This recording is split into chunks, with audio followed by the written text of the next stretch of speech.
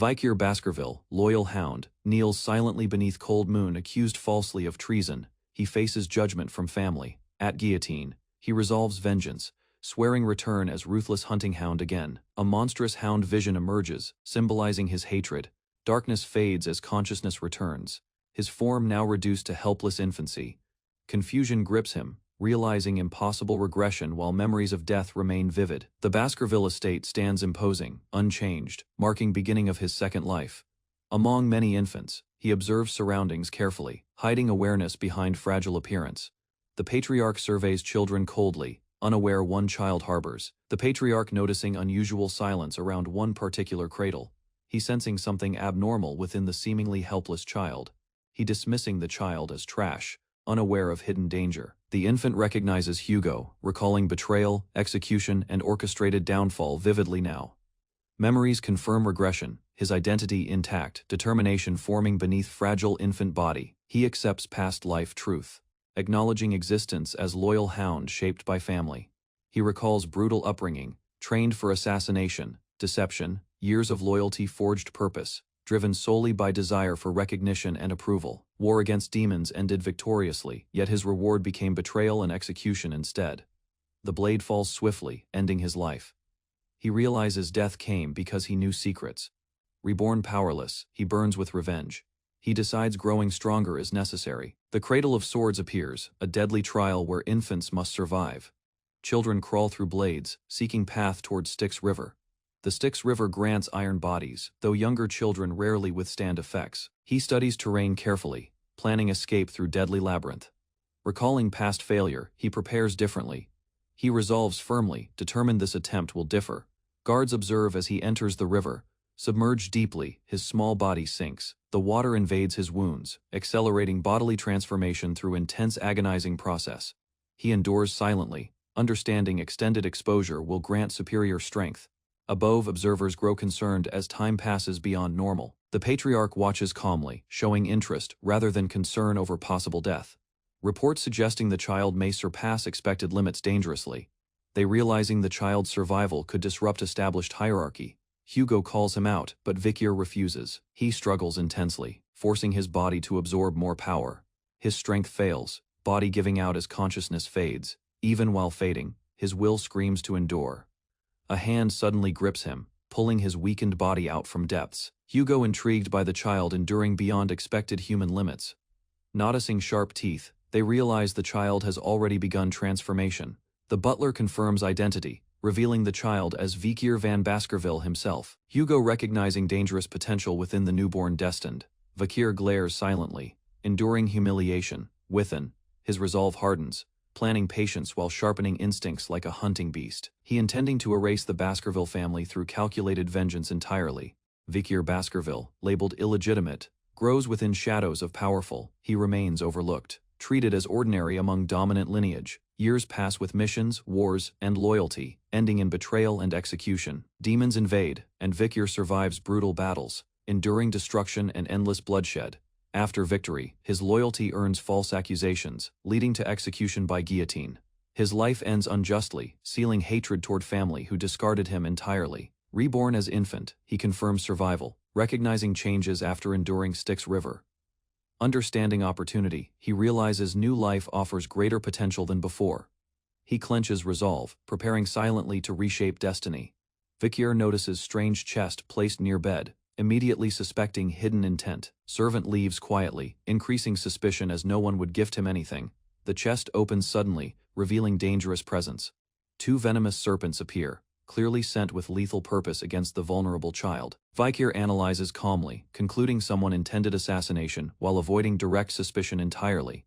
The serpents attack violently, threatening not only him, reacting instantly. Vikir counters despite weak body, grabbing serpents with precise force. His instincts overwhelm fear, revealing hidden potential as descendant of Baskerville bloodline. By next day, aftermath shocks adults. Unaware infant eliminated deadly threat alone. The household discovers Vikir unharmed beside dead serpents. Servants responsible are executed brutally, yet the truth behind incident remains hidden. Only Vikir remembers clearly, silently holding knowledge of attempted assassination within mind.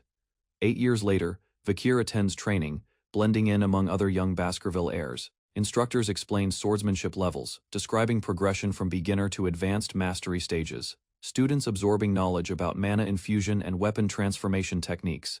The final stage, Swordmaster, allows full control and shaping of aura freely. Vikir recalls Hugo reached this level early, confirming immense gap between their strengths. He resolves firmly to regain lost power before reaching upcoming coming-of-age trial soon. Instructor notices Vikir distracted, acknowledging his exceptional talent from surviving Styx River. They conclude he needs minimal guidance. Vikir calculates silently, questioning how long until he surpasses Hugo's overwhelming strength. Other children mock Vikir, targeting him due to rumors and illegitimate status. They confront him aggressively, spreading stories about his past. Vikir remains calm, observing their behavior without reacting to their provocation. Attackers approach suddenly, revealing themselves as Hugo's loyal enforcers targeting Vikir directly. The trio surrounds him, intending violence, believing they can dominate him easily. Vikir prepares silently, recognizing opportunity to assert dominance and change future outcomes. The boys threaten Vikir, testing rumors about his body strengthened by Styx River. They intending to prove his endurance through cruel experimentation. Vikir allows capture calmly, choosing patience while observing their intentions and weaknesses carefully. He reflects coldly, recognizing cruelty, while deciding to play along temporarily. Time passes as they test him, gradually realizing his endurance exceeds their expectations. Their confidence fades, replaced by unease as his condition remains unaffected. After extended time, fear spreads as they confirm rumors about his resilience. They attempt release, unsettled by realization they cannot control him as expected. Vikir shifting from passive endurance toward asserting dominance over aggressors. Vikir retaliates suddenly, biting fiercely and shocking attackers.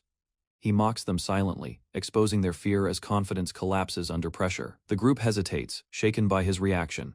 One attacker panics after losing finger, causing confusion among the remaining group. They attempt retreat. But Vikir questions their escape and attacker charges again, driven by anger and humiliation despite growing fear. Vikir counters swiftly, overwhelming opponent, despite physical disadvantage in age and size. He demonstrates superiority, proving skill and instinct outweigh simple numerical or age advantage. With cold intent, Vikir continues assault, deciding to dominate them completely this time. Young Vikir confronts one boy, asserting dominance. He revealing ruthless intent as he continues overwhelming his opponent. The defeated child collapses helplessly, unable to comprehend Vikir's brutal and decisive attack. Other children react in shock, witnessing unexpected cruelty displayed by someone their age. One child attempts retaliation, but Vikir swiftly counters. The remaining child retreats in fear, recognizing the overwhelming difference in strength. Vikir calmly retrieves a blade, asserting control while establishing fear among surrounding children. He pressures them psychologically, offering survival while demonstrating dominance through controlled intimidation tactics. The children panic, realizing survival depends entirely on Vikir's unpredictable decisions. 3 children hesitate before blade, fear rising. Vikir turns away calmly, giving limited time. His red eyes gleam, enjoying pressure as terror spreads among trembling children before him. The trio breaks mentally, their unity collapsing as survival instinct begins overriding brotherhood bonds. Chaos erupts inside room, marking the beginning of internal conflict within Baskerville children. Outside, reports reach higher authority about unusual violent incident. The butler informs Hugo, mentioning irregular behavior and disturbing events within training grounds. Hugo listens calmly, showing interest after hearing Vikir achieved highest written examination score. Preparations continue, as upcoming practical exam approaches, signaling next stage of brutal trials. Hugo receives report, learning violent fight occurred. Details reveal severe injuries inflicted, though no deaths occurred during brutal confrontation. Psychological damage remains evident, indicating deeper consequence. Hugo identifies Vikir as cause, noting his exceptional performance in written examination. Vikir enters confidently, showing composure despite standing before the powerful patriarch himself. He hiding intentions while observing surroundings and calculating future actions carefully. Discussion shifts, emphasizing broken bonds between previously united siblings. The once coordinated trio now stands divided, unable to trust or cooperate anymore. Vikir smiles faintly, satisfied as his plan successfully disrupts internal unity completely. He faces Hugo calmly, denying wrongdoing while justifying his actions. He believing power defines justice within the ruthless Baskerville family system. Hugo reveals brothers forgave him, Yet Vikir shows no guilt or hesitation. Vikir recalls past memory, where forgiveness was offered, but ultimately dismissed by Hugo. A ruined family's daughter forgave Hugo. Yet mercy was treated as weakness. That memory shapes Vikir, reinforcing belief that compassion holds no value. Vikir asserting only strength matters, while rejecting forgiveness as weakness entirely. Hugo, recognizing Vikir, understands the brutal Baskerville family philosophy clearly. The butler observes silently as dangerous alignment forms between Vikir and Hugo. Hugo grants Vikir limited privilege, allowing independent survival. Vikir responds calmly, masking intent, while accepting opportunity. As he leaves, Hugo acknowledges him subtly, reinforcing recognition of his growing potential. Hugo issues warning, reminding Vikir of expectations and dangers within direct family hierarchy. Vikir listens quietly, understanding underlying threat while maintaining composed. He is guided toward storage, where resources are kept under strict supervision conditions. Inside storage, Vikir requests specific rare cacao beans instead of common provisions available. The butler reacts with confusion, surprised by unusual request from such young child. Vikir inspects beans carefully, preparing to utilize them for future strategic advantage. Vikir examines bitter beans carefully, ignoring taste while focusing on hidden strategic value. The butler observes silently, realizing Vikir seeks method to maximize resources efficiently. Vikir refuses preparation, choosing raw beans while maintaining composed and calculating demeanor. He leaves storage, planning usage before effectiveness fades within limited time period. Under dark sky, Vikir prepares silently, anticipating major event about to unfold. His eyes sharpen, knowing catastrophe will soon strike the Baskerville clan unexpectedly. In the land of ruthless bloodlines, the Baskerville family feared as the Berserkers raises warriors from birth. Their children endure brutal training, molded through relentless physical trials. Even as toddlers, they are forced to sprint up steep cliffs, deprived of comfort and softness. Nightfall brings no rest, only the stench of death beside monster corpses. This is not survival, it is conditioning. By the age of 8, the ordeal intensifies. A deadly rite awaits the practical evaluation, no longer shielded by youth. The young hounds are dropped into Le Rouge, et Le Noir, a mountain stalked by beasts. The task: survive a month. Kill monsters, endure injury. Avoid death. The rules are cold and clear. Points determine worth. Death earns nothing. Pavlov, the family's shadow dog, explains the scoring. Additional points: tempt betrayal. Stolen badges can tip the scale. Arrogance, however, leads to ruin. Outside the marked zone lies chaos. As the exam begins, whispers rise. One boy stands out, rumored to have conquered poisons and aced every test, red-eyed and calm. He steps forward. This place he remembers well. The forest stood silent until the bell rang. At its chime, the ground erupted, as dozens of young trainees surged forward. With the exam underway, instincts sharpened. Some dashed toward familiar terrain, seeking tactical ground remembered from prior years. Others calculated quietly, deciding to shadow a stronger candidate and seize his position later. A few tried commanding their peers, but pride made cooperation fragile. Each participant chased advantage alone. From a distance, the instructor watched, noting the swift scattering of students. Though killing was not banned, it carried a penalty. Points would be lost, not gained, turning murder into a costly gamble. Shadows known as the Guardian Knights stalked the perimeter, silently judging every move. Meanwhile, one figure slipped toward the edges of the restricted zone. Vikir. His path diverged from the crowd. Hidden observers tracked him with curiosity. Rumors of his brilliance stirred whispers. Pausing near a great tree, Vikir assessed the ground. It was soft enough. He'd found his shelter. With calm resolve, he smiled. This place would be his base for now. Beneath the trees, a cloaked observer considered resting. That thought shattered as his eyes fixed on Vikir. The boy, calm and collected, returned with supplies in hand. Firewood stacked neatly in his arms. He moved with purpose, no hesitation. Nearby, chaos erupted as others clashed and fled from beasts. Yet Vikir remained composed. From a distance, the watcher noted every action. Vikir dug, gathered, hunted, and built. In just a short span, he had formed a secure shelter. Whispers of his genius resurfaced in the mind of the observer. Doubt gave way to respect. Maybe the rumors held truth after all. While others laughed by the fire, Vikir moved alone. His eyes scanned the forest.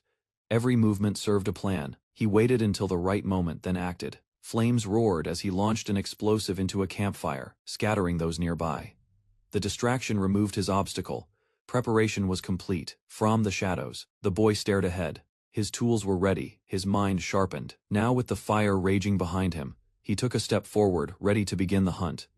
Vakir spotted the sign he was searching for, charred stool still smoldering. That trace confirmed the creature's presence. Only one beast left such markings. As flames crackled, a hulking figure emerged from the dark. Its molten breath lit the trees around it. Recognizing the threat, Vakir stood firm. Before him towered the hellhound, its glowing maw wide, radiating heat and menace. The forest trembled as a monstrous hound engulfed in flames burst through the trees, its body radiating heat like a furnace. This was no ordinary beast, it was the hellhound, a nightmare from the old world. Years ago, the boy facing it now had barely survived such a creature, but this time, though only 8, he carried the knowledge of a previous life. He moved swiftly, sidestepping the beast's charge. The first weakness was clear: hellhounds could only move straight, struggling to change direction. Taking advantage, the boy guided it toward a shallow pool. Even a thin layer of water slowed the creature, revealing its second flaw, an inability to cross water efficiently. Positioning himself just beyond the beast's reach, he prepared his final move. As the hellhound charged with jaws wide, he tossed a small object into its mouth. The monster faltered, staggering. Chocolate, the deadly poison to canines, had done its work. With a final whimper, the beast collapsed. Smiling coldly, the boy raised his blade, victorious. Though the beast had fallen, the boy's work wasn't done. Poison first attacked the hellhound's gut and heart, but armored ribs protected those organs. Instead, he drove his blade into the kidney, a weak point left unguarded. A tremor passed through the hound's frame, followed by a final breath and collapse. As the corpse cooled, a faint glow rose around the boy's body.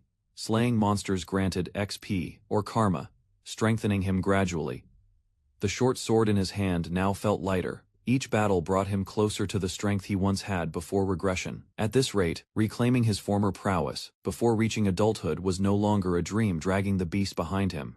He pondered how others would react to a child returning with a B-class kill. His thoughts turned toward the rewards. First place in the upcoming trial was assured, and he had a specific prize in mind, one tied to a power unknown in this era.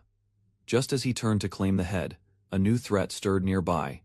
The hellhounds encircled him but hesitated. Fear shimmered in their gaze, not from the boy's presence, but from something else entirely. Even in death, hellhounds wouldn't cower before prey. That unnatural fear had a source. From the shadows, a towering figure emerged. Its massive form loomed behind the boy. 3 heads, glowing eyes, and fangs bared a Cerberus. This wasn't just any beast.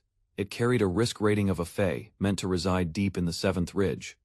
Its presence here on the 1st ridge made no sense. Then, he noticed the blood, the wounds, the embedded arrows. The monster was injured, likely chased across territories by the mountain barbarians. Despite its condition, it was dangerous. Recognizing a rare opportunity, he steadied himself. Slaying an Fae-ranked beast in such a weakened state could shift his path entirely. Power gathered at his blade. Though young, Vakir had already surpassed most adult hounds in skill and mastery. With his reforged body, awakened swordsmanship, and a lifetime of knowledge, he faced the Cerberus head. Undaunted, Vakir misjudged the situation, believing the Cerberus too weakened to retaliate. That moment of overconfidence created an opening. Before he could adjust, the beast lunged, claws tearing through the air. The attack landed with brutal force, hurling the boy backward. Blood spilled as pain surged through his body. Caught off guard, he gritted his teeth, realizing too late that he had underestimated the monster's remaining strength. Vakir stood alone under the moonlight, his consciousness barely holding on as the darkness pulsed around him. A sharp throb radiated from his torn arm, blood soaked the ground beneath. The beast had struck first, and Cerberus's fangs had carved deep. Rising shakily, he stared down the 3-headed monster. Its eyes glowing with murderous instinct, the creature halted, trembling. Something had taken effect. Not strength, but poison, the lingering mark of the river Styx. Though injured, Cerberus faltered, its aggression momentarily dulled, wasting no time. Vakir sprinted through the trees, dodging death with every step. His body screamed in protest. One more hit would end him. Reason over pride guided his feet. Running was the only choice. Without the gash on its side, the beast would have ended him already. Grateful for the barbarian ambush that caused it, he raced toward the boundary wall. Escape meant survival. Reaching the iron fence would bring freedom. But if he stumbled before then, he wouldn't get a second chance. Death was only seconds behind. Vakir's eyes locked onto the trap site. Up ahead, a concealed circle in the open forest floor. Relief surged through him. He pushed his injured body harder, ignoring the pain tearing through his side. The snarls of Cerberus echoed behind him, closing in with deadly rhythm. Each step demanded more strength than the last. He clenched his teeth and surged forward just a little further. With precise timing, he sprang forward. Cerberus lunged after him, jaws wide, moments from tearing him down. Instead of retreating, Vakir dove into the trap zone. As planned, the beast followed. In a split second, dozens of hidden spears launched upward, stabbing through its exposed underside, crashing to the ground. Vakir gasped, exhausted but triumphant. The trap one he set long ago for hellhounds worked flawlessly. The bloody essence coating the wooden spikes reacted as poison to Cerberus's canine biology. Violent spasms overtook the monster as green bile spilled from its mouths. Wounded and furious, the beast howled. But Vakir was already preparing for Phase 2. Vakir stepped through the aftermath, counting his movements. 1, 2. By the 7th step, the Cerberus collapsed. The venom had worked. Relief washed over him as he confirmed the beast's death, just as the rumors said 7 steps after being struck by a bloody mamba fang. The final blow came from a spear he had prepared long ago, enhanced with deadly poison that no canine monster could withstand. As the corrupted energy of the Cerberus faded, Vakir absorbed the last traces of its life force. Victory was his, but a new challenge emerged: how to carry the massive corpse back. A glance at the scene confirmed the death was obvious. Witnesses might help prove his feat. Still, another goal loomed. Cerberus wasn't roaming aimlessly, it was guarding something. Vakir turned his attention to what lay ahead. If the beast was a sentinel, then a dungeon was nearby. Using the beast's scent to deter lesser monsters, he pressed forward. Following old tracks and rotted trails, he soon located the dungeon's hidden entrance. Inside the tunnel, Vakir advanced cautiously, guided only by faint instincts. No light pierced the dark corridor, but energy stirred below. He sensed the dungeon remained untouched. Whatever lay ahead hadn't been claimed yet. The narrow tunnel pulsed with faint red light as the boy advanced through jagged rock, his eyes scanning the glowing mineral veins etched into the walls.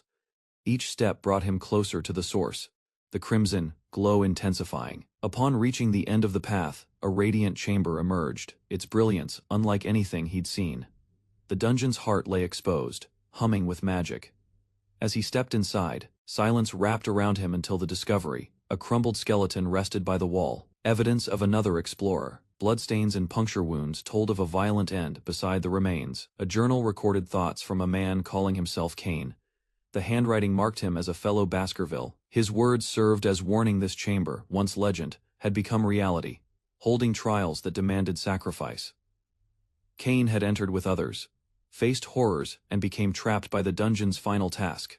Startled, the boy realized they had remained here for 3 years. Fixing his gaze on the red crystal altar, he sensed the final trial awaited, and its riddle was already unfolding before him.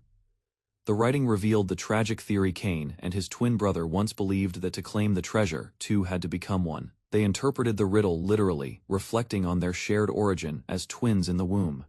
Convinced that unity required sacrifice, they made a fateful decision.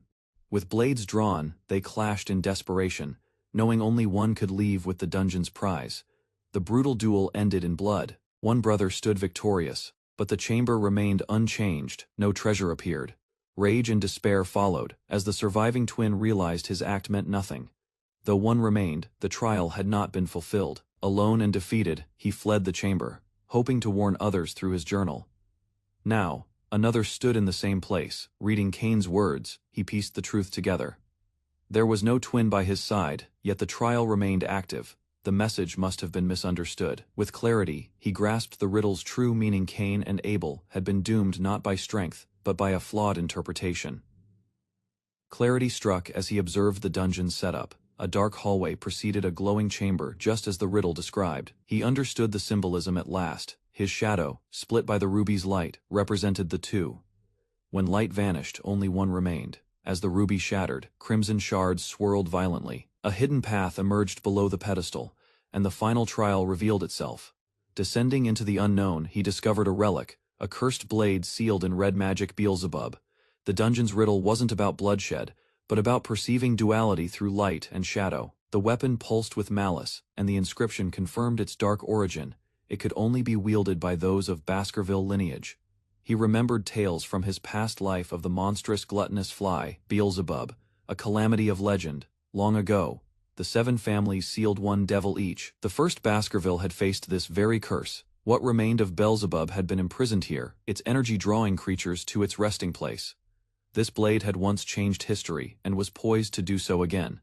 Without hesitation, he grasped the demonic weapon, claiming it as his own. The moment his hand touched the hilt, violent energy surged into his body. Veins darkened, and skin cracked under the force, despite the searing pain he endured. The weapon responded, pulsing with ancient power. Its weight settled into his palm, no longer resisting. He had succeeded where others failed. Beelzebub now belonged to him. As the smoke cleared from the corridor, Vikir turned away, certain nothing of value remained. A sudden pulse surged through his body, halting his steps. His vision blurred, the walls tilted unnaturally. He dropped to his knees, overwhelmed, not by fatigue, but by an intense, gnawing hunger that clawed at his insides. From his hand, a strange aura awakened. His body instinctively reacted as the power embedded within Beelzebub's mark began to stir. Deep inside the cavern, something primal took hold of him.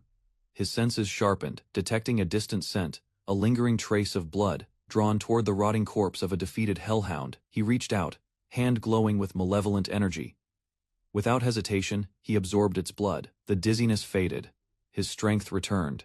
As energy coursed through him, the gluttonous entity within activated. Symbols flared, data streamed across his vision. Beelzebub's ability cataloged the hellhound's hemorrhage skill. The hunger dulled temporarily, but questions remained. If this power could absorb skills, how much would he need to feed it just to keep it silent? Blood still warm, the Cerberus corpse lay motionless, but the hunger wasn't finished. Without restraint, the power within Vikir surged again, latching onto the remains with instinctual ferocity. Dark tendrils crawled from his arm, devouring the remnants without pause. His body tensed. Overload was near. He intervened before the process could consume everything. Partial preservation was necessary to justify the kill during the upcoming autopsy. With one final pull, he halted the devouring. The air around him settled. His palm pulsed. A new sequence had registered Beelzebub's ability, had claimed not 1, but 3 traits: Cerberus's burn injury, the hellhound's hemorrhage, and, unexpectedly, the high-speed regeneration from a sewer rat crushed beneath. The combination was brutal and efficient. Recognizing the value of his gain, Vikir stood satisfied. With the monster slain and powers absorbed, he remained behind, letting others finish the trial. Back at Baskerville, rewards were distributed. Murmurs stirred. One unknown young hound's kill astonished the audience. Whispers soon gave way to suspicion someone had slain a Cerberus. But how? Whispers echoed in the Great Hall as the elders discussed Vikir's surprising achievement. Doubt lingered in their words, yet even the patriarch couldn't deny the results. Despite his young age and unremarkable bloodline, Vikir had demonstrated clarity, cunning, and control far beyond his peers. The patriarch, unmoved by tradition, reaffirmed his belief in merit over lineage. Blood meant nothing without talent. Yet this stance also revealed his suspicion anyone, even of noble birth, could be a disappointment. Outside, Baskerville's towering spires stood silent. The butler, slightly uneasy, was dismissed with subtle grace. A summons was issued. Vikir was to appear. Standing firm, the boy faced his elders. His answer about killing Cerberus was simple: chocolate. Coated poison. Though clearly jesting, it masked a deeper strategy. The room paused, curious and half-amused. Pressed about the butler's report, Vikir responded with poise. Loyalty, he claimed, belonged only to the clan's master. His words struck with precision, measured, respectful, but sharp. In reward for his results, he was offered anything. Without hesitation, Vikir made his request access to the 10,000 epistle library, the heart of the clan's knowledge. The request for access to the 10,000 epistle library was bold, but permission was granted without delay. Vikir prepared for rejection, even considering sneaking in, but the unexpected approval left him stunned. The patriarch's conditions were clear. He was to seek the 6th Baskerville technique hidden deep within a restricted section. Doubt lingered in Vikir's mind. No child bearing the Van name had ever advanced past the 4th technique. Still, he suppressed hesitation. The 6th level, though limited, was within reach. In his past life, Hugo had achieved the 7th, a level fueled by brutal training and ambition. Now, in this life, Vikir would rise higher. He intended to surpass Hugo, not with inherited privilege, but with earned strength. The true goal was the sword manual once wielded by a legendary warrior who subdued great disasters. This time, the legacy of Baskerville would not pass by him. Hugo would unknowingly become the key to unlocking that power. 2 guards stood in silence as the grand library doors opened.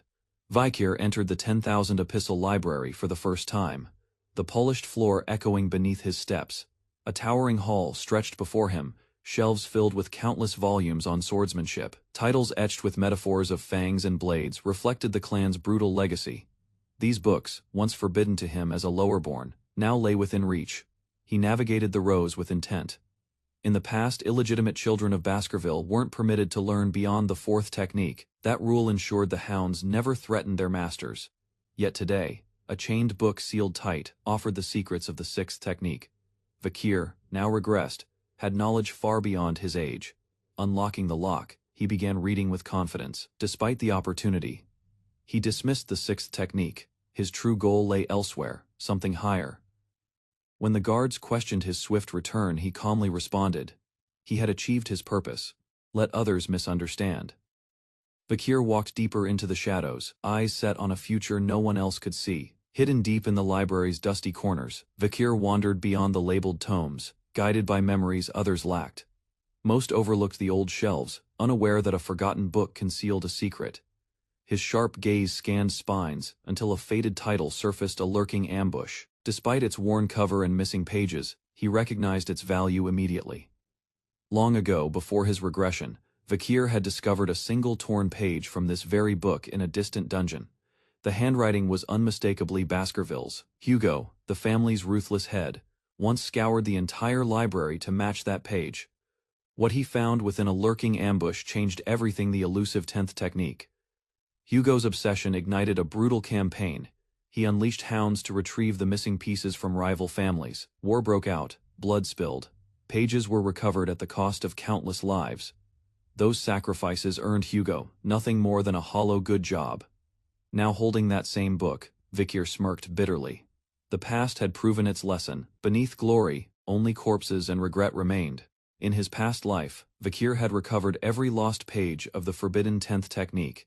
Despite reclaiming them, he lacked access to the original book, which halted his growth beyond the 4th level. Now, with the book in hand, he understood its value. Others saw it as nonsense, but once the missing fragments were restored, the misleading text revealed its hidden genius. Seated under morning light, Vikir filled in the blanks using memory alone. His plan was clear: complete the 10th technique before adulthood. Every phrase, symbol, and flow of mana aligned in his mind. Satisfied with what he absorbed, he stood and reflected. A full day had passed, and he had memorized the book entirely. Without the guards interrupting, the moment felt like fate. Power gathered as he began channeling techniques, one after another. 1st to 4th, each flowed seamlessly. In his prior life, he had the aura but lacked the skills. That limitation wasn't due to talent, it was blood. Being born illegitimate had denied him access. This time, he would surpass it. With fierce determination, Vikir launched forward, his body cloaked in red aura. The illusion shattered under his strike, and the overwhelming pressure surged through him. Exhausted, he stumbled. Unsure if he had succeeded, breath ragged, he raised his hand and sensed the shift. A 5th tooth had emerged. The realization struck him with joy. Without delay, he sprinted toward the exit, a young hound bearing sharper fangs than ever. After days of focused training, Vikir finally succeeded in drawing the 5th tooth, marking a major step forward in his technique. With mana capacity significantly enhanced, he felt the power he once possessed in his previous life, returning swiftly. His aura, once solid, now flowed like liquid, a hallmark of a true graduate. Reaching a level that had once taken 30 years, all before the age of 20, stunned even him. Graduators far surpassed ordinary sword experts. The transformation from solid to liquid aura brought flexibility and control. Vikir's swordsmanship had not only recovered, it had evolved. Rather than stopping at the 5th technique, he now envisioned a path to the 10th, with new techniques like lurking ambush offering limitless potential. Against mid-level opponents, he now stood a real chance, even in direct confrontation. Caution, however, was vital. Vikir needed Hugo to believe in his progress, but not fear it. Quietly, he destroyed the book that held the key to his breakthrough. When questioned, he deflected suspicion with a calm excuse. The fire masked everything. Vikir handled the guards with calculated ease. They dismissed the incident as trivial, unaware he had just erased critical knowledge. The conversation shifted, and he tactfully redirected their attention to the ruby mines, subtly suggesting their time was better spent elsewhere. Grateful for his discretion, they agreed to keep the matter quiet, misreading his calculated restraint as humility. As he walked away, they praised his kindness, blind to the intent behind his carefully crafted persona. Moments later, he stood before Hugo and the butler. His aura control had already sparked their curiosity. When asked to explain what he discovered, he described the sensation without revealing too much, giving only enough to confirm his advancement. Hugo's suspicions grew, sensing something extraordinary, yet dismissing it as childish exaggeration. Despite knowing the truth, Vikir smiled confidently and agreed to demonstrate. Soon after, he stepped into a circular arena. Onlookers whispered with disbelief as he drew his sword. Unfazed, he stood ready. Hugo, observing from afar, announced his test. He intended to unleash a monster against the boy. Vikir stood alone beneath the towering gate as the dust settled and chains clanked. A hulking orc, eyes glowing red, emerged snarling from restraint. Designated as a C-class threat, it was a beast meant for warriors at least twice Vikir's age. Onlookers muttered in disbelief. This match felt far from fair. Despite the murmurs, no interference came. The creature was unshackled, its roar shaking the arena as it charged with bloodlust. Without hesitation, Vikir stepped forward. His stance remained relaxed, calm eyes locked on the foe. As the orc lunged, he moved with precision, slicing deep into the monster's flesh. Shock rippled through the crowd as they witnessed the impossible. The boy had wounded it in a single motion. More strikes followed, each more precise than the last. The orc staggered, weakened by an unfamiliar sensation. Blood loss. Vikir analyzed its reaction coldly. The bleeding wouldn't stop. Embedded within his blade's aura was a secondary effect, the hemorrhaging curse of a B-class hellhound. The crowd stood stunned. Vikir, merely 8, had overwhelmed a monster solo. Vikir calmly analyzed the aftermath. Hugo still doubted him, uncertain of the power gained in the library. Without hesitation, Vikir responded through action. He summoned a red aura blade, its presence undeniable and potent. The observers gasped, stunned by the sight of such energy from a child. The orc, still conscious, growled in defiance. Vikir dashed forward, crimson energy wrapping his form. His movement cut through the arena air too fast for most to follow. His blade struck with precision, overwhelming the beast in a blur of force from. Above, Hugo's expression turned unreadable. The butler confirmed Vikir's level, calling it the aura of a low-class sword expert. He praised the child's ability, recognizing genius. Still, Hugo withheld approval. Vikir, unbothered, looked up and calmly questioned if there existed a stronger opponent to test his skill. Vikir stood beneath the grand arena, raising his voice to stop his father's decision. His tone, though calm, caught everyone's attention as it echoed toward the spectator box. All eyes turned to the source of the interruption. From the upper level, the patriarch paused, surprised by his son's boldness. Vikir questioned whether a mere orc was worthy of testing him. His classmates looked on, stunned by his audacity. Inwardly, Vikir calculated his gamble. If successful, Hugo might finally recognize his talent. He imagined the possibility of being dispatched to a remote assignment, or admitted to an academy, anything to escape his current place. Hugo, amused, agreed. Recalling a more dangerous creature from a past raid, he asked the butler to prepare it. From the shadows, a monstrous figure emerged, its glowing red eyes piercing through the dark. It was a troll. The heavy beast dragged its chained limbs, snarling as it was brought forward. Vikir's eyes widened at the sight, realizing the challenge he had just invited upon himself. The troll roared violently, shaking the ground. Chains rattled as it resisted. Vikir glanced up and requested permission to begin. Hugo gave a brief nod of approval. As the chains loosened, the troll lunged forward, its cry filling the arena. The troll swung with immense power. Vikir swiftly rolled away, dodging the initial strike. He countered instantly, blade flashing, but the creature's bulk absorbed the blow. Landing firmly, Vikir narrowed his eyes. The fight had only just begun.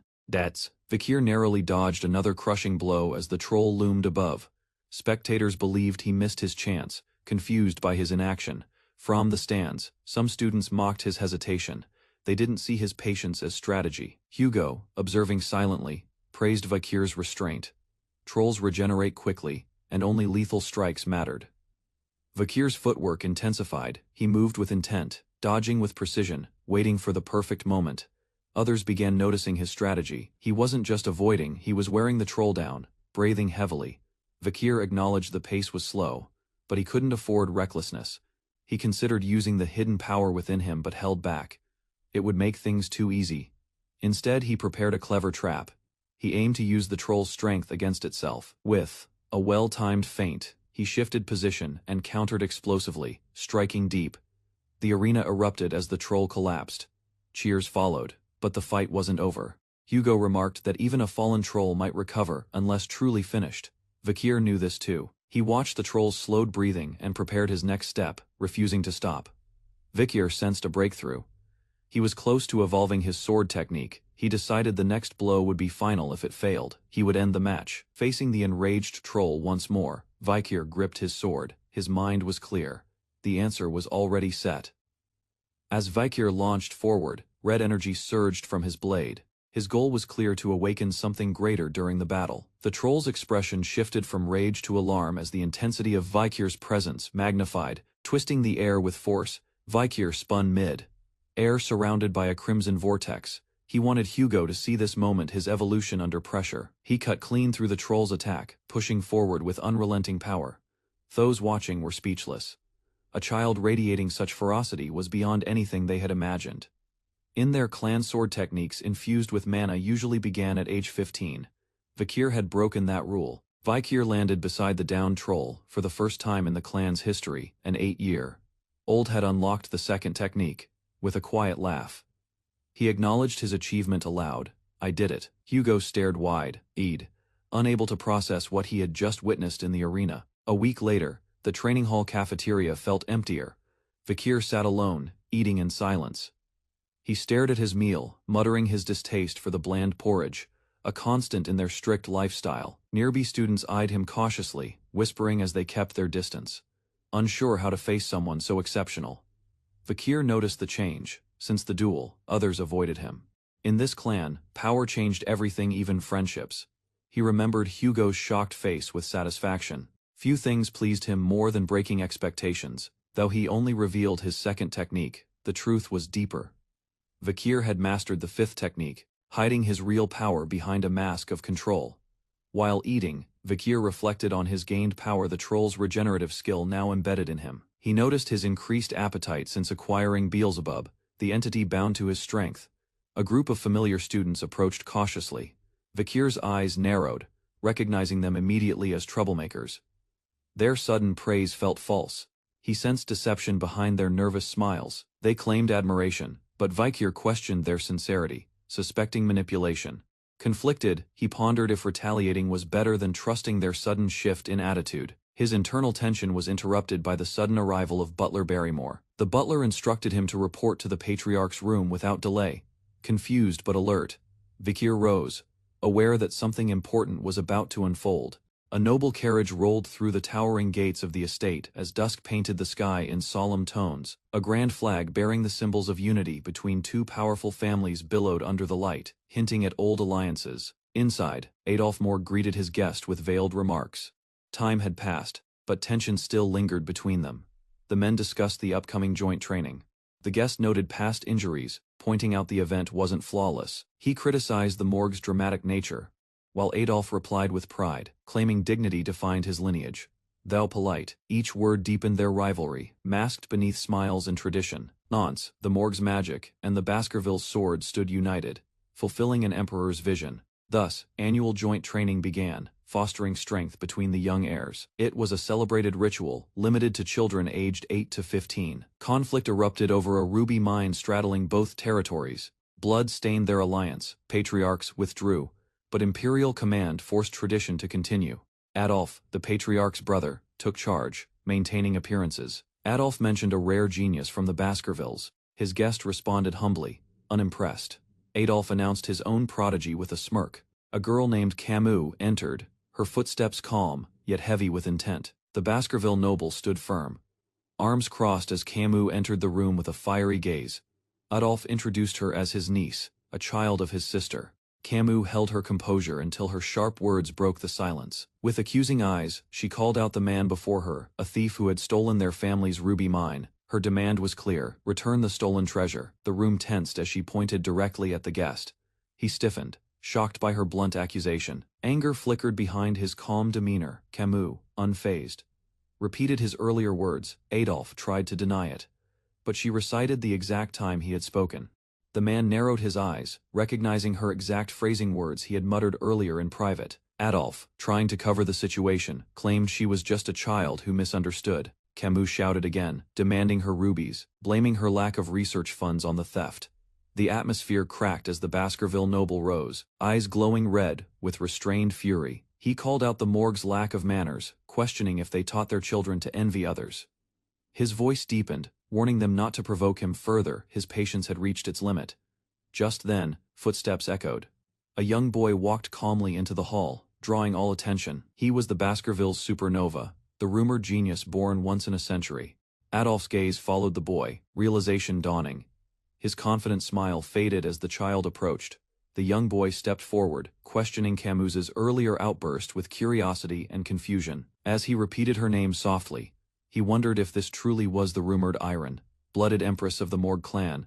Camus glared back, annoyed by his expression, while he mentally confirmed her identity with surprise. Camus's reputation echoed in his mind. She was known as the genius among geniuses in the Morgue clan. At her peak, she had slain monsters and barbarians alone, leaving behind a trail of ash and blood.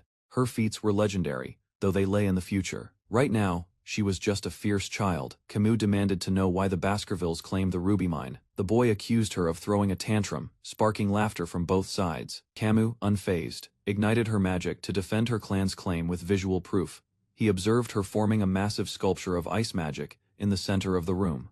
With confident flair, she summoned a full-terrain model, stunning the audience. Pointing at the display, she declared she would explain it so even he could understand. He examined the sculpture, an intricate representation of the ruby mine's location. Camus described how the entrance sat on Morgue land, while the veins extended under Baskerville territory. She concluded firmly, despite the overlap, the ruby vein rightfully belonged to the Morgue clan. As Camus proudly outlined her argument, the Baskerville boy calmly noted, the Morgues had refused rental payments for mining access. Camus fired back, stating the Baskervilles didn't even need rubies for magic yet, still clung to the territory. He smirked, mocking their desperation to collect rent. His jab hit hard, leaving Camus stunned. Camus lashed out, repeating his contradiction: if they didn't need rubies, why block access? Adolphe coolly responded, they didn't need the rubies, just control over their land. Frustrated, Camus declared she would now prove who truly owned the ruby mine. Pointing to the ice model, she divided their territories clearly, one side theirs, the other hers. Leaping across the model, she thrust her hand forward with a challenge. He chuckled, questioning whose arm dared intrude upon his land. Grabbing her wrist, he smirked confidently and claimed it as his. Camus, flustered and blushing, yanked back in disbelief. She stammered, confused by the implication, her anger, overtaken by confusion. Suddenly his tone turned cold. Red energy surged as he drew a blade. He repeated darkly her arm was now his. The room fell silent. Camus froze, stunned by his dominance. Adolphe looked on, his confidence visibly shaken. The red-haired girl struggles as a boy suddenly lunges at her with a knife in hand. Panicked, she calls out for her uncle, frightened and unable to stop the attack alone. Her uncle, radiating power and fury, steps in, warning the boy to back away immediately. The girl runs into her uncle's arms, claiming the boy tried to cut her arm. Another nobleman, surprised, questions the situation, while the uncle shields the trembling girl. The boy, now calm, admits fault and apologizes, stating it was meant as a joke. He explains such pranks are normal in the Baskerville family, brushing off the seriousness. The uncle and girl are outraged, questioning the nature of these so-called toys. The boy bows respectfully, apologizing again, clarifying that the weapon was just for play. A nobleman scolds the uncle for overreacting to childish games within the family. He shifts the conversation to business, using the ruby mines as a distraction. Meanwhile, the girl glares at the boy, vowing not to forget his actions. Alone, the boy smirks, unfazed by the encounter, his expression unreadable. Narration reveals the family's upcoming friendly duels, where young heirs prove themselves in battle. As all attention turns to the tournament, the boy quietly prepares for what's ahead. Camus Morgue of the Morgue clan and Victor van Baskerville of the Baskerville clan face off. As part of a formal demonstration, they prepare under practical training rules set by Morgues. The two prodigies take their positions, signaling the start of a highly anticipated duel. A bell tolls, marking the official start of the match under strict observation. Vikir warns he won't hold back, drawing his sword with calm focus. Camus activates a grand magic circle, initiating her spell with fierce concentration. Spectators gasp as Camus unleashes rare quadra casting, manipulating 4 spells simultaneously. Her uncle praises her unmatched skills, calling her the future of the morgues. Waves of flame and ice surge, but Vikir dodges them with deadly precision. Vikir mocks her flashy attacks, questioning her choice to divide magical focus. Angrily, Camus shouts back and summons a towering sand wall to block him. With a smirk, Vikir smashes through the wall, completely unshaken by the obstacle. Camus is stunned by his raw strength. Realizing she underestimated his combat power, caught off guard mid-air, she prepares to counter, but hesitates for a moment. Vikir launches upward, hand extended, closing the distance between them in an instant. Vikir launches downward and lands a precision flick on Camus's forehead mid-air, stunning the audience. Spectators gasp in disbelief at the unorthodox, but humiliating attack used in the duel. Camus holds her head in pain, confused by the flick, while Vikir mocks her lightly. Camus, fuming with embarrassment, warns that things could escalate if they don't stop now. Ignoring the warning, she erects 2 sand walls as barriers, determined to keep him out. Vikir calmly points out that he can just walk around instead of forcing through. Deciding to humor her effort, Vikir smashes straight through the sand walls with brute force. Camus panics as he approaches again, now clearly closing in from above. With a grin, Vikir taunts her, questioning who just overcame her defense so easily. He answers himself, stating the stronger one breaks through and flicks her forehead again. Camus winces, falling backward from the second blow while Vikir lands effortlessly.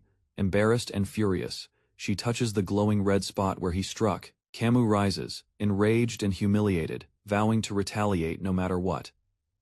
Vikir sighs as flames surround him, noting how difficult it is to deal with children. Internally, he contemplates whether to end it or find a way to calm her down. Vikir stands back, calmly deciding to let others take over the escalating situation. A new swordsman enters the battle, cutting through the flames with confident aggression. Camus yells in frustration as Vikir dodges every attack without receiving a single blow. Camus charges at Vikir, demanding a direct fight, her rage overtaking reason. Vikir summons a powerful attack, daring her to try and counter it, as Camus approaches.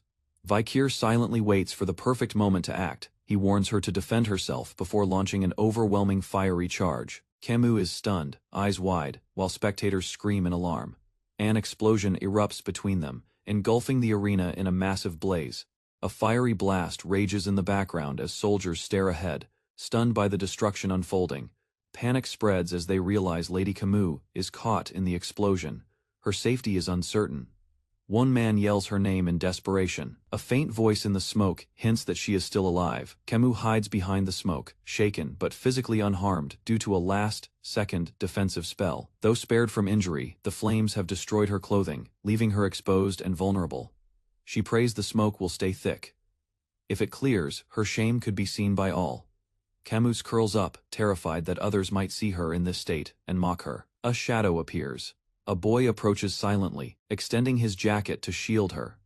Camus is stunned. It is the same boy from earlier, showing up without hesitation to help. Wrapped in his jacket, Camus questions why he's protecting her. An enemy in this fight. He brushes off the question, unconcerned about appearances or injury, focusing only on her safety. Her eyes widen. He's hurt. A sword wound bleeds, unnoticed by him, caused by a powerful aura. The smoke fades. Soldiers spot both figures, surprised to see them alive after the explosion. They stand silently, Camus sitting, the boy beside her, battle-worn but resolute. Onlookers can't tell who won. Though Camus lies down, it is the young Baskerville who is bleeding. Observers silently admire the boy's physique, noting his strength. Despite his young age and small frame, Camus, still wrapped in the jacket, sits quietly while others are shocked by the boy's ability. Inside the mansion, a man walks alongside the boy, asking about the battle with Lady Morgue. The boy responds calmly, explaining he now understands the true intent behind these arranged duels. He reflects on the difference between fighting a mage and a swordsman, admitting his hesitation. His companion advises him never to lower his guard in battle, regardless of who the opponent is. Surprised by the concern, The boy wonders if Hugo actually cares for him despite his strictness. The boy recalls rumors that Hugo's cold demeanor stems from personal losses in his past. Shifting topics, Hugo asks for the boy's opinion on what to do with the contested ruby mines. The boy proposes giving the mines to the Morg clan to reduce risks during territorial expansion. He explains that doing so would help contain threats from nearby monsters and barbarians. Hugo agrees with the plan, acknowledging that the Morg clan could be strategically useful in that region. They envision forcing enemies into the Ruby Mine Zone, solving multiple threats simultaneously. Hugo envisions a brutal outcome where the rubies are soaked in their enemy's blood. The boy reveals the core strategy was originally Hugo's, but he was the one executing it. The two men walk the hallway, discussing Morg's potential moves. The boy ensures scouts are watching them. Unexpectedly, the Patriarch arrives with Camus. Both groups halt as tension fills the corridor. Requesting a private talk, the Patriarch asks if they may converse before he departs. Camus peeks nervously from behind the Patriarch's cloak, unsure of what's to come. Soon, everyone gathers in a quiet lounge. The Patriarch prepares to propose one final matter. He mentions peaceful resolutions for the Ruby Mine dispute, listing engagement as one possible suggestion. The suggestion shocks everyone, an engagement between Morg and Baskerville children. He clarifies, Camus and the eldest Baskerville son. Camus and the boy silently react. The Patriarch praises his niece's value and sees her as a perfect match. Hugo rejects the idea due to the 25-year-old son's age. The Patriarch dismisses the age gap. Camus clenches her hand, visibly shaken. He insists it is not an issue, age means little in political arrangements. The boy speaks boldly. He won't marry anyone weaker than his mother. Camus gasps, in disbelief. The Patriarch is stunned, but laughs awkwardly. The boy lays out his conditions, firmly equal strength and age. Hugo reminds him this isn't a choice buffet. Camus responds confidently, stating she understands the situation and refuses to treat it as a game. Nervously, she hesitates while trying to say something further, but can't fully express it yet. The adults notice her pause, while the boy watches, surprised by her sudden seriousness. The Patriarch begins to suspect her intent, but is clearly anxious about what she may declare. He warns her not to proceed. His words diminish the boy's status, calling him insignificant. Hugo silently grows irritated by the condescending remark, his expression turning colder with frustration. Hugo refocuses, stating that the people involved should decide on engagements themselves. He turns to the boy for his opinion, while Camus's heart races in anticipation. The boy falls silent, his serious gaze fixed ahead as he prepares to speak. After a tense pause, the boy declares his acceptance, stunning the room. Camus and the Patriarch are visibly shocked by the unexpected decision. The Patriarch's reaction turns to fury as he seethes in disbelief over the boy's bold response. The young girl ponders the boy's reaction, questioning his attitude toward the Morg family proposal. She wonders if he is simply shy, misjudging his silence as hidden consent or hesitation. Two elders discuss the Baskerville values, where lineage means little and ability defines status. The boy identifies the man as Adolphe Morg, a high-ranking mage and his opponent. Adolphe is a powerful six-circle master, and a key supporter of his niece's marriage. Despite his polite tone, Adolphe questions the child's worthiness as a future family member. The proposed engagement is revealed to be a clan-level suggestion, not a personal decision. Adolphe physically tests the boy's physique. Surprised by his unexpected physical strength, the boy boldly responds, admitting he stopped listening after the mage's initial insult. The girl is shocked. He spoke so bluntly to her powerful and respected uncle. A man observing the exchange laughs aloud, amused by the boy's bold defiance. Adolphe requests permission to speak more deeply with the child, hiding his true intent. Adolphe clarifies that his request isn't political, but a personal appeal as an uncle. The girl urges him to stop, but he dismisses her concern with a warning smile. He insists the situation was inevitable and requests formal permission to proceed from the Patriarch. Vikir agrees to the challenge, staring down Adolphe Morg with unwavering determination. As the duel begins outside the estate, observers gather to witness the spectacle. Adolphe formally addresses Vikir, demanding proof of his strength through direct combat. Vikir accepts the terms, confident in his ability, but aware of the risks. Adolphe summons elemental magic, creating a pot using earth, fire, and water simultaneously. The red-haired girl explains her uncle's mastery, awed by his precise magical control. The pot is filled with water, balanced delicately as part of Adolphe's self-imposed handicap. He declares the condition: if Vikir spills even one drop, he loses. Vikir reflects on Adolf's power and sees the duel as a learning opportunity. He recalls his odds before regression, acknowledging the mage's overwhelming strength, deciding not to overdo it. Vikir focuses on just meeting Hugo's expectations. With that thought, he lunges toward Adolf, beginning the real fight. The girl gasps, realizing Vikir's approach might be reckless against her uncle. Adolf blocks the attack effortlessly using a defensive magic shield. He chides his niece for giving tactical advice, noting shields are ideal against swordsmen. Vikir realizes piercing Adolf's shield with ordinary aura blades will be nearly impossible. Adolf retaliates, summoning blazing fire orbs, declaring it's time he goes on the offensive. Massive fire spells erupt toward Vikir, overwhelming the field as the girl protests the unfair magic. One observer watches silently, knowing the clash has escalated beyond friendly testing. Vikir assesses Adolf's overwhelming strength, preparing himself for a serious counter despite the odds. He considers using the knowledge from his past life to exploit Adolf's overconfidence. Vikir briefly entertains the idea that, if serious, he might be able to kill Adolf. He bursts forward with intense, precise footwork, slicing toward Adolf at blinding speed. Adolf calmly reinforces his shield, confident no strike will penetrate its defense. Vikir repeatedly targets one exact spot, his movements relentless and unnervingly mechanical. Adolf internally admits the boy's technique and sword handling are impressive. Yet, he believes the tactic is ultimately flawed against such a strong shield. Adolf mocks the effort, likening it to attacking a wall without understanding consequences. He critiques Vikir's focus, saying determination isn't enough against the wrong enemy. Adolf grins, claiming Vikir has talent, but lacks the strength to protect his niece. A droplet spills from the pot, shocking Adolf as the water trickles down his face. He notices a sword shard pierce the pot, ending the duel with a subtle strike.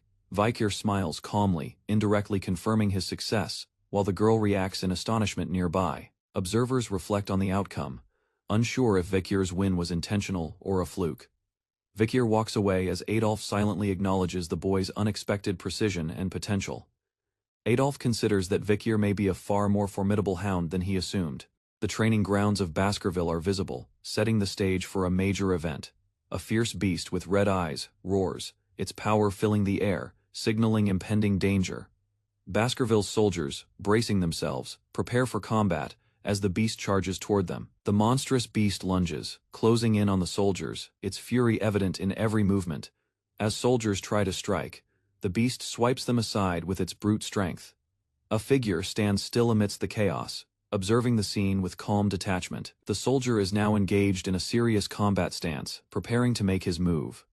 He slices through the beast's defense with remarkable skill, signaling a decisive moment in battle. In the background, others continue fighting, unaware of the impending challenge this warrior faces. The creature begins to falter as the soldiers' coordinated attacks land more accurately, despite their efforts. The monster remains dangerous and relentless, determined not to fall easily. A commanding figure watches, seemingly impressed by the strategy unfolding before him. The bloodied battlefield speaks of the brutal encounter, yet the lesson isn't lost on the soldiers. Their commander stands tall, giving praise but also warning about the dangers ahead. The group is reminded of the harsh reality they face in training and the real battles to come. The graduation ceremony ends with congratulations as the young soldiers march forward into their futures.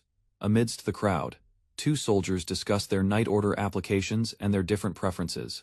Wone expresses his choice of the Wolfhound Order, hinting at his ambitious future aspirations. A narration reveals the 7 Knight Orders within the Baskerville clan, each with unique responsibilities. The orders vary, from guarding and assassinating to engaging in full warfare, shaping the clan's strength. The conversation turns toward the next challenge, as one soldier wonders about another's fate. The focus shifts to Vikir van Baskerville, seen standing triumphantly over a defeated beast. His comrades discuss his remarkable strength, having already defeated an enormous ox beast by himself. They remark on his exceptional skill, noting that he's already a high-ranking sword expert. Vikir reflects on his growth since his regression, acknowledging his slow yet steady progress. While his skills in swordsmanship have surpassed his previous self, he still feels unsatisfied with his speed. His internal thoughts are interrupted by a voice calling out to him, signaling an upcoming mission. The butler approaches, delivering news that Vikir's assignment has been decided by the Patriarch. Vikir acknowledges the news with a simple "Alright," his determination clear. The scene closes with a hint of Vikir's next steps as he prepares for whatever lies ahead. Vikir enters a room and greets the Patriarch, noting the long time since their last meeting.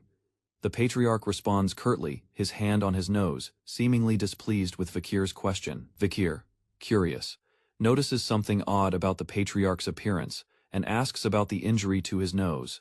The patriarch explains that he was injured by an archer during a recent battle, but remains unfazed.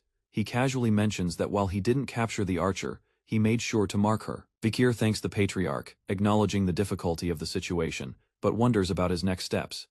Vikir reflects on his time prior to his regression, when he served as a junior knight. He recounts his harrowing experiences on La Rouge et La Noire Mountain, where death was constant. Baskerville children are split into elite and expendable categories, with most expendables meeting an early death. Vikir reflects on the 5th Baskerville technique designed to help elite knights catch up to the expendables. He notes that his swordsmanship had surpassed the 4th technique before his regression, a significant achievement. The patriarch, hearing this, begins to speak of Vikir's current status and his unique role. The patriarch tells Vikir that Hugo would never allow an illegitimate child like him to take an elite course. Vikir's response to the patriarch's comment reveals his defiance as he questions the alternative path. The patriarch suggests Vikir try the Lower House of Parliament position, which handles politics and enforcement. Vikir asks to discuss an incident regarding the Morgue clan and the ruby mines. The patriarch seems surprised, recalling the past event and acknowledging that Vikir had promised a reward. Vikir confirms, requesting his reward, which seems to intrigue the patriarch. Vikir casually requests something of great importance, hinting at the nature of his wish. The patriarch laughs, willing to grant it, but cautions him not to act recklessly. Vikir, unfazed, thanks him, revealing a complicated mix of emotions, especially regarding the patriarch's treatment of him. As they walk together, Vikir reflects on Hugo's decision to grant him the wish, unthinkable prior to his regression. The patriarch seems pleased with his success and guidance, speaking proudly of Vikir's growth. Vikir absorbs the praise but remains focused on the path ahead, ready for the challenges he will face. Vikir and the patriarch continue down a corridor, with Vikir's mind on the upcoming responsibilities. The patriarch speaks of Vikir's potential to manage the city's affairs through his new position. Vikir agrees, reflecting on how his actions now serve a greater purpose, far beyond personal growth. The scene opens with a view of the Baskerville territory, marked as the underdog region. A grand mansion comes into view, hinting at the importance of the Baskerville family in this setting. A man instructs his subordinates, emphasizing the arrival of a new deputy consul from the Baskerville family. Two men walk together, discussing the new deputy consul's arrival, wondering what kind of person he is. One man reveals that the new deputy consul is only 15 years old, leaving the others shocked. The men express disbelief and worry about how a 15-year-old will handle such a serious role. As they discuss, a boy approaches, exuding an air of confidence and authority. The boy grabs one man's hand and orders him to remove it immediately, asserting control. The men realize with shock that this boy is the new deputy consul, confirming their fears. The boy, unfazed by their shock, casually mentions that he's planning to throw a party. The men exchange confused looks, unsure how to react to his unexpected announcement. A grand banquet is set, symbolizing the boy's extravagant personality and his plans for the family. At the party, a senior official expresses his dissatisfaction with the situation, citing the boy's actions. He reflects on the failure of his predecessors, lamenting the dismissal of previous deputies due to corruption. Despite his frustrations, he holds a glass and comments on the strange situation of the party. The man, clearly annoyed by the young consul, questions the boy's disruptive actions, unsure of his intentions. The young consul, unfazed, confidently introduces himself as Vikir van Baskerville, revealing his true identity. The man, taken aback, introduces himself as Chihuahua Baskerville, nervous about the unexpected encounter with Vikir. Chihuahua is surprised that Vikir lacks a middle name, something considered essential in the Baskerville family. Vikir coldly explains that not having a middle name means he's not a true blood member. Chihuahua expresses frustration, stating how every deputy consul has discriminated against him for this reason. Vikir brushes off Chihuahua's complaint, noting how his knowledge of the place will aid his work. Chihuahua is left puzzled, as Vikir claims to have read everything, including the details of Underdog's operations. Vikir says he knows the struggles of those like Chihuahua, and plans to let him continue his work. Chihuahua is still in disbelief, but agrees, shocked that Vikir is well informed on the city's laws. Vikir, confidently holding his book, suggests there might be a new law to address the city's issues. Chihuahua, with a stunned look, wonders what new law Vikir might propose. Now curious about the young consul's plans, Vakir explains that the underground businesses must be eradicated to eliminate the city's deep-rooted corruption. He stresses that simply stopping illegal businesses won't work unless the heads of these groups are removed. Vakir firmly states his respect for the laws in place, but promises to add a new law to change the system. Vakir, determined, announces that within a week, he will dismantle the underground economy in the city. Chihuahua is perplexed by the young consul's audacity and wonders why Vakir needs a cause for his actions. Vakir explains that, being newly appointed, he needs a performance to make his actions convincing. The next day, the city's downtown Smile Street is crowded with people, anticipating something to happen. Whispers spread among the crowd, speculating on what the young deputy consul is planning. Vakir stands there, unaffected by the murmurs, waiting for the right moment to make his move. A group discusses Vakir, commenting on how young and cute he looks for a deputy consul. They question what someone so young can do in such an important position, doubting his capabilities. Despite the doubt, Vakir confidently steps forward, ready to address the crowd and make his move. Vakir boldly announces his position as the newly appointed deputy consul and begins to lay out his plan. The crowd reacts with mixed feelings, some surprised by his confidence, while others remain skeptical. Vakir dismisses their doubts and proceeds to show the people the changes he intends to implement. Chihuahua watches with concern, still doubting Vakir's ability to fulfill the promises he's made. Vakir, undeterred, takes charge of the situation, showing no signs of hesitation in his leadership. As the crowd watches, Vakir prepares for a major confrontation, signaling that change is coming. The crowd is startled as Vakir raises his weapon, preparing to make a dramatic statement. Vakir strikes the ground fiercely, causing an explosive impact, demonstrating his power and resolve. The onlookers gasp, unsure of what will happen next, as the ground trembles from the strike. Vakir announces a new decree, offering a reward of 100 million gold for anyone who can remove a large stake. Chihuahua and others stand nearby, shocked by the boldness and apparent recklessness of Vakir's challenge. The crowd murmurs, buzzing with excitement and disbelief over the amount of money offered. The people start to gather around the stake, their curiosity piqued by the extraordinary challenge. Vakir remains calm, watching the chaos unfold as people rush to compete for the reward. The stake stands firm, but the tension in the air grows as more people attempt to move it. A public announcement is made, a law offering 100 million gold to anyone who pulls a stake. The crowd reacts with surprise, some excited, others confused by the amount being offered. A solitary figure in the crowd watches the announcement closely, his expression unreadable. The reward increases dramatically to 100,000,000,000 gold, sparking even more excitement among the onlookers. The mysterious figure's smirk widens slightly, as if the outcome is already decided in his mind. The crowd grows restless, some considering the offer, others questioning its authenticity. A man laughs at the idea, dismissing the offer as a ridiculous joke meant to deceive. The figure remains calm, his eyes scanning the crowd, unaffected by the skepticism around him. The onlookers begin to argue, unsure whether they should risk it or stay safe. One man steps forward, challenging the crowd, claiming that the reward isn't a joke. The figure watches the challenge, his eyes sharp and calculating, fully aware of the stakes. A tense silence follows, the crowd debating the consequences of failure and the potential rewards. The mysterious figure steps forward confidently, drawing the attention of the crowd with his boldness. Whispers spread through the crowd as they realize this figure may be serious about the challenge. With a cold, calculating stare, the figure quiets the crowd, prepared to claim the reward for himself. A small girl, named Judy, raises her hand, eager to try her luck with the stake. She nervously offers her hand, unsure if she'll succeed or face punishment for her attempt.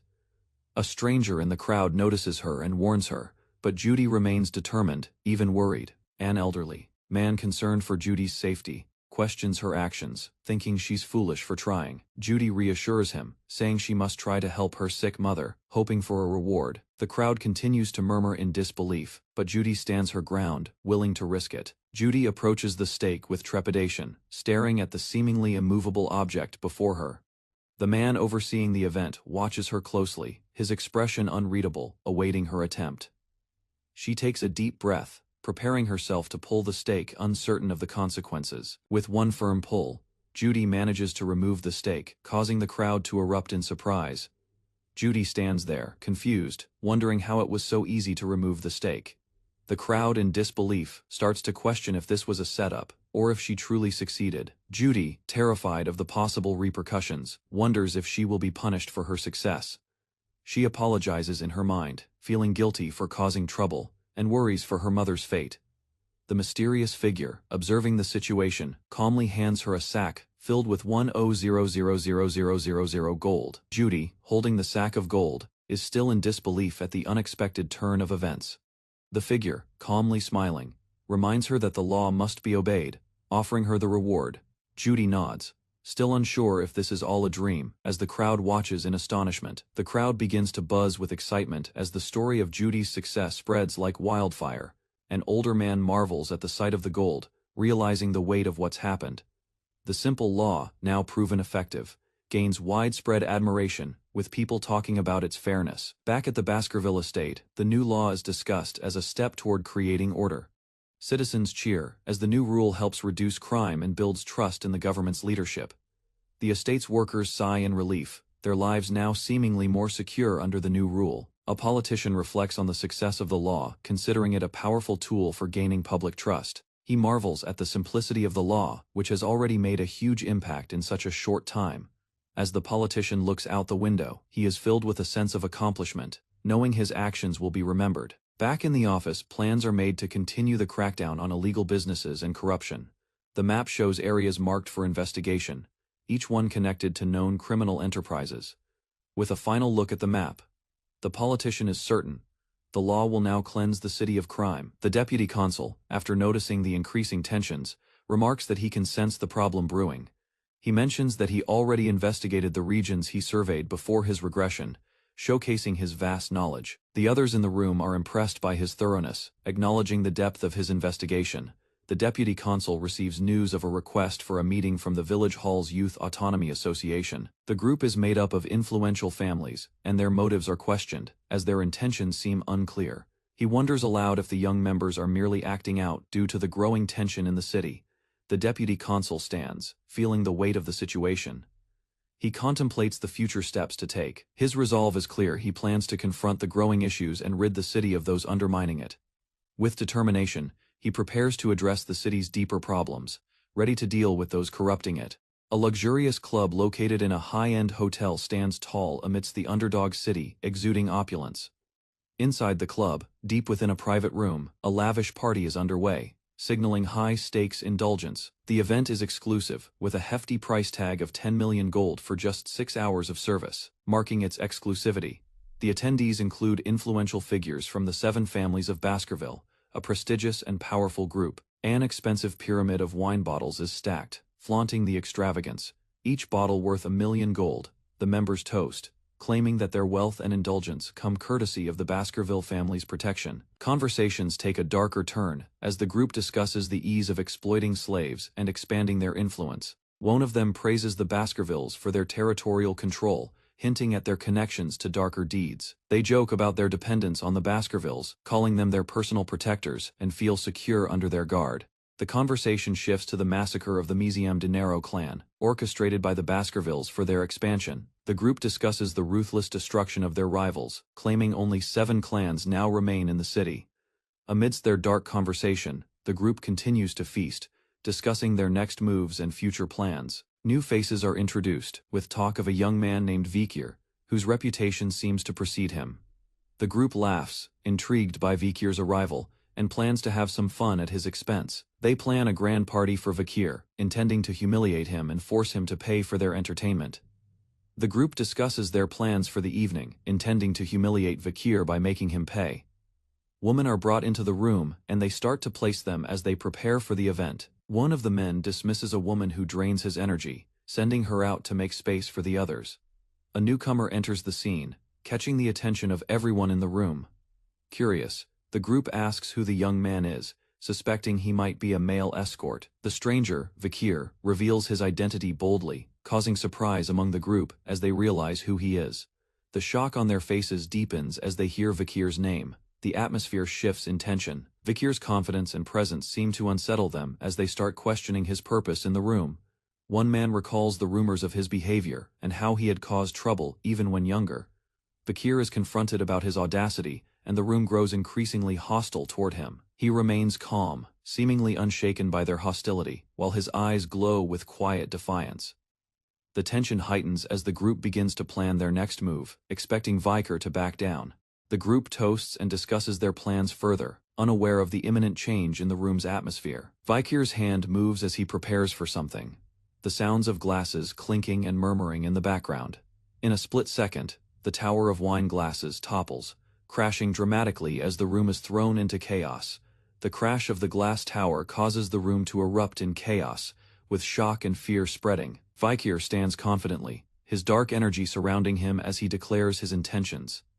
The atmosphere grows tense as the onlookers realize they are dealing with someone far more dangerous than they anticipated.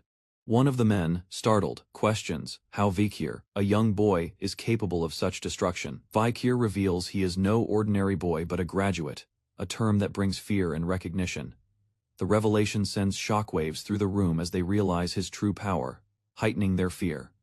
The group is caught off guard as Vikir confronts them, now seeing him as a dangerous opponent. Amanan orders another to act, but the tension rises as none of them are confident enough to fight Vikir. Realizing their lack of preparation, one of them pleads for a way to deal with this unexpected threat. Vikir, calm and composed, senses their hesitation, taunting them with his overpowering presence. In a swift motion, he moves closer to his target, the air thick with anticipation, as he closes the distance. The group knows there is no escape from his wrath. With a chilling expression, Vikir moves with precision, showing no mercy as he strikes. The victim gasps in pain, realizing too late that their trust in Vikir was a fatal mistake. As the room watches in stunned silence, Vikir offers them a chilling warning: the Baskervilles are not to be tested. Vikir stands confidently, eyes glowing red as he faces the group, challenging them to act. The group starts to realize the extent of his power and the deadly situation they are in. Vikir coldly acknowledges the crimes they've committed, hinting at the consequences they'll face for their actions. The atmosphere grows darker as Vikir prepares to act, his power fully evident in the room. His eyes flash as he moves forward, ready to deal with the criminals in front of him. Vikir smiles wickedly, planning to teach them a harsh lesson they will never forget. Inside the dimly lit dungeon, torches and chandeliers cast flickering shadows along the stone corridor, broken only by the footsteps of two approaching figures. Their presence triggers unease, their tailored clothes contrasting sharply with the dungeon's grim walls. The older prisoner glares at them, furious. His threats spill out, warning that his father will retaliate once he learns of this treatment. Behind the bars, the blonde noble screams, fists clenched around the iron rods. His rage explodes, promising revenge upon his release. His screams intensify, demanding to be freed. The man outside the bars responds calmly, questioning if his punishment went too far. The second man casually critiques the brutality, warning that turning a man into pulp isn't proper justice, despite the victim's crimes. Unfazed, the dark-haired man declares he hasn't even begun. His tone is cold and calculating, focused more on systemic rot than personal vengeance. He explains that the village hall, meant to oversee civil order, has instead become a corrupt power, sheltering criminals under the Baskerville name. He walks with purpose, concluding that the arrogance of the prisoners stems from their lack of true discipline and accountability. The noble's expression shifts to fear as the enforcer declares that executions will commence at sunset, no exceptions. He adds that all associates of the corrupt will be buried with them. His voice is firm, unshaken by the deputy's disbelief. Panic erupts inside the cell. Dozens beg desperately for mercy, their defiance collapsing into raw collective fear.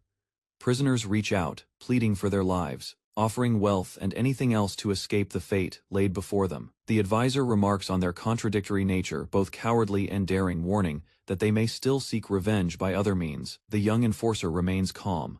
He knows the prisoners' ties to the criminal underworld will silence any protest.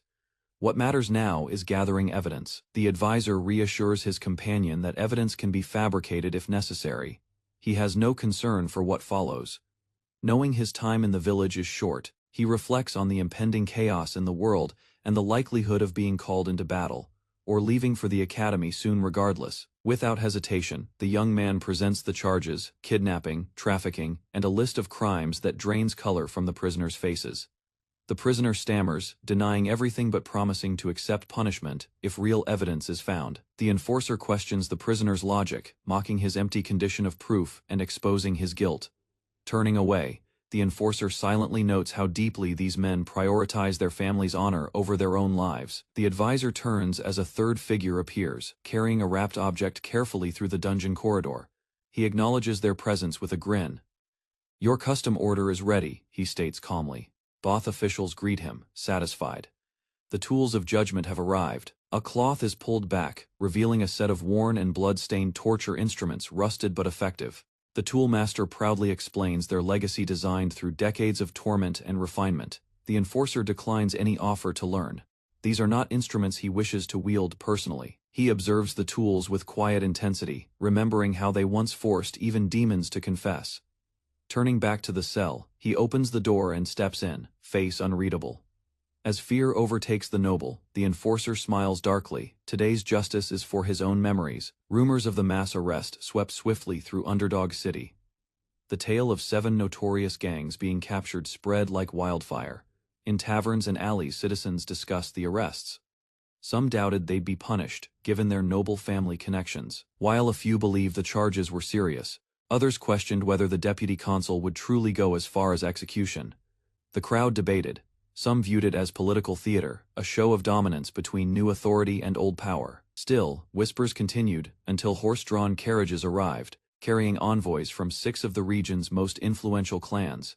These noble families, once untouchable, now bowed their heads and offered formal apologies to the deputy consul. Wealth was offered, gold bricks in suitcases. It was clear. The powerful had chosen to yield. Most expected this gesture would secure the release of the prisoners and preserve the old order. But reality struck when the 7 severed heads were displayed in the city square, proving expectations wrong.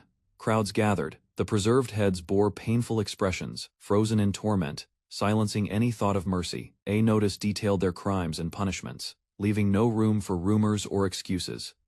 Citizens stared, stunned. The law had been enforced without favoritism.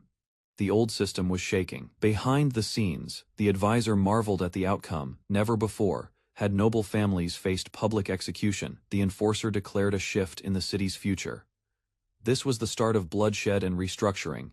He warned his secretary to prepare. This purge was only the beginning of the next phase. Secretary Chihuahua is stunned, as he is unexpectedly chosen to assist with the deputy consul's next operation. His disbelief grows when he realizes he's not only involved, but expected to act on the front lines of the plan. As night falls, he follows orders hesitantly, questioning whether this strategy is truly the right path. Uncertainty clouds his mind while others prepare the platform in the center of the settlement.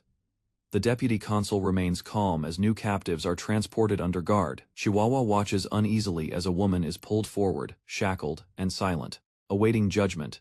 The caravan halts near a large tent where crowds and nobles observe the unfolding scene. The prisoner's chained hands tremble, her fate sealed by the strategy's demand. She glares ahead, her body broken, but spirit defiant, sold as part of a political maneuver. Under the cover of darkness on the outskirts of Underdog City, a massive tent stood surrounded by torchlight. Served as the venue for an illegal operation veiled as entertainment, noble carriages lined up in silence, their owners stepping out with concealed intentions. This was no festive gathering. The auction of enslaved lives was about to commence. Inside, a mix of fear and apathy painted the faces of captives, barbarians, commoners, even nobles awaiting their fate.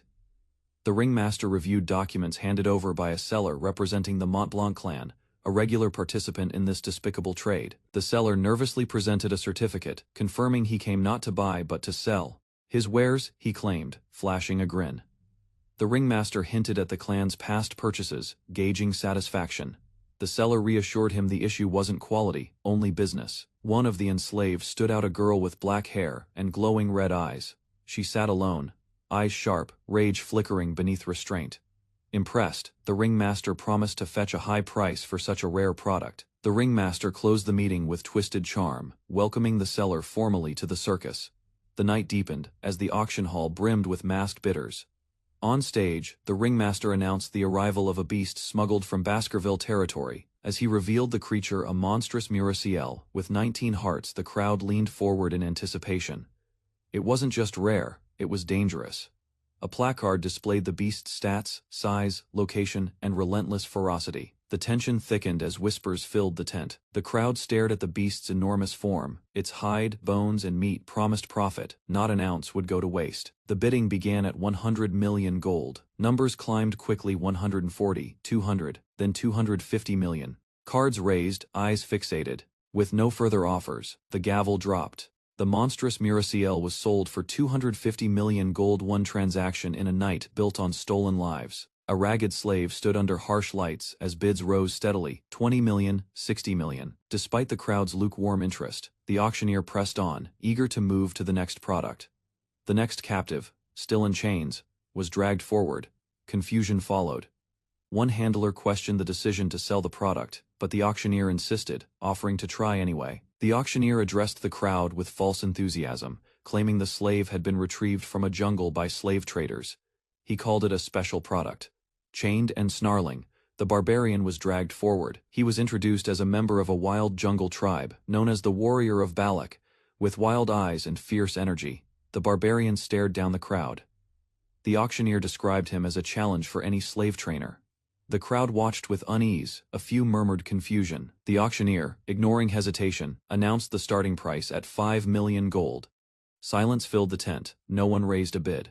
The auctioneer lowered the price 3 million, then finally 1 million, but still, no response. Frustrated, the auctioneer turned to his handler, admitting the product was a failure. He advised bringing only guaranteed sellers next time. With no sale, the decision was made: dispose of the slave. No further discussion followed. The handler prepared to act on the order immediately. The barbarian broke into a frenzy, shouting through the gag and struggling violently. His resistance was strong but futile. A masked guard struck him with force. The impact silenced him. Blood dripped from his mouth as he collapsed. The auctioneer returned to the stage, smiling. He dismissed the outburst as a minor incident, calming the audience as if nothing had happened. To recover the crowd's mood, the auctioneer promised the best product of the night. A new figure was led forward in silence. A woman observed with interest as a tall, pale figure stepped into the light. Each movement he made was steady and controlled. The young man with long black hair and red eyes stared forward, calm and unreadable. His arrival marked a shift in the room's atmosphere. The auctioneer praised the boy as a rare specimen: black hair, red eyes, and minimal restraints required. He called it a premium item. Before any price was announced, a noblewoman raised her bid card with confidence, offering 600 million gold. Her action stunned the hall. Another bidder followed with 800 million. Confusion erupted. When it became clear the product was male, surprising those expecting otherwise. The crowd buzzed with speculation. A man questioned the bidder's motives. Another responded, claiming he wanted the boy for combat. The bidding accelerated. A hand-holding card, number 99, was raised with a shocking offer. 6 billion gold. Gasps echoed through the audience. The auctioneer confirmed the bid, seeking challengers. None responded. Whispers identified the bidder as Baron Gambino, a wealthy figure from the granary known for his recent financial surge. Observers discussed his wealth and influence. His bold purchase was seen as excessive, yet within his means. Despite concern from his companion, Gambino defended his decision, stating he could resell the boy for profit in the capital. The woman cautioned him again, warning the value depended on keeping the slave unharmed. Gambino snapped back, silencing her. Calling her ungrateful, he reminded her of his support. She fell silent. Meanwhile, the auctioneer prepared to conclude the sale. With no new bids, the auctioneer declared customer 99 the winner. The boy's fate was sealed in the blink of an eye. In a private area, the slave was brought before Gambino. The Baron examined him closely, intrigued by his appearance. Gambino declared ownership and spoke with disturbing familiarity. His demeanor turned possessive and controlling. He grinned as he hinted at future plans. The boy stood still, red eyes locked forward, unmoved by the twisted welcome. Baron Gambino reached out, misunderstanding the boy's silent gesture as a request to be freed. He chuckled, amused. Without help, the boy broke the chain himself, snapping the metal with unnatural force. He rejected the need for assistance. Chains exploded outward. The sudden burst of power shocked both the Baron and his assistant, leaving them stunned and unprepared. The boy moved instantly. His foot slammed into the Baron's chest, hurling the large man across the room with a single blow. Gambino crashed against the wall, wheezing in pain. The slave towered over him, unharmed and unchained. With a firm grip he prepared another strike. His actions made it clear this was no ordinary captive. Energy surged around the boy's body. He declared himself the spear, daring any shield to resist him. Panic erupted. Cindy stood frozen as the chaos unfolded.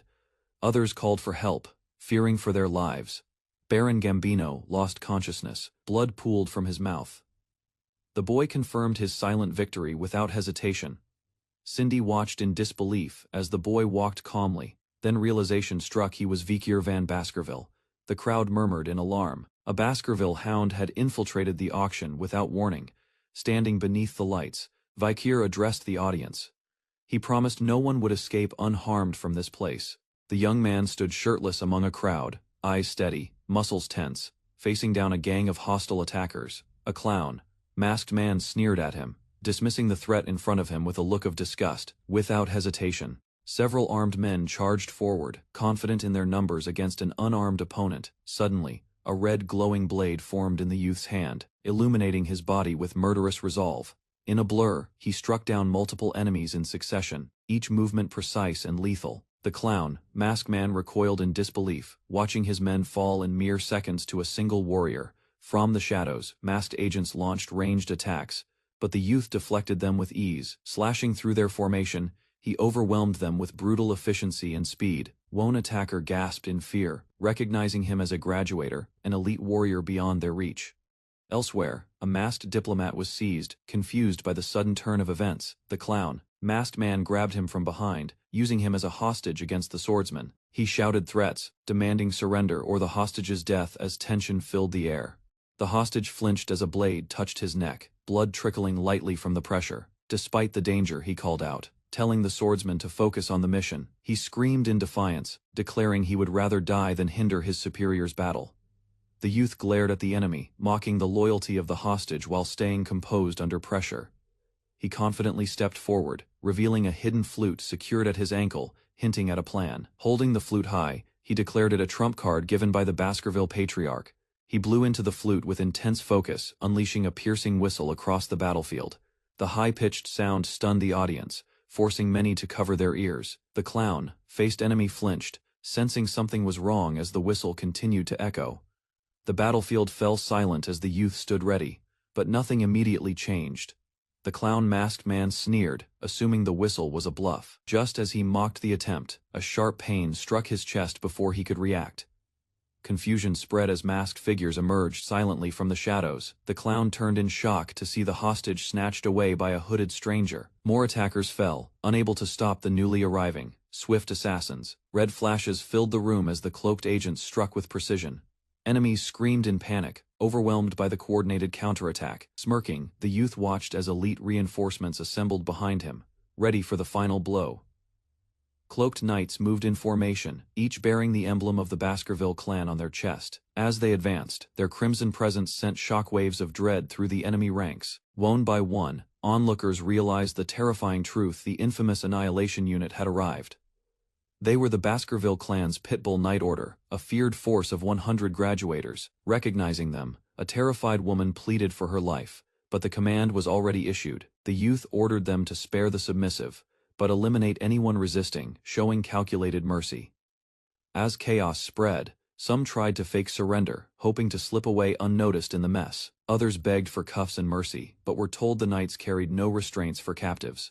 Desperation turned to horror as the knights began executing swift, precise punishment on the defiant. Screams echoed as red blades tore through limbs, rendering escape or resistance impossible. Those who resisted were crippled without hesitation, legs severed to prevent any further movement. Standing tall, the youth reported calmly to an older man, the commander, Bosterier Le Baskerville. Pleased with the results, Bosterier asked if the youth was satisfied with deploying the knights. The boy nodded, grateful, acknowledging the operation's success in reclaiming control with brutal precision. Bosterier offered further support, reaffirming his role as commander of the feared Pitbull Knights. Vikier stood calmly as Bosterier observed him, noting his ruthless nature at such a young age. Bosterier extended an invitation to join the Pitbull Knights, impressed by Vikir's talent and demeanor. Vikier politely declined for now, stating he had an urgent matter to take care of elsewhere. As Vikier walked off, Bosterier smirked, internally amused and slightly annoyed by the boy's aloofness.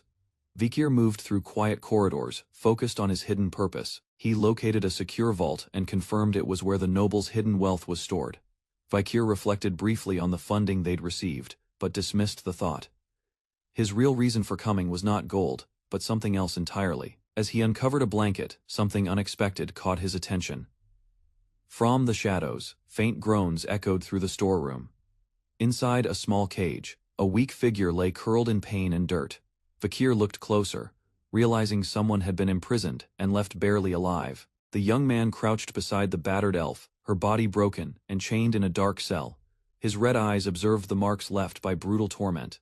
Examining her closely, he concluded she had suffered long before being thrown into this prison. Her unconscious form showed signs of harsh treatment. With a sigh, he clicked his tongue, pulled out a glowing potion, and muttered that she was lucky. It was a rare gift given from his personal supply. The potion touched her lips, releasing a misty red glow that slipped past her clenched teeth and into her throat. Moments later, the healing magic spread through her limbs, erasing bruises and restoring strength to her weakened frame. Her eyes shot open. Alarmed, she backed away, confused by the presence of the stranger outside her cage. She huddled in the corner, unsure of his intent. He stood calmly, speaking a single command. "Go," hesitating. She peeked at him through the bars, uncertain but alert. He recalled countless battles with her kind before his regression knowledge that now let him speak their language, however poorly. Startled, she blurted a rapid string of words, her voice rising with confusion and emotion. He admitted to himself he wasn't fluent, but understood her enough. As she stepped through the curtain, she glanced back and offered a soft phrase, perhaps gratitude, before disappearing into the dark. Alone again, he turned his attention to the real objective. His mission wasn't about rescue, it had just begun. Lifting a cloth, he uncovered the grotesque form of a massive beast with crimson fur and fangs. Merchel's corpse lay motionless, intact. As red energy pulsed in his veins, he knew this was what he came for. Power surged through Vakir's arm as red energy coiled tightly around his hand. A grin stretched across his face, feeding the beast inside. He muttered calmly that it had been a while since he fed the inner monster. It growled impatiently within him. He warned it to finish quickly. The pitbull order was already on its way. The beast's appetite would need to be satisfied fast. By sunrise, rumors had spread like wildfire. The nobles involved in the illegal auction were found mangled and thrown into prison. That same day, the criminal den known as Burning Suspension erupted in flames. Its era of secrecy and decadence ended in ash. The decapitated heads of its leaders were displayed in the plaza, sending a chilling message against crime. The 7 founding clans, having lost their heirs, filed formal protests with wax-sealed letters. But the reply was unwavering. Death was the fate of all slave trade participants. Evidence had been seized, ledgers, drafts, and accounts detailing their guilt. Baskerville launched its own investigation for the Imperial Report. After that, the protests ceased. The clan heads appeared in person, kneeling before the administration. They begged the very man who destroyed their legacy. It was an unprecedented humiliation. Vakir answered coldly. Their wealth was confiscated under Baskerville law. There would be no mercy. On charges of treason, 3 generations of each bloodline would be purged. The execution grounds overflowed with the blood of corrupt nobles and officials. Justice moved swiftly. As the criminal network collapsed, tax revenue surged. The underdog city found stability and hope once again. Vakir's reputation soared, earning gratitude from underdog city's citizens. Even the office staff treated him with reverence. One staff member brought him coffee, attempting to repay Vakir for saving him. But Vakir reminded him to focus on work, not gestures. Grinning, the man argued that saving his life deserved at least a coffee. Vakir teased him for being stingy with sugar and cream. Their conversation turned to transcribing progress. Vakir reviewed the clerk's writing with mild amusement. Despite his recent literacy, the man showed impressive skill. Vakir acknowledged it with rare praise. In his thoughts, the manager admired Vakir's brilliance, not just in war or politics, but in understanding law itself. He believed that if Vakir remained as deputy consul, Underdog City would continue to thrive. But elsewhere, in the dead of night, the prison held secrets beneath flickering torchlight. A captive's chained wrist trembled in the silence, waiting for answers or judgment. Vakir arrived, apologizing for the delay. He approached the restrained noble with calm intent. The prisoner, Sindwendi Sen Rose, asked why he had been spared when others perished. Vakir explained plainly he needed answers before deciding this man's fate. Sindwendi demanded clarification, his eyes burning with suppressed fear. Vakir revealed his theory. The power surge of Baron Gambison was due to Sindwendi's influence. He acknowledged the captive's financial talent. Had he chosen another path, he might have become a renowned merchant. Vakir offered a deal: truth for freedom. He calmly sat before the bound prisoner, setting the terms. He warned that silence would bring immediate consequences. The tension between them tightened. The prisoner, cautious, yet cornered, agreed with hesitation, ready to answer what he could. Vakir asked for his thoughts on the city's new justice. The man responded cautiously with flattery, unconvinced. Vakir pressed him for honesty, reminding him of the stakes. Cornered, the prisoner gave in, giving a vague but acceptable answer under pressure. Vakir grinned sharply, then suddenly pulled the man forward with force. The chains rattled as Vakir approached, eyes locked with his captives. He demanded the reason behind it all, determined to uncover the truth. A sharp glare flashes in the dim room as red eyes widen. Shock overtakes the black-haired man. Across from him, a blond youth clenches his jaw, nervously calculating the weight of his words. Tension rises as the man leans forward, demanding clarity. Tell me what I'm doing wrong. The man's voice echoes. Morality has always been valued in leadership. He recalls the power of virtue. The youth warns that harsh laws, though noble in intent, will bring suffering and resentment. He adds that the Baskervilles will reject him if he outgrows the current leader's influence.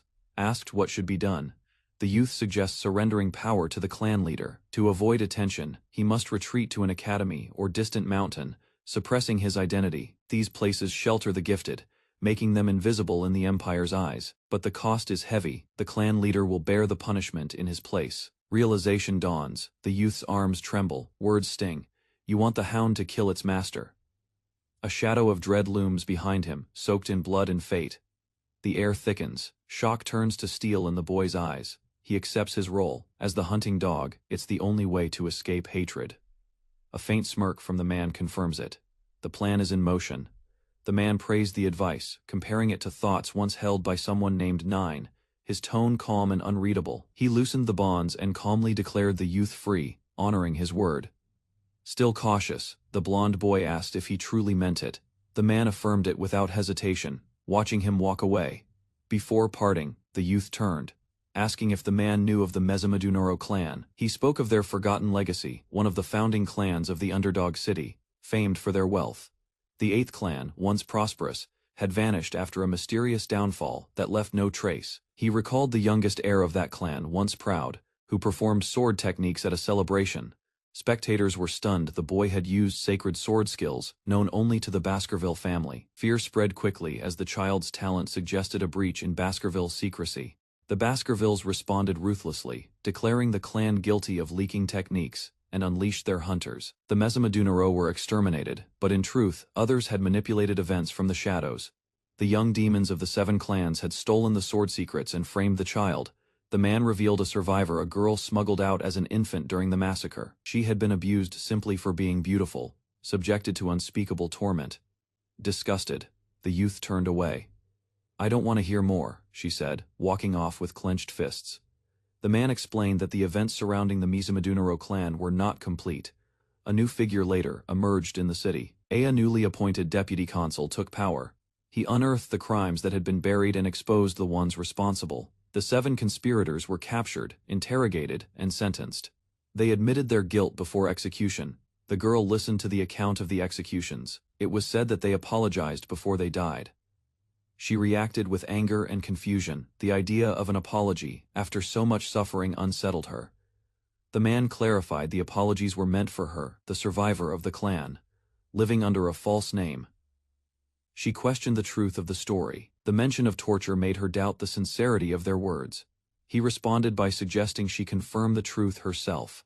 They proceeded down a dark hallway. He prepared to show her evidence directly.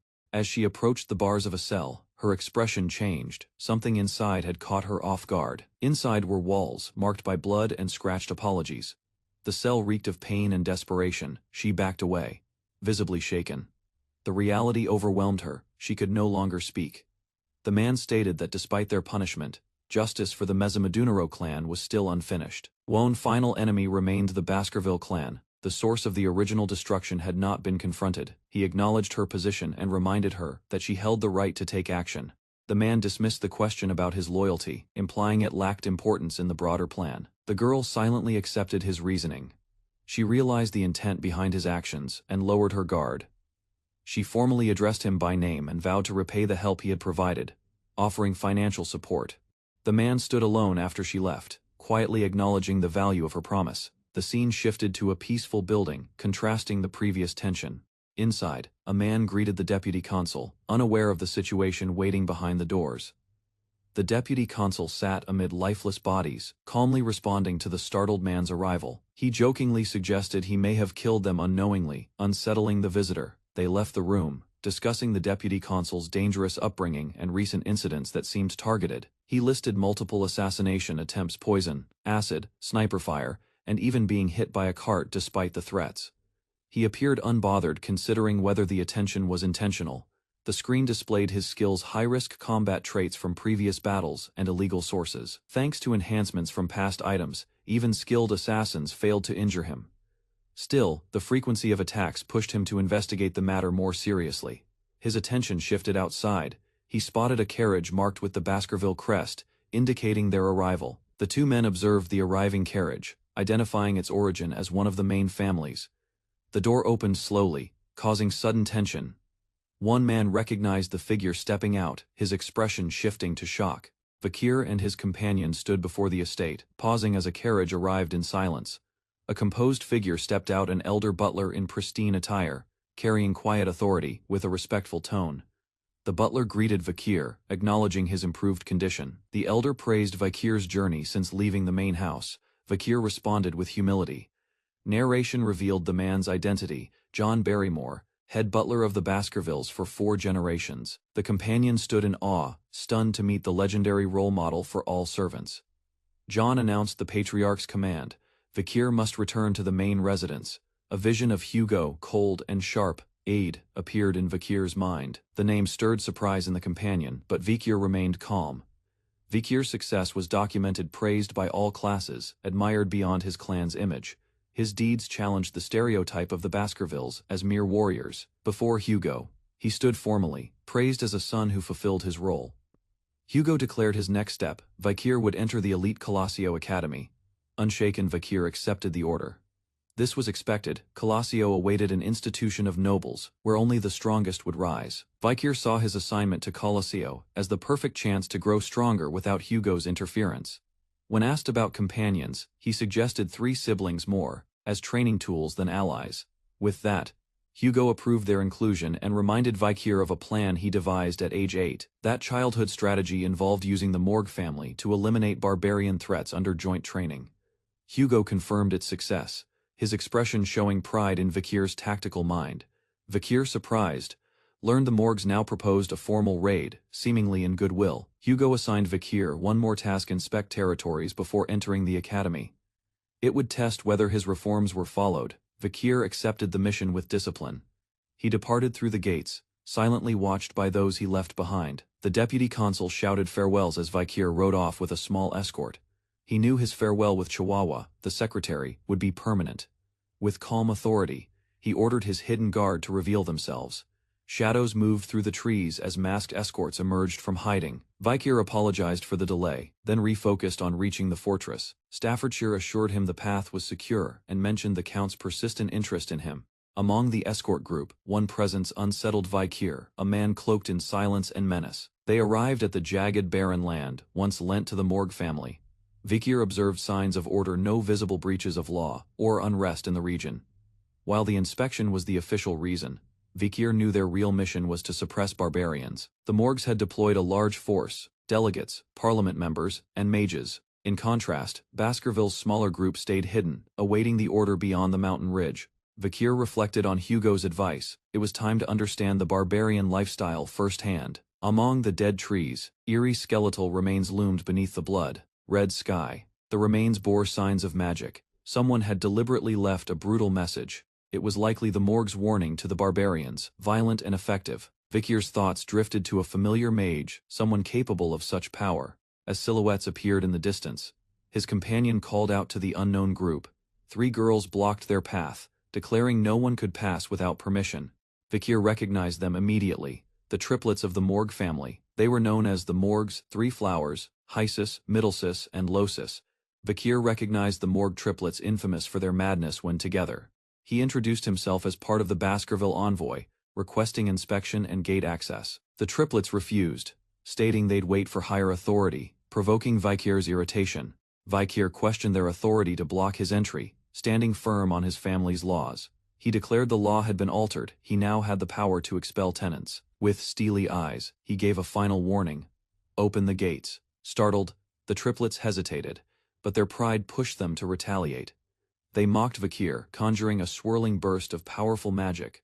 Unfazed, Vikir readied himself as the magic spiraled toward him. Energy crashed near him, yet he stood firm, refusing to yield. The triplets screamed about territory rights, challenging his authority.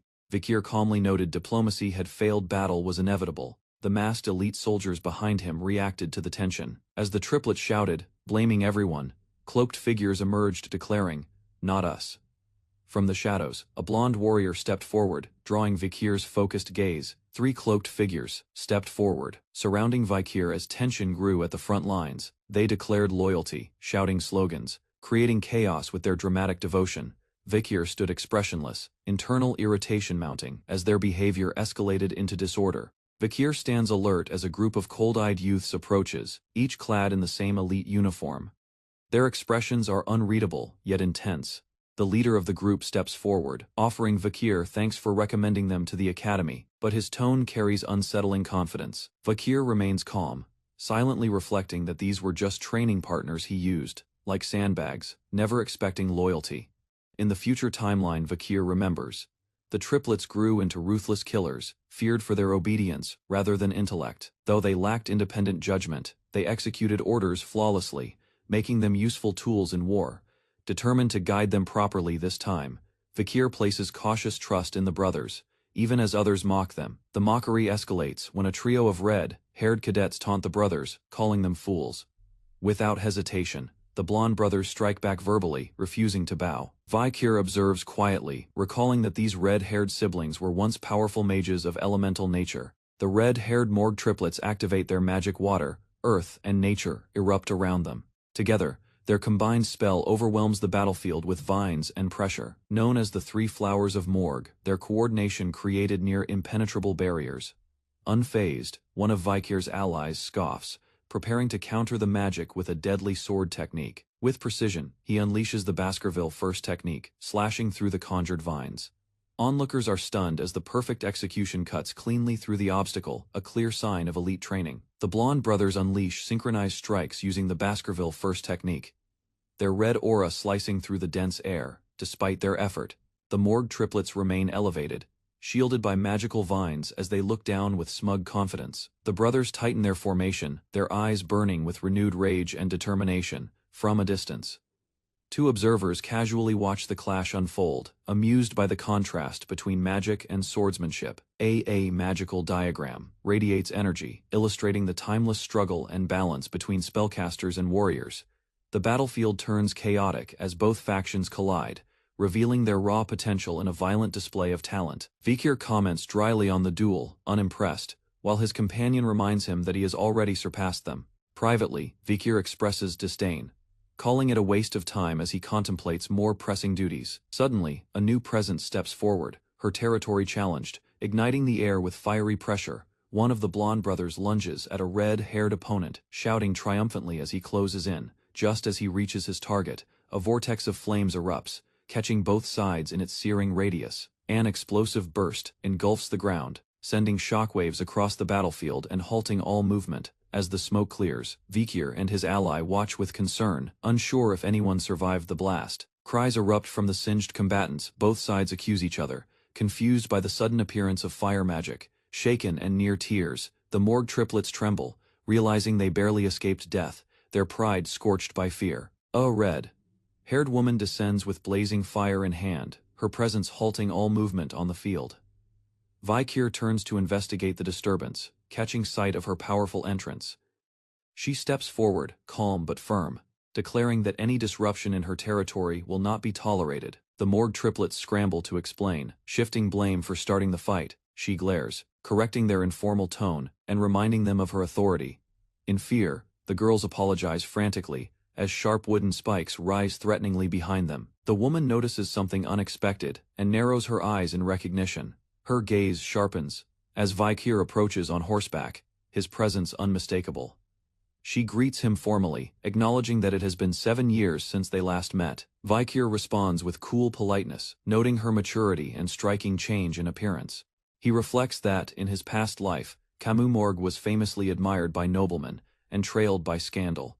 Now, seeing her reputation missing in this life, he wonders what shifted fate this time. Though surprised by the reunion, Vikir quickly shifts focus back to his mission. Camus is caught off guard by his cold tone and apparent disinterest in their reunion. Vikir responds bluntly, leaving Camus speechless and frustrated by his nonchalant attitude. Vikir muses silently as the tension builds between him and Camus under the gazes of the two clans.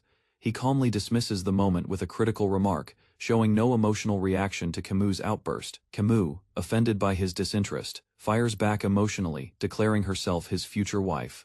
The surrounding students freeze, their attention caught by Camus's bold declaration. Vikir and his companion stare blankly, unable to respond to the unexpected claim. Camus scoffs in frustration, while Vikir mutters in disbelief at the word wife. A squad of young warriors trudged across the rugged terrain, their weapons drawn, faces tense with inexperience. At a distance, the red-haired woman questioned the wisdom of deploying such green recruits, hinting at a flawed strategy by the Baskervilles. The male officer calmly explained the prearranged pact with the Morgue clan. His remark hinted at a larger plan unfolding beyond the visible mountains. He asserted his leadership role, subtly countering her doubts. Despite being seen as disposable, he had earned trust within the clan. Switching topics, she probed him about the most troublesome barbarian tribes. He listed the warrior tribe, Balak, and the sorcerer tribe, Rococo, as key threats, emphasizing their unmatched skills and underestimated power. Amused, the woman mockingly awarded him 8 out of 100 for his answer. He questioned the scoring, puzzled by her logic. She claimed intelligence in men was overrated. With a teasing smile, she remarked that stupid men were more fun. He remained stoic, unwilling to take the bait. Her mock evaluation continued horseback skills, scored low, fashion even lower. She admitted he had grown up well, but criticized his emotionless expression. Her gaze stayed sharp, judgmental. Annoyed, he told her to stop the meaningless evaluation. She countered, declaring it necessary for assessing her future husband.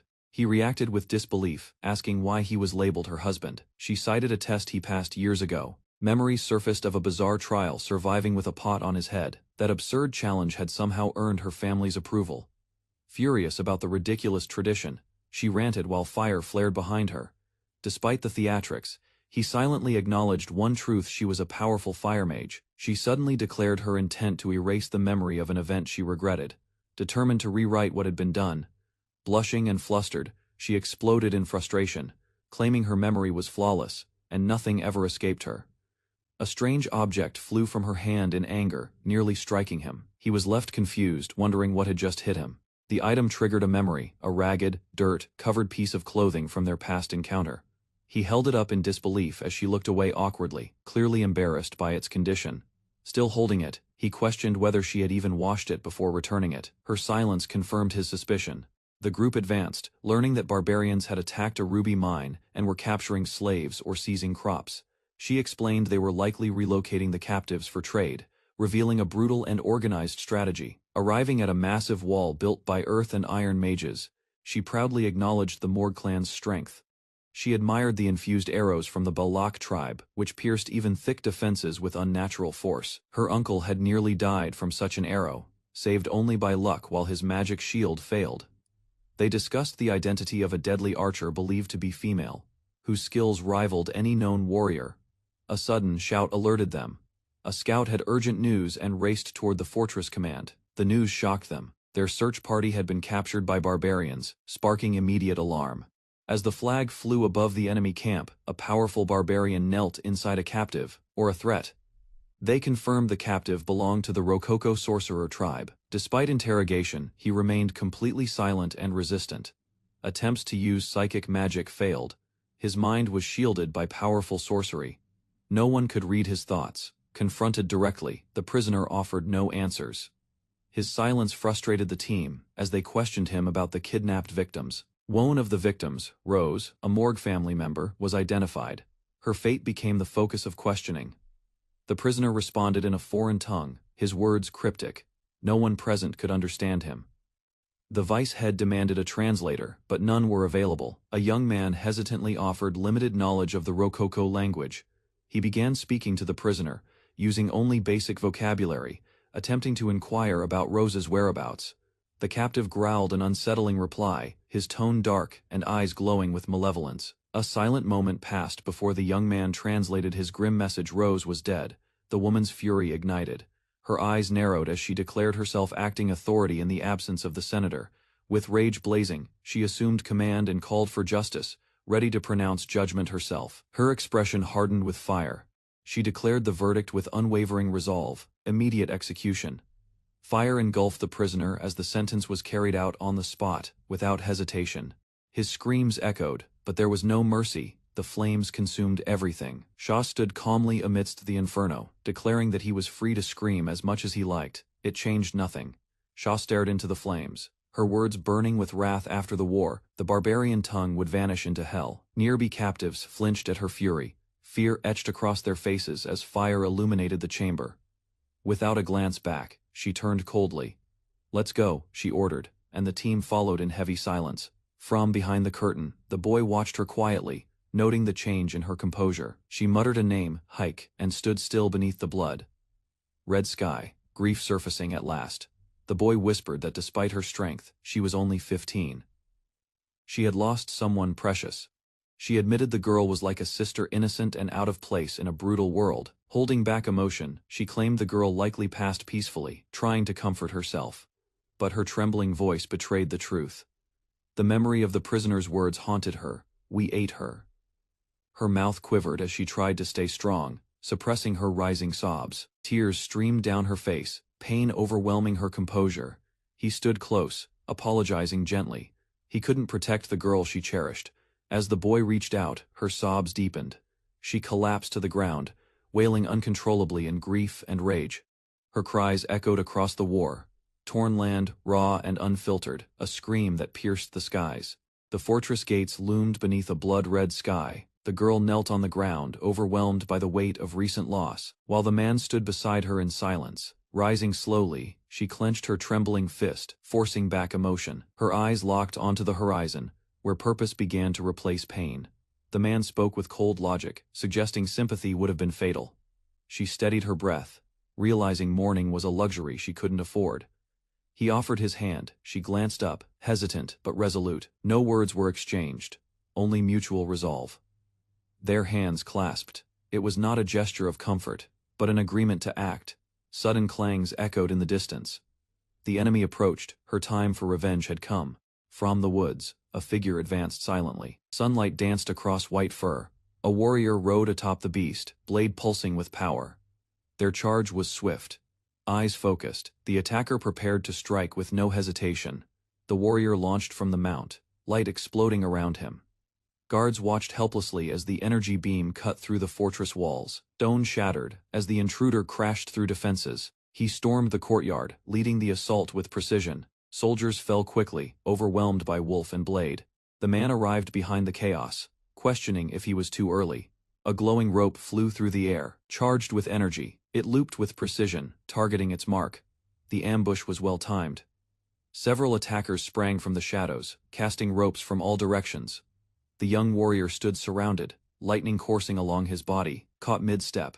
He looked down in confusion, ropes wrapped around him, and from atop beasts, two women grinned confidently at their catch. He processed their words, confused by the term hunt for husbands. His thoughts shifted, analyzing the meaning behind their bizarre ritual. Breaking free, he launched them away with raw force. He firmly rejected the idea, stating he had no interest in being captured. Nearby soldiers, witnessing the sudden clash, questioned whether he was friend or foe as he stood among enemies without hesitation. Energy surged around him. His mind recalled earlier instructions to avoid combat until the main force arrived. He ignored it. Blades danced as he initiated battle alone, cutting through the enemy ranks. His crimson eyes narrowed with intensity. Onlookers watched in disbelief. His speed and skill exceeded expectations. The enemy couldn't react in time. With a burst of aura, he ignited the ground, creating a blazing inferno that engulfed the area. Flames surrounded him as he stood calm. Chaos erupted around. The enemy panicked under the heat's pressure. She arrived behind him, stepping into the flames with no fear. Her fury burned just as fiercely. He turned to find her beside him. She had scorched the field without hesitation, fire still dancing at her feet. Acknowledging his strength, she realized he had used liquid aura. It confirmed her suspicions he wasn't ordinary. He explained his orders from the Baskerville Patriarch. She cast a barrier and declared he should not interfere further. She stood surrounded by blazing fire, eyes filled with fury. With her aura flaring wildly, she declared her intent to annihilate every last enemy. Her power surged violently, twisting the air around her. She charged forward, her body engulfed in a swirling inferno. An explosion rocked the ground as she crashed into enemy lines. Flames devoured everything in her path without pause. The young man watched from afar, noting the flames' reach. Her rage was a weapon, but not without risk. Suddenly, a needle struck her neck. She winced and touched the spot calmly, identifying the attack as poison. Paralysis spread, she collapsed, unable to move. He approached silently, observing her stubborn spirit even in defeat. As enemies rushed, he caught the rope meant to bind her. With a flick, he deflected it with ease. He suggested retreat. She protested, her voice strained. Her cousin had been taken, she couldn't leave now. He reminded her that the main force hadn't arrived. Fighting now was reckless. He raised his weapon. Lightning crackled down his arm. Logic guided his actions, but his power answered emotion. He attacked swiftly, clearing enemies in a flash of blue energy. Atop the battlements, a new figure appeared. His presence shifted the battlefield's tone instantly. As they clashed, she called out to him. Vakir's strength surged, but he took damage in return. Memories surfaced of when she had once been held captive and powerless. Now, known as the Demon of La Rouge, she had returned to stand as a warrior, not a victim. Vakir stood firm, aware of the overwhelming force before him. He understood hesitation would cost lives. He charged forward, striking with intense blue energy. His blade clashed with brutal precision. His opponent deflected the blow. The impact shook the ground, but Vakir maintained control. Vakir was hit mid-motion. Pain flashed, but he recovered quickly and analyzed his foe. He noticed something different. The attacker's movements were sharper, more precise. A serious threat had appeared. The warrior stepped forward, recognizing Vakir. Tension escalated. A past encounter had turned into a rematch. A warrior stood before a fierce woman who had once been enslaved. Her presence was no coincidence. She had returned, transformed by suffering and survival. Without hesitation, she declared their reunion. Her composure radiated vengeance, and her arm pointed not with mercy, but with judgment. The boy's memory sparked. He recognized her from the slave auction. The scars she carried were now weapons of resolve. He questioned her motives, thinking kindness had earned loyalty. She denied it. Her actions were rooted in reclaiming her stolen freedom. Riding atop a massive wolf, she named herself the next leader. Her path diverged from his. As they vanished, he considered revealing his hidden strength. His mind raced. This was no ordinary rescue. A burst of power surged as a mage attacked, demanding the girl be returned. Lightning struck the white beast. Its pained howl echoed as energy tore through it. Feathers of power rained down. The ground shattered under the force. The ambush's timing puzzled him. It occurred too soon after the warning bell. He deduced the enemy fled to the Forbidden Mountain, uncharted and perilous. The commander grew tense. Entering that zone meant risking everything. Desperation settled over the commander. His niece was lost, and options faded. The boy stepped forward, confident. He had explored that forest before. His past life's training made him the only guide. Shocked, the commander seized his arm. This was their only hope. Despite warnings, the Grand Senator chose to proceed. The danger of the Forbidden Mountain was clear, but he gave others a choice. He placed his trust in the young man, recognizing something exceptional in him. There was no time to hesitate. Under a cold night sky, the mission began. The only request, save his niece at all costs. They reached the forest at La Rouge, at La Noire, a deadly region crawling with unknown beasts. The terrain was merciless, filled with venomous vines and ambush predators lurking in webs. This place earned its name, the life, engulfing forest. But someone or something moved ahead with unnatural speed. Elsewhere, the girl was escorted by the beastwoman. Tension loomed as creatures closed in. Suddenly, deadly hornets attacked. The young man slashed them down with glowing blades. Observers behind him whispered in awe. His technique wasn't ordinary. The young man signaled to halt. A fire burned in the distance. It marked enemy presence. He recalled a trick, Their enemies used dry leaves to track movement by sound. He warned the group every step forward now required stealth and precision. The Grand Senator cast a silent spell, muffling all movement from their feet. He smiled, placing his faith in the young man once again, calling him nephew, in-law. The boy was stunned, but there was no time to question it. Their mission had entered the heart of danger. Around a blazing fire, the barbarian tribe circled their prisoner. She was bound, yet her spirit remained fierce. She screamed threats, vowing to incinerate them with her magic, but her defiance was ignored. The tribe spoke among themselves. One mentioned liking a boy they saw earlier. Marriage, not warfare, was their concern. She realized they weren't listening. Their focus was on choosing mates, not interrogation. From the talk of wife hunting, she began to understand their motive. A large warrior confirmed her fear. They saw her as a prize for the tribe's males. The woman cursed them, demanding death over humiliation. Her anger did not faze them. Even in silence, her eyes resisted. The warrior saw her will clearly. He gripped her jaw. His words were cruel. Discipline would be her punishment. Before harm could be done, a higher-ranked warrior intervened. She ordered the man to back off. The two argued fiercely over who caught the prisoner. She reminded him. It was her intervention that saved him during the mission. The prisoner listened. The others confirmed the woman Ayin was the tribe's commander. Surprised by the infighting, she analyzed the leader. A female commander was rare. If Ayin could stand against Vakir, then escape wouldn't be easy. She needed a plan and fast. Ahun refused to back down, challenging Ayin's authority openly. Lightning crackled in her hand as tension rose. Ayin met his defiance with calm threat, daring him to fight. Her control over power silenced him. Frightened by her dominance, Ahun yielded, hiding his fear behind compliance. The prisoner watched, realizing Ayin had clearly won the tribe's respect. Yet her expression turned cold. Her memories of capture and humiliation by this tribe resurfaced. Fury surged. She activated her power and sent a shock through her restraints. She recalled her past, caged and powerless. Only kindness had saved her once. Ayin mocked her, vowing torment. Escape would not come easy this time. With chilling clarity, Ayin promised daily humiliation and total control. An explosion lit the camp. Ayin turned in shock as flames engulfed the area. The red-haired prisoner looked up. Chaos signaled a surprise ambush. Among flames and wolves, battle erupted. Someone had come for her. A fiery figure stormed in, casting judgment on the barbarian tribe. She recognized the voice immediately, and smiled. In relief, her uncle stood tall, flames in hand, demanding her return. A group of warriors, tense and alert, faces an ambush in the burning forest. The enemy strikes with speed, forcing them into a brutal clash. Blades flash as monstrous beasts launch a relentless assault. Screams echo while warriors fall under the weight of overwhelming force. Hidden high in a tree, Vakir observes the chaos. He senses a deliberate strategy behind the hunter's movements and grows suspicious. The tribal defenders shout in outrage, stunned by the sudden attack in the dead of night. Their forces scatter under pressure. Rogues retreat into the woods, but flames light their trail. Pursuers shout, unwilling to let even one escape. Among the flames, a red-haired warrior smirks confidently until she's ambushed and restrained deep in the forest. Startled, the girl hears rustling and spots Vakir approaching from behind a tree.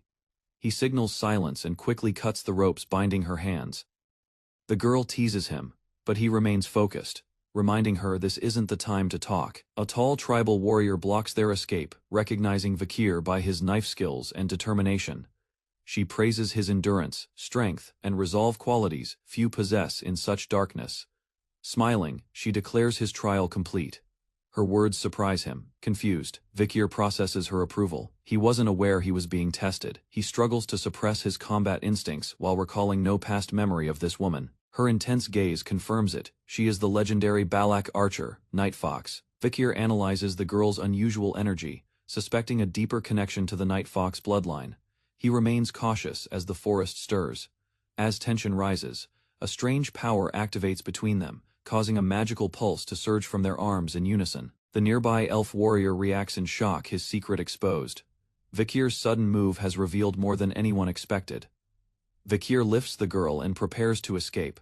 Chaos unfolds behind them as he reassesses the situation.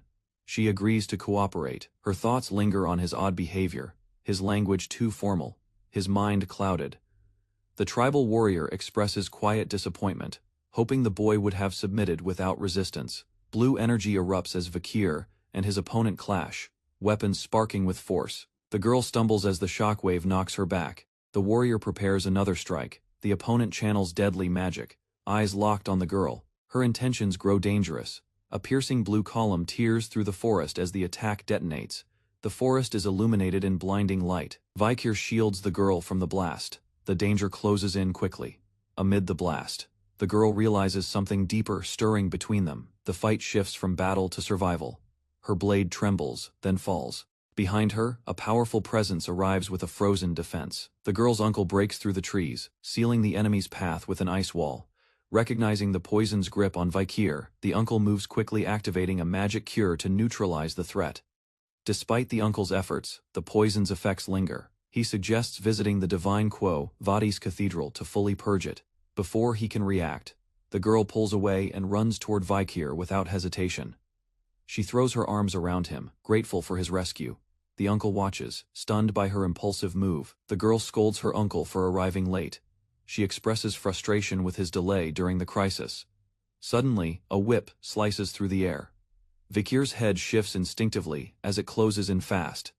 The Balak warrior is surprised. Vikir doesn't retreat. Instead, he holds firm, unnervingly strong for his age. Vikir prepares to counter, but a strange urgency fills the air. He senses something worse, approaching. A red, ominous energy surges. A monstrous aura awakens deep in the forest. The Balak warrior halts. His face twists in alarm. He realizes too late, they've triggered something dangerous. Vikir's arm pulses violently. His hidden Beelzebub ability reacts, warning of a powerful entity nearing. As the energy grows stronger, his instincts scream danger. He turns toward the tree line. The Balak warrior murmurs the name in fear. Madame Eight Legs has arrived. A massive pillar erupts from the earth, coated in glowing purple energy. Everyone stares in shock. Warriors tremble, recognizing the dark signature. Their worst fear is now reality. The madam is here. Even Vikir and the girl are awed. Before them stands the impossible, a towering dark spire, signaling her arrival. A towering black pillar releases streams of dark energy into the sky, splitting into multiple tendrils. The tendrils crash down violently, cracking the earth and marking the forest in destruction. Vikir, the girl, and her uncle stare in disbelief, sensing an ancient monster hidden within the forest depths. A grotesque figure with glowing eyes emerges, its massive form, unmistakable as Madame Eight Legs. Vikir recognizes her from memory, classified as an S-rank threat, now standing before them. Her shadow looms large as her legs extend outward. The trio braces themselves as her oppressive aura descends. In the midst of a misty forest clearing, a cautious group navigated the eerie silence, stopping as unnatural movements disturbed the air. A woman almost cried out, but a dark-haired man quickly covered her mouth, warning her against making noise. He recalled how sensitive the creature's touch and hearing were, as the ground trembled from the movements of a massive spider-like monster. The man remembered a tale told before his regression, an old legend dismissed as a myth. It was about the Madam with 8 legs, a predator feared for centuries, recorded deep in the Empire's monster archives. Suddenly, the creature lunged forward, releasing a scream that shook the forest. A disaster. Class monster ranked S, capable of devastating a nation. Toxic green fluid rained down, corroding trees as the creature attacked without mercy. The group dove for cover, barely avoiding the acid that scorched the earth where they stood. Nearby, a man screamed as the poison touched him, spreading through his body with searing pain. Another fighter cursed, calling out his companion's recklessness for yelling near the monster. Struggling to control his panic, he admitted their danger and revealed his high status as the shaman's grandson. From a distance, the creature loomed larger, its glowing eyes locking onto the group's location. The Baskervilles and their allies chose to retreat, bolting as one toward the denser parts of the woods. Behind them, the monster gave chase, deciding who to hunt based on their retreat patterns. Though the smaller group scattered separately, the creature targeted the ones who stayed together, its instincts drawn to unity.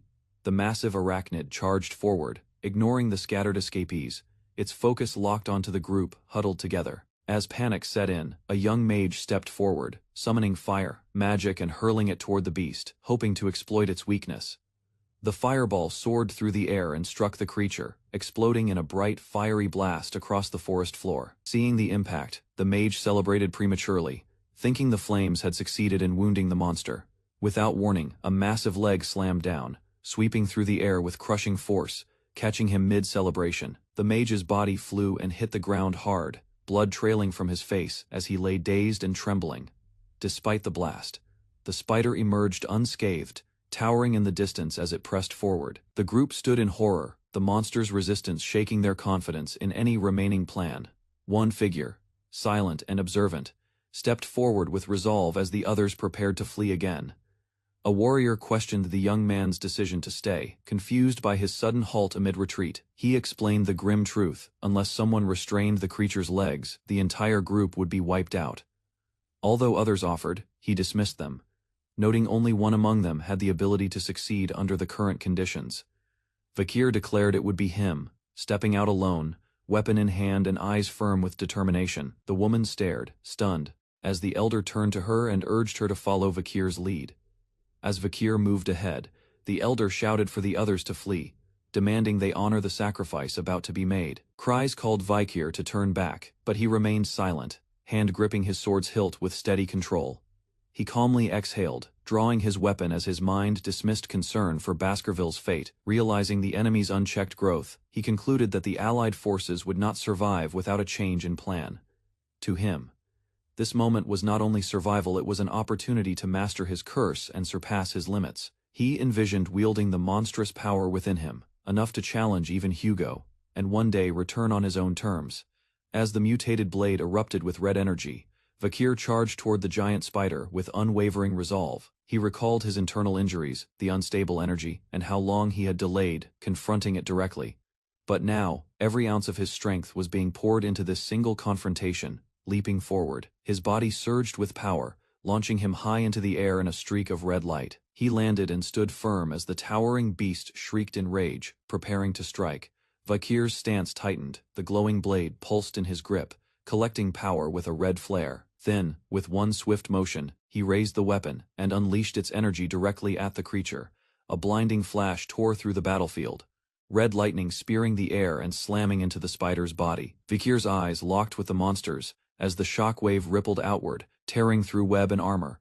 In a final strike he descended from the air, crashing the empowered sword into the beast's core, triggering a violent explosion. A crimson flare ignited at the heart of the battlefield, radiating energy outward. The beam surged skyward, engulfing the treetops and illuminating the dark sky. The group halted in fear, their eyes fixed on the distant blast. The woman turned, eyes wide with disbelief at the eruption. Tears welled as she realized the cost of the strike. Far across the forest, a lone red pillar marked Vakir's sacrifice. Chained and kneeling, the prisoner awaits judgment as guards flank the heavy gate. Silence looms over the cold, moonlit arena. His battered face lifts, bloodied and bruised, eyes barely open. The will to stand flickers behind the pain. Rising slowly, he glares forward. A line of soldiers blocks his path, but his gaze settles on one man, Hugo. Hugo's red eyes narrow. No words pass, but their hatred is clear. The battlefield tightens. The prisoner clenches his fist, tension snapping. He surges forward without hesitation. Soldiers recoil as he cuts through, each step a defiance against his chains. Red light engulfs him. His figure moves like a beast cornered, desperate. Blood spatters the ground. Hugo's image burns into memory. He falls. Death takes him, or so it seems. Light returns. He wakes, bandaged and alive, questioning reality. The explosion lingers in memory. Madame froze, buying him seconds. Pain confirms survival. His body is torn, yet breathing. He touches the rope proof of survival. A trap saved him. Allie's nearby whisper. Hugo thinks he's dead. Exiting the tent, he sees a new place. A second chance begins. In the Balak's camp, he realizes he's surrounded by enemies and cannot escape in his weakened state. Prisoners from Baskerville and more are forced into lines. He recognizes them, old allies, now captives. Guards bark orders, rushing them forward. The threat of wolves keeps them obedient.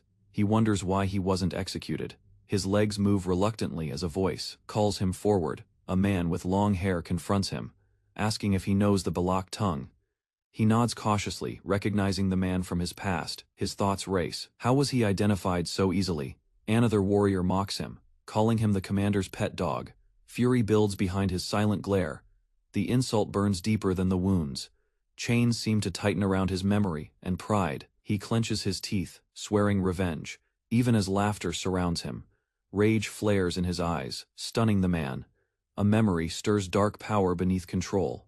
His opponent strikes, knocking him back into the dirt. Beaten but not broken, he's ordered to find his owner at the rope's end, alone. He limps away, repeating the man's face in his mind for future vengeance. The rope stretches endlessly through trees. Confusion deepens with each step. Still following the path, he wonders who awaits him at the end. The rope trail leads into water, stirring confusion. He follows cautiously, unsure of what lies ahead. As he scans the river, he spots movement. A girl with sharp eyes watches from the water. They stare in silence. Her presence is unexpected, yet somehow familiar. She commands him to lie down. Before he reacts, she yanks the rope and flings him aside. He crashes into the ground. Confused, he hears yelling behind him. A group of children are shooed away. She protected him from a careless accident. She thanks him for saving her at a slave auction. He's stunned by the connection. She claims to have saved him twice as repayment. He processes her actions, her sense of debt, her loyalty. She confirms she set the rope trap to pull him to safety. When asked why, she admits he looked important and possibly valuable. Her motives turn transactional. She hints at ransom value. He realizes the danger. If she negotiates with Baskerville, his escape is undone. Internally, panic rises. His freedom hinges on silence. She smiles coldly, declaring he won't return to his party, sealing his fate. She declares him her slave and demands obedience, placing a blade near his neck.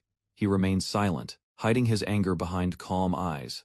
She enjoys his resistance and claims she'll enjoy breaking him. She announces they're leaving and heads out. He follows, confused about their destination.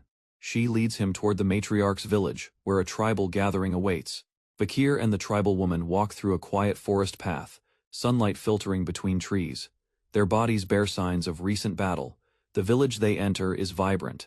Locals rest in hammocks, share food, and laugh freely in open society, where communal living is the norm. She explains the Balak tribe's values, where wealth and space belong to everyone. To Vikir, raised in the imperial world, they approach a large, ornately designed hut, the home of the tribe's matriarch, standing as a symbol of tradition and leadership. Upon entering, she greets her mother with calm familiarity, but the elder's sharp eyes fixate on Vikir with noticeable interest.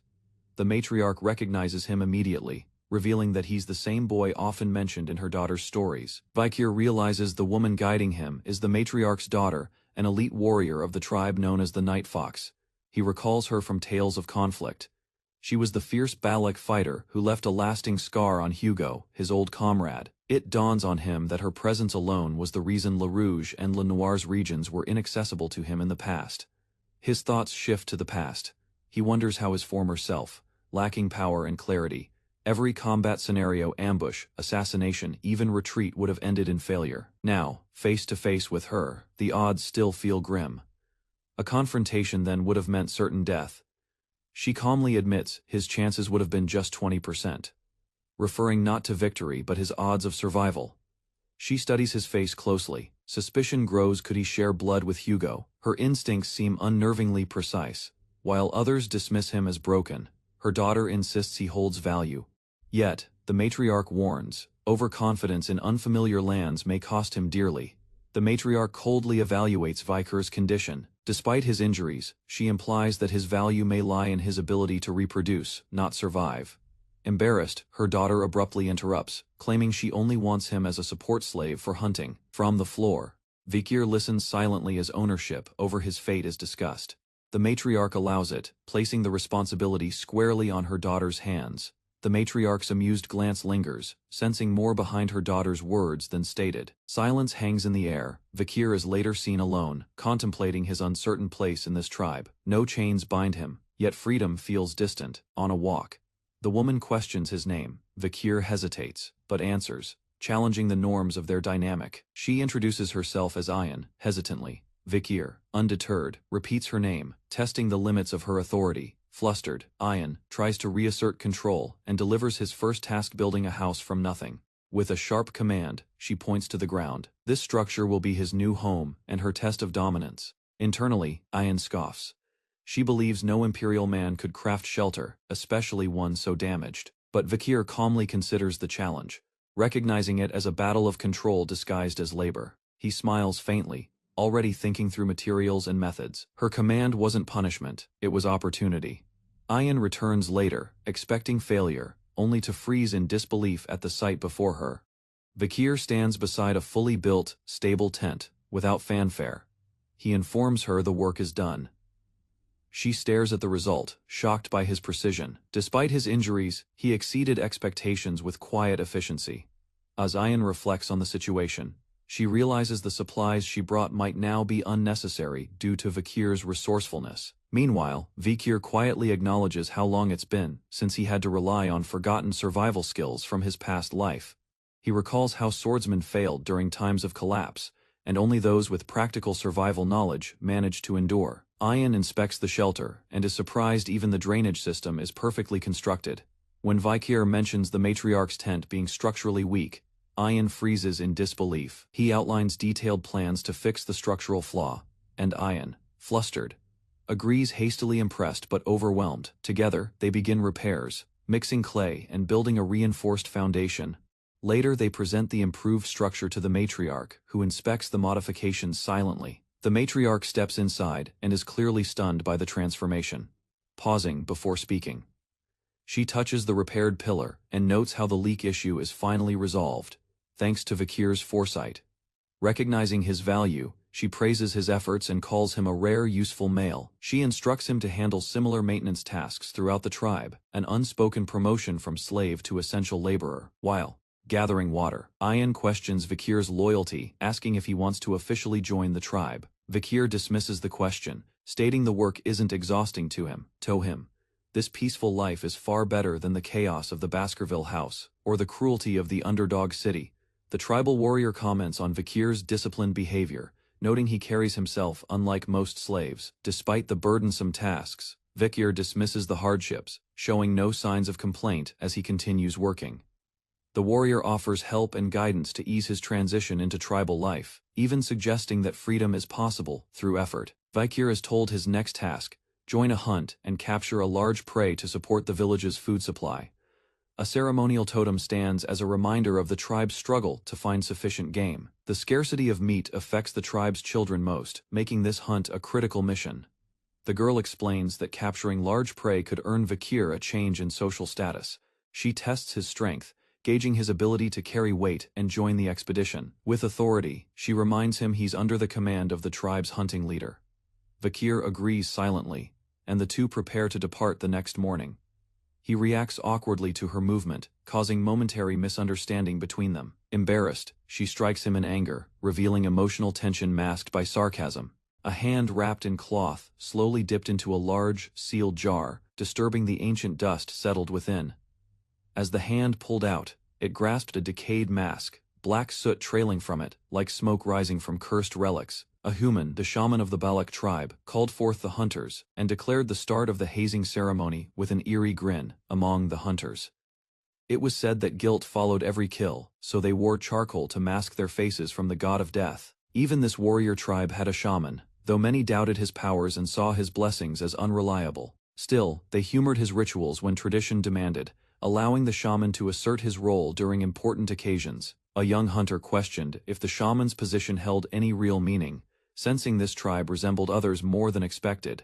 An elf scoffed, revealing tension between himself and the shaman before another hunter tossed a collar to their newest member. The collar symbolized readiness, both a protection from prey and a mark of belonging to the tribe's hunting ranks. The newcomer hesitated, but accepted the collar, deciding it was easier to adapt than resist the tribe's customs. Nearby, a large white wolf observed quietly, its golden eyes fixed on the hunters, like a silent judge. Mounting the beast, the young hunter chose to ride alone, assuring others he could manage without help. He led the way out, confident, but the woman behind him doubted his stability and warned him to hold on. Moments later, he tumbled to the ground, his body still too weak for sudden motion. Looking up, dazed, he caught sight of someone leaning over him, their expression unreadable. While the wolf stood watch, Ahun remained on the ground as Ayan approached, her name called by multiple voices in quick succession. A hunter with tattoos mocked Ayan, claiming she was being careless with her slave, and declaring his intent to join the elite hunters. He proclaimed he would uphold his grandfather's honor and mocked Ayan for jeopardizing their tribe's legacy through her choices. Ahun rose, his expression sharp, catching everyone's attention with a sudden movement that disrupted the air. He swiftly landed a blow, knocking one of the hunters down without warning or hesitation. Another hunter questioned the violence, but the attacker dismissed it, calling the injured one unfit for hunting. Ian smirked, suggesting the hunter check his own waistband, implying he had been robbed without realizing it. The shocked reaction confirmed her claim his weapons were missing. Ahun calmly advised him to hold his weapons as tightly as he would. His lover, the remark biting and deliberate, the humiliated hunter shouted back, claiming his weapons were taken, unable to process the embarrassment. Furious, he lunged at Ahun, but the attack was quickly stopped by Ayan's sudden intervention. She reminded him sharply that Ahun was her property, and not his to punish freely. He screamed about honor, enraged that a slave dared to insult a warrior, but Ayan held her ground, accusing her of favoritism.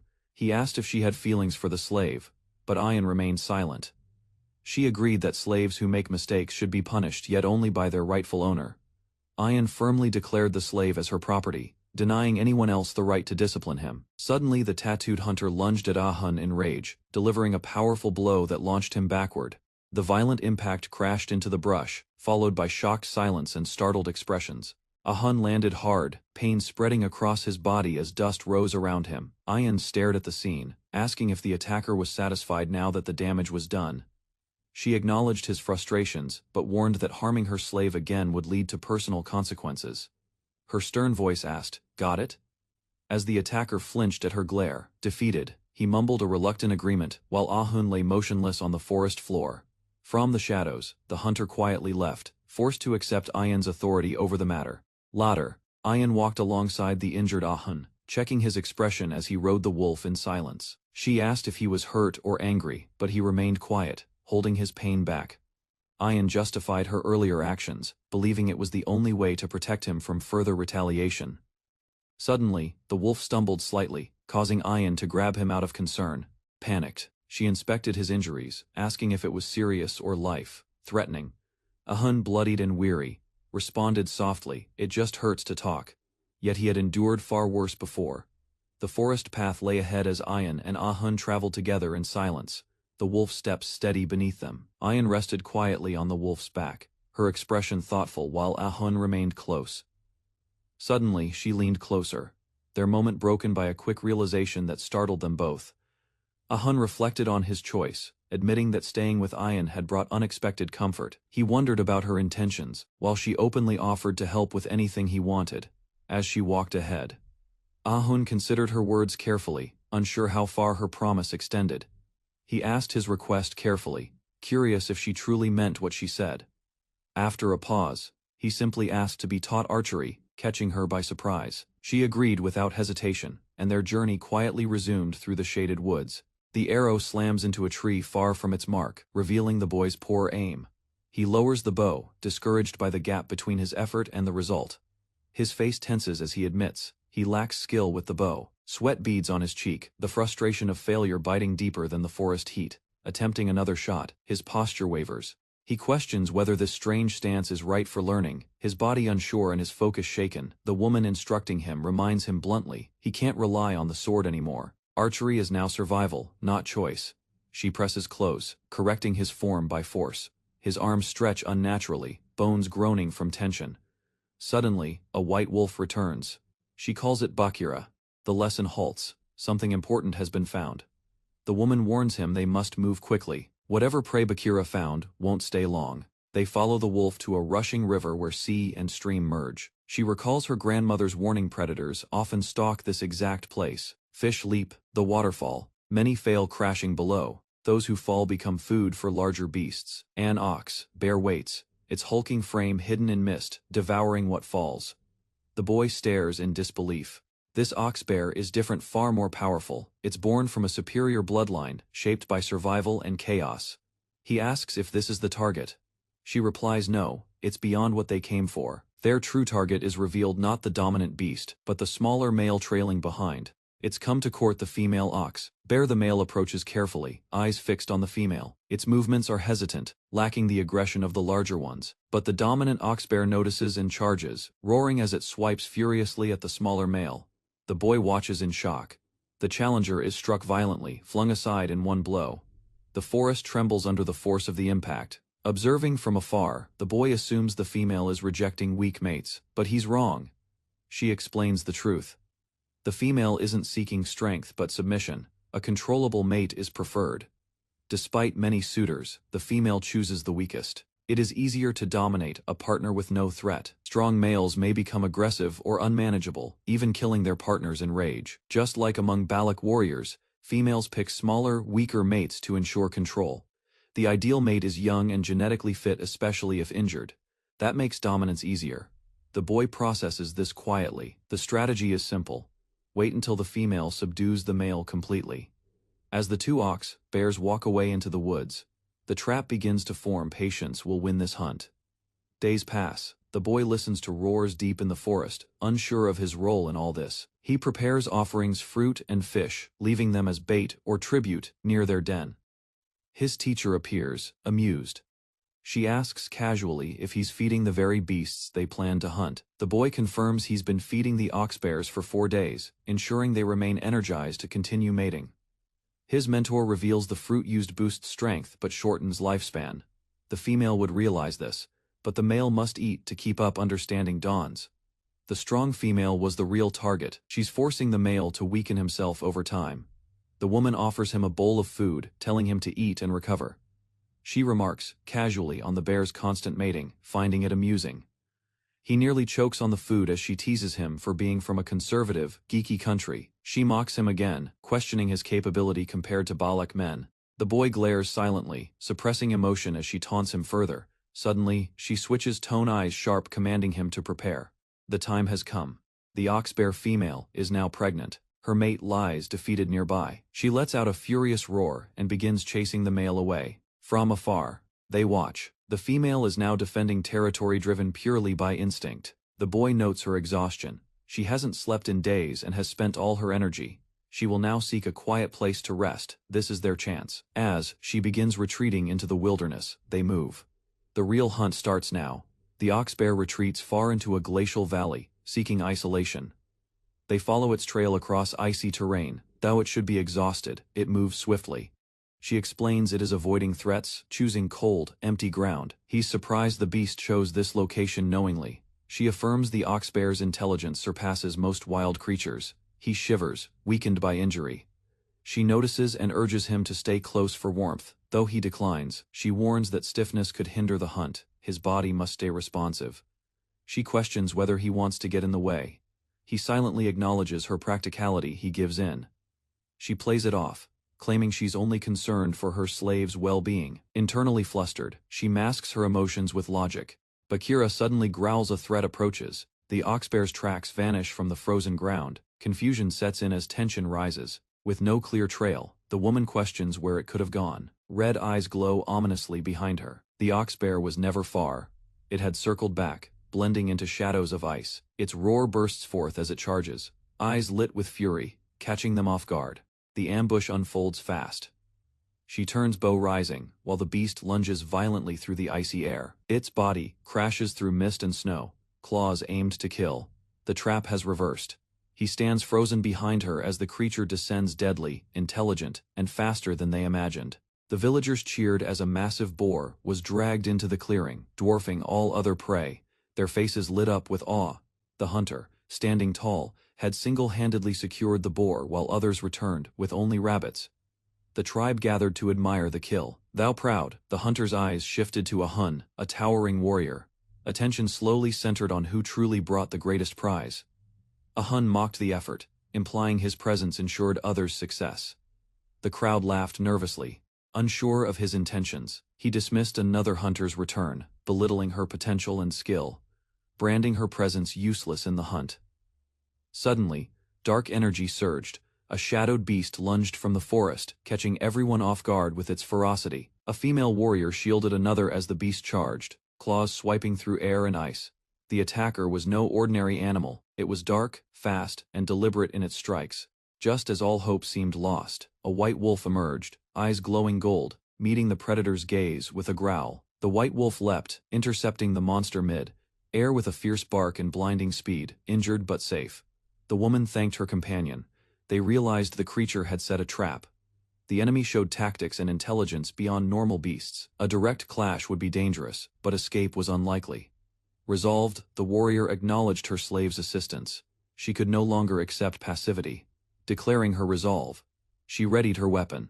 The battle ahead would define her dignity. Her slave, aware of her struggle, watched quietly, though silent. He remained ready to act when the moment came. The ox bear charged forward, unfazed by the glowing wolf. The rider stood steady, drawing her bow, preparing a precise shot. Energy spiraled as the arrow took form. The hunter, balanced atop her wolf, focused on the charging beast's path, declaring vengeance for the insult before her slave. She loosed her attack with unwavering intent. The ox bear darted behind a massive boulder, but the hunter's gaze stayed locked, confident it wouldn't escape. She explained, calmly, true arrows pierce steel, only if the will behind them demands it.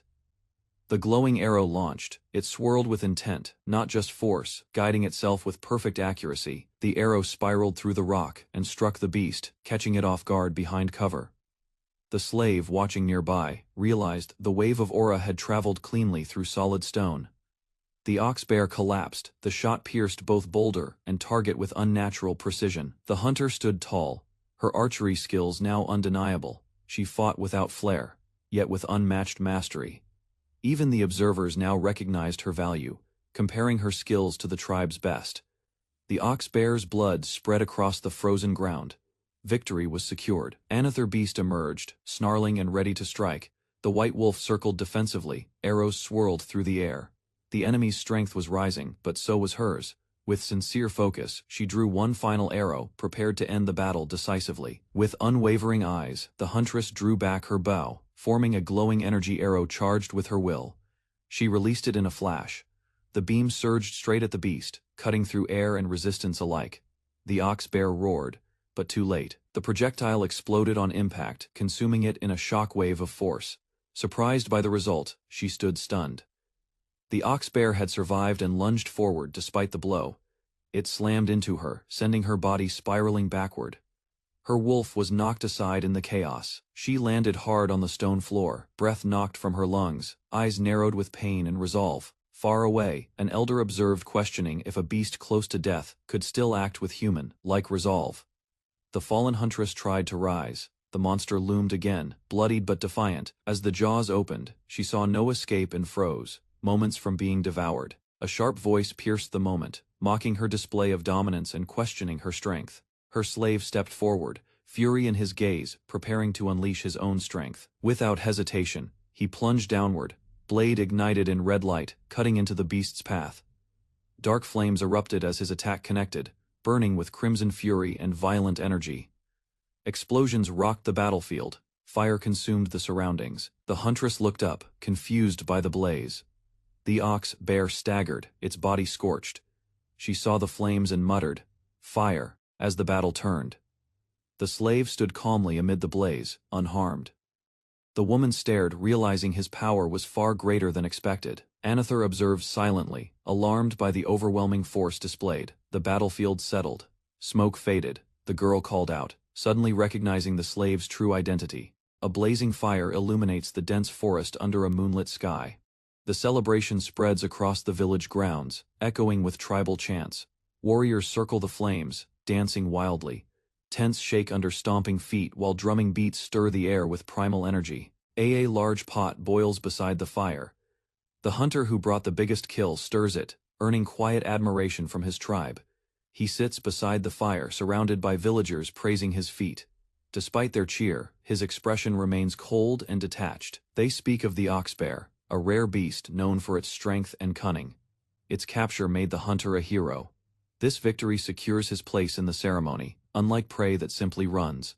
He listens, unmoved, as others celebrate. A meager bowl is placed before him. The system favors honor over food, mocking those without rank. Others laugh as he receives the smallest share, ridiculing his status. Still, he shows no reaction. Tradition dictates the worthy get less meat, but more respect. He accepts his role in silence. He reflects, ignoring the laughter. His true reward wasn't meat, it was power gained from the hunt. Magical markings glow red along his hand. The oxbear's essence activated the second skill slot, with 3 abilities now stored. He considers his next move, pondering how to grow stronger. Thanks to Beelzebub, his body has recovered rapidly. He flexes his hand, feeling the renewed strength. A girl approaches and quietly offers a hidden meat portion. He turns, surprised. She smirks, saying she stole it from the shaman. Her act acknowledges his true value unspoken, but understood. A girl insists the hunter eat a special set of portions meat, blood, and intestines, claiming it is a ritual necessity. She recites tribal logic. Eat the eyes for vision, the heart for courage, and the legs for strength. He stares at the dish, unsure of its contents. Nearby girls mock the offering, accusing her of having ulterior motives, embarrassed. She lashes back, denying their accusations. The hunter silently chews the offering. The texture is strange, and he quietly remarks on its toughness. The girl smiles brightly, satisfied. She believes this act will help him fulfill a duty still unknown. He watches her leave. Inwardly, he questions what more she expects. From his view, the hunt was already done. As morning breaks, the hunter walks toward a cliffside path. The village sleeps behind him. He stops before a massive altar stone. The area is silent, but fresh steam rises nearby. He recalls the girl's warning from the previous night. Her words weigh on him as he approaches. Two women place piles of prime meat atop the altar. One questions the offering amid food shortage.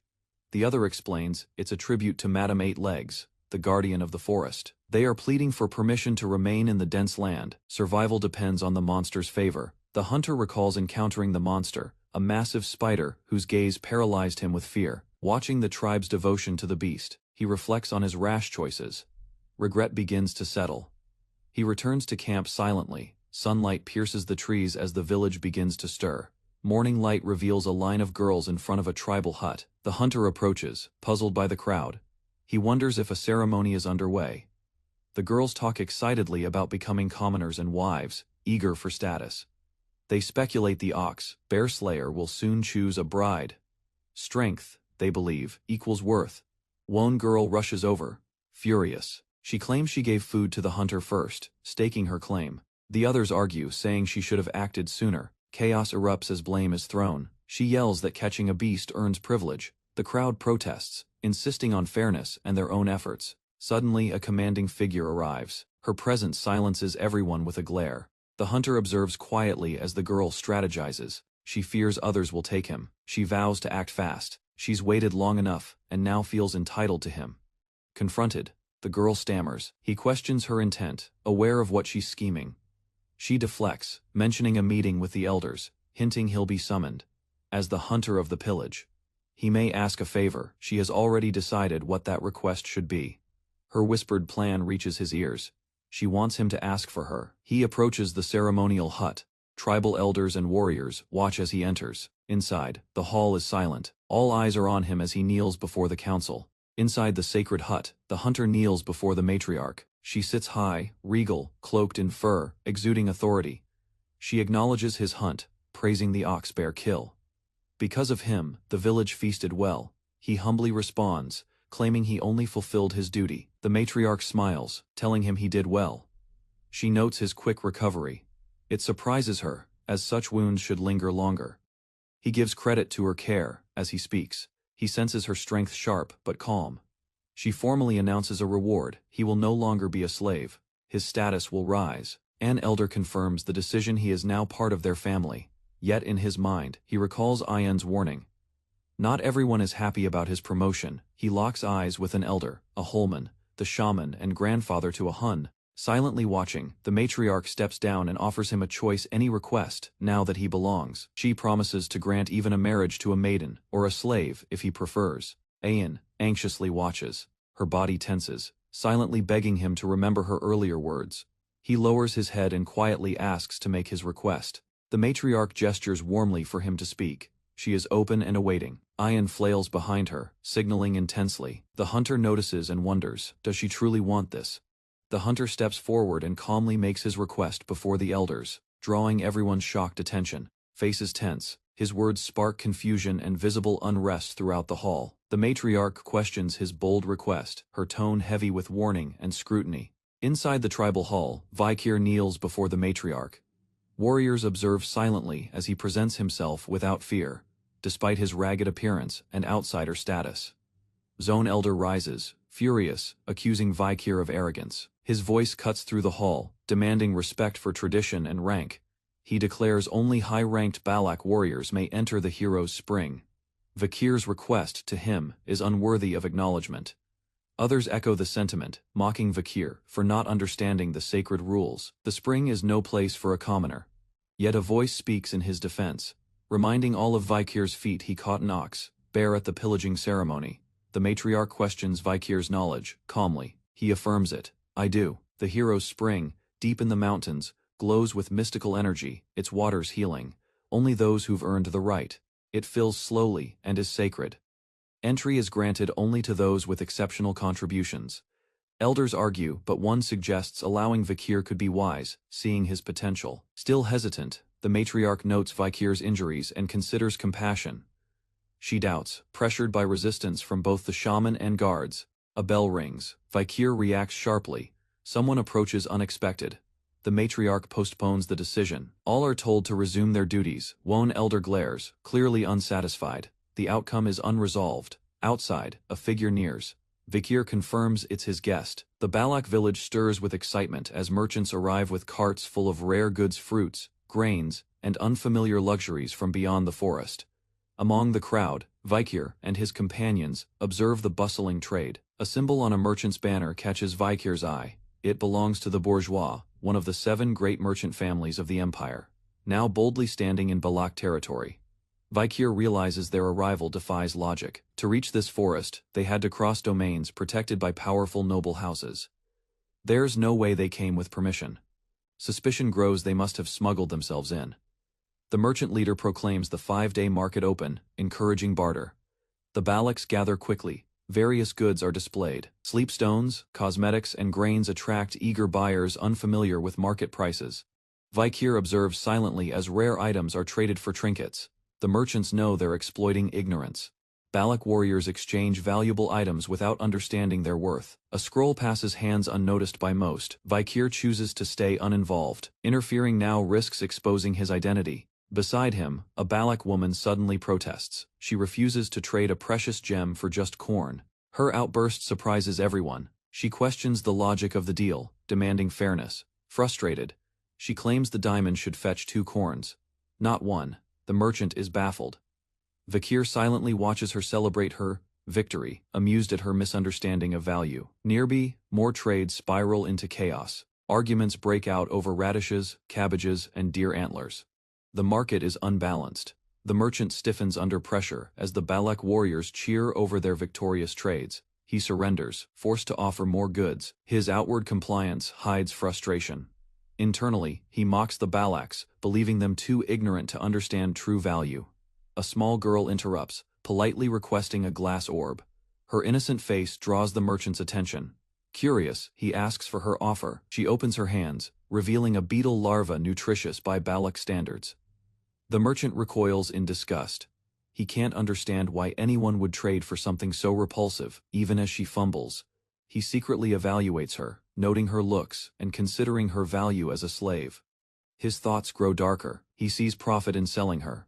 Suddenly, a hand grips her shoulder, stopping everything. Vakir appears behind her, eyes burning. He declares the trade invalid, shielding the girl from harm.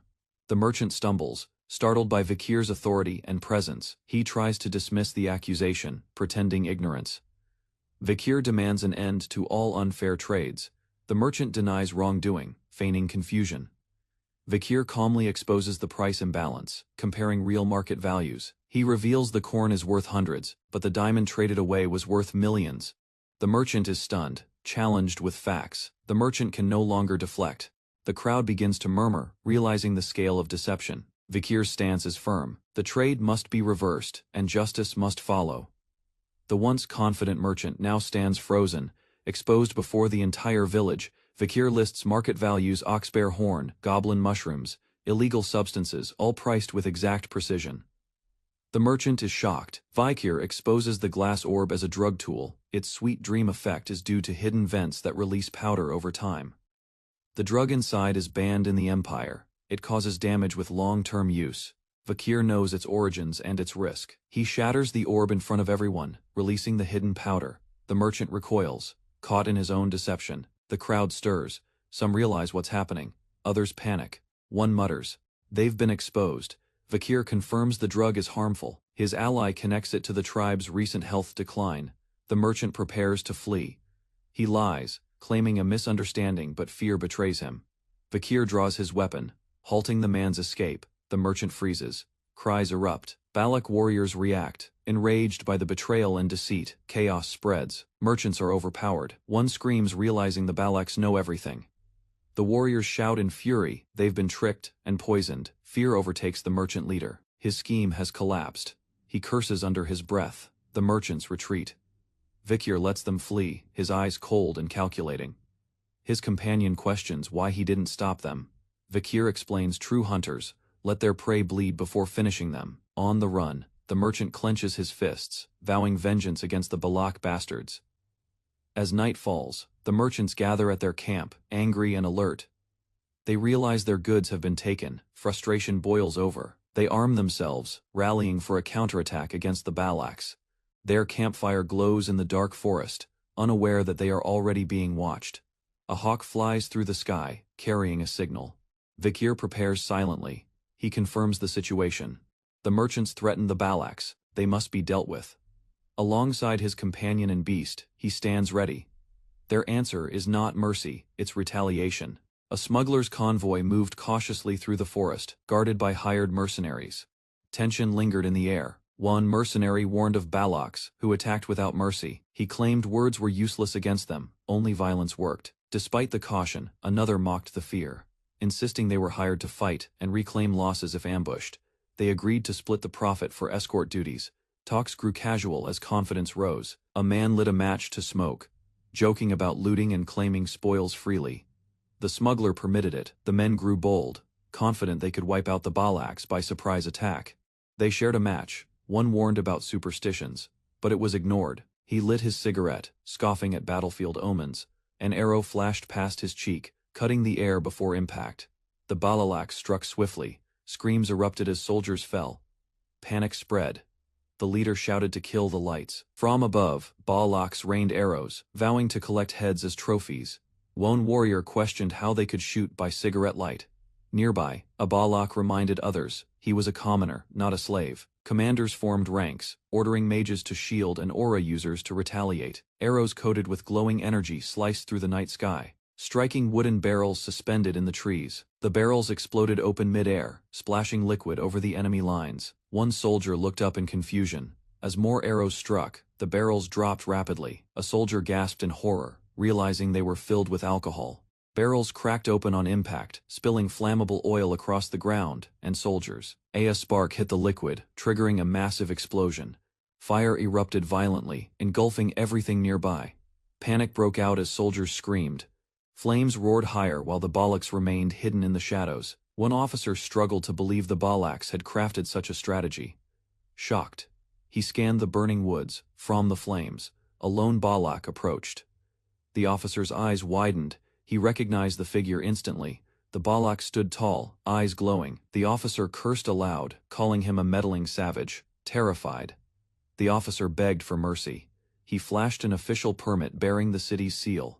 He claimed ties to the Baskerville family, invoking the name Vikir as protection. The figure responded coldly. His tone sharpened as he confirmed the name, then stepped forward. Silent. Vikir smirked under the firelight. He didn't recall granting such permission. The officer stuttered in disbelief, realizing Vikir was not an ally but executioner. With one swift move, Vikir drew his blade. Forgers of the Baskerville seal, he declared, must be executed. As flames spread, one Balak urged Vikir to flee. Calmly, Vikir refused, declaring he was not a slave. The battlefield fell silent. Arrows stopped flying. Soldiers noticed the sudden pause in enemy fire, believing the Balaks were retreating. Enemy forces misread the silence as weakness and rushed forward in pursuit. From the woods, a monstrous figure emerged, its limbs twisted with energy, radiating dark power. The charging soldiers were caught off guard as the creature attacked, unleashing deadly strikes. Watching from afar, Vikir admired the precise timing of the fire and trap, noting the young Balak's growth. Despite the success, Vikir called it a disaster. The monster's awakening was unexpected. A Balak leader granted Vikir permission to enter the hero's spring for his bravery. She praised his strategic mind, while elders acknowledged his strength and wisdom. As night fell, the full moon rose. The matriarch instructed her daughter to escort Vikir to the spring. The younger warriors teased each other as the elders watched silently. An elder blamed Ahaluman's silence for past failures, stating his cursed warnings no longer held meaning. Vikir reflected on the elder's words about curses while walking toward the spring. Moonlight broke through the clouds. Steam rose from the sacred water. He stepped into the spring. With a deep breath, he finally relaxed, letting the warmth calm his body. Vikir soaked silently in the sacred spring as his mana grew purer. His body began to recover from battle. The water healed muscle and bone, confirming the shaman's claims about its potency. Though not as powerful as Baskerville's river, the spring's unrestricted access made it invaluable for his growth. Vikir's thoughts were interrupted when a Balalak girl entered the spring, dismissing any concern over sharing it. She praised a warrior named Adonai, the only one capable of confronting the forest's dark threat. Elders confirmed his legend and urged Vikir, now a recognized Balak, to show him proper respect. The girl teased Vikir, now calling him a comrade, no longer an outsider. Privately, she declared her intent to make him her future husband, resolved. She smiled with confidence, watching Vikir from across the spring. The hot spring rested silently in a secluded forest, glowing beneath the moonlight. Two figures submerged in the water shared a moment of calm after recent tensions. One of them, an elf with sharp eyes, admitted he knew the merchants were exploiting people for profit. He found satisfaction in punishing them. The boy beside him, dripping with water, confessed he would have acted the same. A brief silence followed, before they both chuckled over the exaggerated value of diamonds. The boy guessed that 1 diamond could be traded for 30 ears of corn, shocking the elf. Correcting him, the elf shouted that the number was far higher, his voice echoing off the rocks. Embarrassed, the boy tried to recover, calling the empire's economy strange and blaming illogical pricing systems. The boy calmly said his name didn't matter whether vicar or slave, it was meaningless to him. The elf frowned, stating he disliked ambiguity, wanting things to be clear. He asked himself quietly which name he truly wanted to use for the boy standing before him. Vikir closed the distance, grabbing the elf's arm to assertively break the indecision between them. He reminded him that clarity was important, that vagueness only delayed purpose. Blushing, the elf admitted he didn't want to call him either slave or Vikir. Something more personal lingered on his lips. Before he could speak further, a group of children burst into the spring, shouting joyfully and splashing water everywhere. The elf looked stunned, while the kids addressed both of them with cheerful familiarity, unaware of the serious moment they interrupted. Frustrated, the elf yelled at them for ruining the spring's healing properties, while Vikir silently pondered how he'd just been thrown back into reality. The children teased the elf, challenging his authority and calling him stingy for guarding the spring. Vikir stood quietly behind them, observing the tension. Frustrated, the elf declared that it wasn't his decision, but an order from the matriarch. The children had been instructed to enter the spring. He explained that the spring would heal them from the merchant's drug side effects, but beneath his explanation, suspicion grew. Was this really the matriarch's plan? One of the children shyly stepped forward and thanked Vikir for protecting his sister. The gratitude felt genuine. Another apology followed. The child admitted he had misjudged Vikir until now. Vikir, normally guarded, nodded silently. The moment settled, with no need for more words. A louder voice interrupted the peace, criticizing Vikir's lukewarm response. The elf scowled in irritation, despite the scolding. The elf's inner thoughts softened. He realized how much anger he still carried. He called Vikir's name and congratulated him. Vikir was now officially recognized as a member of their clan. 2 years later, in a different forest, a soldier collapsed under Vikir's strike, groaning in pain. The bystanders watched in awe as Vikir stood silently, stronger than ever. A clenched fist on the ground acknowledged his power. Even his opponents respected his growth. Now 17, Vikir turned away from the training field, leaving behind his challengers. Ignoring their calls for one more match, he declared the sparring session over. As they shouted behind him, Vikir walked into the trees, claiming he was just taking a stroll, but his eyes held deeper purpose. A group of warriors huddled together, speaking in low tones. They whispered how Vikir had grown even more monstrous after recovering, his precision matching even elite commanders. One claimed he could easily hit Ahun's nose and draw blood. But Ahun calmly denied being struck. He clarified the punch never landed. It simply stopped in front of his face, yet the wind pressure alone caused his nose to bleed. Vikir stood alone, fists clenched, exhaling slowly. His strength was no longer uncontrolled, it was honed. He could now perfectly execute a deadly move, the 6th technique. Facing a cliff marked by impact craters, he confirmed his mastery. He had tamed the 6th fang, although he hadn't reached the 10th technique. Achieving the 6th at 17 was already impressive. He activated a glowing red artifact, its energy pulsed in sync with his body. With 6 mana circles awakened, he was now eligible to graduate at a high rank. Looking out across the trees, Vikir reflected that 2 years had passed in the deep forest. He wondered if his time with the Balax was nearing its end. A familiar white wolf appeared near a butterfly. Vikir reached toward his cloak, sensing something coming. Tracking a giant forest snake, Vikir crouched near the ground as Ayan identified the trail. She noted the size enough to feed the village for days, and smiled casually. But Vikir remained serious. Sensing her distraction, she flinched, caught off guard, and quickly denied her wandering thoughts.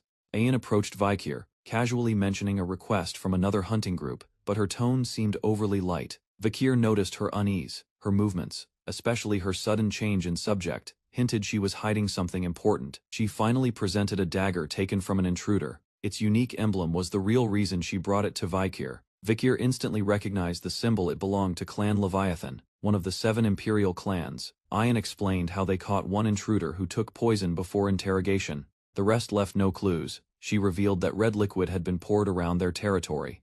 The only trace left behind was the dagger. Vikir questioned her abrupt concern. Ayan hesitated, then asked if he ever thought of returning home. She insisted she wanted honest answers, uninterested in deception. With quiet tension, she urged him to tell the truth, revealing deeper concerns. Vikir admitted there had been another visitor from the Empire, someone likely targeting him directly. Ayan's expression turned serious. Her suspicions had been right all along. Far away, a red-haired woman walked silently through the forest. Her presence marked a shift in Vikir's fate. News of a mysterious woman entering the deep forest startled the young warrior. The elders had long forbidden outsiders from crossing into their territory. His eyes widened at the realization this stranger wasn't just passing through, she had come with a purpose. He now understood she had been looking for him. A figure with flowing crimson hair walked with confidence, confirming she was the one drawing attention deep into the wild. Her presence carried intent. Tension hung in the air. The question came, would he leave with her? The boy hesitated, caught between duty and a truth he could no longer avoid. Doubt clouded his thoughts. Was betrayal in hiding the truth? Could he stop what was about to unfold by invoking ancient rules? But resolve returned, facing the question head on. He gave his answer. He would not return. The decision was final. His declaration left her speechless. She'd waited for this moment, but never expected it to come so suddenly. She asked again, uncertain. But he confirmed with a nod. Even the wolf by his side seemed to understand the choice made. His thoughts turned serious. The Empire had lost track of him. That ignorance gave him an advantage for now. He calculated his next move. Hiding his power would be key before returning to face Hugo, unnoticed. A flash of red-haired memory surfaced. Camus Morgue, the woman he had once saved. Was this visit part of a deeper scheme? The alliance between her clan and Baskerville had strengthened. It all tied back to his supposed death. His disappearance had shifted political power, yet uncertainty stirred. What was truly happening beyond the forest? The answers lay outside. Suddenly, movement broke the calm. A creature surged from the river, erupting through the silence. 2 startled youths watched as the beast landed before them. Trouble had arrived uninvited. The strange creature, a lungfish, thrashed on the ground, gasping as it expelled water from its gills. The villagers gathered, noting its rare emergence from the river. Its appearance signaled the coming of the rainy season, longer and harsher than usual. One of them paused. His eyes caught something embedded in the fish's body, a foreign object, a spear. Curiosity turned to alertness. They rushed forward and discovered something unusual inside the fish's stomach, a skeleton, twisted and decorated in tribal garb. By the clothes they identified him as a Lococo scout. He had likely been dead for some time. Yet the lungfish had mistaken him for fresh prey. The warrior suspected something darker. The man's corpse looked unnaturally frail, as if starvation had plagued him long before death arrived. Doubt crept in. Why would a weak scout be alone? Hunting, the thought unsettled him. As the sun dipped beyond the mountains, he concluded something dire had happened. He would head deeper to find answers, but, as he stepped forward, a stench overwhelmed them. His companion reeled back in shock. A horrifying sight awaited them, a massacre. Bodies of Lococo warriors lay scattered, their tents torn, their blood fresh. He muttered in disbelief. All the warriors appeared dead. Something had annihilated them without mercy. There was no fire or signal in the distance, just silence. Whatever happened, it was fast and decisive. They pushed forward to the village. Hanging bones at the entrance marked a warning or ritual, long since abandoned. Night had fallen, casting eerie shadows over the silent village. Not a soul moved. He noted the overgrown weeds. No one had tended the place in days. Something had driven them all away or killed them. The woman searched the village ruins, wondering if the Lococo tribe had abandoned the area. The silence was unsettling. Suddenly, a swarm of insects buzzed past her ears, unsettling her further. A foul smell clung to the air. Inside a dark tent, a corpse lay crumpled in the shadows. Vikir joined her. Another body had been found nearby. As he examined the remains, memories stirred. The red spots on the skin matched symptoms he once read about. He recalled the Red Death, a lethal disease from before his regression. It had wiped out entire races, beastmen and humans alike. Ayen panicked, calling it a curse. Vikir remained calm. This was no divine punishment, but a fast-spreading infection. He explained it wasn't highly contagious. She demanded answers. Was it really not a curse? He told her bluntly that if it meant death, then so be it. She wasn't ready for that answer. He concluded that most of the tribe had likely fled, leaving only the infected behind. He would investigate further. Left behind, Ayen sighed in frustration, feeling dismissed by his lack of empathy. As she turned, something strange caught her eye, a movement in the dark between huts. Then came a sharp scream that pierced the night. Vikir looked up immediately, already expecting trouble. He rushed to find her on the ground, pointing in fear. She shouted about a cursed child hiding nearby. She insisted they flee before it was too late. Her voice trembled with panic. Vikir remained composed. If she needed to escape, he would follow soon. But his eyes stayed fixed on the figure in the shadows. Ayen collapsed from leg cramps, unable to continue. Vikir moved ahead alone, approaching the small child now visible in the shadows. The girl didn't flee. Instead, she stood quietly before him, eyes filled with sadness, not fear. Observing her closely, Vikir realized she wasn't Lococo. Her age and posture suggested she had recently buried someone. He asked her identity. She hesitated, then gave her role once a kitchen maid, a slave of the Lococo tribe. When asked her name, she replied, Pomerian. That single word triggered Vikir's suspicion. The name wasn't tribal, it was imperial, a child of noble descent, taken or hidden.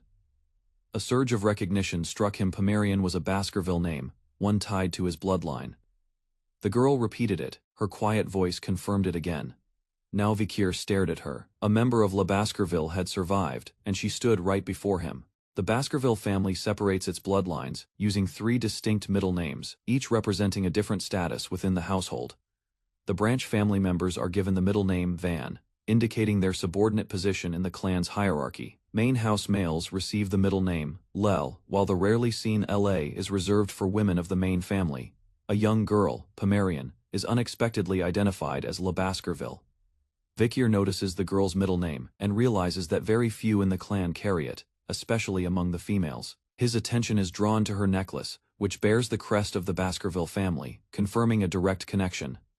Vikir reaches out to inspect the emblem, recognizing it as an official clan symbol, typically not carried by outsiders or illegitimate members. He opens the necklace to examine its contents, discovering a locket with an embedded family photograph. The picture reveals Hugo Le Baskerville, with 2 women, one older, one younger, posing as a family. Vikir reacts with alarm upon realizing the man in the photo is Hugo, suggesting the girl may be his direct descendant.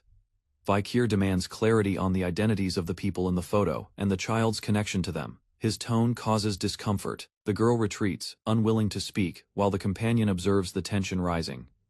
Understanding the reaction he triggered, Vikir reflects on his own behavior and reminds himself that the child is not to blame. Vikir reassesses his approach and calmly repeats his question about the people in the image. The child finally answers, pointing to each figure and naming them as her mother, grandmother, and grandfather. Vikir is taken aback. The revelation confirms the child's lineage, suggesting she is a legitimate member of the main Baskerville bloodline. Vikir listens as the butler recalls a different version of the clan head's past one, filled with kindness and warmth.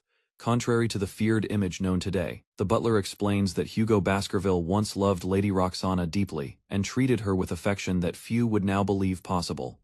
Although Lady Roxana passed away from illness, it was not her death that changed the clan head's nature, but something more devastating. The real turning point came when Lady Penelope, daughter of Roxana and Hugo, was abducted by barbarians, severing the only blood tie he cherished. Driven by despair, Hugo requested a transfer to the frontier, determined to recover his daughter despite overwhelming odds. Though he sent numerous elite forces to search the barbarian lands, no trace of Penelope was ever found, leaving him with unresolved grief. As years passed with no confirmation of Penelope's fate, Hugo fell into emotional collapse, unable to bear the uncertainty. He turned his pain into fury, devoting himself to eradicating barbarians and monsters with relentless brutality. But now, a child stands before them, proof that Penelope may have survived, and that Hugo's bloodline has continued through her. Pomerian, daughter of Penelope, and granddaughter of Roxana, is revealed to be a direct descendant of Hugo Baskerville. This connection raises difficult questions. If Hugo discovered this girl, raised among barbarians, how would he react given his current hatred? Moved by her presence, Valkyr gently acknowledges her hardship and offers to take her with him, seeing her as innocent in this history. As she compares herself to Valkyr, the girl points out their similar red eyes and black hair traits shared by those of Baskerville descent. She tries to understand the relation, and her words hint that she sees Valkyr as someone possibly close to her family line.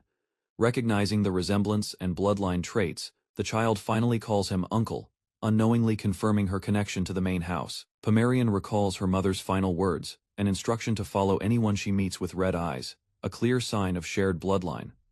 Her mother, weakened and coughing, had left that message in hopes of securing a future for her daughter among kin.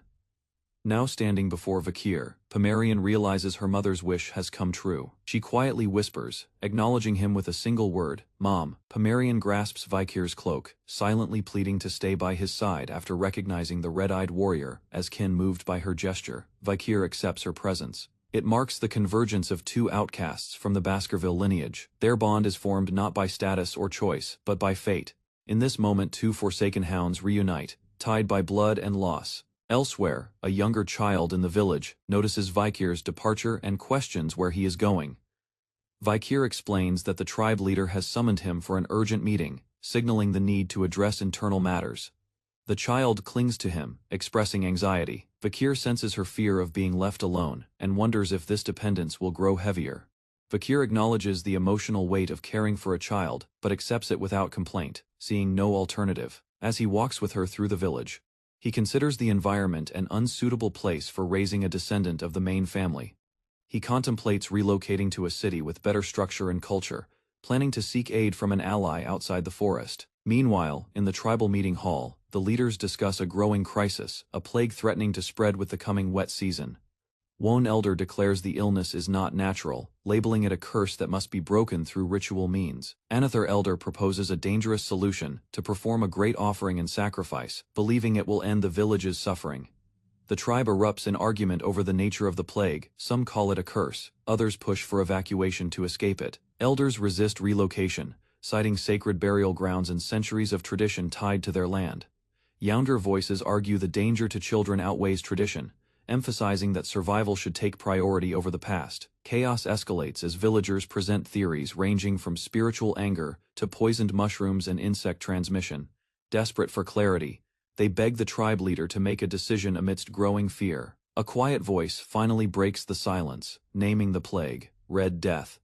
Shocking those who recognize the term, Red Death is recalled as a plague that once devastated the empire, spreading rapidly and killing countless victims. It was only halted by extreme measures, walls of fire, and divine intervention by a scientist with immense power. However, the cure never reached the barbarian territories, leaving many to die, forgotten by the empire's protection. The plague's past turned the Baskerville clan into executioners, wiping out infected villages without mercy. One man's hatred was strengthened by the losses, influencing generations of violent legacy. Now, in the present, a survivor quietly claims to know a way to stop the Red Death, choosing action over destruction. A goblin infected with Red Death trembled violently, bound by ropes and suspended in the air. Its convulsions signaled the onset of the disease's final stage. Without resistance, its body was dropped harshly into the shallow water below. A loud splash erupted, startling the watching crowd. From the branch above, the rope hung loosely.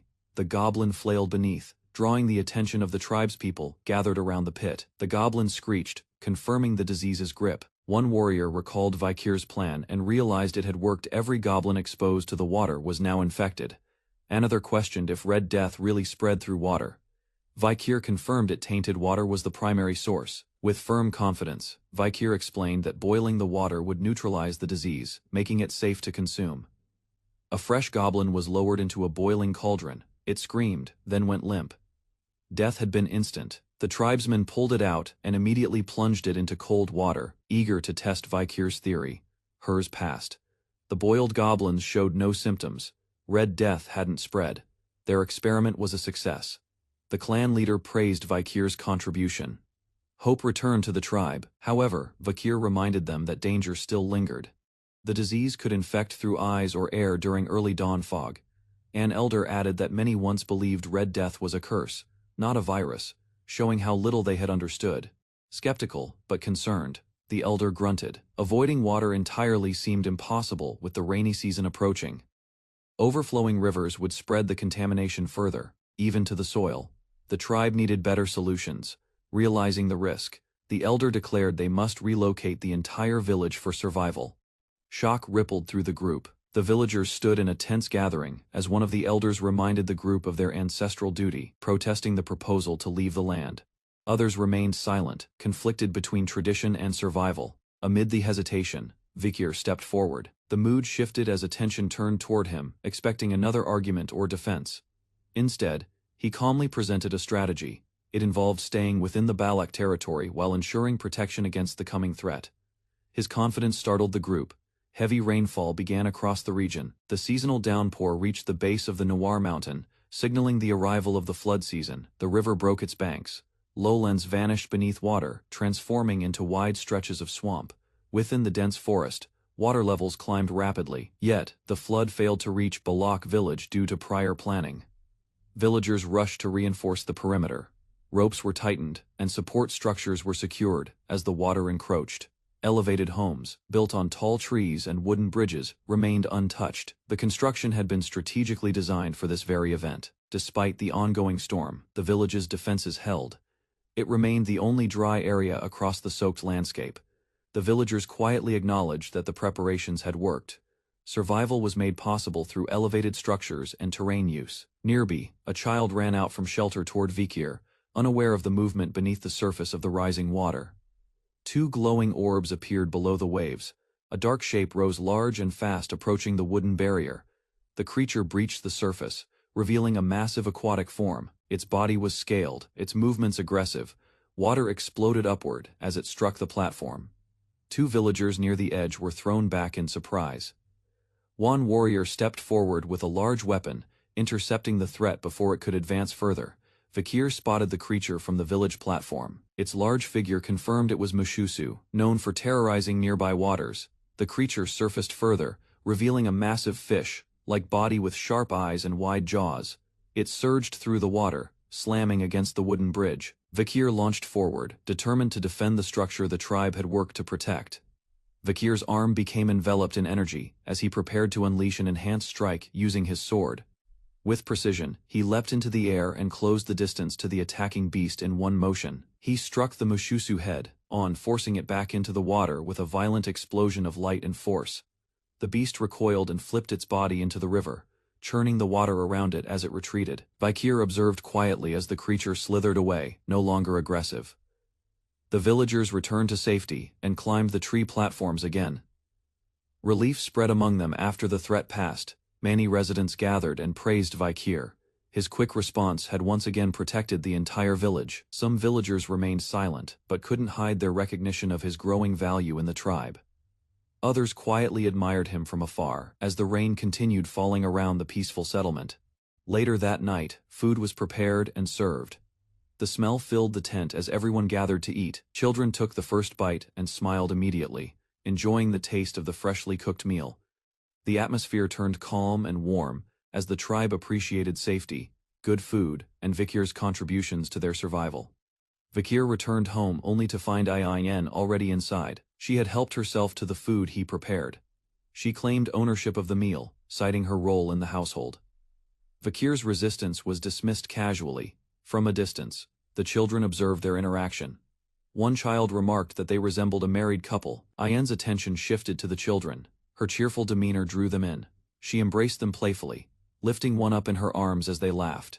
Vakir silently watched their closeness, surprised at how quickly their bond had formed. Rain fell outside as a shadow appeared at the tent entrance. A drenched figure entered. Ayan asked the purpose of the visit while holding the child. A Hun stood there, breathing heavily, calling for Vakir's attention. A Hun spoke with urgency, appealing to Vakir's past deeds of saving the village. He revealed a young girl lying unconscious, her breathing shallow. Tears in his eyes, a Hun begged Vakir to save his younger sister. Rain poured over a secluded hut in the swamp, its wooden roof glowing with dim candlelight. The night felt heavy. Inside, Ahul lay unconscious, her breathing strained and skin pale. Beads of sweat rolled down her face, signaling deep fever. 3 villagers gathered, tense. One confirmed she had entered the swamp yesterday while collecting wood, likely exposed to something dangerous. A woman defended Ahul's character, emphasizing her kindness. The others looked to Vakir, unsure of what steps to take. The door swung open. An old man entered with scorn, criticizing Ahul's disobedience and blaming her condition on her recklessness. He condemned her for ignoring his warnings, attributing her illness to divine punishment, not chance. Frustration escalated. A young man shouted, rejecting the elder's harsh words as unnecessary and cruel. The elder raged louder, accusing Ahul's family of disgrace and declaring the illness proof of ancestral wrath. He insisted on a ritual, declaring it the only cure, dismissing modern solutions as betrayal to their name. A calmer voice proposed seeking permission from the matriarch for alternative treatment. The elder left in disapproval. Another reminded Vakir of a way to treat her. Vakir gave instructions without hesitation, focused and clear. He ordered Ahun to disinfect Ahul's surroundings and burn charcoal to cleanse the air around her.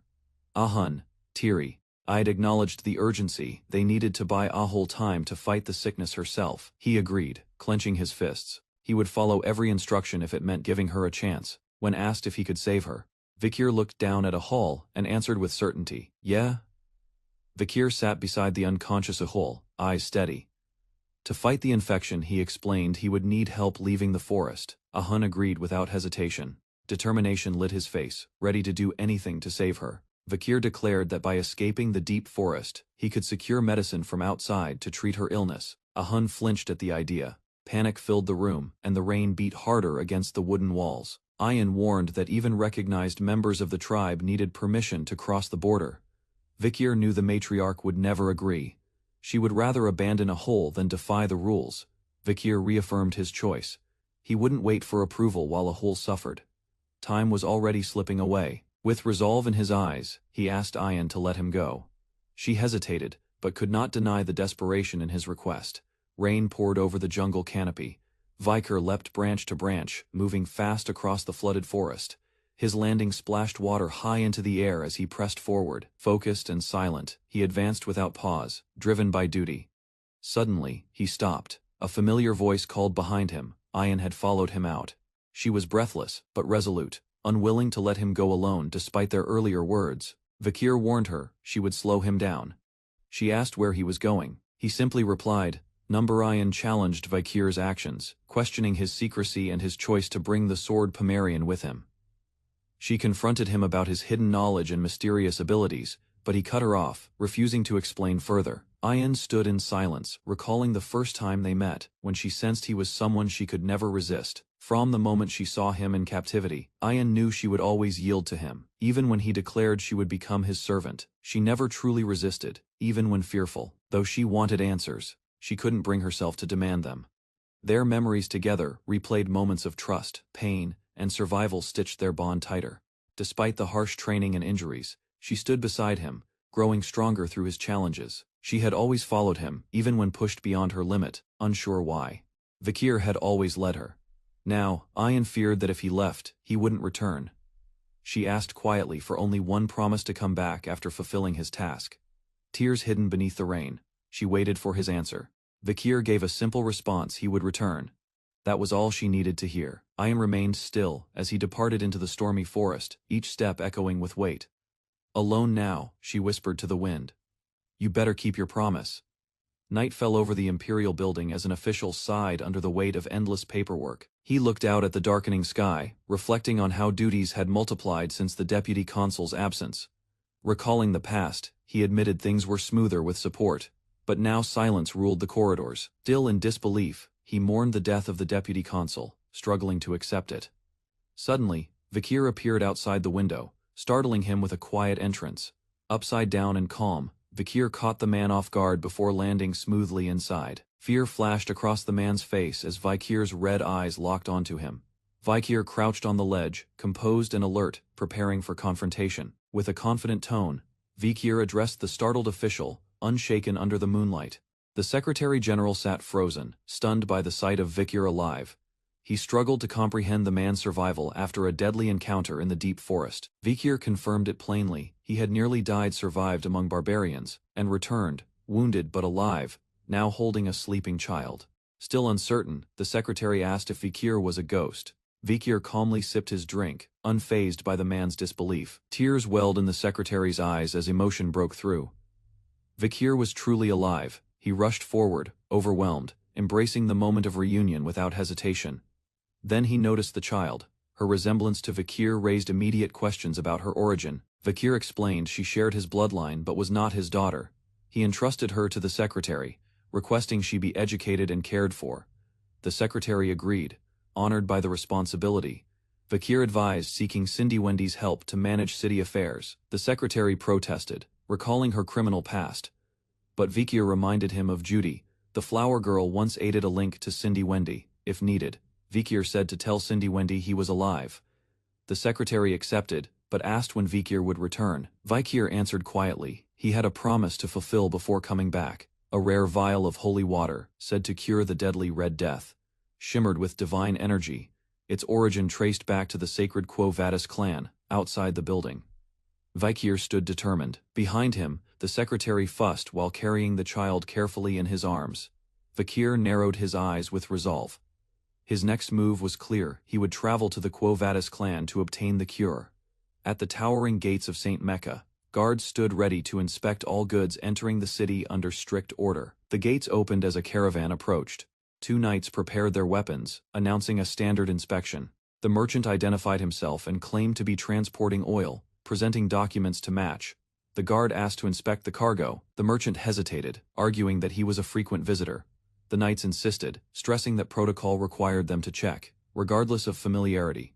1 barrel was chosen at random.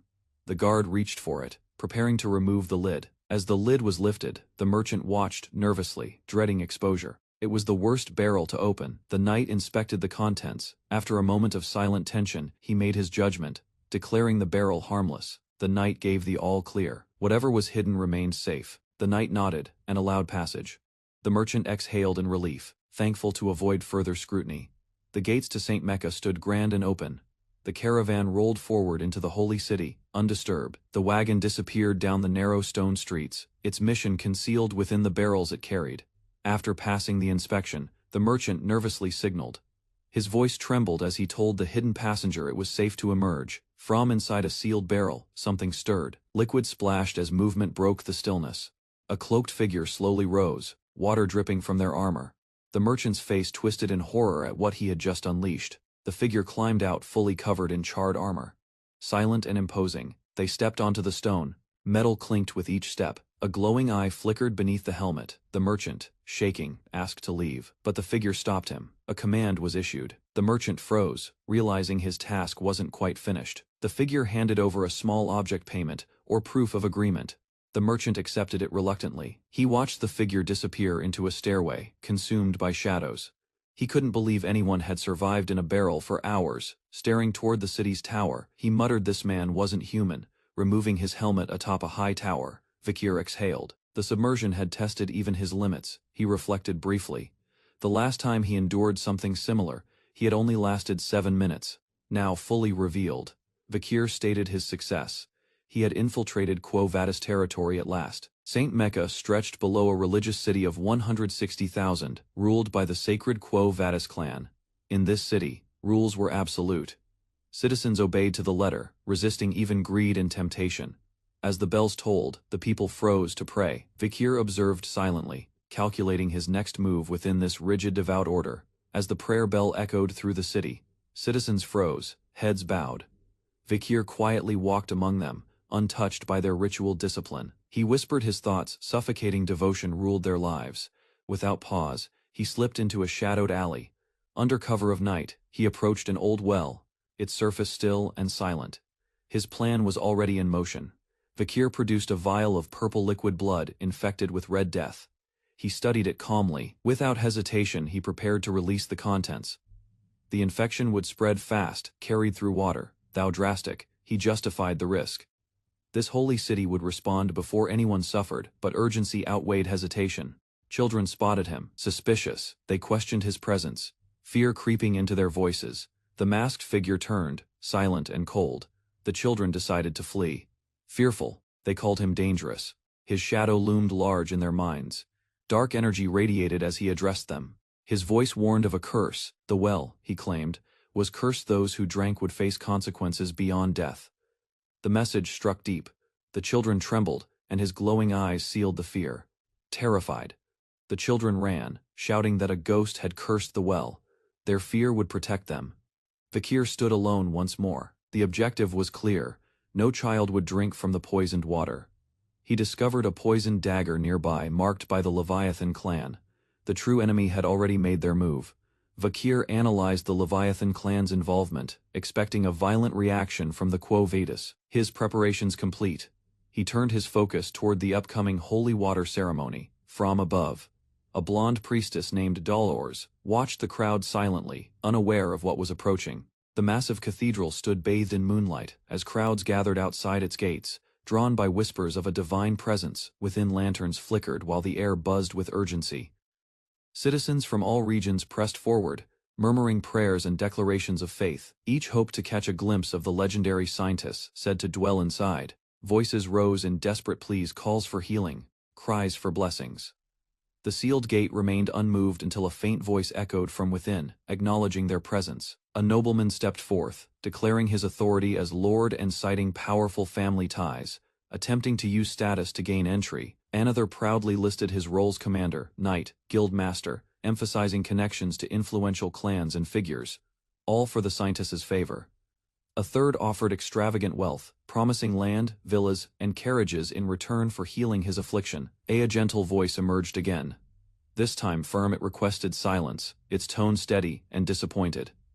The scientist questioned whether status or riches justified disturbing sacred grounds so late in the night. Denied. The crowd slowly turned away in shame, retreating into the shadows of the quiet city. Among them, a cloaked figure remained. His single eye gleamed beneath his hood as memories returned. He remembered the scientist, not as a secluded idol, but as a battlefield healer, drenched in blood yet never wavering. Unlike others, he sought no reward. He questioned what drove him here, what force compelled him to return. The man stepped forward into the moonlit space before the gate, whispering a solemn truth. He dropped to his knees, not as a noble or warrior, but as someone lost and broken.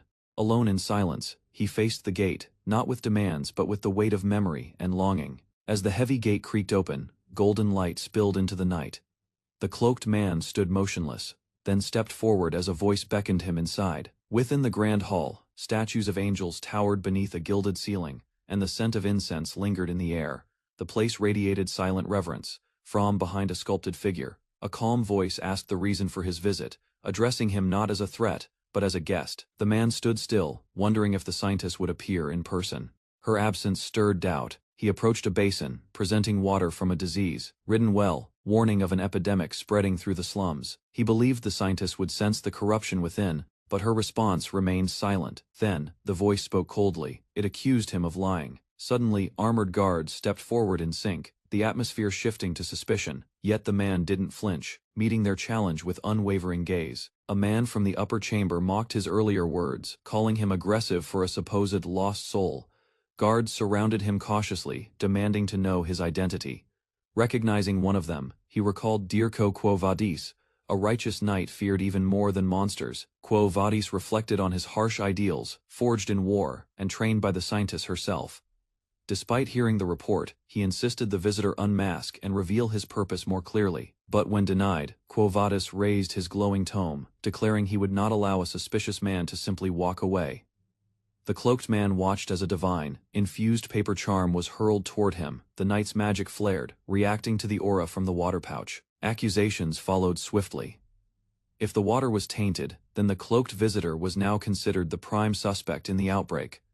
The man questioned the logic. Why would the guilty come forward? But even he began doubting himself under the knight's sharp reasoning. Without warning, the knight lunged with surging light energy, declaring judgment would follow after capture. Blades of divine force filled the air as the cloaked man dodged at high speed, calculating risks in silence. He couldn't use aura recklessly, not here, not where his identity could be exposed as a Baskerville.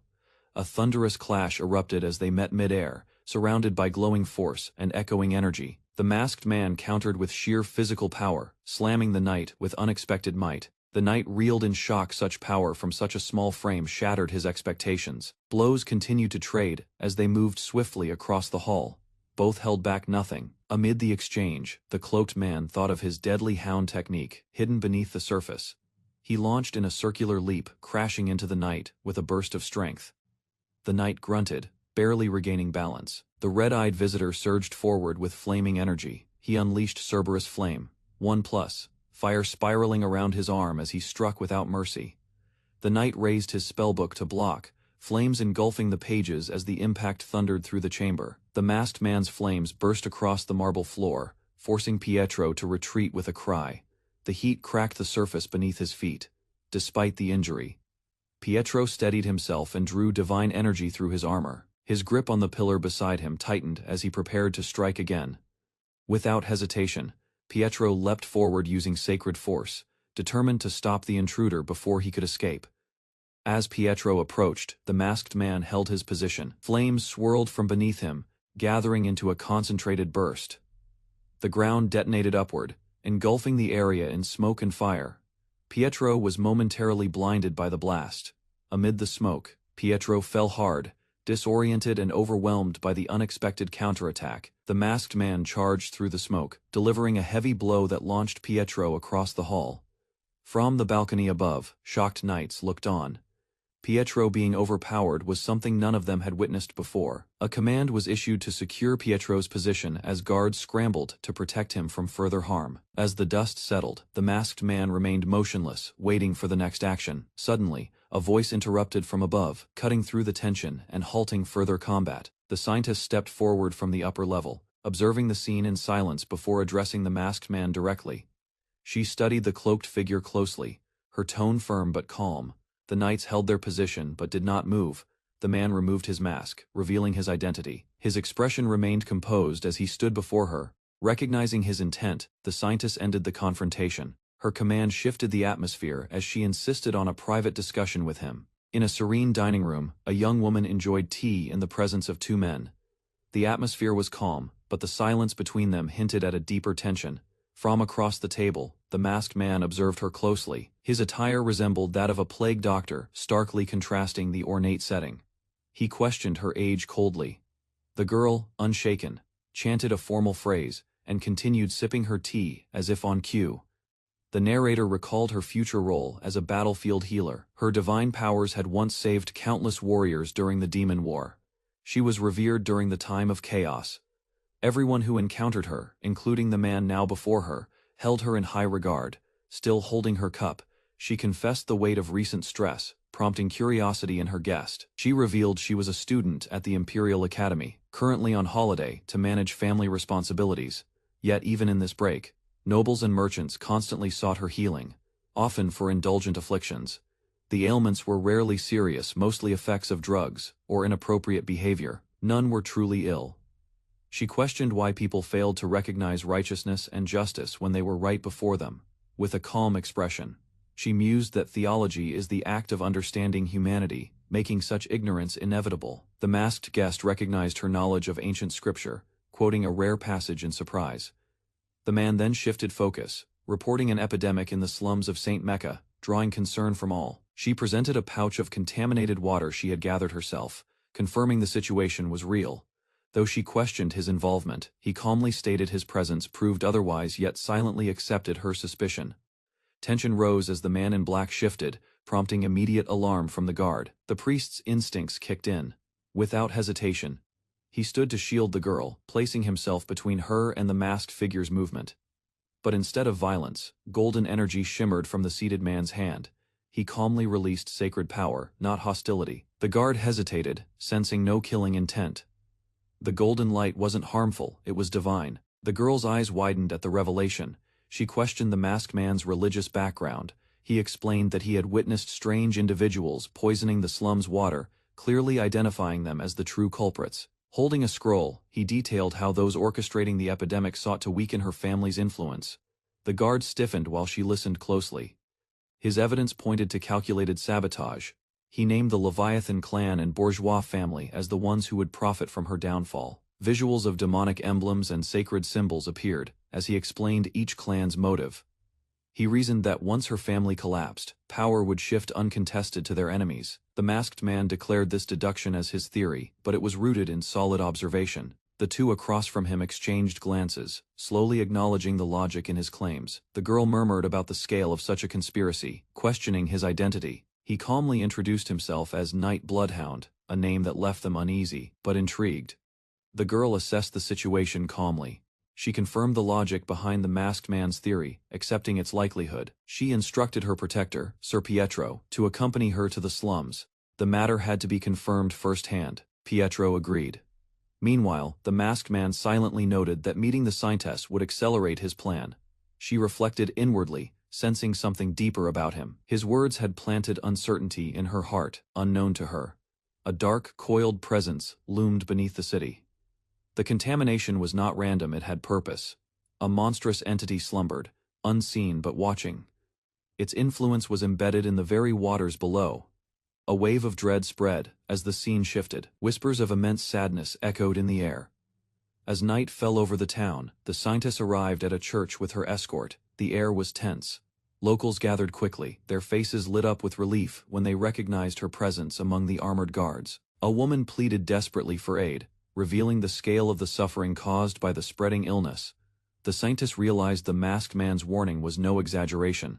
The crisis was already underway. He offered no excuse. He simply apologized, admitting his lack of time had put innocents at risk. Inside, 6 civilians lined the floor, groaning in pain. Thankfully, there were no children among them. The masked man silently hoped the earlier warning he gave the children had kept them safe. Moved by compassion, the scientist knelt and comforted the sick, vowing to heal them through divine power. The scientist closed her eyes and lowered her head, invoking divine power through silent prayer and repentance. As her tears fell, radiant light gathered from above, forming a glowing sphere of concentrated healing energy. The energy expanded, engulfing the room and touching every person within, bursting upward and illuminating the entire church. A man who was sweating and near collapse began to calm down, his breathing stabilizing under the healing light. His pain visibly faded, his body relaxing as health returned. Those watching gasped in disbelief and awe. The sisters whispered in amazement, their faith renewed as they witnessed divine intervention before their eyes. The crowd confirmed multiple people had been healed at once, overwhelmed by gratitude. The masked man observed silently, while the boy recognized the miracle's true potential. Determined, he vowed to bring this holy power to the suffering deep within the forest. Late at night, the scientist sits alone in a quiet room, illuminated only by a flickering candle. Her eyes are fixed on a worn-out map, her expression heavy with concern. Leaning forward, she studies the map closely, tracing lines and marks that pinpoint slum locations. Her divine healing offers only temporary relief to the sick. She realizes the source of the outbreak lies deeper. A contaminated well hidden in the slums is likely spreading disease among the poor. She glances at a map on the wall, piecing together clues about the infection's spread and possible water sources. Her vision shifts to a memory of the infected well. Its corrupted energy pulses in her mind. It has poisoned the community for too long. To break the cycle, she prepares a divine purification ritual. A golden aura surrounds her, fueled by sacred power, targeting the well's core. Lightheadedness strikes. Her body tenses. She gasps, kneeling. She clutches her head, breath shallow. Her healing efforts have drained her strength. Whispering anemia, she questions whether divine overuse has weakened her again. Despite the exhaustion, she pushes herself to her feet, determination flickering in her eyes. Opening the door, she steps outside. A soft voice announces her arrival to those waiting. Locals cheer and rush to support her, inspired by her presence. Soldiers and villagers rally together. One man expresses disbelief that someone of her nobility would serve in such filth. Others brag about bringing wagon loads of relief, yet their shallow pride taints the gesture. Still they vow to follow her, though misguided. Their loyalty might prove useful in the trials ahead. The noblemen, satisfied with their public display, boast that their charitable intent was clearly delivered. Their pride shields them from true understanding. The scientist gently acknowledges the knight's readiness. With a soft smile, she entrusts the next task to him, her grace leaving the men speechless. The men blush and swoon at her presence, their earlier arrogance replaced by awe. Outside, tents stand ready for what lies ahead. But as they step into the slums, the stench overwhelms them. Their faces twist in revulsion. This is no place for vanity. Inside, the smell worsens. One noble laments stepping on trash, worried more for his shoes than the suffering around him. The scientist walks ahead calmly as the nobles complain behind her, demanding priests and space, while fearing disease more than death. She expected this. Their discomfort was inevitable, in a place where empathy matters more than riches. Looking around at the ailing, she reflects. They never needed charity, only compassion, real love, and sincere aid. Her resolve hardens. This zone is worse than the rest, and the critical patients are all gathered here for her to face. She steps forward, radiating light, apologizing internally for not arriving sooner to share their burden. Golden light spreads beneath her feet, symbolizing her power and presence. She has returned to serve with purpose. With determination in her eyes, she prepares to act nearby. A shout calls for more saline, urgency filling the room. Ancient's body shows deep black sores. Even the priest is stunned. No divine power should be able to cure this. The scientist watches, shocked. How long had someone else been treating these patients alone without rest?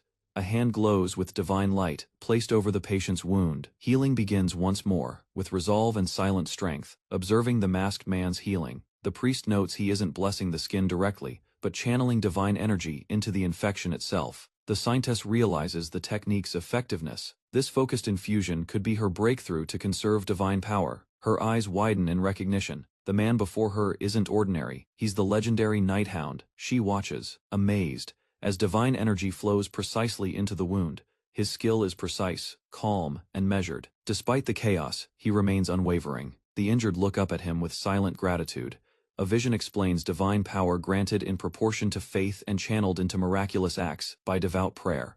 The amount of power one receives hinges on their devotion. 1 unit of faith can spark 1 miracle. 10 units bring 10 miracles. But this man knows how to multiply those effects with skill. He reveals mastery producing 10 miracles with just 1 unit, a feat of divine efficiency. Flashbacks reveal clerics in past crises who changed miracle equations through prayer and timing. Even when divine energy was limited, they preserved it with absolute focus, maximizing impact. This phenomenon, called advanced divine power, turned desperation into disciplined miracle. Work as battles with monsters grew. Even non-clerics used divine power through righteous acts. The Night Hound, bearing karma from past battles, channels divine light through sacred grounds. Nearby, a child screams beside her unconscious mother, desperation filling the air once again.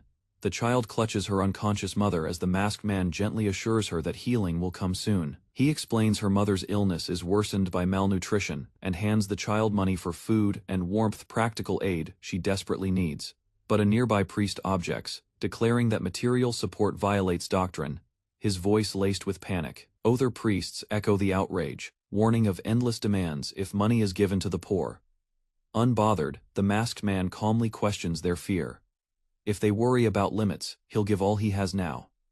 He kneels beside another patient, quietly offering gold, disregarding complaints in favor of human dignity. Looking down at the woman, he silently acknowledges her pain. Words escape him, only guilt remains. He whispers, "I'm sorry," his voice low, heavy with exhaustion and regret.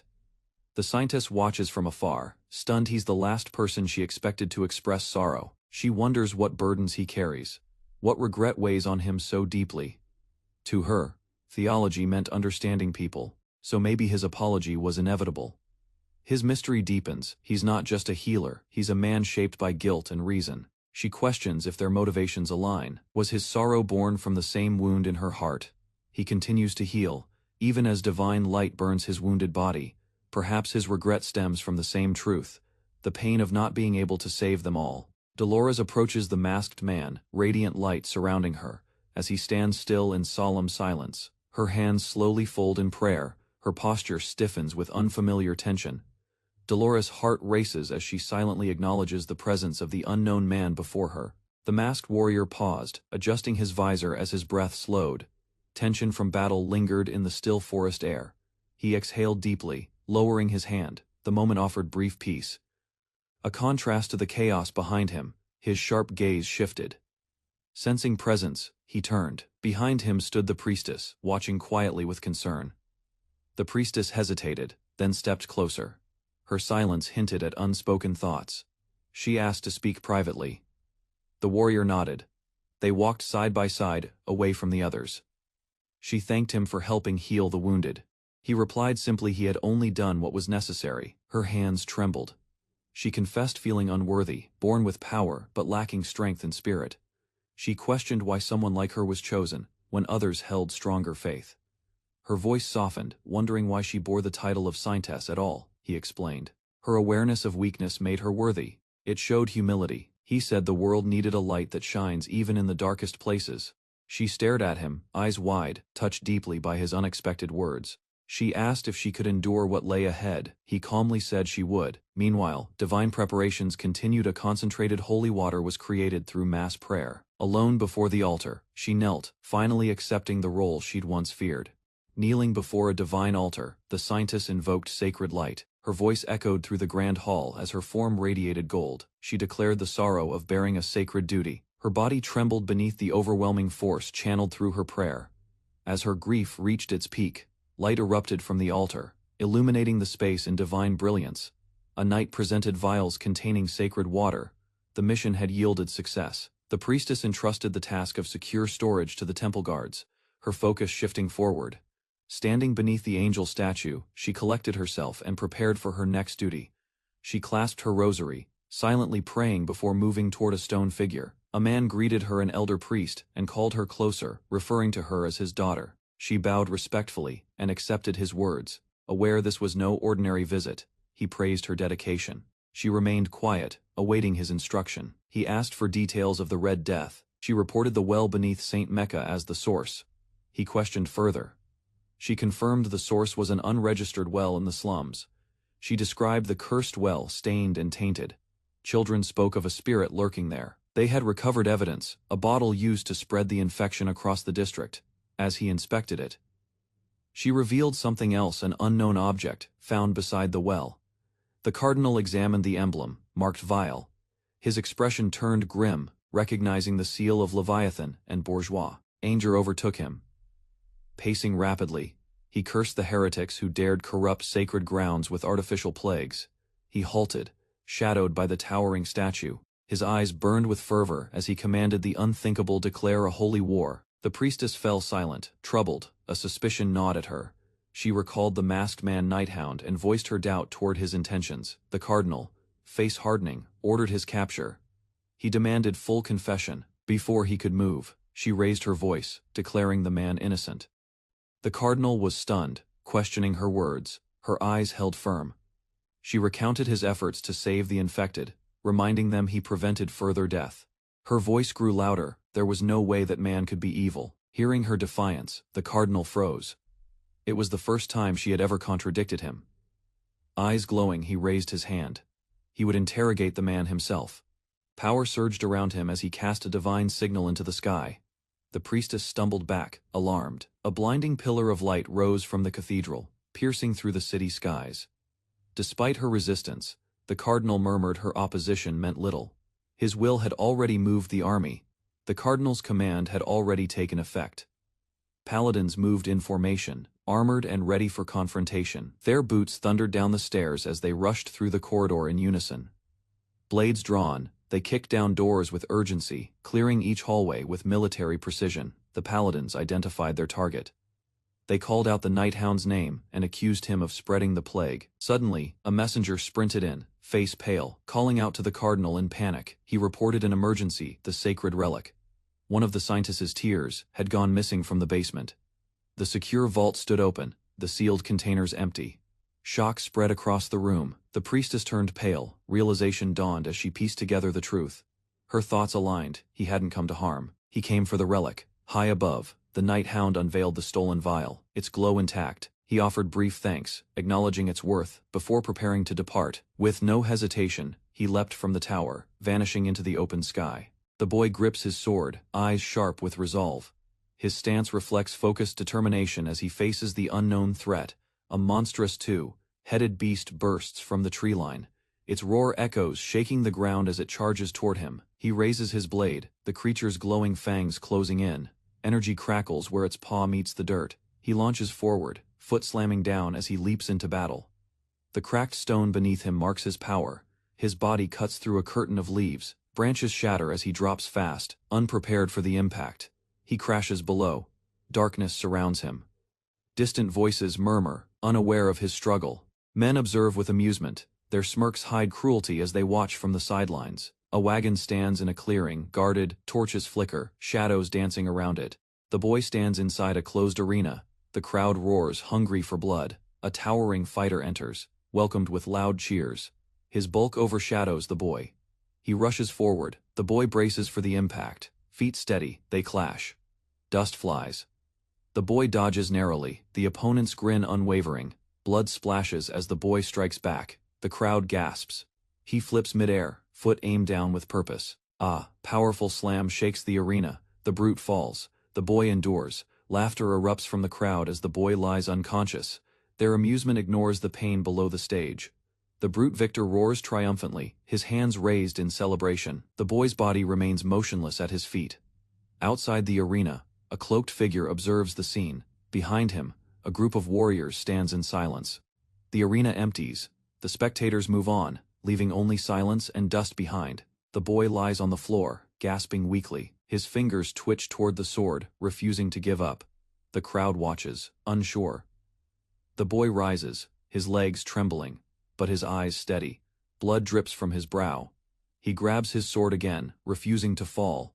A new enemy lunges at him. The boy's arm is caught, pain surging through him. Bars fall from above, caging them both.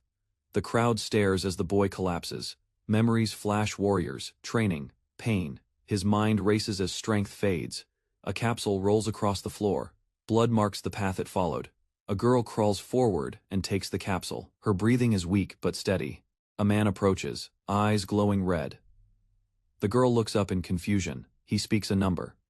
She watches him, unsure of his intent. Ladder. A mother cradles her daughter. Peace replaces fear, if only briefly. The girl sits weakly on the bed, her mother by her side. Her breathing is shallow, pain etched across her face. She speaks of the pain worsening. Her chest burns, her limbs weaken, and her heart feels like it's fading. Fear builds in her words. She suspects the Red Death is inside her. The room feels heavier. Her mother gently cradles her, beginning a strange tale. It speaks of a seed buried long ago by her parents. That seed bloomed into a flower, nurtured by care and love. From it, they once found happiness. But addiction followed. Her father was executed. The truth behind her birth revealed quietly in her mother's regretful tone. Despite the grim past, the mother urges her to keep living. Life's trials, she says, are unpredictable. She holds on to hope. Vikir might return with a cure. The girl listens silently, unsure if she believes. Her doubt shows. In her eyes, Vikir's return seems like a distant memory, yet a voice suddenly cries out, "He's back." The door bursts open. Light pours in as the news spreads. Vikir has returned. Medicine in hand. Tears flow as the mother smiles in relief. She had never given up hope. But the girl rises and runs, her body still trembling. A new resolve pushes her forward. She races barefoot through the grass under moonlight. The pain has faded. Tears mix with night air. Her thoughts are only of Vikir. Before her, Vikir stands alone, silent, waiting, his aura glowing against the threat ahead. Vikir lay collapsed under the canopy, remembering the moment she showed no fear. Her strength ignited something within him. Bruised and torn, he pushed through the pain. The infection spread, but he kept rising with clenched fists. She arrived, fearless, alongside a glowing wolf together. They faced forward without hesitation. The warriors turned in surprise as Vikir approached. No longer weak, his presence silenced them. The girl ran and embraced him, disbelief and joy on her face.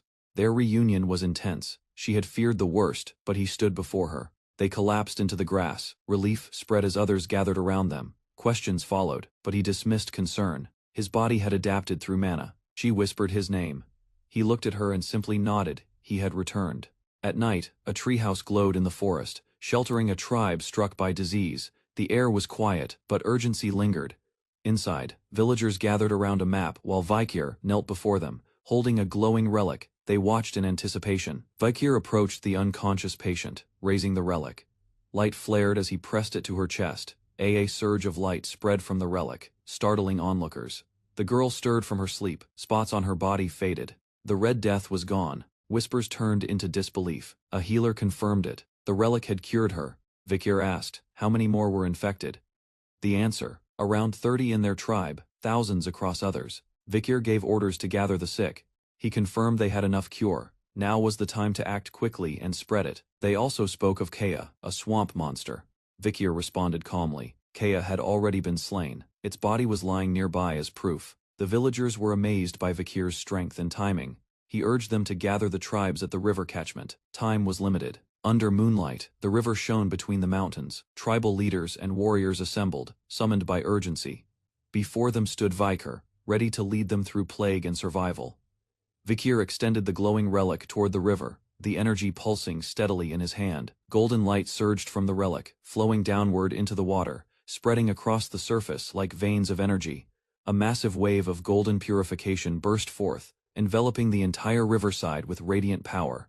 The light expanded across the land, forming a golden basin that shimmered under the trees. Vikir told the tribesmen they only needed to drink the water to be cured. They stepped forward, hesitant but hopeful. Kneeling at the river's edge, the sick cupped the glowing water and began to drink.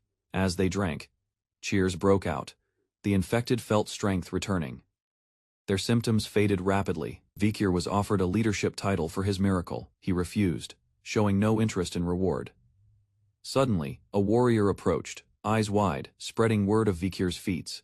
The warrior addressed the crowd, demanding the hero's name. The people responded in unison. Voices shouted, Vikir, across the riverside. All tribes, young and old, joined the chant.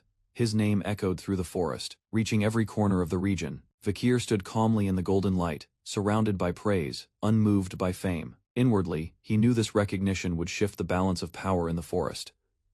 If he gained the loyalty of these tribes, fighting the Baskervilles might no longer be impossible. Vikir's red eyes glowed as he thought of striking a blow against Hugo by using this moment of rising favor and momentum. The tribes declared a festival in his honor, but Vikir's focus remained sharp. There was unfinished business to address. He reminded them that the source of the poison still needed to be uncovered. Their attention turned serious once more. Deep in shadow, a traitor revealed his inner thoughts. The plague spread was intentional, executed with careful planning. He had infected his own granddaughter, knowing no one would suspect him. His goal was dominance through manipulation. Grinning in the darkness, he felt assured of his plan, until doubt flickered as he saw signs of recovery. Emerging from the tunnel, he watched the healed villagers with confusion. Something had gone wrong. He grew nervous, observing their activity. Ahel and the others were moving freely. From afar, people prepared food and water without signs of sickness. The plan had begun to collapse. He saw the river, now full of fish, sparkling with new life. The poison was gone. Ahel stood healthy, unaffected. Panic set in as he realized the failure. The old man rushed forward, heart racing, confused by the reversed effects of his scheme. Vikir confronted him without hesitation, revealing he had known all along. The elder stammered in shock, surrounded by witnesses from every tribe. His exposure was complete. The forest had been healed, and now the betrayer stood alone. Villagers gathered in confusion as Vikir stepped forward with sharp eyes, exposing the truth about the forest's sickness. He revealed that Ahelman was the one who had spread the Red Death. The crowd listened in shock. Vikir recalled past rumors from before his regression tales of a man who infected his tribe to appear heroic, only to fail in saving them. Ahelman panicked internally, trying to convince himself Vikir couldn't possibly know the truth. He attempted to appear innocent, greeting the villagers with false cheer, as Vikir approached calmly. When asked about the ceremony, Ahelman gave an awkward reply, hoping to deflect suspicion. The tribal leader pressed further, pointing out the lack of connection between the infection and the imperial clan. Cornered, Ahelman insisted he had just returned from performing a rite, sweating under the pressure. She demanded to know why he came to the river instead of helping the village directly. Vikir quietly observed Ahelman, knowing the elder would cling to any lie to protect himself. The leader asked to inspect Ahelman's pouch, suspecting it held the real cure to the Red Death. Caught off guard, Ahelman's fear was visible. His deception was about to be exposed. The young warrior asked about Ahelaman's origins. The woman hesitated but agreed, stating it would help him understand better. She revealed that Ahelaman wasn't born a Balak. His true birthplace remained unknown, hidden from all. He arrived as a slave, but after killing the previous shaman who plotted a coup, he absorbed the sorcerer's powers and was promoted. To adapt, Ahelaman performed any task asked of him. He toiled endlessly to gain acceptance. He cleaned waste and carried out the most degrading jobs, becoming essential through labor. He even served as bait during hunts. Eventually, with age and gray hair, he earned social standing. With age came privilege. He now enjoyed benefits he had once been denied. Drunk on power, he disobeyed the matriarch and sought control of the forest. Suspicious, the matriarch ordered him to reveal his pouch immediately, visibly nervous. Ahelaman gripped the pouch as sweat formed on his face. Claiming it held flour, he pretended innocence to hide something deeper. Suddenly, he threw the pouch into the river, avoiding exposure. The splash confirmed their fears he had something to hide. The elder lied about hand tremors, but she saw through it. Vikir noted they were right, though revealing the truth would now require another way. Ahelaman exploded in rage, denying the accusation that he possessed the antidote and had spread the forest's poison. Furious, he demanded the matriarch punish the accuser for defaming him and damaging his reputation as a shaman. The matriarch calmly agreed he couldn't be judged without evidence, offering to help him preserve his pride. Suddenly, she raised her arm and declared an Iliad, the tribe's method of resolving disputes through combat. Ahelaman was stunned, repeating the word in disbelief, clearly shaken by the declaration. The Iliad was a sacred duel where truth was determined by strength. The tribe would honor the victor's claim. Another warrior stepped forward, stating it was their tradition to settle matters this way. Ahelaman cursed under his breath, realizing the trap he had fallen into. Vikir stepped forward and boldly accepted, setting the duel under the next full moon. Vikir then challenged the delay, reminding them that the duel date was the challenger's right to choose. He revealed it was all a setup, a calculated push to force Ahelaman into a public trial. Eyes blazing, Vikir leaned close, whispering coldly, "Let's do it right now." The sun began to set over the mountains as the entire village gathered to witness the Iliad. The matriarch announced the start, ordering warriors to seal the dueling ring with no escape. She reminded them all. Their ancestors watched closely from the mountain beyond, and truth would soon be revealed. The sealed gate to the sacred battleground loomed. The matriarch declared that only the ancestors would judge right from wrong. Vikir stood in silence, accepting the challenge. He was told to prove his truth as a warrior of the Balak. Cheers erupted from the crowd, chanting his name, urging him to strike quickly and decisively. Frustrated, Ahelaman realized the crowd's support was not with him. He clenched his fingers, drawing blood. He summoned dark powers, reminding himself that magic, not weapons, would be his key to victory. With a ritual, he raised skeletons from the earth, giving them commands to protect and watch his blind spots. Ahelaman believed his years in the forest gave him the advantage against Vikir, who lacked terrain experience. He threatened to shoot if Vikir revealed himself, believing he could predict his movements. But above, Vikir used Silent Hell, a stealth skill that nullified all sound, approaching with precision. Even as the undead advanced, Vikir observed calmly, recognizing Ahelaman's hidden potential as a necromancer.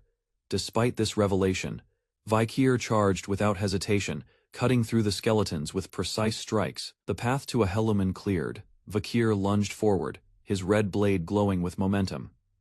Ahelaman smirked, confident Vikir had no more strategies. He underestimated the silence of his foe. Suddenly, Vikir appeared behind him, landing a critical strike. Blood erupted from Ahelaman's mouth. Shocked and defeated, Ahelaman collapsed. Vikir stood over him as silence reclaimed the arena. Vikir stood wounded, dark energy crawling from his chest, but he remained composed. The onlookers were stunned. Despite his injury, he walked calmly past Ahelaman's fallen body, signaling the duel was decided. The crowd accepted the result. Ahelaman's words no longer mattered. His defeat spoke louder than his defense. Lying on the ground, Ahelaman burned with pain and regret, unwilling to accept death. He recalled the shame of his past, how he buried his origins to survive among the Balaks. His mind twisted with envy. He questioned why Vikir had what he couldn't earn and swore not to forgive him. Anger surged. Ahelaman blamed the Balaks, Vikir, and even the Lorkhok tribe that once abandoned him. When asked if he would end it himself, one warrior refused. He couldn't forgive Ahelaman for risking lives. Despite blood ties, he vowed to let the shaman suffer for what he had done. As Ahaluman writhed, he crawled toward a hidden marking carved into the earth. Touching the symbol, a pulse of power surged through his body, awakening something sealed. Chains snapped. The magic circle beneath him reacted violently, signaling a darker force stirring. Deep within the sacred tomb, a sealed object radiated intense purple light, shaking violently. The dark energy erupted from the burial site, spiraling toward the sky in a storm of power. The matriarch sensed the shift, an ominous power rising from the grave, far beyond what they had imagined. A sudden shift caught everyone's attention. Vikir, though victorious, looked uneasy as Ahaluman stirred, unexpectedly. Despite his earlier wound, Ahaluman began to rise. The warriors questioned how he survived such a lethal blow. He knelt before the sacred ground, calling to the ancestors as if summoning power beyond the mortal realm. Ahaluman's eyes turned manic as he rejected fear, declaring himself above the wrath of ancient spirits. Before anyone could react, he launched a sudden magical assault, catching the tribe off guard. As purple energy surged, warriors shouted to stop him before it was too late. The blast struck the earth, sending Vikir flying back. Ahaluman's transformation had already begun. From the smoke, a monstrous figure emerged. Ahaluman declared that judgment would now come from the ancestors. The battlefield changed. The great ancestors' judgment had been invoked, and chaos was just beginning. The shaman stands beneath a glowing purple sky, declaring the ancestors will now decide the outcome. His body pulses with mystical energy. From the cliff's edge, his silhouette rises, channeling spiritual force into the heavens. The earth trembles beneath the weight of ancient power. A female warrior appears, surrounded by violet mist. Her body, pierced and decayed, stuns the onlookers. She is one of the revered ancestors. Questions rise about the shaman's form. He has become part of the undead himself. His presence among the living was always calculated. Graves erupt as skeletal warriors emerge. Their eyes glow, bound to the shaman's command. He mocks their surprise. The ground splits further. More corpses climb forth. The mountain's silence breaks as the dead reclaim it. The shaman commands the warriors to face their ancestors. The fallen now march under his control. Lone woman recognizes her grandfather and charges, overwhelmed by conflict and rage. Before striking, she halts. Another undead ancestor appears, dashing toward her through the trees. The attacker snarls, its mask cracked. Unnatural speed closes the distance.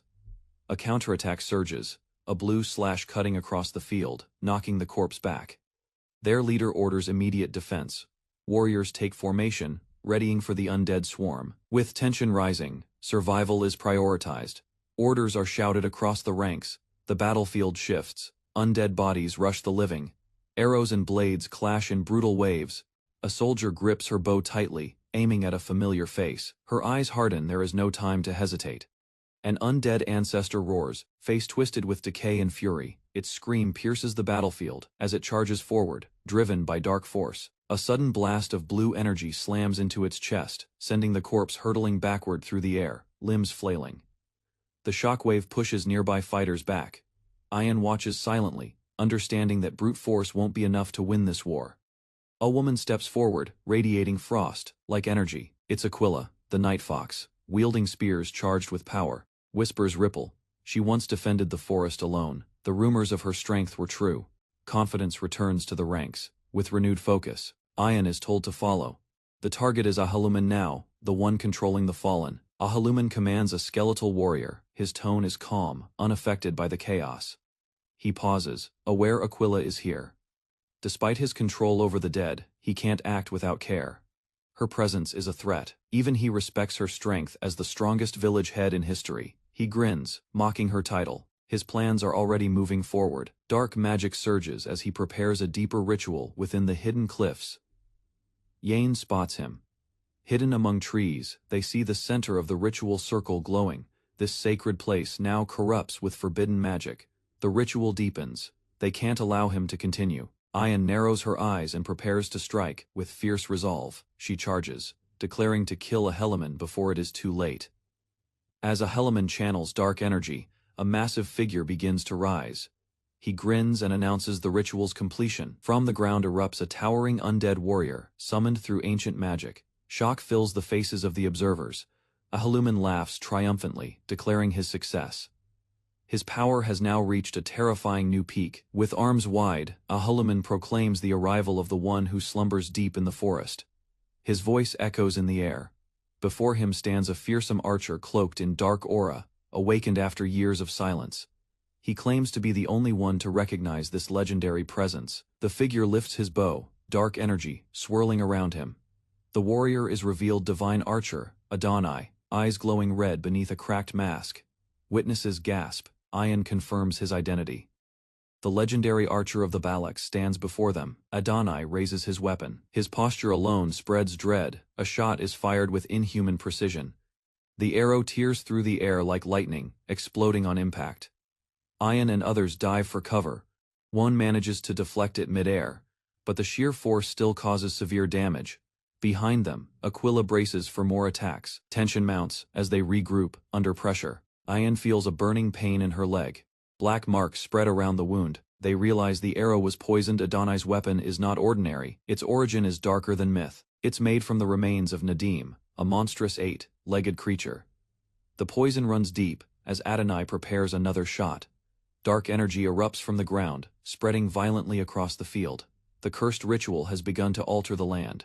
A long rift forms between both groups. Two figures stand separated by distance, yet both move toward the source of chaos.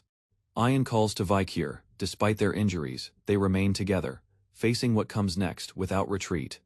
Vikir shields Ian with his body. She begs him to stop and leave her behind, overwhelmed by guilt. Ahuluman shouts with rage, demanding Adonai finish them both.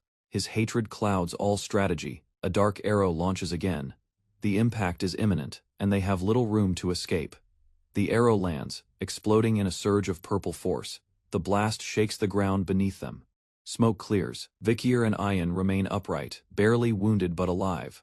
They glance up as the next threat approaches. Adonai draws again without hesitation. Suddenly, a new figure descends from above, cloaked in swirling black energy. He lands calmly between the two sides, silent and unreadable. His golden eyes meet Ahuluman's. He speaks firmly, requesting a conversation without drawing a weapon. Vikir stands tensely beside his mother, Aquila, who arrives unexpectedly. The warriors nearby sense her fierce aura. Aquila observes the aftermath of a failed ritual. Her instincts had drawn her here, and the urgency in her expression confirms she anticipated danger. She approaches with certainty. A shadowed figure watches her presence with fear, whispering her name in disbelief. Without hesitation, Aquila thrusts her hand deep into the injured one's side, drawing out the poisoned flesh. The young boy stares in shock. He realizes someone had deliberately poisoned the sacred arena with lethal intent. Aquila's gaze sharpens. She utters a single name, Ahuman, as her suspicion turns to certainty. Ahuman and his ally confront her. One admits betrayal, blaming circumstances, while Aquila demands answers. The large red-skinned warrior questions her identity, unsettled by her strength. Ahuman confirms she is the legendary divine archer, someone beyond their ability to defeat. Aquila acknowledges him calmly. Her demeanor remains firm as she addresses her son and comrade. She instructs them to step back, preparing to face her opponents alone in a warrior's duel. With a confident smile, she issues her challenge, ready to determine who the strongest truly is. Aquila takes position, her feet steady and weapon drawn. Her opponent narrows his eyes, reading her movement. She charges forward with explosive speed, the final duel now inevitable. Aquila releases a surge of energy, her stance unwavering as her aura crackles with intensity. Adonai responds with overwhelming force, his purple energy twisting into a dark, oppressive wave aimed at her. As the ground trembles, Aquila maneuvers swiftly through the onslaught, her sharp eyes locked forward. Adonai readies, another arrow, cold focus behind his glowing stare. The sky explodes with clashing power, blue against purple tearing through the forest. From afar, Vikir watches, stunned that this battle is unfolding during his rite of passage. Ahuman activates a spell with a sinister grin, his confidence in Adonai's victory unshaken. He admits Aquila is formidable, but doubts her chances against the legendary archer, eyes gleaming. He declares with glee that this duel won't be so simple for her. Ahuman shouts that Adonai is unbeatable, even claiming the archer has transcended death. Aquila charges forward despite the overwhelming odds, understanding the reach of his arrows. She acknowledges the range disadvantage, preparing herself for the challenge ahead. Adonai strikes with speed and flawless precision, a master of long-range warfare, but Aquila counters, aware that he lacks one critical element: conviction. An arrow rips through the air, But Aquila doesn't flinch, ready to strike back. A devastating clash erupts as Aquila's arrow collides with Adonai's dark projectile, creating a spiraling burst of light and shadow. The impact scorches the battlefield, consuming the earth in a blinding explosion that leaves a deep crater. From the dust, Aquila leaps forward, launching herself with precision through the shockwave's wake. Her foot connects squarely with Adonai's chest, disrupting his stance and sending a pulse through his body. He retaliates with a barrage of dark energy, forcing Aquila to counter his strikes mid-motion. The two warriors clash fiercely in close quarters, their movements sharp and unrelenting across the forest floor. Adonai attempts to widen the distance, but Aquila's eyes lock onto her opening. She draws an arrow infused with glowing force, releasing it in a clean, focused strike. The bolt pierces the air, ripping through trees and shaking the terrain as it charges forward. Aquila dashes forward, the ground cracking beneath her steps as dust trails behind. She watches calmly, knowing the battle's end is near. Adonai, though staggered, speaks with grim composure, questioning if her restraint is due to blood ties. Aquila steps closer, stating her only duty now is to release him from this corrupted form. With a final surge of power, she unleashes a radiant blow aimed directly at his core. The impact shatters his dark armor, light bursting from within, as his form begins to collapse. Aquila reacts with alarm as Adonai's body is overtaken by dark energy, resisting her final blow. His entire form is consumed in a violent surge of necromantic power, twisting unnaturally. A corrupted aura pulses from his body as his transformation deepens, his hand now unrecognizable. A human observes the change and confirms Adonai rejected the necromancy, yet remains alive. He commands a final battle, demanding Aquila fight until all threats are destroyed. Adonai, fully consumed, roars with madness, his power now spiraling out of control. A violent eruption of energy tore through the ground as the corrupted power exploded outward. The surrounding area warped under the pressure, and the dark aura swallowed everything nearby. Amid the chaos, a lone woman stood still. Her body was bruised, her eye focused, but she showed no fear. Her silence revealed determination. From the black smoke, a monstrous figure emerged, once known as Adonai. It was now a creature of hatred, surrounded by purple flames and a savage grin. The demon moved forward, each step cracking the earth as his energy distorted the air. Above, a massive beast circled the sky, while the demon glared upward, preparing another attack. A white-haired observer watched from afar. Sensing this was no ordinary battle, the monsters had gathered with purpose. Spinning arrows of cursed energy launched from the demon's bow, ripping through the forest. The woman couldn't track them, they moved too fast to see. A man nearby laughed. Adonai had wiped out every monster with one volley. A command was given: kill the woman. Adonai immediately obeyed, firing again. She dodged, barely avoiding the deadly strike, feeling its murderous intent. But poison from earlier attacks slowed her. Each wound made her limbs heavier. She knew she had to end this fast. Pushing past the pain, she charged. Blue energy erupted around her as she ran with full force. She leaped, clashing with the demon. Their powers collided as the final blow approached. The demonic archer raised his shield of dark energy, blocking the incoming arrow. A powerful wave clashed mid-air, shaking both forces. The shield trembled as the arrow forced its way through, bit by bit, pushing past the barrier's surface. The creature's grin widened. Despite the pressure, it absorbed the impact with sinister joy. Aquila watched closely, eyes sharp with realization. Another arrow was loosed faster, brighter, and sharper. It pierced the air like a beam of judgment.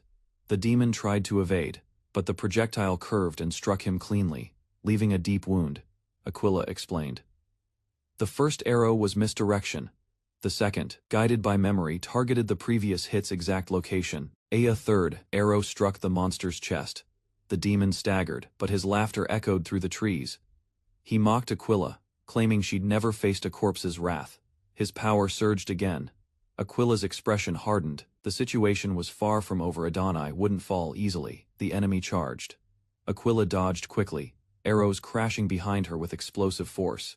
Farther away, a young girl trembled. She whispered for her mother as the ground rumbled. She clutched her pendant, feeling the forest tremble beneath her feet. A new threat loomed. Elsewhere, allies regrouped. One urged patience. Vikir would settle the battle. Another resolved to act. They had to kill a human before he could cast again. A human's fear of Aquila became clear. He was hiding behind Adonai to avoid her fury. Vikir darted through the trees, eyes locked ahead. The trail was fresh, he'd found his target hiding in the ruins. With explosive speed, he surged forward. His mission was clear: eliminate a human before another summoning could begin. Behind a crumbled pillar, a human waited. His plan was to strike with a single fatal blow. But Vakir was faster. He burst into the clearing, dodging the first ambush, and drove a human back. A human cursed, recognizing his attacker. He had prepared for this exact outcome. He called forth his Death Knights, confident they would overwhelm Vakir in numbers and strength. Vakir faced them head. On the knights' weapons flashed, but he met their assault without fear. Aquila joined the fight, her arrows striking with precision as magic surged around her. Ahuman watched with unease, his advantage slipping as both warriors closed in. Ahuman laughed maniacally, declaring victory as Aquila faltered for a moment. He claimed the forest would fall, and that her death was inevitable. His ambition flared. He would destroy the clans that had once rejected him. But a dark presence stirred, an ancient force awakened in response to the threat. Vakir activated the Baskerville skill technique, red energy tearing through the enemies. Ahuman's face twisted in shock. His elite knights were being overpowered. His plan was crumbling. Vakir stood calmly, analyzing the power before him. He had confirmed that the new skill could rival a high ranker's strength. Ahuman's expression shifted to unease as the situation turned. His reliance on Adonai began to falter. Summoned again, the monstrous Adonai charged forward, dark energy crackling across his body. Adonai launched toward his enemies, targeting Aquila. She braced herself under the wave of purple energy. His momentum surged as he passed her, focused entirely on annihilation. But Vakir countered swiftly, diving through the incoming vortex with precision. Ahuman's eyes widened. Adonai's behavior shifted as if something beyond control had awakened. The necromancer called out in panic, sensing a misalignment in his summoning. Suddenly, a red slash appeared, catching Ahuman off guard mid-chant. Blood trailed down his side. He staggered in disbelief, not understanding the sudden strike. Falling backward, his body froze. His vision blurred as he recognized his attacker. Vakir stood firm behind him, blade lowered, marking the battle's turning point. A sudden ambush unfolds on the forest trail as skeletal soldiers charge at a group of young warriors. The defenders scatter under the surprise attack. Trying to regroup, one warrior counters with speed and strength, smashing a skeleton to pieces mid-leap. His movement is sharp, showing trained precision, even in chaos. A younger boy stands frozen, eyes wide as an enemy closes in. The skeleton raises its weapon, ready to strike him down. The boy stares up, unable to react as the blade descends. Fear locks him in place. A woman wrapped in dark energy appears, cutting through the enemy with ease. Her arrival turns the momentum of the fight. Behind her, a figure with blazing red hair and dark aura steps forward. His presence radiates overwhelming power. The man charges in, shaking the ground with his strike. His target blocks, but barely. The woman pierces the dark figure's chest. His body begins to disintegrate into ash. She whispers a farewell, allowing the fallen warrior to rest in peace. Far away, a cursed man howls in fury, realizing his conquest failed. He slams the ground, frustrated that the forest slipped from his control. His eyes burn with vengeance. He remembers the warrior who once cast him out, cursing the Balak. He swears revenge even in death. Two warriors approach. Vakir remains silent, while his ally watches the fallen enemy. Another apologizes, regretful for ignoring Vakir's earlier warning about a human. Vakir glances at Ahun and gives a slight nod. Despite the regret in Ahun's eyes, Vakir's voice remains steady as he says it wasn't his fault. The battle is over. Vakir offers praise for Ahun's effort as they stand near the defeated enemy's remains. The group begins to regroup under the calm light of dusk. Others gather around. One elf quietly watches Vakir, while he lowers his gaze, deep in thought over the events that just ended. The forest lies still again. Vakir calmly suggests returning to the village as the sun starts to dip below the horizon. They begin the walk back. Their pace is silent, steady. The danger is past, but unease remains. As they move through the trees, a line of warriors forms behind Vakir. The mood grows heavier as smoke is spotted near the village. A boy spots something ahead and gasps. The village is in ruins, smoke still rising. The children who remain speak in fear. One explains that the madam came to the village. Shock runs through the group. Vakir and the others listen as the boy confirms it. She attacked while they were away. Vakir kneels and asks a girl named Ahul if she's hurt. She confirms the madam came during the battle with a human. Vakir reflects silently. The madam had done nothing until now, why attack while they were distracted? The girl hesitates to speak, still shaken. The warriors look to Vakir for guidance. Another villager speaks, pointing to the mountain. A strange smoke had risen from the ceremonial tent earlier. He explains that, after the smoke appeared, the madam began her rampage without warning. Vakir finds a strange corpse and a plant nearby. He realizes a human had prepared something that may have triggered all of this. Shouting a human's name, a warrior slams her fist into the earth, cracking the ground in frustration. The damage left behind is overwhelming. The matriarch emerges, wounded but composed. Her strength commands attention as she directs survivors to gather the fallen and prepare to rebuild. Despite her injuries, she urges those who can still fight to protect the living and honor the dead. Her voice rings loud, urging everyone to move quickly. A sense of urgency spreads among the group. Suddenly, Bakira limps into view. His injured leg shocks them. The brave beast barely stands. Kneeling beside him, the elf girl weeps and apologizes for leaving him alone. Narration reveals Madame Eight Legs, feared as the forest's evil goddess. Her presence is described as an unstoppable disaster. Vakir stands near Bakira, reflecting on how the Balak have been helpless against her overwhelming power. A cave lies ahead. Determination hardens Vakir's gaze as he prepares for answers. Inside the cave, flames flicker. Vakir stands before Matriarch Aquila with a serious expression. He asks her directly to explain everything about Madame Eight Legs. Aquila pauses, silently acknowledging the weight of his question. Vakir presents an ancient scroll he recovered from the Lokoko tribe's ruins. It details the Madame's poison, her battles, and even the location of her hidden lair. But one detail leaves him unsettled. Something in the scroll raises a new question. Vakir questions why the tribes fear Madame Eight Legs but never united to defeat her. His voice holds doubt as he searches for clarity. Aquila reveals that even the Balak have an ancient record of Madame Eight Legs. It describes a legendary battle involving Sir Adonai. That battle was fierce. Adonai struck and destroyed one of the Madame's legs with a powerful arrow. But that was only the beginning. Instead of weakening her, the destroyed legs split into two, multiplying her strength. From that point her legs increased, defying logic. She grew more powerful with each regeneration. Not even Adonai's divine arrow could stop her anymore. Aquila understands Vakir's interest. She wonders if he's preparing to fight the madam himself, despite the overwhelming risk. Vakir acknowledges he can't defeat Aquila or Adonai now, but fighting a monster is different. He has experience with creatures like Madame Eight Legs from another world, a world where monsters once invaded humanity. Vakir believes every monster, no matter how powerful, has a habit or weakness that can be exploited. If he can identify that weakness, then he has a chance. His resolve grows stronger. He quietly walks out of the cave, cloaked in shadow, thoughts focused. With eyes glowing red, Vakir makes his silent vow. He will kill the madam. A silent mountain stood alone under the sky, hiding a sealed terror beneath its jagged summit. Without warning, a sharp explosion ruptured the peak, hurling debris into the air with violent force. From the heart of the eruption, a monstrous spider creature emerged, its limbs tearing through rock and light. The beast slammed into the forest floor, shattering trees and sending shockwaves through the ground. Hidden nearby, a cloaked figure studied its path. He'd predicted this moment through observation and patience. The man had learned the madam hunted at exact intervals, her hunger ruled by strict timing. With agile movements, he climbed the rocky cliffs, leaping with precision toward the nest. He landed before a stone lair, sealed by dense webbing. It looked solid, but it was hollow within. This was the madam's domain, a trap shaped like a mountain but empty and waiting. His blade ignited with red power as he prepared to enter. Swinging fast, he struck the thick web strands. They resisted, too dense to cut easily. The threads required force beyond standard steel. He needed precision, not brute strength. He crept downward through the webs, careful not to trigger movement. Victims lined the walls wrapped in silk, unmoving.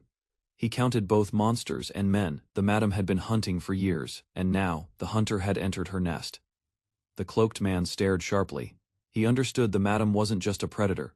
She recognized her dominant role in the forest's hierarchy. He pushed forward through the webbed cave, ignoring the unease settling in. Time was against him. Suddenly, he stopped. A strange sight caught his attention: dozens of clustered orbs tightly wrapped in silk. The eggs shifted slightly, as if sensing his presence. He carefully reached for one, wary of triggering a defense. He picked it up. The surface pulsed softly in his hands. It was warm, alive. This was the madam's egg. He realized now why she hadn't left the forest. She was protecting them before they hatched. In the shadows deeper in the lair, the madam stirred. Her glowing abdomen signaled danger. She began to move, heading directly toward the egg chamber, with urgency and rage. He sensed her movement and darted away, slipping back into the web maze with speed, while escaping. He considered the timing. The madam must have sensed the egg disturbance by instinct. There was no point in fighting her now. His mission was information, not battle. He resolved to retreat and regroup. The egg would be key to analyzing her behavior. Elsewhere, in a nearby village, his absence was being noticed by others. A few warriors discussed his disappearance, unaware of his dangerous infiltration. One woman whispered with concern. She knew he'd asked about the madam, and that meant trouble was already near. Ayan stood in front of the tent, warning him. The madam wasn't something a warrior could defeat. Bakira's injury proved that. She looked down at the wounded beast, its leg amputated after a close encounter. Its spirit seemed dimmed, her voice trembled. If anything happened to him too, she wasn't sure she could bear it. He turned to her and spoke her name. She froze, startled by the seriousness in his voice. "I have something to say," he declared. He stepped inside his tent, waiting for her to follow. She entered cautiously, eyes adjusting to the dim light. On the wall, she saw notes, maps, and pinned diagrams. The table was covered in records, drawings, and field notes about the madam and its nesting behavior. He explained his research collected from forest tribes, studied from web samples, skin fragments, and the egg he retrieved. Ayan gasped. Her fear became anger. He had gone to the madam's cave alone. He was truly planning to fight it. She offered to join him, but he refused. Her wound from Adonai had not yet healed. He told her the truth. He would be leaving the forest. There was something left unfinished in Baskerville. She said nothing, but her expression betrayed her understanding. She had known this moment would come. Still, she gathered the strength to speak. There was something else he needed to know. He paused, giving her his full attention. She looked at him, eyes steady but soft. She said when everything was done, and his duty fulfilled, if he still wished he could return, and she would be waiting. Fakir examined the documents and sketches spread across his desk. Every detail about the madam's structure was recorded precisely. He explained his purpose clearly. He wasn't hunting out of vengeance. He was preparing to protect the place he wanted to return to. Ayan listened in silence, acknowledging how reckless the plan was. But it wasn't the first time Fakir had faced overwhelming odds. She reminded him of all the times he fought impossible threats and still came back alive, leaving impact behind. Fakir stood still as her words settled. She asked if this time too she could expect the same result. He looked at her and confirmed. With steady hands, he gripped the lantern and gave his silent vow. That night, under heavy rain, Fakir sprinted across the wet forest floor toward his next target. A monstrous creature with green scales blocked his path, roaring as it charged at him. He dodged swiftly and countered with a slash, eyes burning with focus and readiness. As the beast regenerated, Fakir observed calmly, realizing the trick to its power. He declared this battle would give him the final skill he needed to face the madam. Calling out to the salamander, Fakir prepared to claim its regenerative ability for himself. Ahun exhales deeply, sweat glistening on his brow. His bare chest and upright posture show the physical toll of building, but his face reflects calm satisfaction. A simple wooden house stands finished in the clearing, sturdy and complete. 3 figures gather before it, observing silently, a symbol of progress and unity. Ahun reveals the house is for Fakir. Though once hostile, he now calls Fakir a brother. The others react with disbelief, questioning his sincerity. The village, once in ruins, has returned to form. Restored huts and clean paths speak to hard work and shared effort. They agree Fakir deserves credit. Eager to tell him, they head to his new house, expecting to find him inside. But Fakir is gone. The hut is quiet. The curtain sways as they realize he left without a word. One woman admits she wanted to see his reaction, maybe even gratitude. Another doubts Fakir would ever show such emotion. She stays silent, gazing into the forest alone. She prays quietly for the forest god's blessing, her expression full of quiet worry. Fakir walks alone beneath darkening skies, eyes glowing with determination. Rain begins to fall. He senses the timing is right. His target will be vulnerable. He prepares himself. This is the perfect moment to hunt the Neda. A tactical map flashes through his mind, every path and threat calculated. He's prepared for every possible outcome. It's no longer just a plan, it's execution time. Leaping forward, he dives into the hunt, silent, focused. The mission begins. Fakir darts through webs, his blade slashing away threads that aim to bind him. His agility keeps him ahead of entrapment. From the darkness, the madam stirs. Its massive form, encased in thick purple armor, shifts with a threatening hiss. It turns, revealing its swollen body and gleaming legs. Threads shoot out, anchoring the battlefield in layers of traps. Vikir closes in and launches a technique. His blade glows red as he executes the Baskerville 8th style from midair. The blow connects, cracking the creature's exoskeleton. Venom sprays out, sizzling on contact with the ground. He watches its movement. The outer shell is damaged, but not enough. Just as planned, it reacted with partial defense.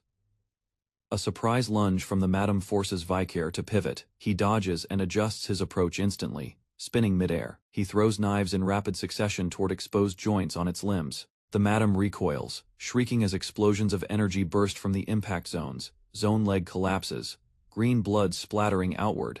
Acid pools around the impact point. Vikir is grazed by a spray. His arm begins to corrode where the venom hits. He grips his arm, enduring the pain. The poison spreads, and time becomes limited. Breathing heavily, Vikir activates hidden strength.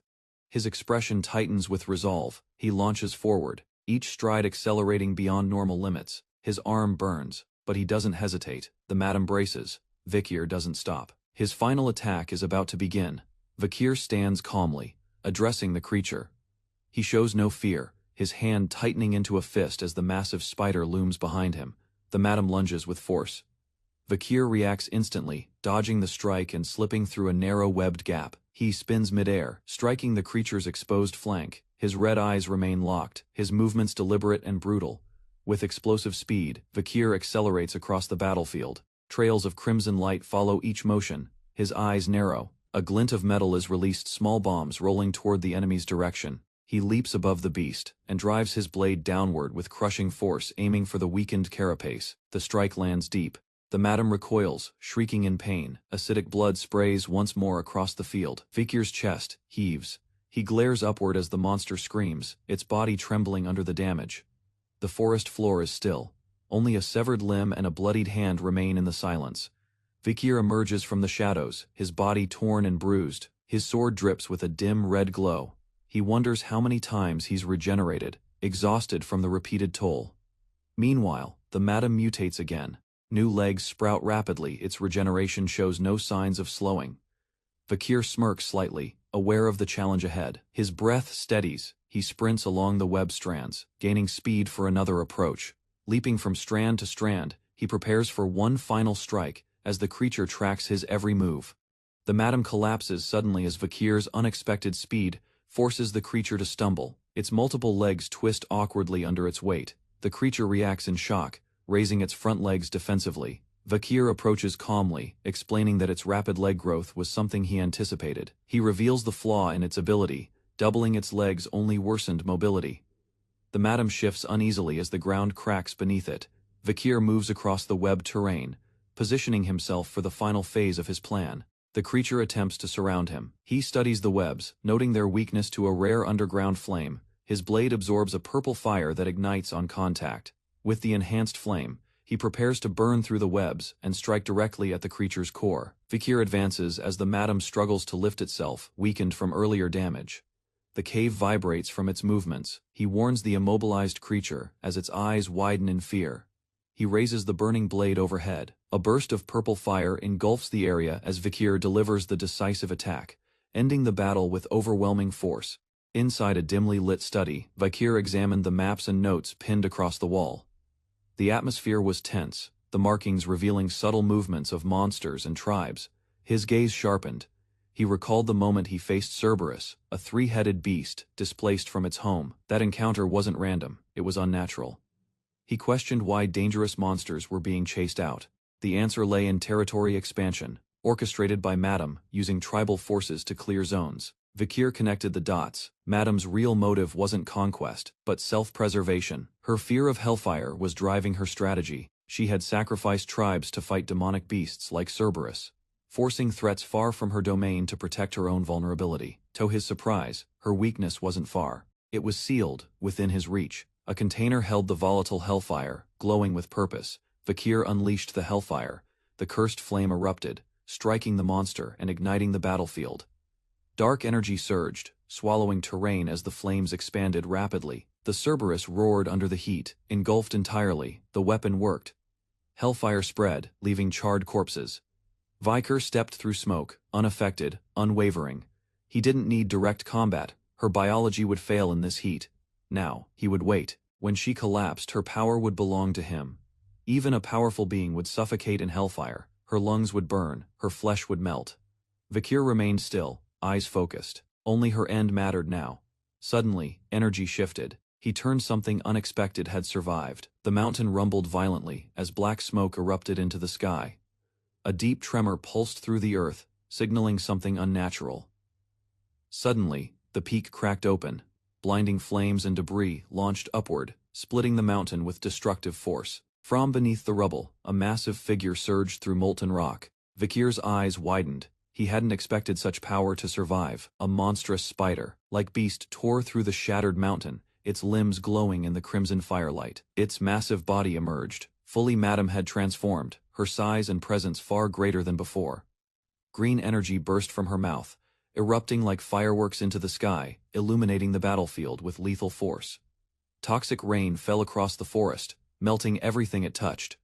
Trees burned as acidic drops consumed the terrain. Madame's senses failed her. Her eyes and body were damaged, unable to detect movement in the haze. Vikir stayed hidden, observing silently. Her vision was useless, burned by the very flames meant to destroy him. He realized the cracks on her body came from her own escape. She had fractured herself just to reach him. She was strong, but no longer whole.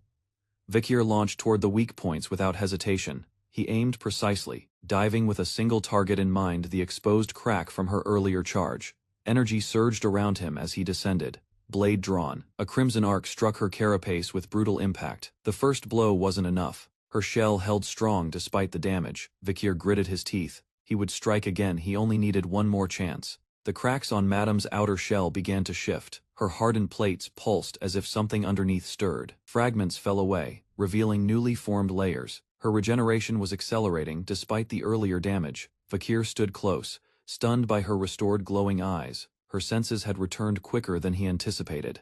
A shock wave burst upward, sending debris flying into the sky. Energy spiraled violently around the clearing. Vikir was launched backward, limbs torn from the backlash. Smoke filled the air as he tumbled away. Lying broken, he realized his miscalculation. He had overlooked her capacity to rapidly repair key muscle groups. From the ground, he stared upward. The sound of heavy movement echoed in the distance. The monster approached. Vikir urged himself to rise. Despite his injuries, a voice pierced the air, questioning his decision to fight such a creature alone. A figure appeared beside him, chiding his lack of focus.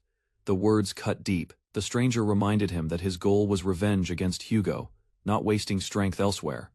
Vikir turned and saw the speaker, one with the same hatred in his eyes, yet colder and more resolved. Vikir lay on the cold forest floor, bloodied and silent. A voice questioned his motives, cutting through the silence like a blade. A shadow loomed above him, reminding him that if his goal was revenge, he should have already abandoned the forest and returned. Breathing heavily, Vikir's glare sharpened. His hatred for Hugo burned silently, clearer than any reply. Killing him was all he had ever wanted. Darkness surrounded Vikir as he stood again, wounded yet unwavering. His grip tightened around the sword, body shaking but mind resolute. He whispered his sole reason for fighting: his desire. Not justice, not honor, only vengeance. Even beasts and blood knew why he was in the forest. It was hatred that brought him here, not hope. The past surged through his mind. The exact moment Hugo's blade sliced his throat. The pain never left. Facing a towering creature, Vikir recalled that day as if it never ended. He wasn't just Vikir van Baskerville, he was a weapon, forged to obey. Born into chains, Vikir was raised to kneel. His master's will was his law. He believed service was his purpose. But that belief shattered when betrayal came. Beheaded like a dog, he learned the truth: loyalty meant nothing. As his lifeless body hit the floor, despair drowned him. His life had been worthless. That's why he now stood above Hugo. He wanted him to feel the same despair. But something had gone wrong. Hugo still breathed and everything had changed. His eyes glowed crimson, filled with rage. Vikir's mind echoed one goal: killing Hugo and destroying Baskerville. Chained and pinned, he was reminded that revenge had become his sole reason to live. He questioned whether he ever defied Hugo's will in his past life. The answer slowly emerged. There was one moment when he dared to think of desertion during a mission in the forest. As the others marched ahead, Vakir stayed back, tempted by the idea of escape. But the invisible chains of duty dragged him forward again. He chose loyalty over freedom. Bound by fate, Vakir followed the path forced upon him, just another well-trained bloodhound. His eyes reflected the same resolve, but inside, rebellion stirred beneath the surface. His teeth clenched. No longer could he submit, even if the commands came from Hugo himself. His voice rose in defiance. He rejected his master's right to control him anymore. The moment of execution was the turning point. He would no longer live like a hound now. The only thing he truly desired was something deeper than revenge. Freedom. The world trembled as Vakir broke through, dodging the monstrous blade hurtling toward him. Shadows and light clashed above. His body collapsed, but his resolve stayed unshaken. As he reached forward, a single word echoed from his soul: freedom. An explosion of energy burst from the ground as Vakir struck it with force. The impact shattered the terrain around him. He rolled across the dirt, enduring the pressure of the beast's earlier attack.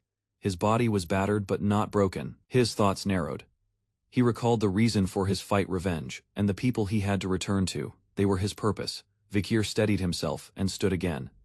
His expression showed determination as he faced the monster directly. He began moving toward the enemy, no longer out of obedience, but to fulfill his own will. The monster lunged forward. Vakir launched a direct counterattack with focus, strength, and precision. The two collided with force. Energy burst between them, shaking the nearby forest. Vakir observed the battlefield and noticed others approaching from the rear. Warriors emerged and entered the fight. They targeted the creature without hesitation. Reinforcements arrived from higher ground. More warriors jumped down into the battle zone. They were armed and moved quickly to surround the enemy. The entire tribe joined the battlefield, forming a solid front to support Vakir. The group attacked from all directions, overwhelming the creature's defenses. Vakir moved into formation, maintaining focus on the fight as support arrived. More allies joined. Despite previous instructions, they acted out of loyalty and readiness to fight beside him. Vakir stood amidst the battlefield, his body worn and scarred. He acknowledged the help that kept him alive. He struck the monster again, but the result was unchanged. The creature endured the blow and shrieked, despite the power behind the attack. Vakir realized he had not dealt a decisive blow. He prepared to strike again without hesitation. He continued his offensive, pushing through pain. Purple energy burst from his arm with force. The creature retaliated with overwhelming power, shaking the ground. Others on the battlefield noticed the shift. The monster was enraged and unstable, signaling Vakir's attacks were working. A female warrior watched the chaos from a distance, standing firmly on a cliff. She recognized the danger, but observed with calm focus. She had previously dismissed the beast as unstoppable. But Vakir's persistence changed her thinking. She now understood what it meant to resist fear and confront disaster. Vakir's internal wounds reopened, but he moved with conviction. His focus remained on delivering an attack strong enough to break through the enemy's defense. A blinding strike was unleashed, tearing through the air toward the monster. The wave of energy hit its target directly, forcing the creature backward. Vakir followed up immediately, closing the distance as the beast struggled to recover. Vakir unleashed a concentrated attack, channeling red energy through his arm as he prepared to strike. The energy surged forward in a sharp direct line toward the enemy's core. He moved in immediately after the strike, piercing the enemy's surface and forcing close engagement. The technique he used was designed for maximum penetration. Its force expanded inside the target on impact. Observers realized Vakir had entered the creature's body with the attack's force. The same technique was repeated in rapid succession from within, targeting the internal structure. The monster reeled back from internal damage. Its body twisted violently under pressure. Chains began to appear, symbolizing the internal restraint Vakir intended to break. He resolved not to continue living under command. His actions now were by his own will. The red energy surged stronger as he shattered the inner seal within the monster. Vakir executed a sixth technique, focused on internal destruction. He launched the final attack, aiming to tear apart the core from within completely. A monstrous creature surges forward, its body wrapped in lightning. Energy pulses violently as it releases a roar, shaking the ground beneath it. With a crushing blow, the beast slams its fist down. The force bursts outward, warping the terrain and creating a shockwave. Amid the chaos, Vakir bursts from the creature's eye. Onlookers freeze, stunned that he emerged from within the madam. The madam collapses under her own weight. Her limbs fold, and her body crashes, shaking the forest floor. Poison gas seeps from her corpse, swirling across the battlefield like fog, thick and dark. Vakir staggers away. Green marks across his face. Realization hits he absorbed the madam's poison. Vakir lies beside the fallen beast, breathing heavily. His skin is pale, veins darkened. The creature screeches, writhing from the same poison. Its body trembles uncontrollably. He forces himself up, knowing time is short. He must remove the toxin. He slices into his arm, letting poisoned blood spill. Pain surges, but he endures. He runs, leaving a trail of blood and dark energy, vision fixed ahead. Inside, beasts stir, their glowing eyes track his movement. Creatures rise from darkness, sensing danger. Snarls echo in the lair. The Spider Queen's eyes blaze. She readies her children for battle. Vakir presses forward, voices call behind, but he doesn't stop. Vakir lies on the ground, his body bruised but breathing. The crowd gathers in silence, watching as he slowly opens his eyes. He weakly lifts his head as someone rushes to his side. He whispers to keep quiet, needing rest more than praise. One of the villagers tears up, overwhelmed by relief. Vakir responds faintly, his energy nearly gone. A strange, red, armored appendage forms on Vakir's arm, glowing faintly with power taken from the enemy. The screen shows the traits he acquired: deadly poison, silent healing, and regeneration, all embedded in the weapon's slots. Morning comes. The villagers rest peacefully, while Vakir watches from a distance with calm eyes. As the celebration continues, Vakir reflects. The village enjoys their freedom, but his purpose remains unfinished. He speaks to Bakira, checking the wolf's recovery after battle. The loyal beast responds with a wagging tail. Vakir praises Bakira for surviving and finding a new mate. The wolf rests, comforted by his master's words. Vakir observes his hand, recalling how he used the 7th technique during the final clash. He wonders if it came from achievement or desperation. Either way, the technique remains incomplete. Despite progress, he knows he's still not ready to face Hugo, the swordmaster. Head on. Vakir clenches his fist. He's gained much but realizes there's more to learn. He turns toward the forest. His eyes glow red. He's ready to return to Baskerville. With Bakira by his side, Vakir steps into the sunlight. The mountains await his next journey. Vakir walks calmly through the village, ready to depart. The others gather to see him off, acknowledging his decision without resistance. He thanks them for their understanding. Their leader reminds him that once part of the tribe, he will always remain one of them. She reassures him that their bond isn't broken, even in parting. Vakir smiles in quiet gratitude before turning to leave. Vakir looks around, wondering why someone hasn't appeared. He understands she may be upset by his departure. He accepts the silence and prepares to continue his journey, knowing there's no turning back. From behind, villagers shout their support. They promise to help him, cheering loudly with heartfelt wishes. Children cry out for his return, calling him brother. Their voices echo through the trees as he walks into the forest. Light filters through the trees as Vakir's figure fades into the woods, carrying the hopes of those he left behind.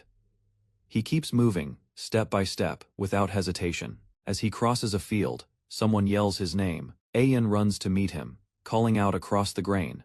She stops, standing before him with determination. Her eyes meet his as silence hangs between them. She asks if he's truly leaving. He gives no immediate answer, his resolve clear. Without a word, Ayan unwraps a weapon and offers it to him.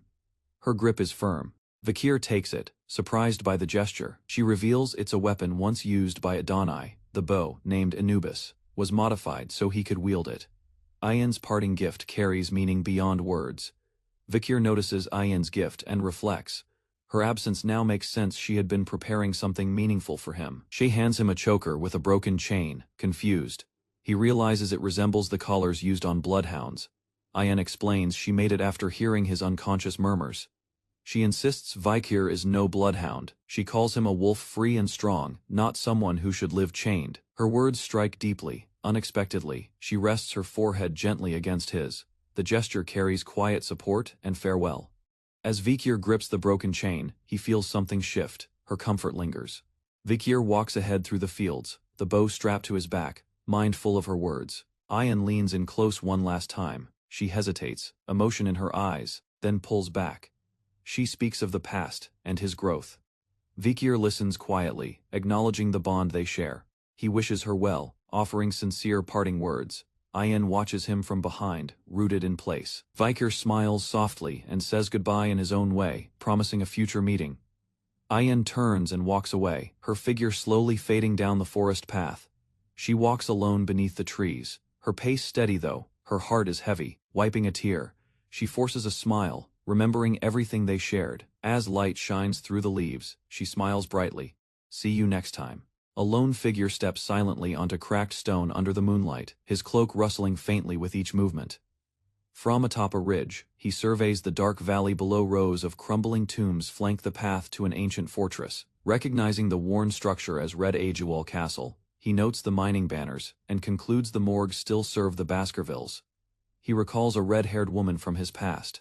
A silent question lingers: is she still here? Staring at the castle, his mind prepares for a difficult reunion, unsure how to face her again. Descending into town, he decides to find an inn. The streets are quiet, the air tense. With memory, his attention catches on a golden statue in the plaza, shining under the moonlight. He questions its origin, suspecting high approval was needed, perhaps even from Hugo. A guard warns him away, assuming he's trying to steal gold from the monument. The guard asks if he is a foreigner, shocked at his unfamiliarity with the statue's identity. Proudly, he describes the statue's subject, a hero who saved many with just a sword. He recounts a battle where the man saved the Morgue family's daughter, earning endless praise. The tale continues how the hero carried the wounded girl from danger with no hesitation. Then, he stayed behind to fight a monstrous beast alone, buying time for others to escape. Listening, the cloaked man stiffens. The tale is too familiar. This story, don't tell me, he thinks. The guard shouts the hero's name, Vakir van Baskerville, claiming he lived just 2 years ago, and was a symbol of courage. As the statue's name is revealed, the cloaked man narrows his eyes. The truth confirms his suspicion. He mutters inwardly, I knew it.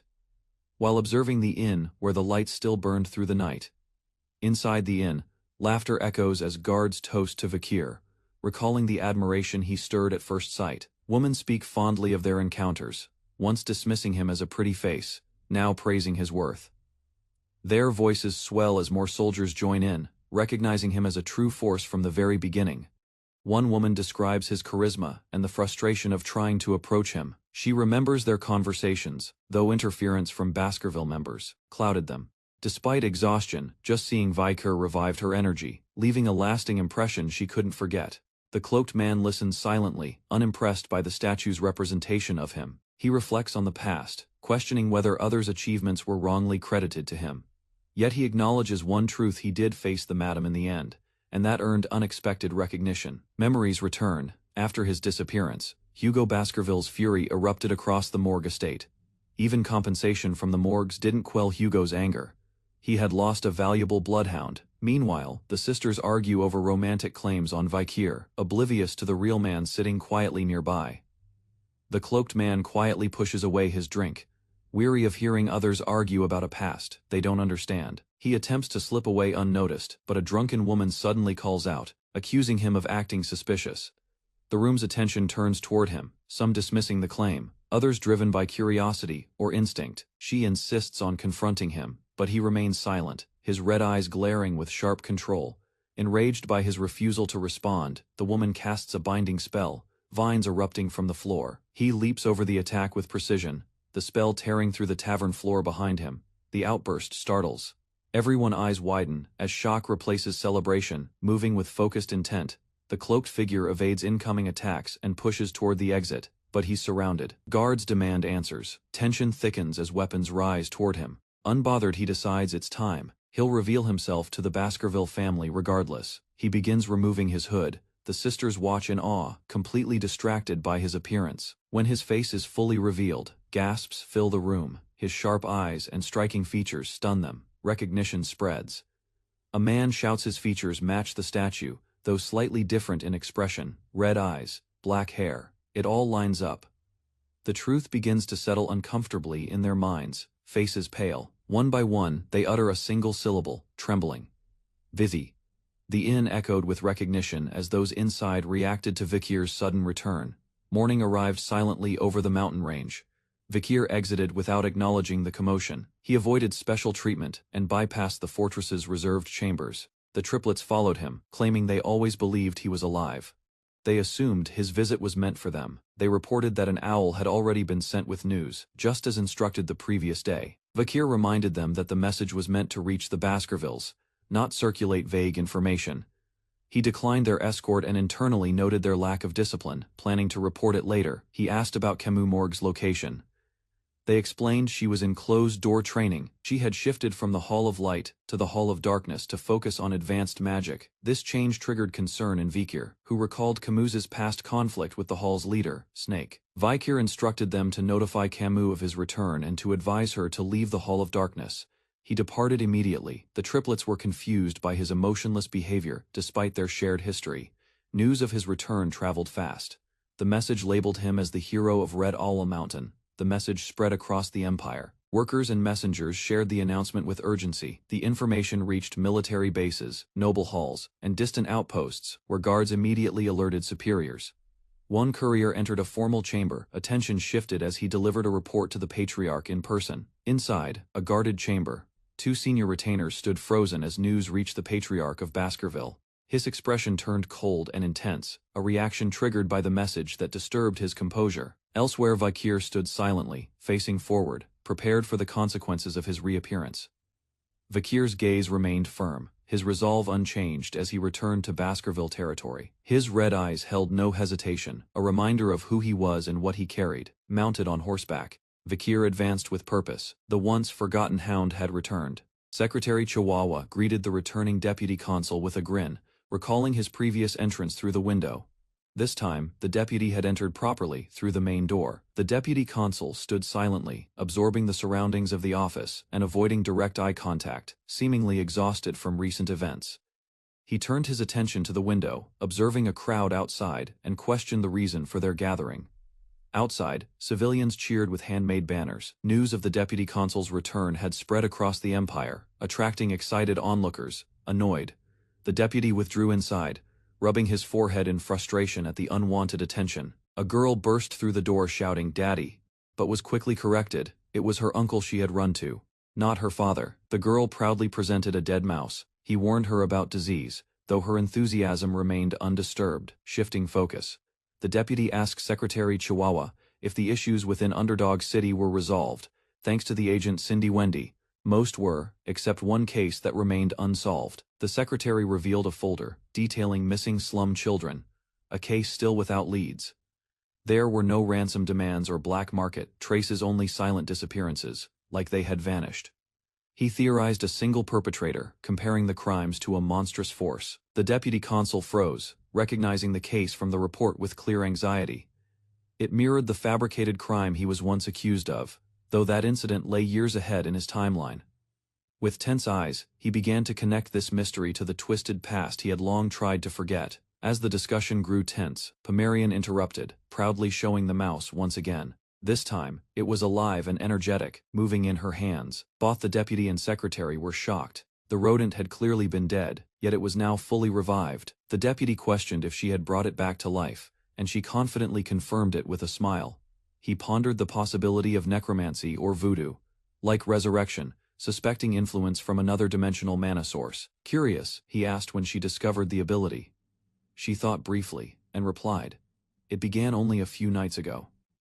She claimed to have simply copied what others from the Lococo tribe did, stirring unease in the deputy's mind. Normally, children from elite families required years to develop magic, but Pomerian showed mastery at only 5 years old. Her mana was elusive, drawn from an unknown dimension, making her a rare and dangerous anomaly. The deputy feared Hugo's reaction. In his memory, Hugo once ordered execution for similar traits without hesitation.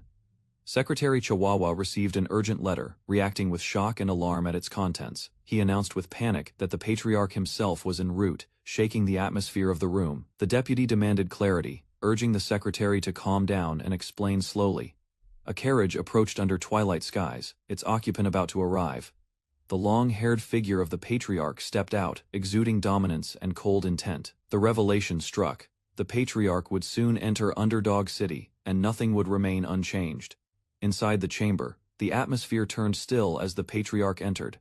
The deputy consul straightened his posture, anticipating tension. The Patriarch looked directly at him. With few words, he acknowledged the deputy's return, receiving a calm confirmation.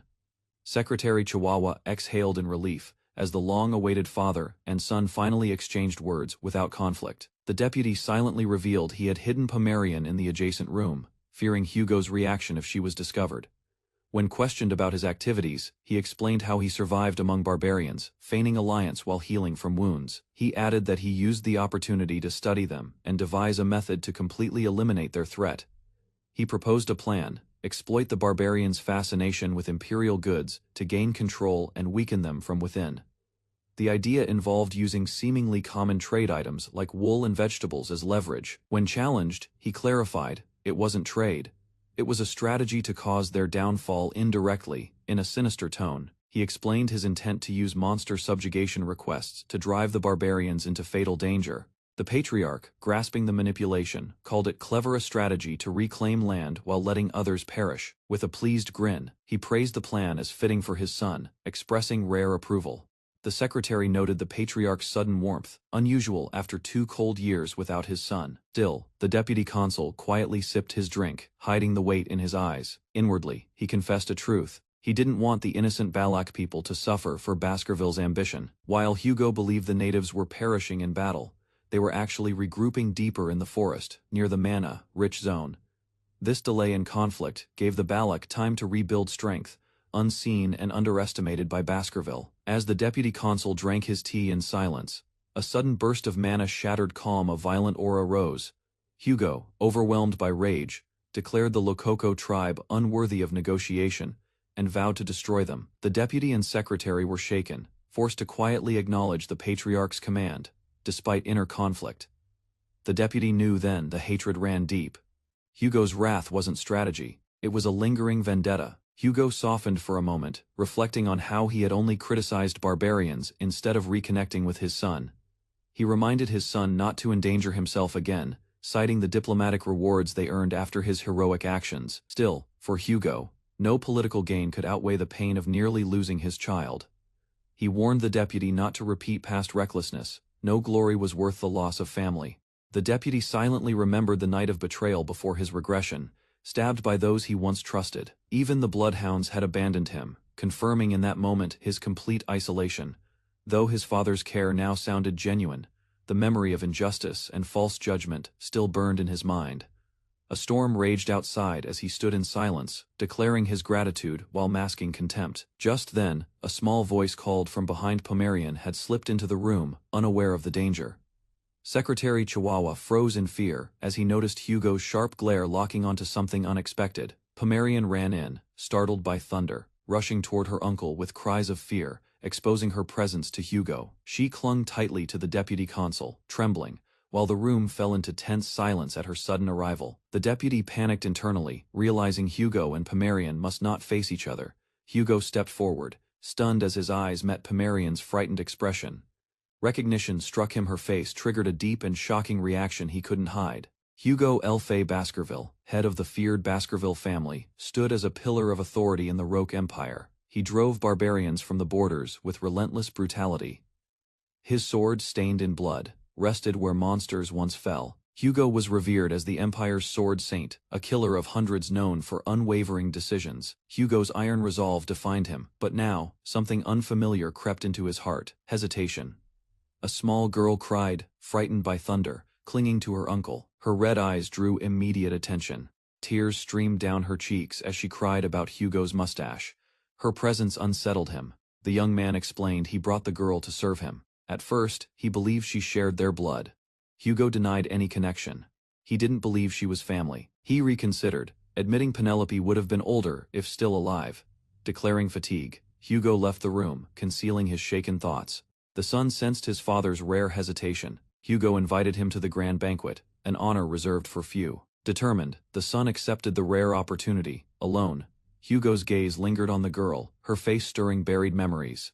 Elsewhere, the son rested in luxury, his body unaccustomed to peace. His muscles, trained in hardship, remained tense. Rest would take time. Vecchia reflected on Hugo's earlier reaction. Something about it felt out of place, too emotional for the iron-blooded patriarch.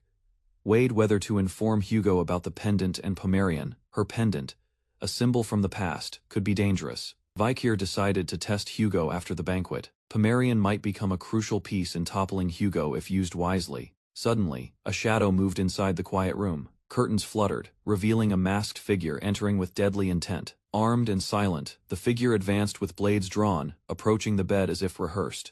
But the bed was a decoy. Vikir launched from the side, ambushing the assassin before they could strike. A swift clash erupted.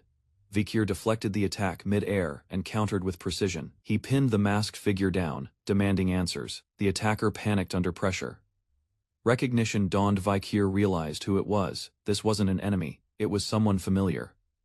The masked intruder removed the hood. A sharp voice mocked Vikir's defensive habits. It was Wendy, alive and unchanged. She teased him for using a pillow as a decoy. With a smirk, she greeted him, revealing she knew his real identity. Vikir Van Baskerville. Vikir warned her not to make noise, recognizing her as Cindy Wendy, an old acquaintance. She confirmed it was her behind the financial ploy, refusing the bribe sent to stop her.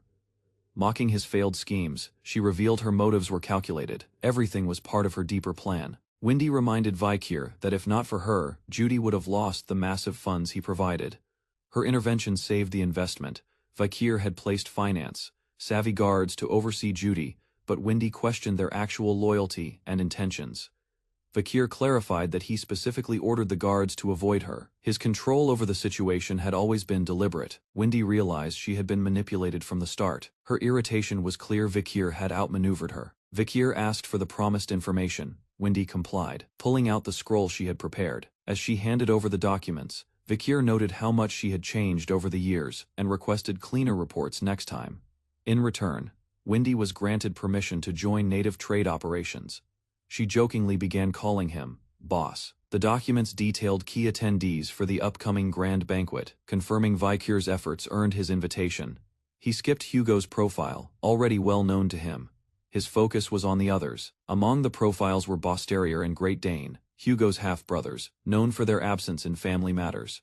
Vikir questioned their attendance, noting their usual distance from internal affairs. Wendy hinted that their presence might relate to Vikir's own unexpected return, something not all welcomed. Osiris, Hugo's eldest son, was also attending. He was once the family's ideal heir. Wendy described Osiris's skill already near the level of the 7 counts, close to becoming a swordmaster.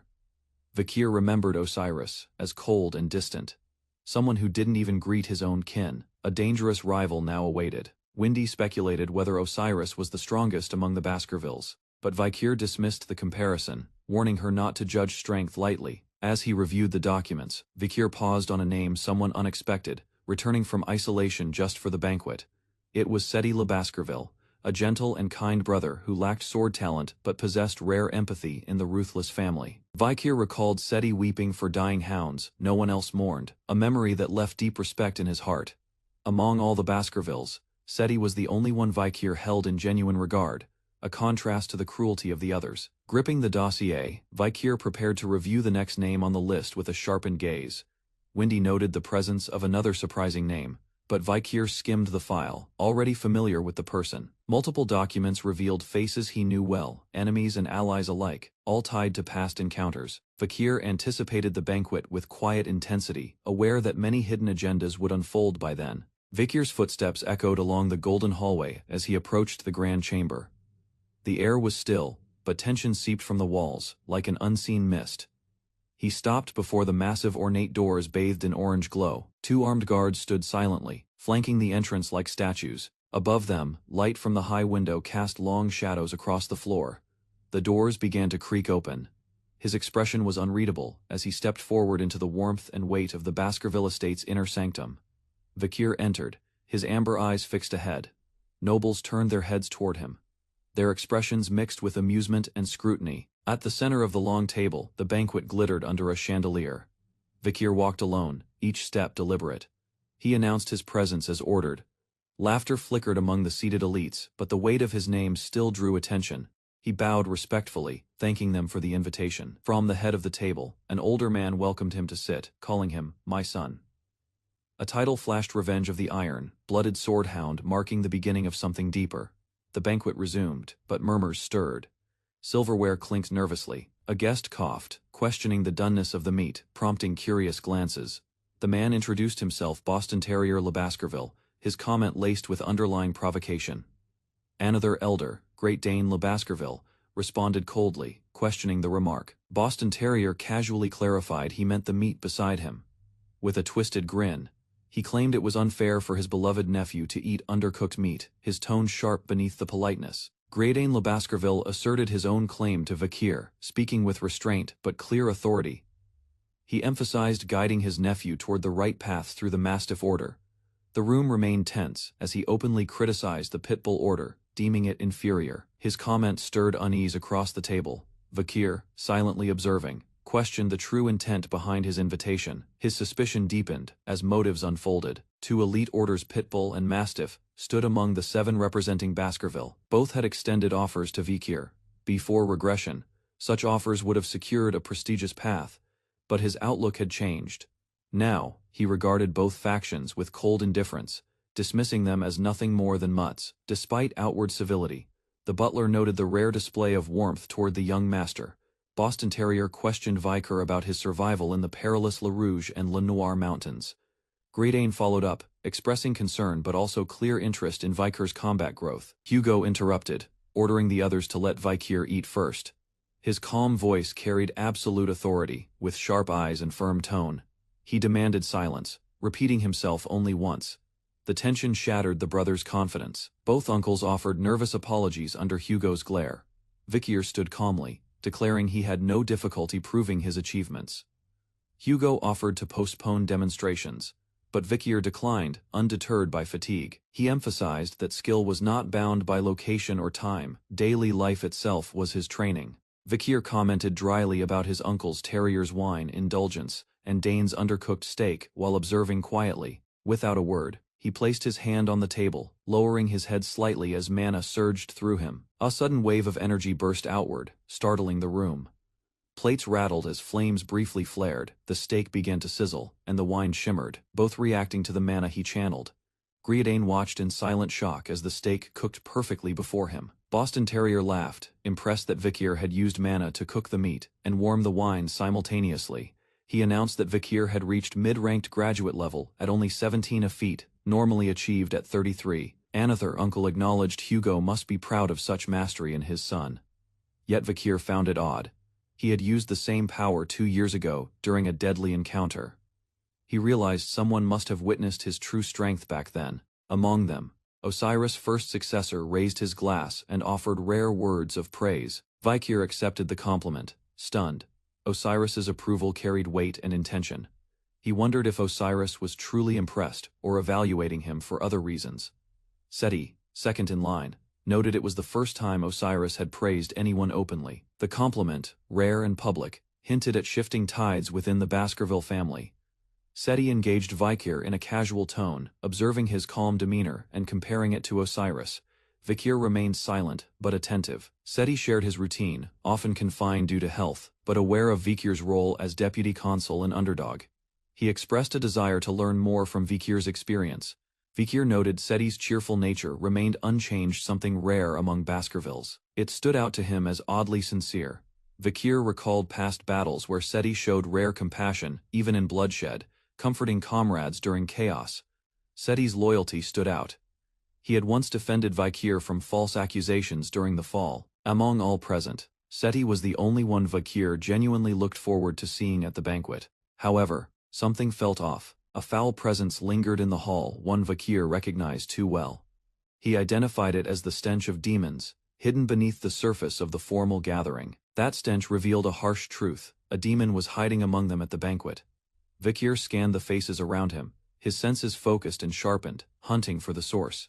The demonic aura slithered unseen, bypassing all but him, drawn toward a familiar glass. Seti spoke calmly, but the red energy around him stirred suspicion. Vakir's eyes narrowed in silence. Vakir sits at the banquet table, observing Set, who keeps the conversation light and inclusive. His mannerisms match the man Vakir once trusted. Set offers kind words to the servants and shows polite gestures. Everything seems normal on the surface, down to his smile and warmth. Yet something is wrong. Though Set looks unchanged, Vakir senses a dark aura. Suspicion grows. Does this man reek of demons? Set casually praises Vakir's leadership and hints that the people want him to stay in power permanently. Vakir listens silently, then responds simply, "I see." His gaze sharpens, yet his expression remains neutral. Set smiles and toasts. Vakir raises his glass with hesitation, hiding his thoughts as the glasses clink. As Vakir looks at the wine glass, he notices something disturbing. Set's reflection is missing. He suspects demonic possession. Could the real Set be dead, his body hijacked? Vakir resists acting hastily. Without proof, he must gather more information and keep up the charade. Set asks about Vakir's plans, but his presence is suffocating. A foul, unnatural stench lingers. Vakir suppresses his discomfort and gives a vague answer about his order choice, masking his revulsion. When another brother interrupts, Vakir cuts off the conversation, demanding silence and focus on the meal. Vakir's rebuke silences the chatter. The stench finally fades. Internally, he feels brief relief. His elder addresses him kindly, asking about the meal. Vakir nods, answering with restrained politeness. The elder hints at a private discussion. Vakir remains alert. The real battle is only beginning. Vakir responds calmly to the elder's request, concealing his thoughts as he processes the veiled danger in the room. Later, he steps into the cold night, leaving the banquet behind. His footsteps echo with tension across the cobblestones. The sky looms heavy. Vakir reflects on the dinner's length and the weight of suppressing suspicion for hours. He recalls the reason for his summons, the academy entrance approval. His mind clears as he walks forward. Suddenly, red energy flashes toward him. A combat technique erupts in his path, sharp and hostile. Recognizing it as the sixth technique of Baskerville, he weighs response but restrains himself, staying within his revealed rank. Instead of retaliating in full, Vakir uses the fourth technique to counter just enough to maintain his cover.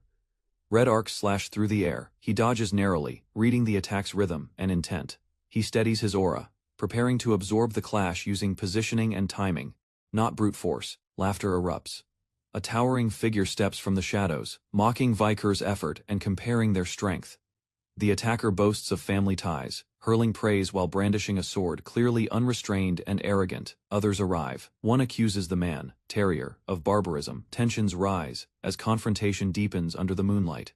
Pitbulls calls out the attempted murder, noting the uncle's recklessness and its likely consequences. Terrier feigns innocence, claiming affection drove the attack, that he'd never truly harm his nephew. But Vakir rejects the act. Drawing his blade, he silently declares he won't let them claim him. Pitbull and Terrier argue fiercely, trading insults. Their egos clash, exposing old grievances beneath their fake concern for Vakir.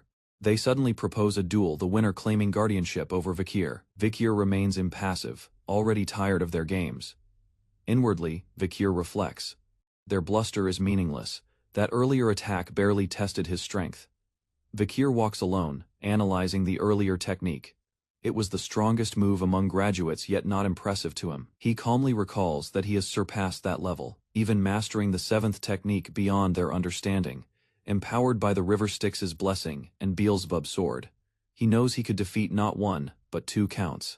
Suddenly, 3 suited men step out, surrounding Vakir. He instantly recognizes them and their killing intent. Thou outnumbered. Vakir stays composed. He understands the power gap between them, and what must be done. The trio draws their swords in sync. Vakir prepares not to defend, but to silence them. Yet before the clash, the 3 unexpectedly kneel. Their sudden stance shocks Vakir. He identifies the move, the pledge of position, leaving one vulnerable, entrusting their life to another. Confused, he demands an explanation. Their blades stay lowered, their posture unwavering. The leader speaks first. They wish to repay a debt. Each echoes the word, pay. He recounts his fear. After Vakir attacked him as a child and how that fear turned to respect. He admired Vakir's feats, slaying Cerberus and defeating the troll, and now seeks to serve with loyalty. The trio recalls the forest battle, where Vakir faced a colossal monster alone. The display of power left them speechless. From that moment of awe and survival, they chose loyalty. They would no longer follow others, only Vakir. They pledged themselves as his 3 spears, vowing eternal service. Vakir listens without expression, his thoughts unreadable. Vakir remembers another time before his regression, when those same men betrayed him without hesitation.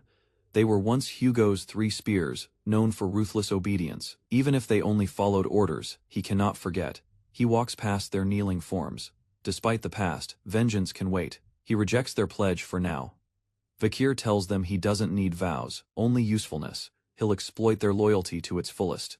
The 3 agree without hesitation, smiling. Their trust is absolute, even without recognition. Elsewhere, a man watches calmly. Set's demonic possession complicates everything and must be dealt with swiftly. Vikir silently affirms his mission: the demon must be destroyed, no matter what. But before that, he walks into the tower, where an unexpected encounter awaits. A stern man interrupts coldly, demanding answers. Vikir stands firm. His next move is calculated. He calmly asks about Miss Roxana and the daughter she bore, a topic buried deep in family secrets. The elder recoils in shock. Rage flares in his eyes. The name strikes a hidden nerve. Unshaken, Vikir stares back. The curtain rises. The first act of revenge has now begun. The sun casts its glow on the towering Academy Colosseo, a symbol of imperial prestige and power. Its gates, once closed to the weak, now opened again. Inside a grand office, a sealed letter was delivered. The contents were clear: a notice summoning selected students to the academy. Vikir, composed and unreadable, held the document. His eyes confirmed what he expected. His re-entry into Colosseo had begun. Academy Colosseo, the Empire's finest institution, was a place where futures were forged and hierarchies preserved through elite training. In his previous life, Vikir had entered as a servant, ridiculed by nobles for his limp and scars. That humiliation was etched in memory. The elder asked if the triplets would manage. Vikir nodded slightly, mentally preparing for who else would join him. Vikir questioned the elder about a letter sent during his disappearance. It promised benefits from the Morg family. Acknowledging it, the elder inquired what Vikir sought. Tension sharpened with each passing word. Vikir asked to speak freely. The reward he wanted wasn't material, it was buried truth. He calmly requested information about Miss Roxana and Miss Penelope. The elder flinched. The names shattered his composure. Vikir's stare deepened. The dead first wife's name had struck its mark. He continued: Penelope, Roxana's daughter. The air grew heavy, anger erupted. The elder demanded Vikir's purpose. Vikir answered calmly, "Give me the truth, and I'll tell you mine." Vikir reflected on the suppressed truth: Hugo's forgotten first wife and his kidnapped daughter. Both were keys to revealing Pomerian's identity. A tale told by Butler Barrymore had once described a child raised among barbarians. Though vague, the pieces pointed toward Penelope. Despite doubt, Vikir felt the urgency. He couldn't allow Hugo to meet Pomerian without confirming the truth himself. Hugo's voice trembled as he uttered Roxana's name. He confessed she was his true beloved, not bound by politics. He described Penelope as his most treasured child, causing Vikir to react in silent shock. Hugo admitted Roxana was a commoner. Their bond hadn't come from status, it had started with love at first sight. Vikir realized Hugo began his story from the beginning. The elder spoke of their difficult love, shaped by hardship. Roxana tried to pull away due to her background, but Hugo left everything behind to be with her. He declared that for her, he would sacrifice body and soul, proof of his unwavering devotion. The two fled together, pursued by the Baskervilles. Their love was repeatedly tested under deadly circumstances. To protect Roxana, Hugo fought relentlessly. Surrounded by blood and enemies, he never wavered. Despite the pain, they endured. Their love gave them strength to survive when no one else supported them. Eventually, they overcame disapproval and married. Through that resolve, Penelope was born into a fragile peace. Hugo recalled the joy of his family. Penelope and Roxana were his world, and he vowed to protect them. But tragedy struck. Roxana's health collapsed after childbirth, and she passed, leaving Hugo to raise Penelope alone. Penelope developed into a joyful and kind-hearted child, admired by all in the Baskerville family. She embodied both her mother Roxana's warmth and her father's resilience, earning affection from everyone around her. However, the peace ended abruptly when she was kidnapped by the Lococo tribe during a walk. The incident caused chaos. Hugo questioned how the tribe infiltrated Baskerville's guarded land. Despite his efforts, no trace of Penelope was found.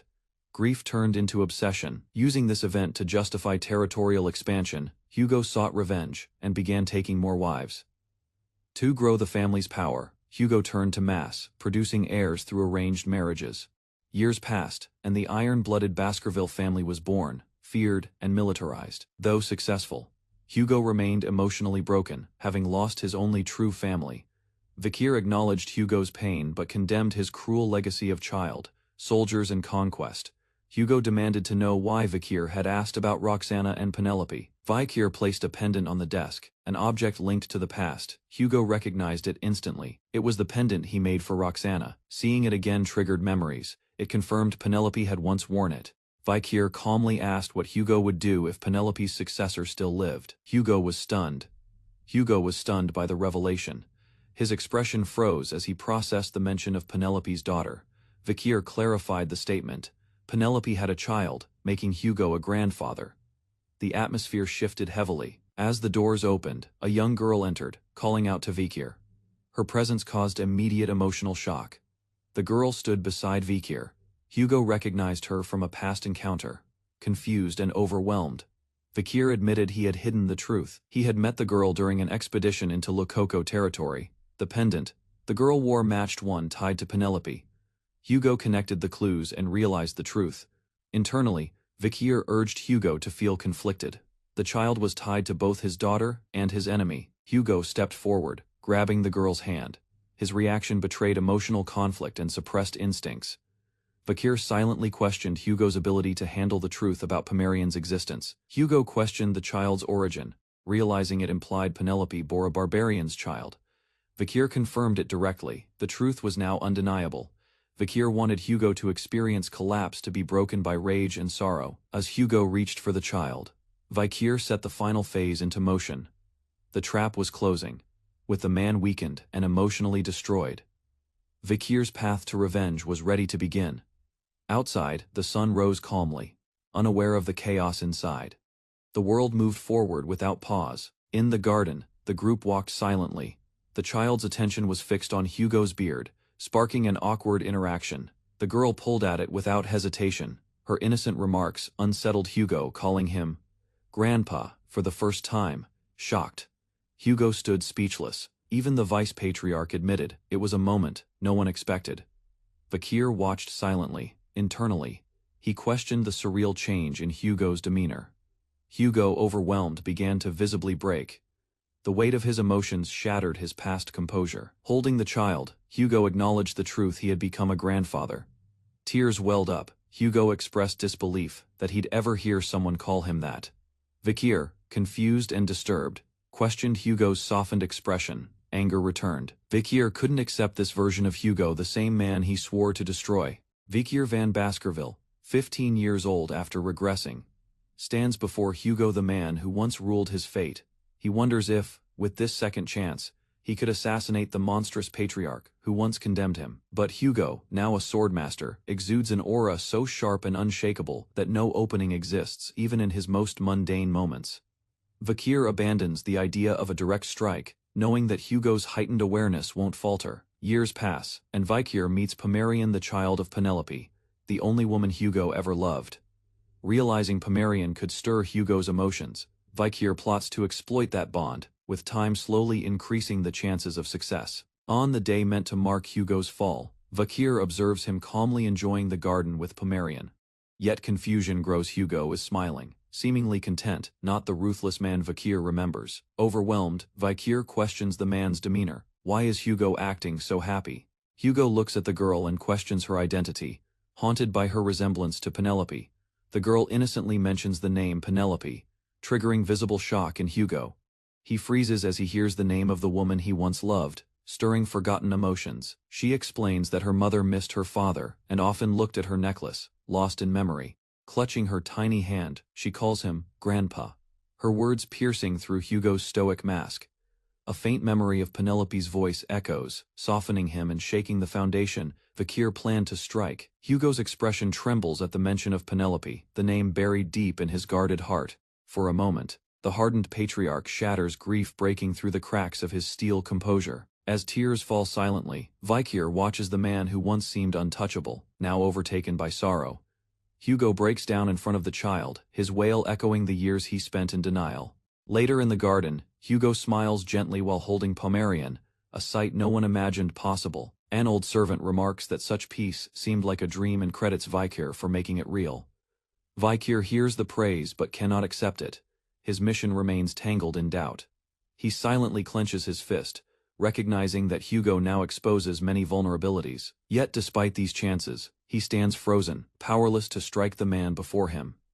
That night, Vikir lies awake, haunted by the shift in Hugo's demeanor. He remembers the cold, ruthless executioner who once sentenced innocents without mercy. In his mind, the echoes of past judgment and injustice remain vivid and unforgiven. He relives the moment of condemnation, falsely accused, branded a traitor, stripped of dignity. Bound and bloodied, he shouted the truth, but Hugo silenced him with accusations of devilry. Hugo's fury lashed out without remorse, rejecting every plea, labeling him a sinner unworthy of voice. Vikir recalls the fury in Hugo's voice, the man who crushed his name and honor with a single word, trash.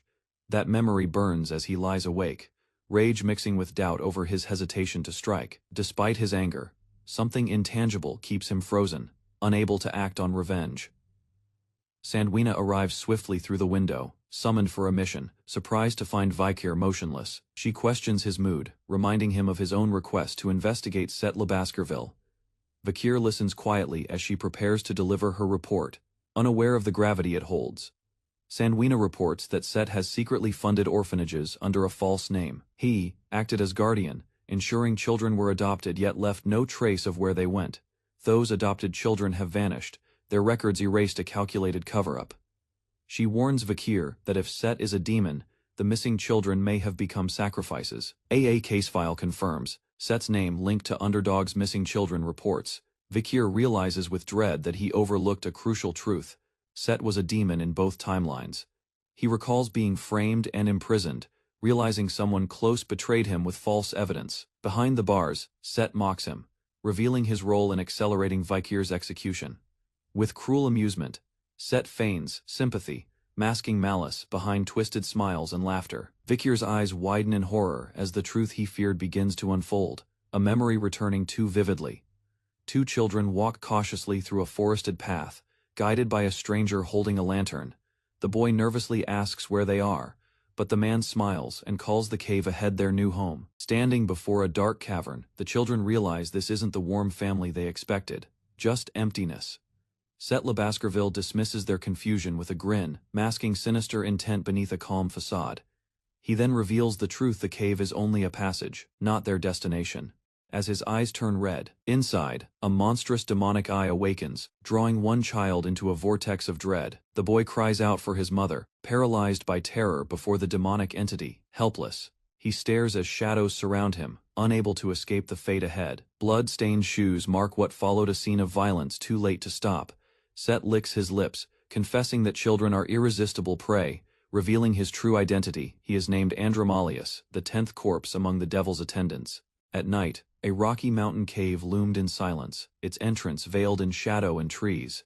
Inside, cold stalactites dripped from the ceiling, above a field of bones scattered across the cave floor. A man sat in the darkness, wine in hand, contemplating the shortage of humans necessary for his dark ritual. He addressed a raven named 8, seeking advice about raising humans as livestock. The raven, a creature of intelligence, warned that exposure to humans could risk their secrecy. The man, unfazed, assured 8 that magical traps would keep Baskerville hounds from detecting their lair. While sipping blood, he calculated that he'd need over a decade to collect enough power to open a gate. 8 cautioned against provoking humans or exposing their presence. The man dismissed concerns about Baskerville and urged 8 to maintain order with the other corpses. Dark liquid oozed as the man declared the corpse's duty to ensure humanity's fall. He sensed unrest within Baskerville, noting Hugo's changing demeanor. He mocked Hugo's affection for his granddaughter, seeing it as a weakness. To sabotage Baskerville, he needed Hugo to stay cold-hearted toward the young heirs. This would ensure no disruption when he seized them for his ritual. Frustrated, he blamed one name for complications: Vikir van Baskerville. Andromalius reflected bitterly on how Vikir had survived deadly trials, including a venomous snake attack meant to kill him in youth. He had once believed Vikir perished in the forest, only for him to return alive, bonded with Hugo's granddaughter. Frustrated, Andromalius seethed, feeling his years of scheming against Hugo unravel because of one survivor. Elsewhere, Vikir walked beside Hugo down a quiet corridor, unsure why he was summoned. The silence between them lingered, with neither speaking despite the urgency Vikir sensed.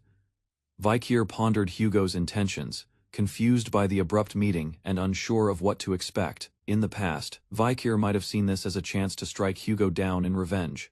But now, his perspective had shifted, emotions no longer driven by rage.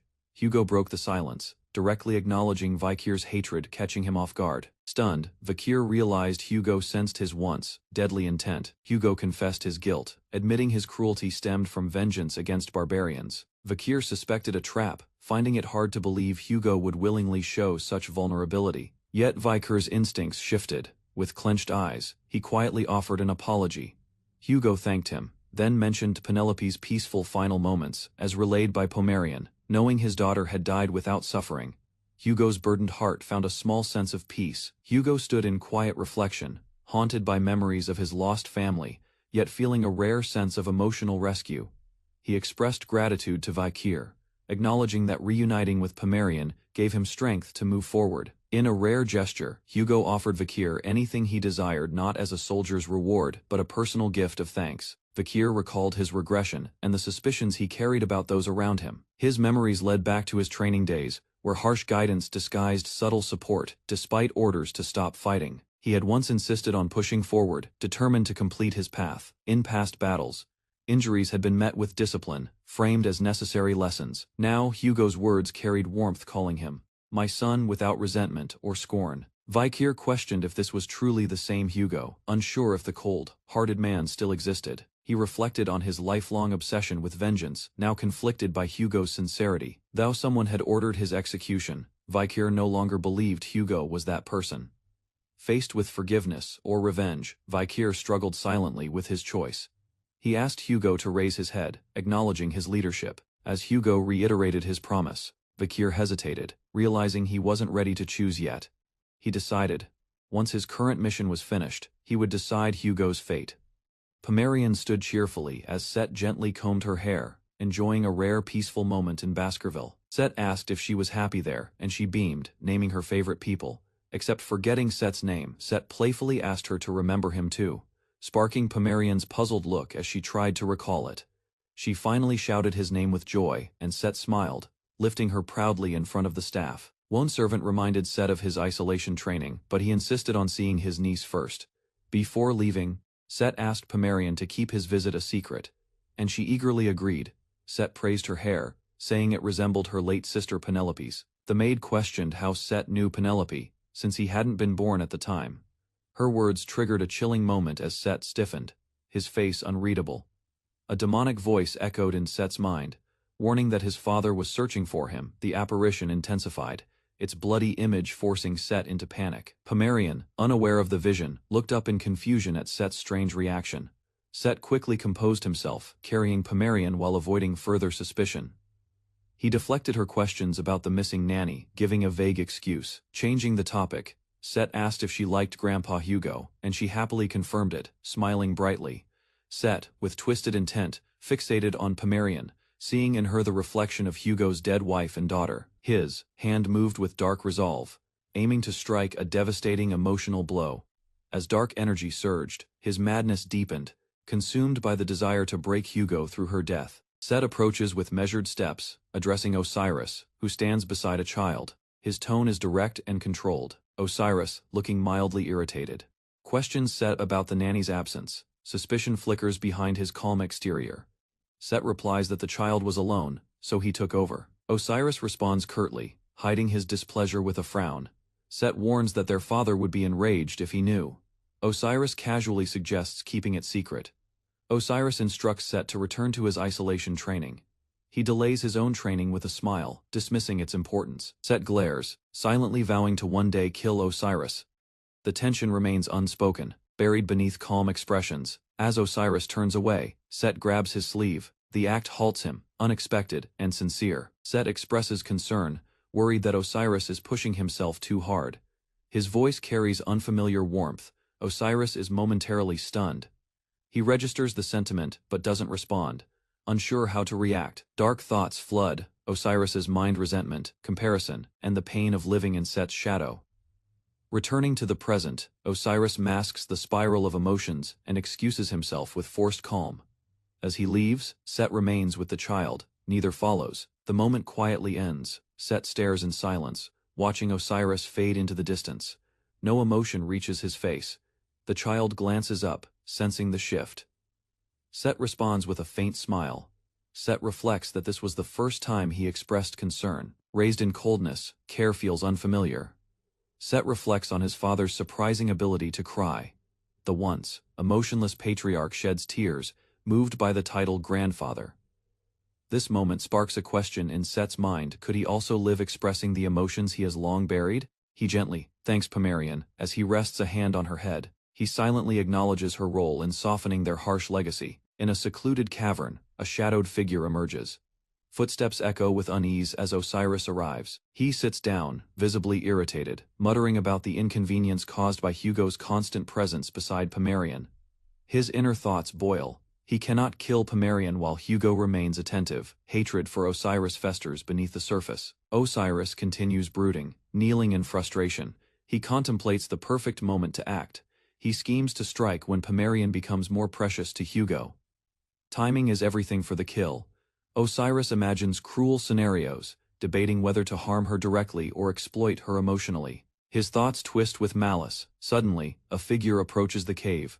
Unaware, Osiris is nearly ambushed. He quickly reacts, narrowly evading a lethal attack. A clash of blades follows in the darkness. Realization dawns: someone has broken into the trap. He turns toward the breach with focused intent. Peering into the dark tunnel, Osiris senses intrusion. Panic flickers. Someone came through the crack. A new figure steps forward, eyes glowing red, expression unreadable. He walks with purpose. The stranger declares his purpose. He has come to see Set, but his intent remains cloaked in mystery. Osiris stares in disbelief as Vikir van Baskerville stands before him. The name alone shatters his composure. Vikir explains he followed Osiris unnoticed, hidden by silence and magic. His wound is already healing through a mysterious power. Osiris reels at the revelation. A mere mid-grade graduate cracked his trap. Panic grows. Vikir might know his true identity. Vikir's words cut deeper than expected. He draws a connection between Osiris and the dark case of missing children. Osiris forces a smile, but his inner alarm is clear. Vikir's insight threatens everything. Unsettled, Osiris demands to know how Vikir discovered the truth. His powers flare, no longer hidden. Vikir accuses Osiris directly, calling him a demon. There's no room left for deception. Osiris, now fully revealed, mocks Vikir's boldness. He approaches with killer intent. He attacks, assuming superiority, confident that Vikir came unprepared. His mistake is instant and fatal. A devastating strike lands. Blood spills as Vikir's blade pierces Osiris mid. Osiris, stunned, wonders when the weapon was drawn. Pain overwhelms him, unfamiliar and terrifying. The agony digs deeper than flesh. It tears at his soul. Something about the weapon is different. Beelzebub, the cursed sword of gluttony, has awakened. Osiris recognizes it with horror. He demands to know how Vikir possesses the weapon tied to an ancient devil's constellation. Vikir confirms the weapon's identity. As always, devils underestimate humans, especially when they face Set, or rather, Vikir van Baskerville. Vikir identifies Osiris as one of the 10 demons sent to open the gate. His words hit with unsettling precision. Osiris reacts in panic, stunned that Vikir knows the secret. Fear replaces his usual arrogance. Osiris senses something deeper. He detects an unusual soul within Vikir, one tied to death and vengeance. Osiris questions why Vikir's soul reeks of demonic blood, suspecting a deeper origin than expected. His suspicion intensifies. He wonders if Vikir has been to hell. The aura surrounding Vikir turns oppressive. Flashbacks confirm Osiris's fears. He remembers deceiving, betraying, and executing Vikir in a former life. Osiris realizes Vikir is the same man he once destroyed, now reborn with terrifying purpose. Vikir, now awakened by fury and memory, demands Osiris face justice. The air thickens with menace. Determined not to grant a peaceful end, Vikir promises torment. Osiris now faces the consequences of a past betrayal. Before the regression, the world stood unaware. People moved calmly, their daily routines untouched by fate's approaching storm. Above them, a rift tore through the sky, a gate bridging the demon realm and the human world. It shimmered with unnatural energy. As demons poured through the tier, chaos consumed the land. It marked the beginning of destruction humanity would call the Fall. The gate had been opened by 10 high-ranked demons. These beings, known as the 10 elite corpses, were the architects of ruin. In a desperate war, the protagonist faced one of these demons. The encounter left him scarred and broken. Of the 671 fighters who joined that battle, 666 died. He alone survived, barely conscious, the only witness to the carnage. His survival wasn't chance. The demon had spared him intentionally, preserving the symbolic death count. The creature's strength overwhelmed reason. Its presence radiated pure annihilation. Years later, he met one of those same demons again, not on the battlefield, but 10 years in the past, in a cave filled with bones. The truth unraveled. A familiar face stood among the remains of innocence. The corpses were children. Horror twisted in his chest as the realization sank in. A man laughed darkly nearby, unfazed by the cruelty. He relished the discomfort and death he caused. The demon taunted, speaking of the children as if they were still inside him, fueling his strength. The victims' cries echoed faintly illusions or remnants of tortured souls. The protagonist's fury peaked. With burning eyes he struck, driven by vengeance and grief. The man screamed in agony as his arm was severed, collapsing amid bones and chains. His pain echoed through the cavern. Gripping his shoulder, he wailed in panic, but his twisted smile betrayed a deeper madness behind the suffering. Dark flames surged from his body. His arm regenerated instantly, revealing his unnatural power. He mocked the one facing him. He recalled the genius Osiris, who reached high ranks at 30, yet the boy before him achieved more at 17. This youth was an irregular, abnormal, dangerous, unpredictable. If he bore the mark of Beelzebub, he was a risk to everything. Declaring the threat too great, the man raised his blade. To preserve the future, he decided the boy must die now, unshaken. The boy met the challenge. He raised his own weapon. Sharp eyes locked on his opponent. They clashed with explosive force, blades flashing amid scattered bones, neither side relenting. Each strike carved the air, echoing through the darkness as skill and fury collided. The enemy sneered. To him, the boy's lineage meant limitation restricted to the fourth sword technique. He remembered the family rule. Illegitimates were forbidden to learn beyond the fourth technique. Convinced of his superiority, he dismissed any chance of being overtaken by someone from a lower bloodline. The boy proved him wrong. With swift precision, he unleashed the fifth technique. In the next instant, he executed the sixth, a forbidden move thought beyond his reach. The enemy's eyes widened in disbelief. The boy knew the sixth technique and had mastered it. The demon smirked, convinced he had foreseen every trick. He anticipated the boy would still hold something back. With a powerful slash, he lunged forward, blade glowing red. His strike aimed to finish the fight before control slipped further. The boy didn't falter. He moved swiftly, red energy gathering around his weapon. As his stance shifted in silence, steel clashed again, but this time with overwhelming force. The boy unleashed the forbidden seventh technique of the Baskerville family. Caught off guard, the demon staggered as blood burst from his chest. Panic overtook his confidence. The boy advanced calmly. Mastery of the seventh fang now belonged to him alone. The impact shook the ground. The demon kneeled, wounded, unable to mask his pain. The boy mocked his arrogance. Demons saw humans as weak, but pride had blinded them. This time was different. The past had failed, but now he had a chance to end it before it began. The fall hadn't started yet. The demon corpses were weakened and scattered. He realized the boy knew their plan. If severed now, it would all collapse. The demon's surprise deepened. The human stood steps ahead. The boy questioned if killing them would bring relief. His tone was cold. Certain fear surfaced in the demon's eyes. He trembled, unsettled by doubt. Outraged, the demon roared. A mere human had broken his composure. The boy narrowly avoided the bloodthorn's impact, as it burst violently from the ground, forcing him to reposition. Landing low, he examined the strange crimson mass, puzzled by the organic spikes now piercing the earth. From behind the blood structure, a figure began to emerge. The demon was changing. With unsettling pride, the demon revealed his true form. Now monstrous, his frame twisted with overwhelming power, he mocked the boy, addressing him directly. Forcing a transformation, he deemed it a rare honor. Despite acknowledging the boy's strength, the demon smiled, confident this form would be the end. Multiple snake like appendages erupted from the demon's back, each charged with magical energy. The boy readied himself. As the tentacles rushed in, he shifted into defensive maneuvers. With sharp movements, he dodged the first wave, narrowly escaping their chaotic range. He countered quickly, slicing through the incoming limbs with precision and speed. His attacks severed several tentacles, causing the demon to momentarily falter. Despite injuries, the demon grinned, still believing his regenerative ability guaranteed survival. The boy declared the battle over, but the demon mocked him, unfazed by the damage taken. With a wicked smile, the demon extended his hand, triggering his blood-fueled healing. The boy's eyes narrowed. Endless blood absorption. The fight was far from finished. A red current of blood spiraled toward Vikir, responding to the demon's control. The air thickened with dark energy. The demon's body expanded with pulsing veins. His power manipulated living blood, making him nearly invincible against organic foes. Vikir stood firm despite the attack. The enemy warned that losing too much blood would mean death, but Vikir didn't flinch. A massive demonic hand opened, pulling in blood with violent force as red currents swirled around its fang's center. The demon declared its power, confident that endless absorption made it unkillable, as long as wounded life surrounded it. Vikir watched quietly, recognizing the creature's mistake as his own blood mixed with the streams entering its body. A short laugh escaped Vikir as the demonic absorption tightened around him, drawing more of his tainted blood. The demon grew irritated, unable to understand why the human showed amusement instead of fear. Vikir revealed the truth. The creature had absorbed something it should never have taken into itself. Pain struck the demon instantly, its body convulsing as the blood it consumed turned into poison. Vikir calmly cut his palm, allowing more venomous blood to drip from his hand. The demon collapsed, realizing his blood alone was lethal.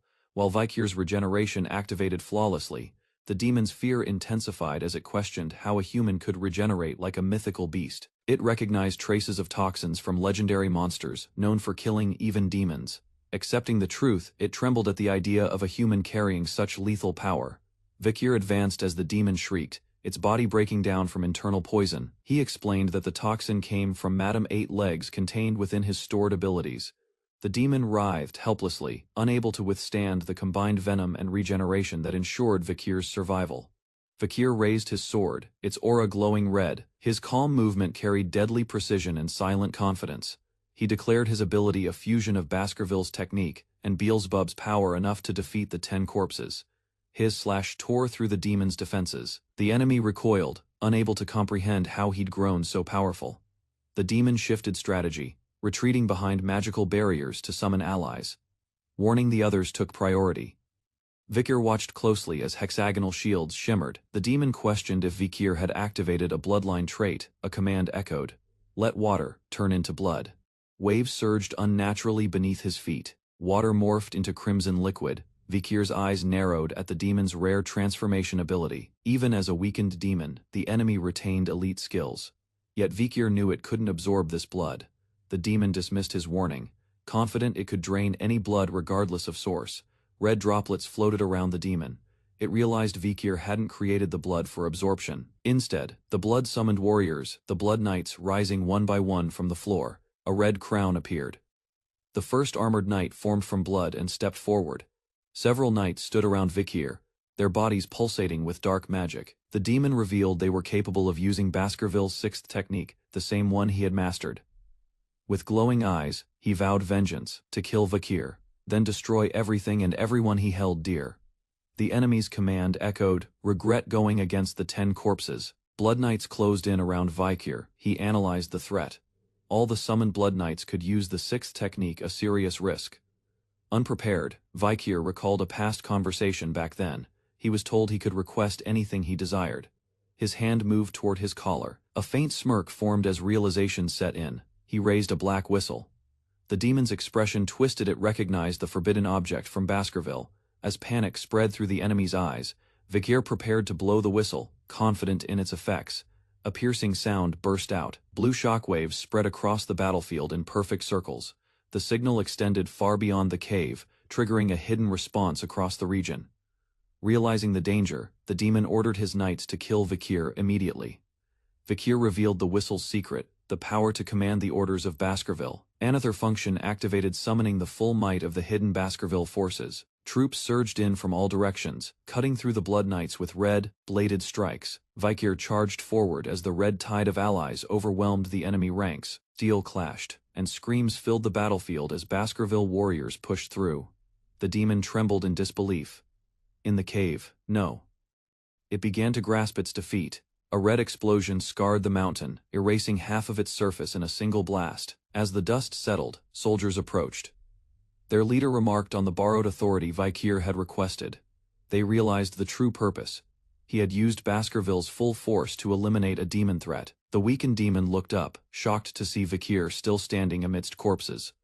Recognition struck even Hugo Le Baskerville, and the vice-patriarch Osiris had arrived. The demon panicked, sensing that the entire Baskerville clan had mobilized for this single hunt.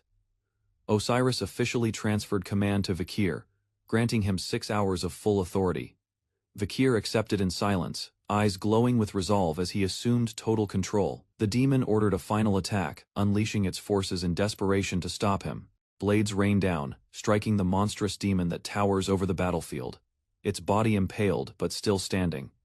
Despite the attack, the demon roars violently, absorbing the blood around it to regenerate using magic power. Vakir stands calmly at the cliff's edge, observing the chaos as a red poisonous river flows beneath him. The bloodhounds swarm the demon in coordinated waves, claws and weapons drawn, avoiding injury. Vakir issues a firm command. No one is allowed to take even a single scratch from the enemy. In response, the bloodhounds move with lethal precision, overwhelming the demon's defenses without hesitation. One elder watches silently, realizing too late that his son has fully transformed into a demon. Tentacles erupt from the demon's back, lashing out in fury as he screams in hatred. The bloodhounds press in, slashing through the darkness, despite the violent resistance. Wounded, the demon senses its limit, shocked by their skill and relentless assault. Realizing its strength is depleting, it looks toward the cliff and hesitates. Desperate, it shouts for negotiation, hoping to survive. Begging for mercy, it offers to leave the host's body and flee. Vakir's eyes narrow, unmoved by the offer. He rejects it coldly, declaring Baskerville will never agree to weakness. The demon grins behind its mask, fully aware that no deal could sway the iron resolve of the hunters. Still, it focuses on one target, Osiris, hoping to exploit familial ties to escape its fate. Calling Osiris by name, it reminds him that the life of his younger brother hangs in the balance. The demon believes Osiris is the kindest man in Baskerville, as remembered from its host's past. It gambles everything on that memory, begging him to reconsider before Set is lost forever. Osiris steps forward in silence while Vakir warns him not to be swayed by deception. Osiris walks alone toward the wounded demon, his expression unreadable. Standing before it, he listens as the demon hints that Set's soul still exists. He questions whether Set can truly be saved, trying to grasp what remains. Suddenly, Set's voice breaks through, revealing he is still conscious and alive. Tears fall as he confesses his pact with the demon, blaming his weakness and envy. He speaks of unbearable pressure from his father, and the pain of comparison to his brother. Set admits deep regret, acknowledging the destruction caused by his own decisions. As he pleads for a chance to make things right, Vakir's sword strikes down decisively. Looking down at the fallen body, Osiris whispers his brother's name, Set. Osiris stands over Set's corpse, his expression filled with grief and regret at being too late.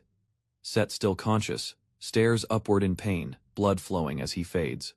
Vakir assures Osiris that Set's soul is gone, and the demon had only manipulated him. Osiris reflects on his failure to protect Set during their youth. He mourns how the corruption of Baskerville destroyed its promising heirs. As vice-patriarch, he admits his shame for remaining unaware of the growing darkness. The soldiers gasp as something unexpected moves behind them. A red, hooded soldier shouts in alarm as Set's severed head begins to rise. They all look upward as the demon's head ascends toward the storming sky. The demon laughs hysterically, calling the bloodhounds fools for believing it was defeated. It declares the gate delayed, but promises vengeance through its siblings. Vakir curses the distance, realizing no attack can reach it in time. Hugo steps forward, eyes locked on the escaping head. He reminds the enemy that a swordsman must never turn his back. The demon trembles, overcome by an inexplicable fear it inherited from Set's memory. Hugo's eyes widen as he recognizes the emotion flooding in fear, not his own, but inherited through Set's soul. That fear anchors itself in Hugo's grip as he draws his blade, the hilt wrapped in crimson energy. Vakir watches silently as his father steps forward, radiating pressure that silences the battlefield. The demon soars upward, wings extended, believing itself beyond any mortal's reach. It laughs mockingly, convinced that no swordsman could strike it from the sky. Suddenly, a red arc cuts through the air, forcing the demon to halt mid-flight. Blades of pure energy slice across the sky, forming an inescapable cage. The demon stares, stunned, realizing the attack came from the ground below. Hovering, it begins to fall, shaken that a human reached it. Vakir identifies the technique. It belongs to Hugo, the sword saint of Baskerville. A vertical slash of divine force rips open the sky above them. The heavens themselves split, showing the overwhelming might of a swordmaster's story. A public notice appeared across all Baskerville territories, declaring an official investigation into the recent missing children cases. Citizens crowded the squares as the family promised justice and compensation, revealing the scope of the tragedy. Shock spread as the second oldest son of the Baskervilles was named responsible for the horrific events. Newt. Set's mother was brought to trial in chains, facing severe charges tied to the abductions. She was accused of poisoning rooms, harming the first wife, and assisting in the kidnappings. Unbrainwashed and aware, Newt was sentenced to immediate execution for 1642 crimes, crying out for Set. Set's remaining henchmen were executed next. Vice-Patriarch Osiris led the case with strict control. Though Osiris commanded it, authority was temporarily handed to a younger figure. That person was Vikier van Baskerville, now trusted with decisive power. Rumors called Vikier the bridge in the barbarian war and the hero of the crisis. Though discontent lingered, admiration grew as justice moved swiftly. Even nobles weren't spared. Baskerville law applied to all. Inside, young Pomerian curiously asked what changed about Grandpa. Her eyes widened, his beard was gone. He smiled, asking for her opinion. She replied, "It's so empty." With the purging of Set's influence complete, Baskerville territory returned to calm, the chaos seemingly erased. Vikier noted that all traces of demonic presence had vanished, and efforts to track other demons were underway. He had tasked an agent, Cindy Wendy, to uncover more about demon kings, though the risk was significant. Vikier and his eldest brother exchanged words of respect, acknowledging the aftermath of the crisis. Discussion turned to Vikir's delayed academy entrance, now possible with the situation under control. Despite the unrest, Vikier accepted his father's decision to send him away for safety. Vikier considered Hugo's motive, wondering what plans required him to act from a distance. He realized their father feared Vikier would become entangled in internal power struggles. Though distant emotionally, Hugo's actions revealed concern for his son's future. His brother reassured him, claiming to understand Hugo best and urging Vikier to trust him. Elsewhere, the patriarch fumbled with Pomerian's hair, struggling to braid it properly. She watched with innocent delight as the elders focused on a peaceful task. With her hair done, Pomerian smiled proudly, radiating warmth. Vikier watched silently, absorbing the rare moment of peace. In his heart he felt the weight of history, seeing everything through the lens of the past. Vikier reflected on his past, once bound by a collar and blindly following Hugo without question. Lulled by chains, he obeyed orders without resistance, unaware of deeper truths behind his loyalty. He had never noticed Hugo also bore a collar, equally restrained by unseen forces. Visions from Vikir's past surfaced, memories of love, loss, and suffering forged through experience. He recalled moments shaped by fate and despair, each weighing heavily on his resolve. In that flood of memory, his gaze returned to Hugo, now a changed man. He realized Hugo's smile reflected freedom, a life no longer ruled by chains. The Hugo he once sought revenge against no longer existed. Vikier acknowledged that his past self had also been released from restraint.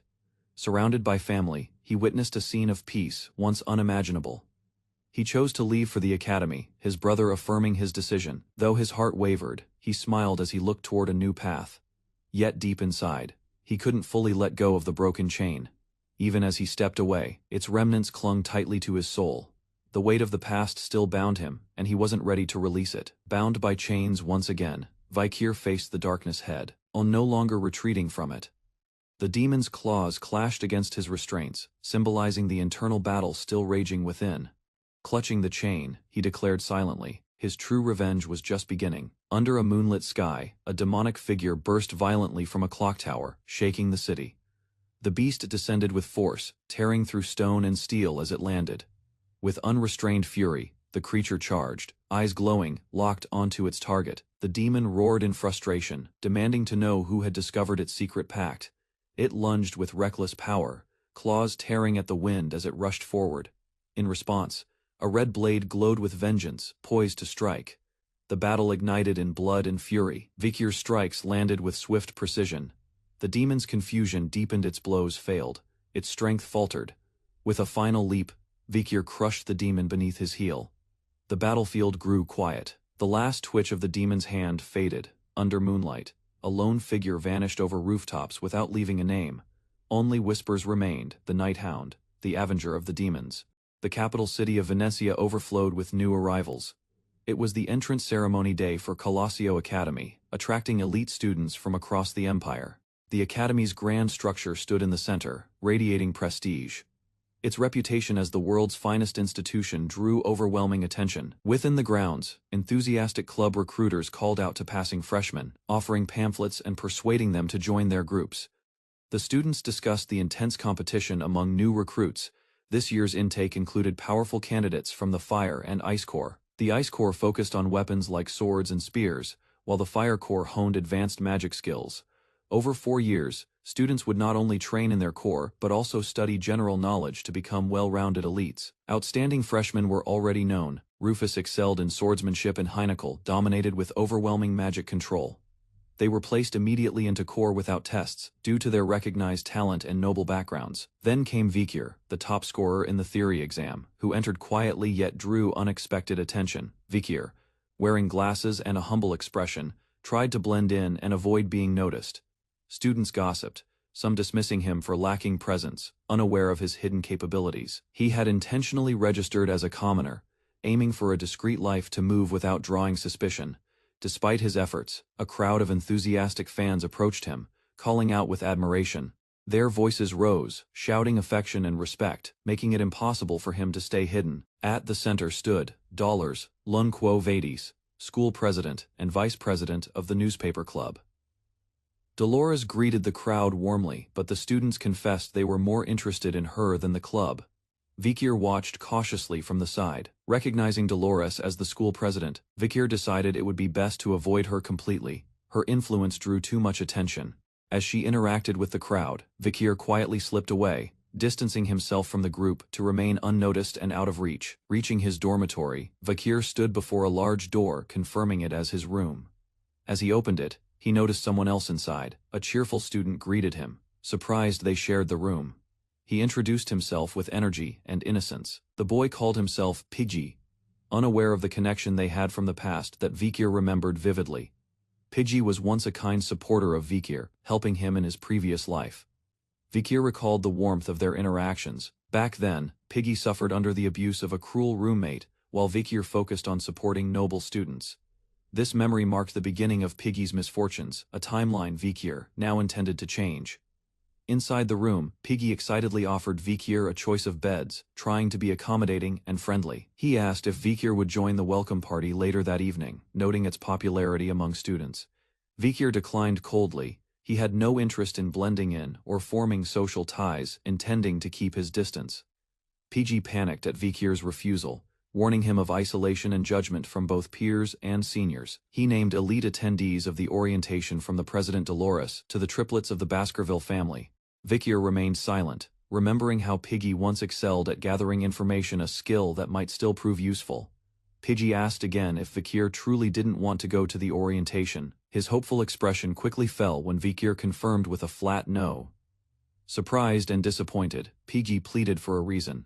But Vikir remained indifferent, simply choosing not to participate.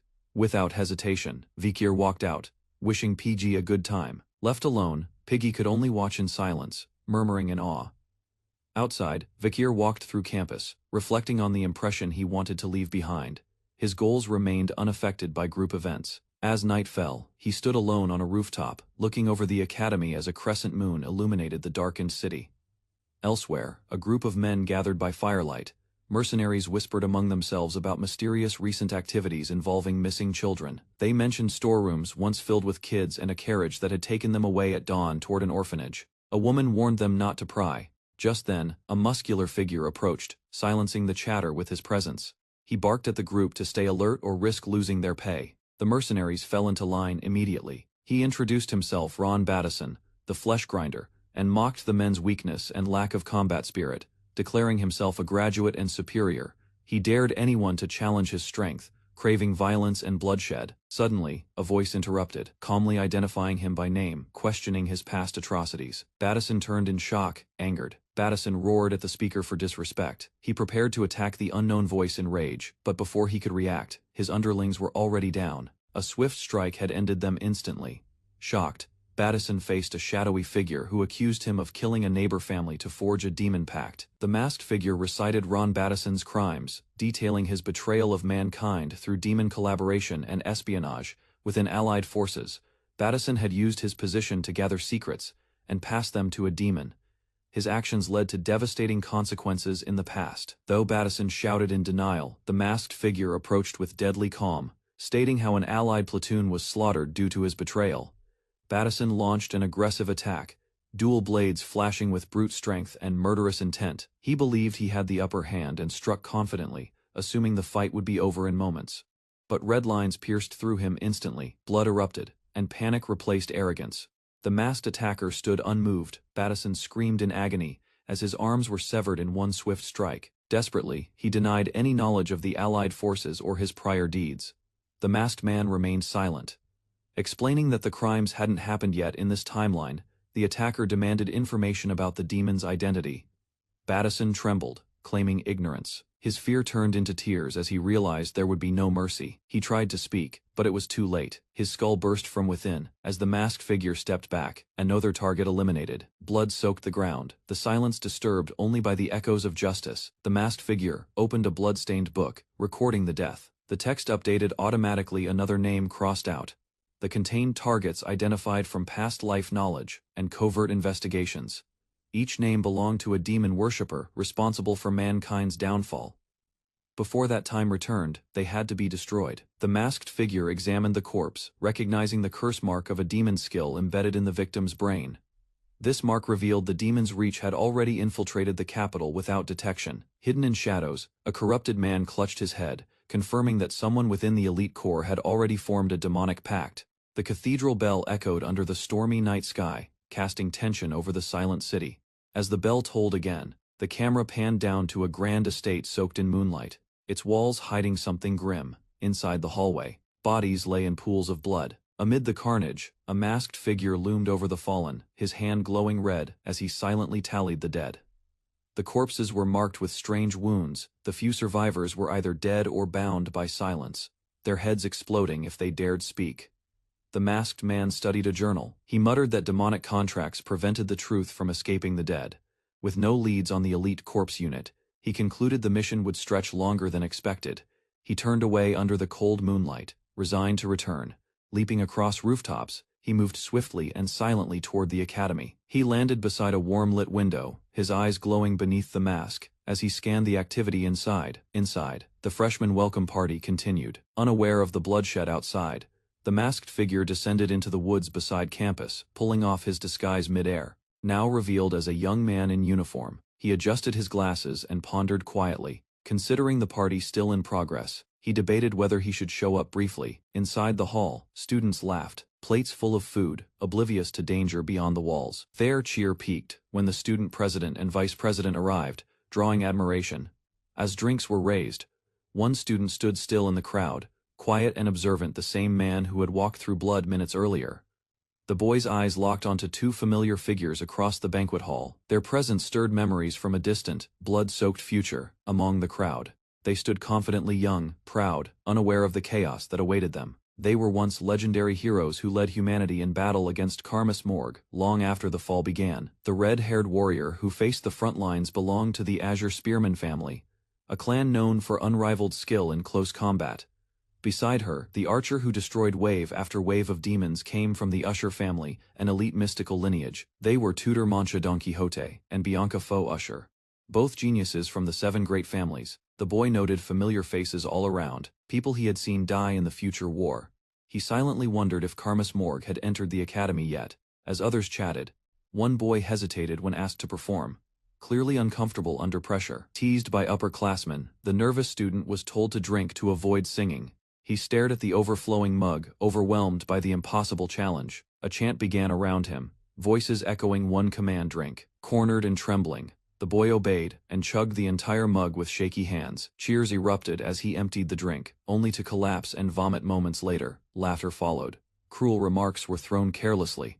His suffering became their amusement. Mockery spread through the hall as the boy collapsed, earning the nickname Vomit Piggy from the crowd.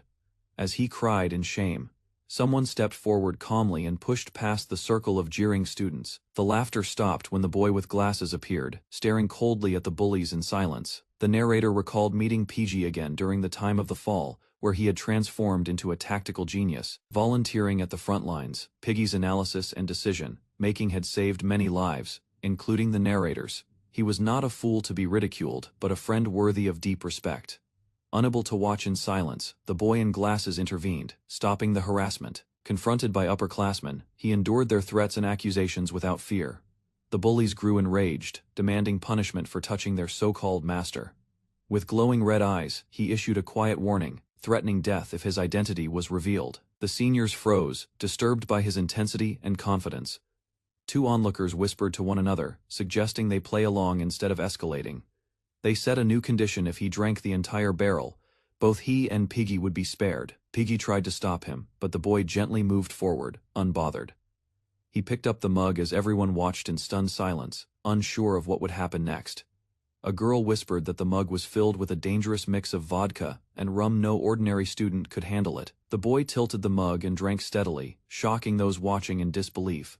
He finished the drink in silence, slamming the mug down without a word, unshaken. Without waiting for a response, he calmly guided PG away and said goodbye to the stunned crowd. A senior lunged forward, shouting to stop him, but was ignored completely. Watching from afar, Tudor and Bianca grew visibly tense as they witnessed the disruption. The boy's red eyes glowed faintly as he asked the senior if there was still a problem. The senior froze, overwhelmed by the threatening aura, unable to respond. Dolores arrived to address the commotion, warning others to treat freshmen with care to preserve the academy's image. Piggy quietly thanked Vikir, moved by his protection. Meanwhile, some onlookers who once mocked Vikir now admired him, calling him so cool. Among the confused, Tudor stared at Vikir in silence, questioning his own earlier judgment. A silver-haired student watched Vikir with admiration, whispering, "Wow," with genuine awe. His name was Sinclair, top of the Ice Corps practical exam. Second, in theory, yet even he was impressed. As Vikir walked away with Piggy under his arm, Sinclair smiled, realizing, "I found a nice person." At the elite academy, Ice and Fire Corps cadets attend a joint lecture, fostering rivalry among future commanders. The structure cultivates sharp minds, urging students to rise above their peers through performance. Professor Vinci Morgue concludes his session on barbarian history, marking the end of the formal lecture. As the students shift to discussion, they begin hypothesizing the location of the barbarian stronghold. Tutor Don Quixote recalls that most clashes occurred in southern low-altitude areas. Bianca Usher quietly deduces that the enemy base is likely hidden in a trough.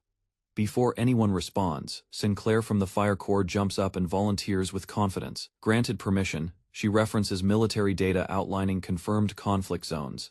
She names each Highland battle, drawing links to the Empire's prior engagements. Sinclair concludes all but one location were in valleys, reinforcing the terrain theory. Vikir silently compares this with the corpses found, each tainted by demonic presence. He remembers their faces burst violently before death, a disturbing consistency. Suspecting something sinister within the capital, Vikir considers sending an investigator. Suddenly, a classmate calls his name aloud, breaking his concentration. Professor Morgue ridicules the Ice Corps as Vikir is caught appearing to sleep. Vikir denies sleeping despite his eyes being closed, unfazed by the professor's challenge. He calmly states his name as others stare in disbelief at his composed demeanor.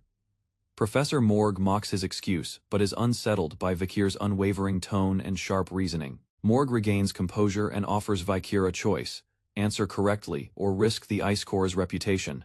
He explains, Sinclair earned one behavior point for the Corps, but Vikir's response could raise or ruin them. With a pointed gesture, he delivers a threat disguised as a question, demanding precise analysis.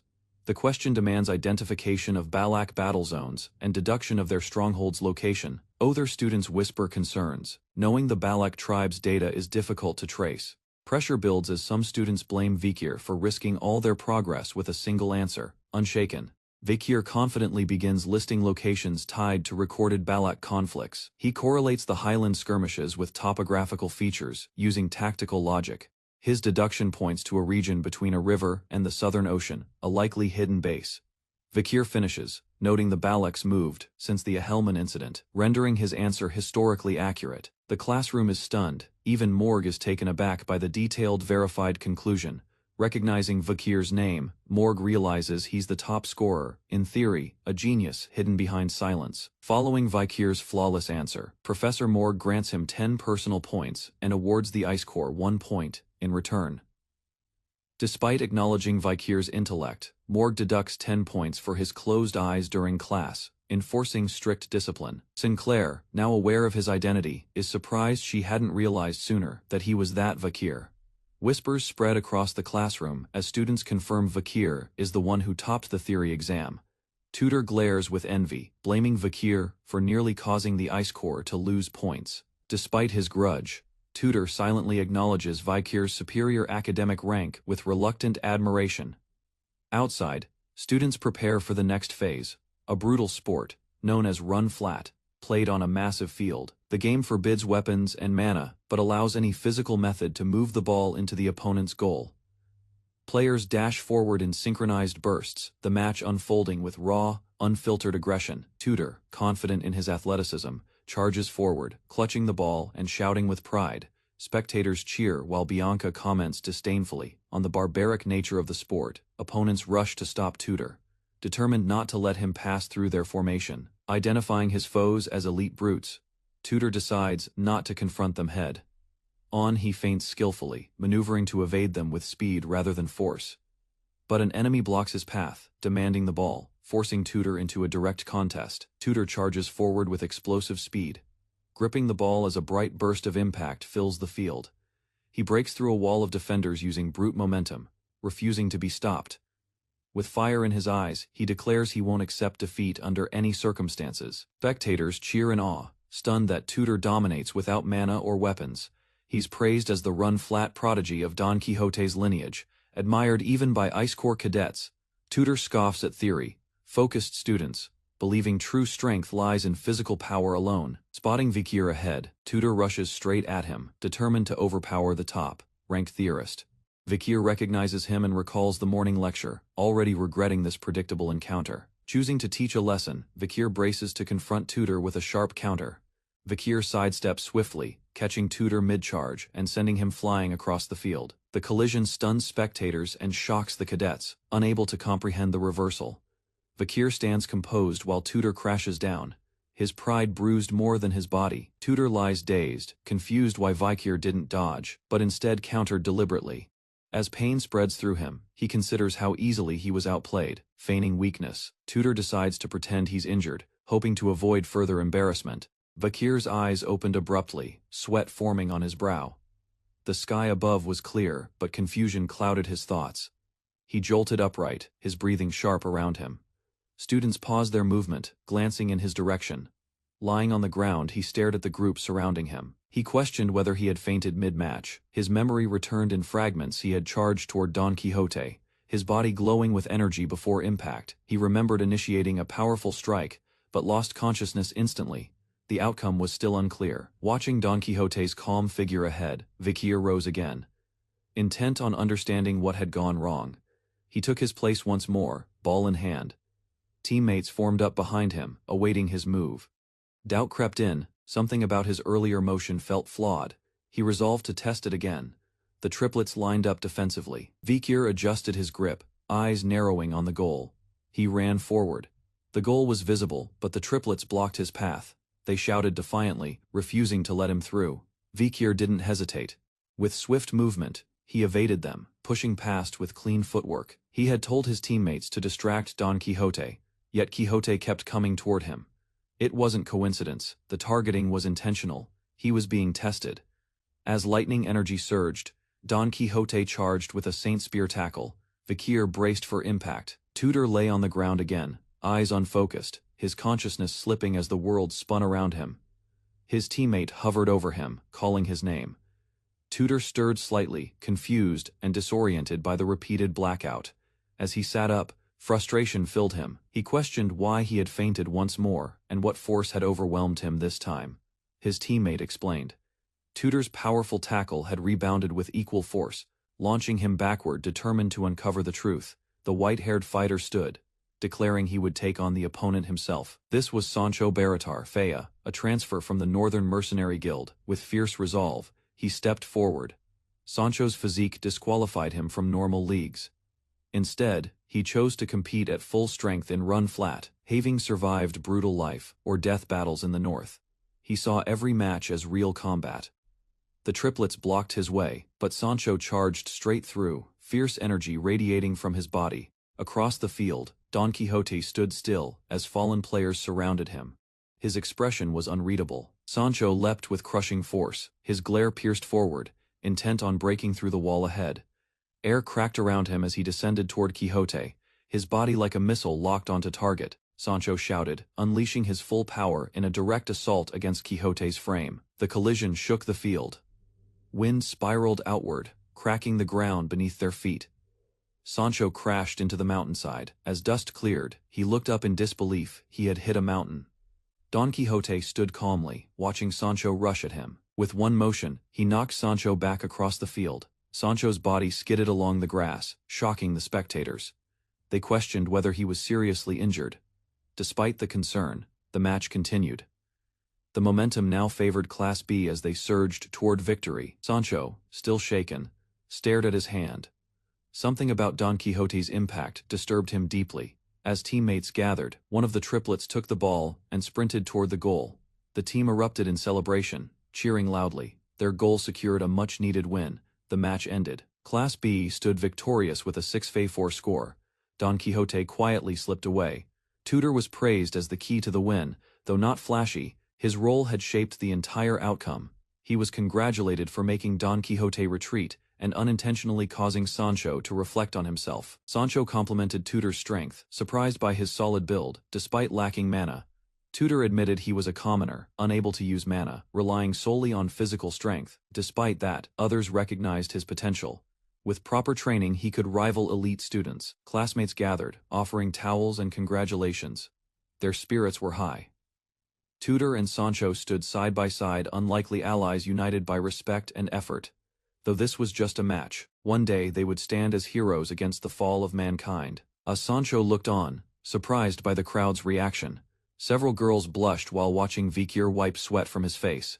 Their stunned expressions showed they saw a side of Vikir they hadn't noticed before: his calm presence, his composed charm. As sunlight lit his profile, whispers filled the air. Vikir, unaware, had unintentionally drawn attention that would disrupt his peaceful days. Far from the academy, under a moonlit sky, a hidden building became the stage for darker events. Lloyd Dorkseler, trembling in fear, found himself exposed. His crimes were no longer a secret. A masked figure stepped from the shadows, accusing him of conspiring with demons and trafficking noble children.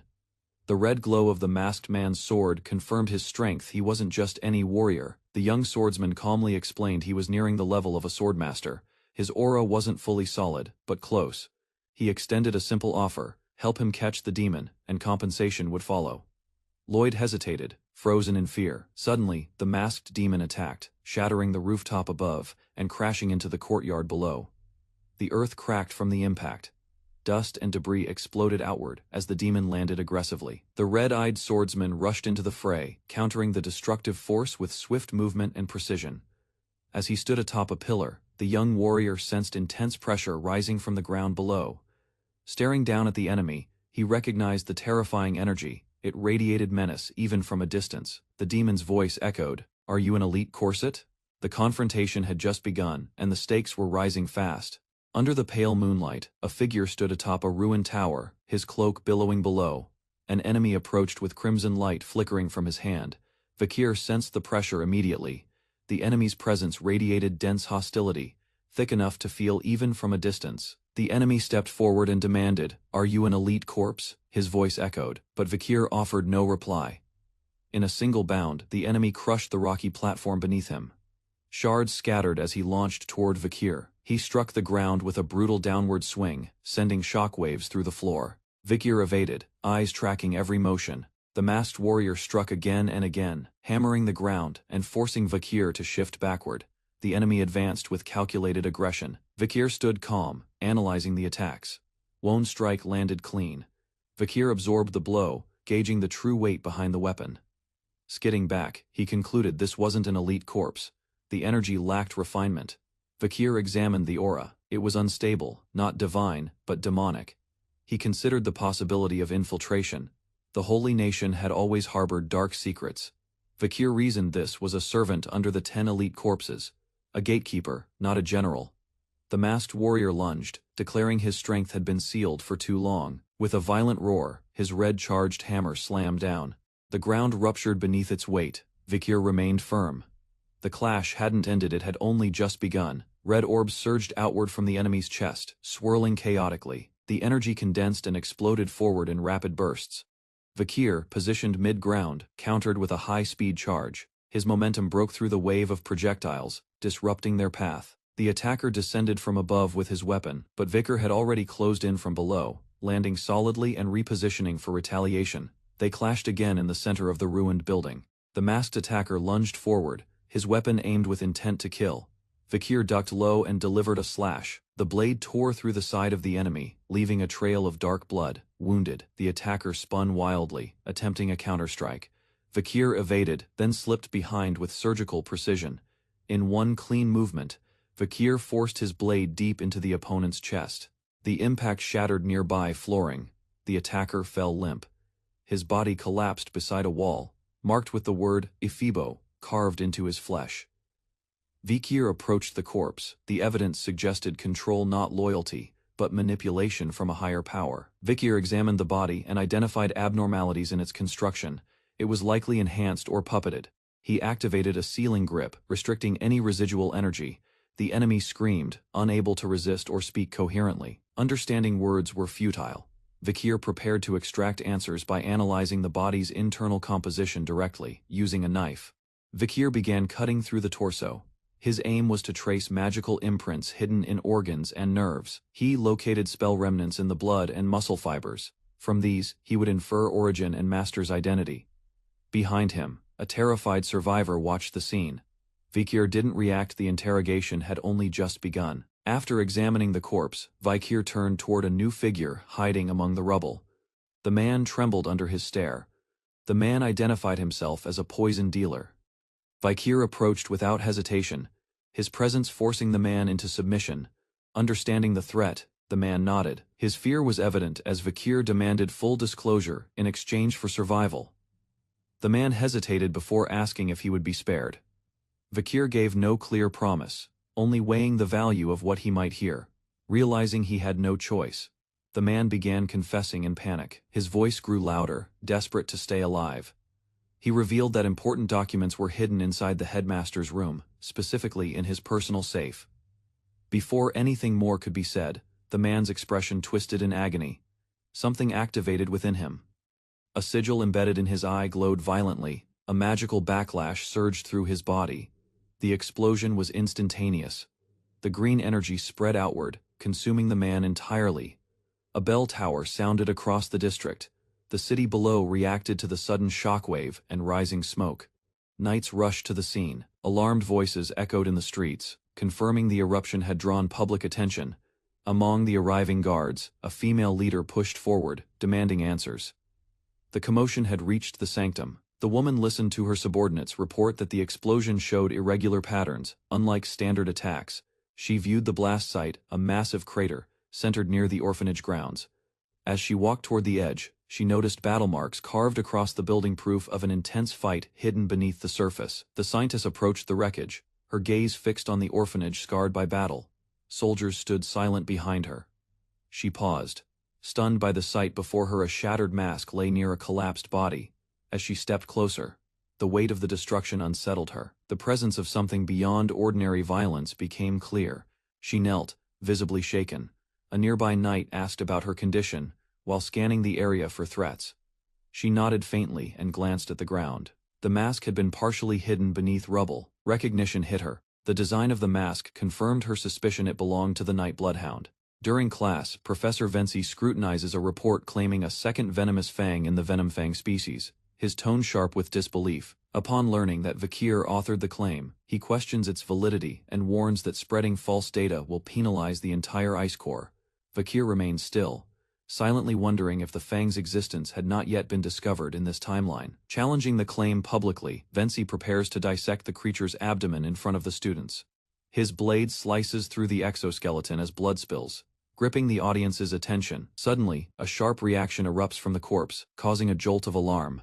A glowing fang shoots into the air, stunning everyone in the hall.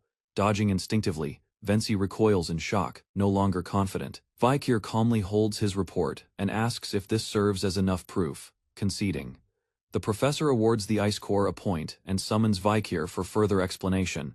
Classmates whisper, impressed by Vikir's intelligence and past victories. Some admire his looks, hidden behind glasses and messy hair.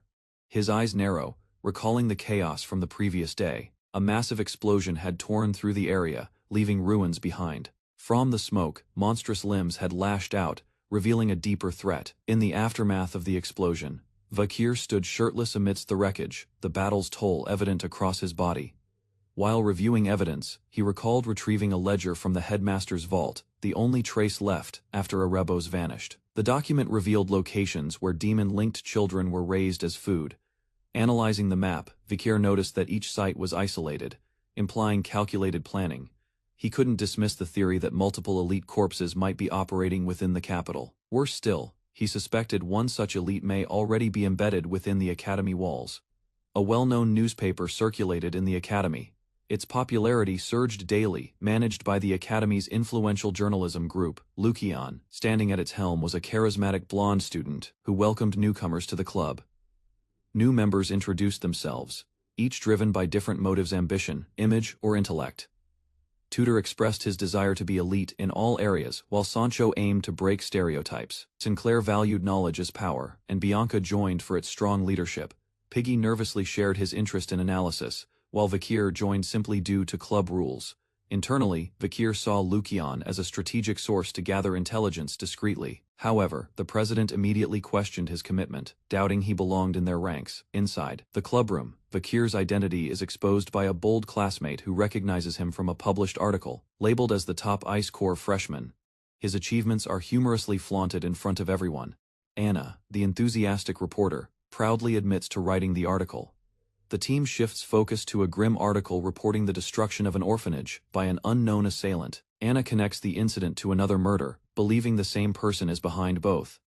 Piggy asks Vikir's opinion, who silently concludes that the children were victims of demonic rituals. The club members begin brainstorming headlines to cover the incident, seeking something impactful. Each title suggestion grows more dramatic, but none feel definitive or satisfying.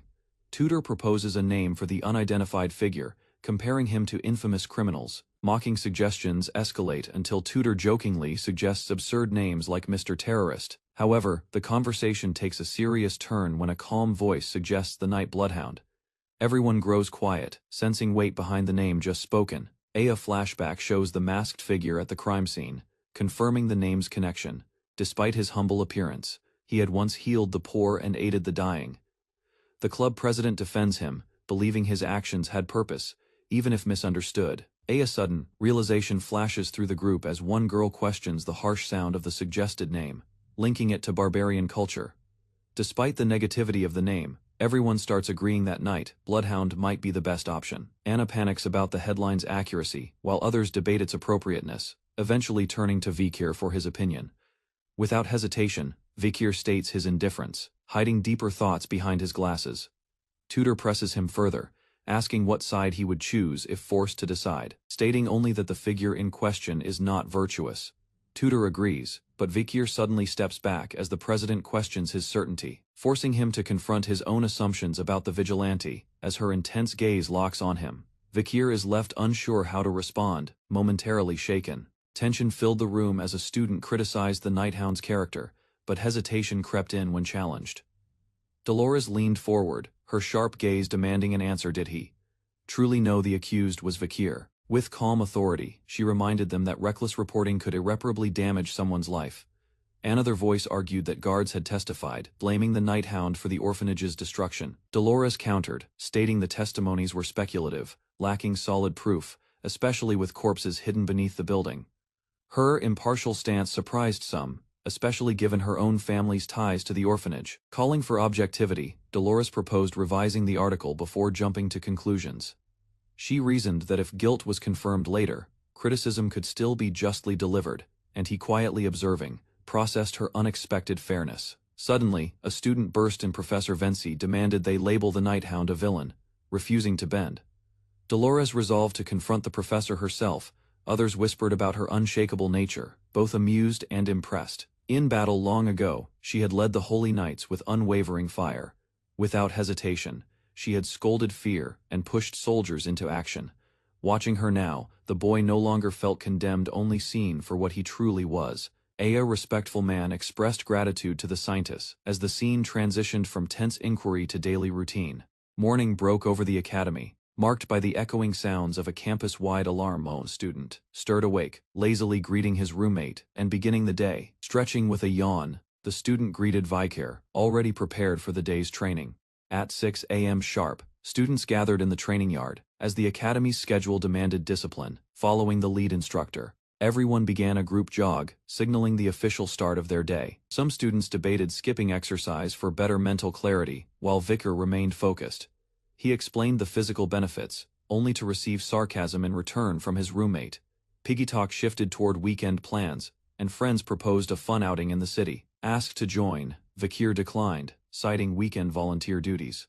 Though surprised, his friends offered to join him instead of going out. Their loyalty showed that Vicar, though distant, had earned their respect. As the group walked, some reflected on Vicar's quiet charisma. He wasn't loud, but naturally drew others in. Even seasoned fighters tow them. Vicar was more than a classmate, he was a leader through action and strength, encouraged by Vicar's presence. A classmate felt emboldened like anything was possible. Suddenly, the atmosphere shifted. Vicar's demeanor darkened, alarming those around him. Their group moved through eerie, green-lit halls, chains hanging around them like a warning. As they scouted, Vicar subtly asked about a suspicious student mingling with girls. Startled, Piggy responded nervously, realizing Vicar had already identified him. The target, Bane Kodzak, was known by reputation deeply tied to the hidden corpse incident. A wave of unease washed over the group as disturbing memories of the 10 corpses resurfaced. Bane, watching from a distance, weighed the option to attack but decided against it to avoid exposure. Feigning illness, Vicar excused himself, needing to gather information alone using stealth magic. As Vicar moved, Dolores unexpectedly grabbed his wrist, startling him. The sudden motion caused her to fall, drawing shocked gasps from nearby students. Concerned, they rushed over, while Vicar stood stunned, unsure how to respond. Pressured to apologize, Vicar muttered a quick, "Sorry." Dolores brushed it off, blaming herself for the fall, and remarking on his solid frame. In her thoughts, she questioned Vicar's presence and strength, wondering who he truly was. Vicar assessed the situation, and concluded it was too risky to act while surrounded by others, choosing to wait. Bane stood alone in the hallway, his name echoing in Vicar's mind along with the memory of the 10 corpses. Meanwhile, Bane led 2 girls into a dark, isolated area of the academy, cloaking his intent behind charm. The girls followed without suspicion as Bane hinted at troubling news. He fabricated a story about being targeted by a strange man, gaining their sympathy. Expressing gratitude, Bane earned their emotional support, hiding his sinister motives. Suddenly both girls collapsed after being drugged by Bane. A masked figure emerged. Analyzing Vicar's combat ability and aura, the mysterious figure linked Vicar to someone's death, suspecting him of deeper involvement. With quiet intensity, Vicar listens as tension fills the room. Worry hangs in the air as the academy's situation worsens. Rather than experienced investigators, the staff assigns first-year students the task of solving the strange incidents. Laid out before them are numerous documents, each tied to unresolved cases. Sorting through the papers, the students begin to grasp the weight of the situation. Among the chaos are stories of terrorism, vanishing nobles, and suspicious behavior within the capital's core. Vicar's attention settles on a case involving missing students, rumored to involve emotional conflicts and deadly consequences. As he reads, a chill creeps down his spine. A photograph reveals a familiar face, one of the academy's elite, now confirmed dead. His eyes narrow. The phrase "an elite corpse" now holds a far deeper meaning. Elsewhere, a man stirs in bed, restless under moonlight. His partner remains unaware. He slowly rises, troubled by something outside the window. Pale light filters in as he peers out, scanning the dark streets in silence. Inside a dim chamber, a masked figure sits calmly, awaiting news. His eye glints as he inquires about an unknown force disrupting their operations. Identified as Epileko, he and his masked allies prepare for retaliation. Several masked figures gather under dim light. Among them, Geronio, Hiro, and Fido stand silently, awaiting orders. Their leader, Dantalion, seated with confidence, notes the carefulness of the interfering masked figure who disrupted their operations. Suspicion spreads among the members as they confirm that the pandemic mask agent has not reappeared since the incident. The command is clear: expand the operation's scope immediately. At once, identical figures spring into motion. A grotesque masked man offers his faces to spread among agents. Each subordinate is dispatched to scout bright areas and track down the pandemic mask intruder. Suddenly, the bedroom door creaks open, startling the woman inside. Confused, she questions her husband's strange behavior at such an early hour. Her gaze shifts uneasily to the unfamiliar people in the room. Dantalion looks at her with solemn interest. He had hoped to admire her longer still. Duty outweighs sentiment. He gives the command to keep her face intact. The woman collapses, lifeless, as the plan to open the gate stalls once more. Grimacing in annoyance, Dantalion covers his warped face. He commands Ephibo to follow. There's someone they need to meet without delay. With a sinister smile, Dantalion expresses his desire to release stress, ominously hinting at violence to come. The priest greets the scientist with a warm smile. His pleasant expression hides something deeper. From afar, she questions his demeanor. He claims joy at seeing the divine figure standing before him. However, she doesn't share his mood. The visit is serious. She didn't come for pleasantries. He explains his recent absence was due to investigating missing persons and violent crimes. Unspoken thoughts betray him. He knows he's responsible for those very cases. Internally, the scientist senses something is wrong. She identifies him as guilty lun indulgentia, tied to the Guovates family, masking corruption through religious charity. She confronts him with purpose, seeking to abolish the church's exemption system for the rich. He dismisses her concern, implying donations equal redemption. Her resolve hardens. Forgiveness, she insists, comes only after true repentance, not through wealth. He holds his silence. She turns firm in her stance, deflects her challenge, suggesting she speak with her father, the cardinal. Calmly, she agrees to return later and leaves peacefully, hiding her disappointment. Once alone, his twisted desires surface. He nearly acted on them. Voices in his mind echo beautiful, overwhelmed by her image. He restrains himself. The scientist is a treasure. He'll claim her face only after breaking her spirit. A masked man insists the gate must open soon. His mind burns with the urge to summon chaos into the world. In the academy courtyard, Vikir quietly observes the grounds linked to recent disappearances. Clues point toward the Guovates family. A student confirms the orphanage case connects to their estate. The estate serves as a symbol of nobility and power. Suspicion now surrounds it. Vikir and his classmates arrive under the pretense of volunteering, hoping to uncover secrets thou accompanied. Vikir remains cautious. The situation is more dangerous than it appears. The Academy's Gozun holiday commemorates its founding and a sacred Loon Church event. While most students take the chance to travel or relax with family, a few remain behind. Among them is Vikir, assigned to volunteer at Indulgentia Orphanage in the imperial capital. Inside, the group notices a portrait of guilty Lun Indulgentia, the orphanage's founder and a lecturer. His reputation extends deeply into the Loon Church, granting the institution considerable influence. Some students express unease, aware of conflicts tied to religious divisions and noble factions.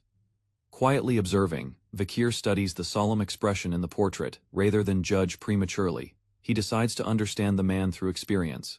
Ayan Nun kindly requests that the students serve as temporary teachers for 10 days. She urges them to treat the orphans with warmth and responsibility. Unexpectedly, Bianca and Sinclair appear, drawing immediate attention and questions. Though tensions flare briefly, most agree to focus on their task. Bianca greets Vikir with enthusiasm, hoping to build a connection.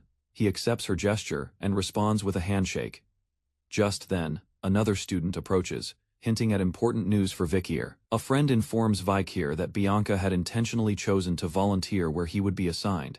That revelation makes him realize her appearance wasn't coincidental, prompting internal caution. He silently decides to keep his guard up around her, while wondering about the headmaster's absence. Meanwhile, the children are excited as they rush to pick their temporary teachers among the volunteers. Some students are quickly surrounded by cheerful kids, enjoying the lively interaction. Bianca also draws attention from the orphans, warmly engaging with them on the floor. When Vikir tries to interact, his stern expression frightens the children. Despite his effort to ask their names, his tone remains stiff, unsettling the group. He reflects quietly, realizing that communicating with children isn't as easy as it seems. Suddenly he notices one child wandering off toward a hallway in the distance. Curious, Vikir follows the girl silently as she moves through the orphanage corridors. He finds her alone, seated near a wall of arched windows bathed in light.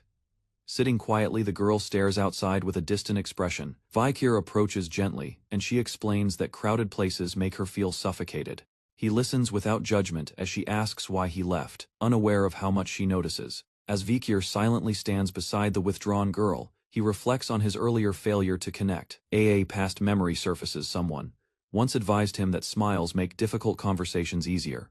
Reading her name tag, he gently calls out, Perry. Trying again with a softer approach, he crouches down and asks if that's truly her name, this time showing a warm expression. Perry's eyes widen, surprised by his shift in demeanor. Yet she suddenly bolts away, leaving Vikir confused and slightly disheartened. From behind, President Dolores appears, and admits she had been observing the whole exchange. She explains that Perry was once deeply hurt, leading her to shut out the world. Dolores adds that rumors began circulating, making people avoid Perry and fear her schedule.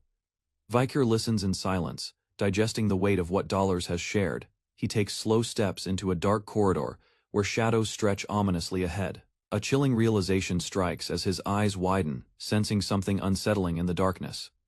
Back with Dolores, she notes how Perry reacted to Vikir differently than others.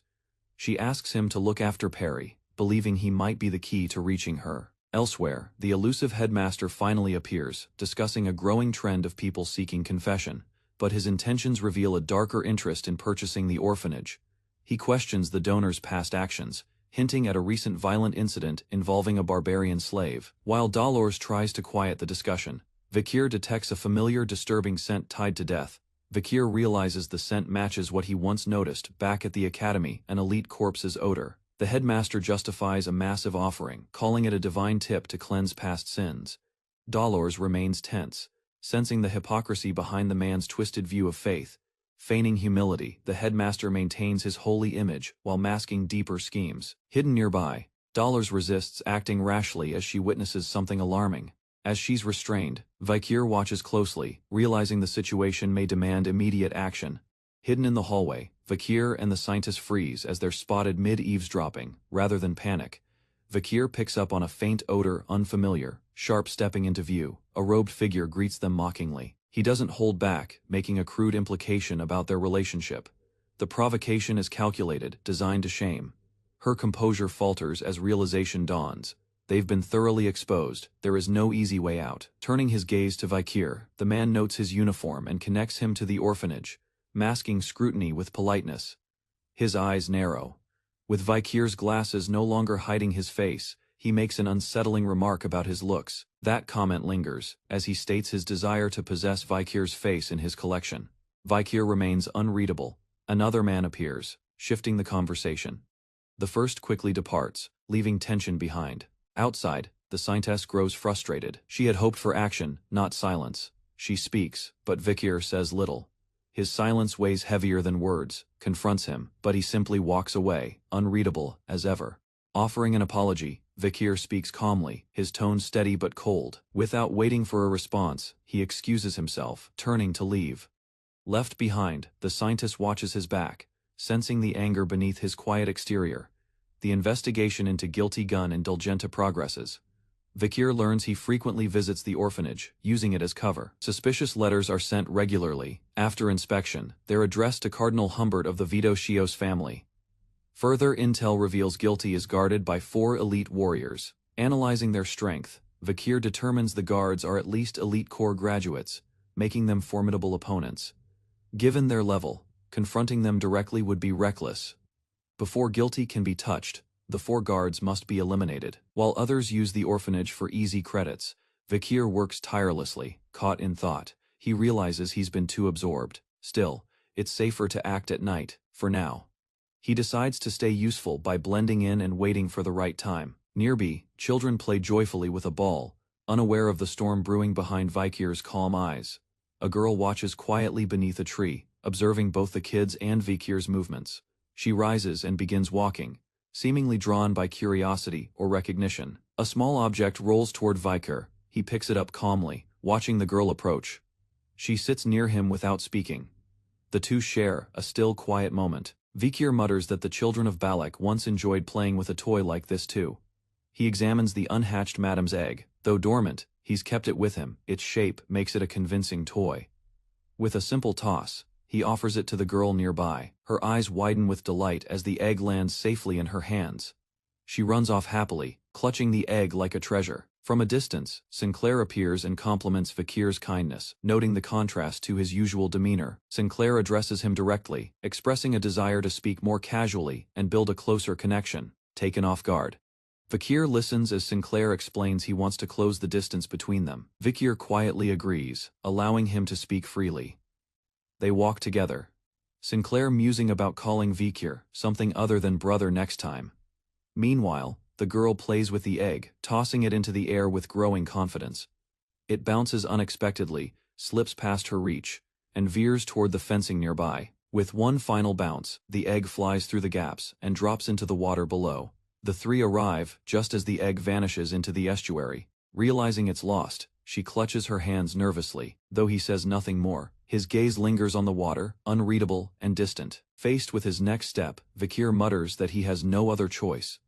At the same time, the scientist hurries through the hallways. She pauses, calling out Vikir's name under her breath, as if hoping to reach him through thought alone. Perhaps her earlier judgment of Vikir was clouded by bias, formed too hastily. Conversations around her reveal his constant presence and effort at the orphanage. He wasn't just pretending to help. From the kitchen to the laundry, Vikir was always working. Even small acts, like helping with clothes or preparing games, show his sincerity. The children trusted him. Her own prejudice painted a false image. Realizing his intentions, she resolves to apologize. Vikir had shielded her, not used her. The girl stumbles, and Sinclair reacts in alarm as Vikir drops his coat. Shoes are left behind as Vikir bolts forward without hesitation. His target lies beyond the fence. With a powerful leap, he dives straight into the waters below, eyes fixed and unwavering. The surface explodes as he hits the water. A dark current churns violently beneath. Yees widen in shock and fear at what might happen next.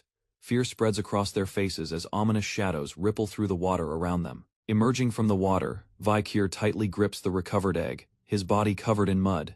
He holds it out calmly, assuring the girl there is no need for guilt or regret. Watching him, Sinclair, the scientist, and the girl all stare, in stunned silence, their eyes wide with awe. Children scattered across the field, their cheers echoing as they played without restraint.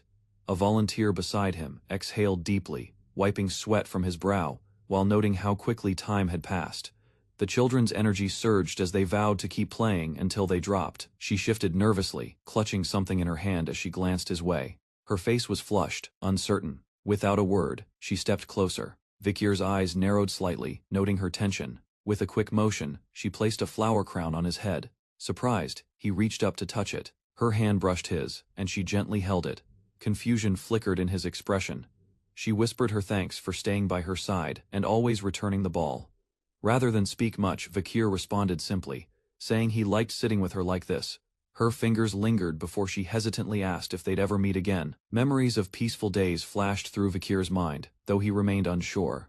Unable to give her false hope, he admitted he couldn't promise to return. Hope shone in her eyes as she wished for one more meeting. She vowed to come here again if tomorrow still existed for her, or him. A small smile crossed his lips as he corrected her softly. The grand hall of Indulgentia Orphanage stood tall as a ceremony commenced. A priest praised the volunteers, expressing that the time spent with the orphans had been invaluable. He emphasized that the experience gave the children a sense of family and filled emotional gaps they long carried. Opening a decorated chest of goods, laughter echoed as students celebrated, but Vikir remained quiet, sensing something off. Internally, he recognized the priest's manipulation, appealing to guilt, in order to solicit donations from the youth. The priest arrived with a full guard, making any direct move difficult. Vikir's expression hardened. He could no longer allow this man's actions to continue unchecked. As coins clinked into a box, the priest declared he would hunt an elite corpse next. His real intent revealed. Nearby students discussed donations, but Vikir admitted plainly that he had no money. He argued that wealth should be used to help. One girl disagreed, stating that while children need parents, her tone softened as she invited Vikir to her home during the holiday. With cheerful energy, she ran off to volunteer again, asking him to find time later. Vikir watched her leave, quietly muttering to himself, calling her a strange person. Beneath her cheerful mask, the silver-haired girl had submitted false credentials to enter the academy. Before Vikir's regression, she ranked first in both theory and combat for 4 years. Then, she vanished without a trace. The children were invited to express gratitude. Cheers erupted as they ran forward to thank their student parents. Tutor declared boldly that he would visit every week until he became a hero. Another student bent low, praising the children's potential as the hope of the North Ivorion. Shared heartfelt words. Vikir watched quietly, observing their sincerity. His gaze locked onto a familiar braid, moving across the crowd. Recognition struck. He called her name Senior Dolores, and she turned with surprise. Seeing her up close, Vikir confirmed her identity. Dolores responded, shocked by his presence. Haunted by past trauma, Vikir asked her about Perry's whereabouts. Dolores hesitated, scanning the room. Perry was nowhere to be seen. Her absence puzzled them both. Vikir's expression grew cold. Sinclair excused herself, unaware of Vikir's rising suspicion. Memories of Perry's smile surfaced. Her absence now felt ominous. Vikir's eyes narrowed in alarm. He launched forward, heading toward danger without hesitation. A sinister figure grinned in the shadows as the wind howled outside. The night had begun to shift. Vikir's eyes glowed red with alert focus. His instincts screamed danger as he watched the orphanage under moonlight. Elsewhere, Perry stirred in her sleep, murmuring uncertain words. Her tone was anxious, not at peace. The bed beside her lay cold and empty, unnoticed in the stillness of night. Outside, the orphanage's 4th building stood under moonlight. Indulgentia, orphanage's children's dormitory. Dark figures moved swiftly in formation, silently infiltrating the premises with deadly intent. Inside, the hallways, masked invaders, spread out, claiming control of strategic points. Zone of them crept ahead, weapon ready, scanning the dark corridor ahead. A second later, Vikir loomed behind him, glowing eyes and a shadowed face revealed no mercy. In another hallway, the man stopped abruptly. Something felt wrong, and Vikir emerged silently beside him, watching with unreadable intent. He demanded to know where the hidden children were, those being kept for demonic feeding. Sudden strike followed his words, launching him violently backward, pinned and grinning. He mocked the silence, realizing the enemy couldn't speak. Raising his weapon, the demon refused to waste time. The blade ignited red, ready to kill. Vikir stood silently above a corpse, the crimson glow of his eyes piercing the shadows. Carefully, he grasped the man's head, observing as strange smoke began to rise. Without warning, he discarded the head, unsettled by the unnatural texture and weight. Among the remains, a torn cloth caught his eye, one he instantly recognized as Ephibo's suspicion grew as he examined the face, questioning if it belonged to someone named Peter. His doubt solidified. A mole not present on Peter's face exposed the disguise. Long before his regression, Vikir recalled Peter mentioning a missing younger brother. The boy hadn't vanished from training, but after encountering a demon that cursed him. Now wary, Vikir considered that the bodies before him might be people from his past. 2 figures emerged, blades drawn, aiming for a swift ambush. Reacting instantly, Vikir dashed aside, narrowly avoiding their coordinated strike. He retaliated with a surge of red energy, his fist tearing through the air. The counterattack landed cleanly, cutting one opponent down mid-charge. Energy erupted on impact, shaking the corridor and scattering debris. At the end of the hall, a woman knelt in prayer beneath a solemn statue. Beneath a solemn angelic statue, Dolores recited a sacred prayer, her voice soft and focused in the silent chamber. Images of a wounded boy clutching a stone filled her mind, the prayer blending with his battered memory. Suddenly her heart raced. Confusion overwhelmed her. Why did this vision keep resurfacing? She stepped away from the altar, forcing herself to calm down. Though she tried to deny it, her thoughts kept circling back to Vikir. Then, without warning, she noticed someone falling into the lower chamber. Smoke erupted from below as a masked figure emerged in combat. Recognizing the red eyes and plague mask, Dolores gasped. He was the Night Bloodhound. As blades clashed below, she wondered why the Fontana Guild's guard was involved. Vikir locked onto her and shouted scientists. Before vanishing in a blur, Dolores froze mid-step as others rushed past her to engage him. Stretching out her arms, she pleaded for everyone to stop fighting. Startled, the 2 warriors halted and turned toward her.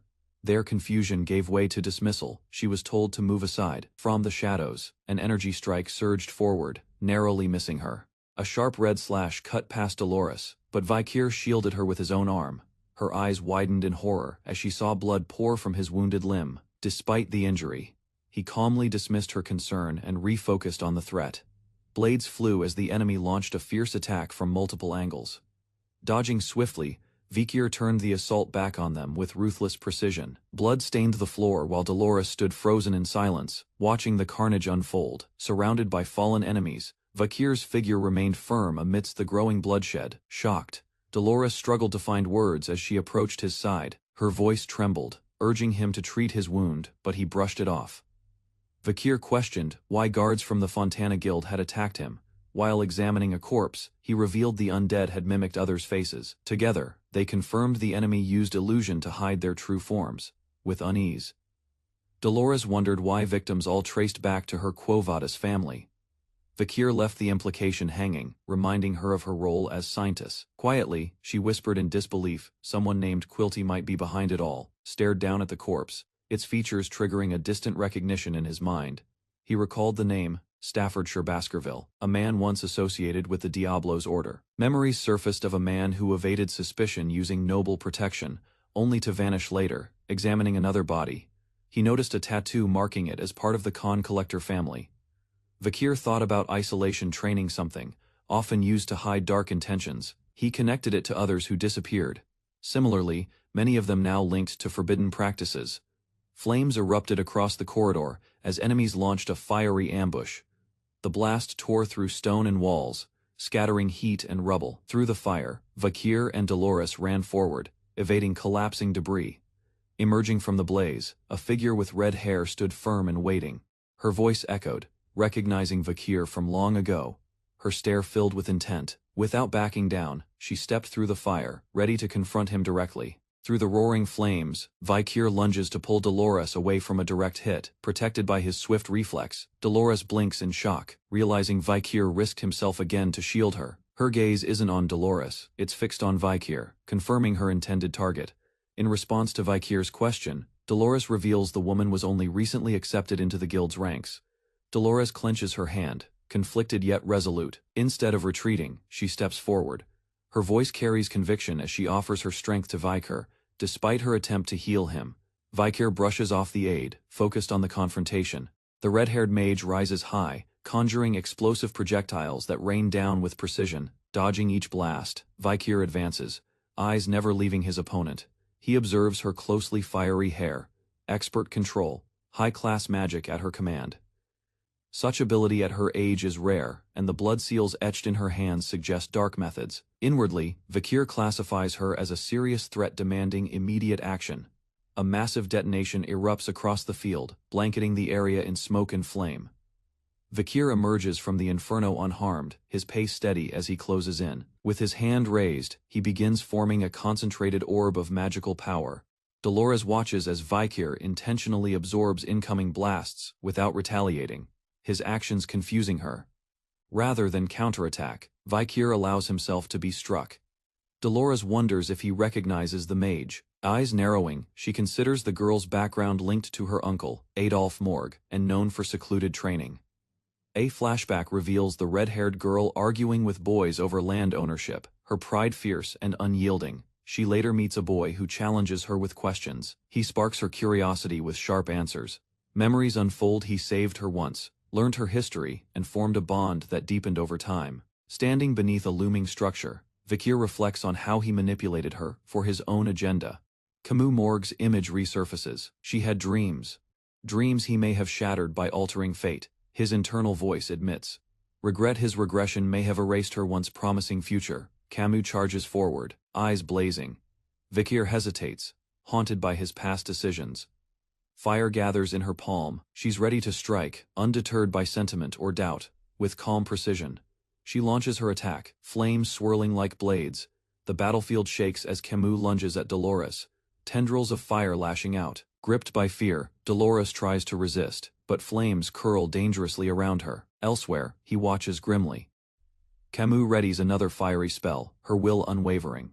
Vikir lifts his arm, conjuring a red energy slash that cuts through the fire, aimed at Dolores. With swift precision, he redirects the blow toward Camus, his strike ripping through the battlefield.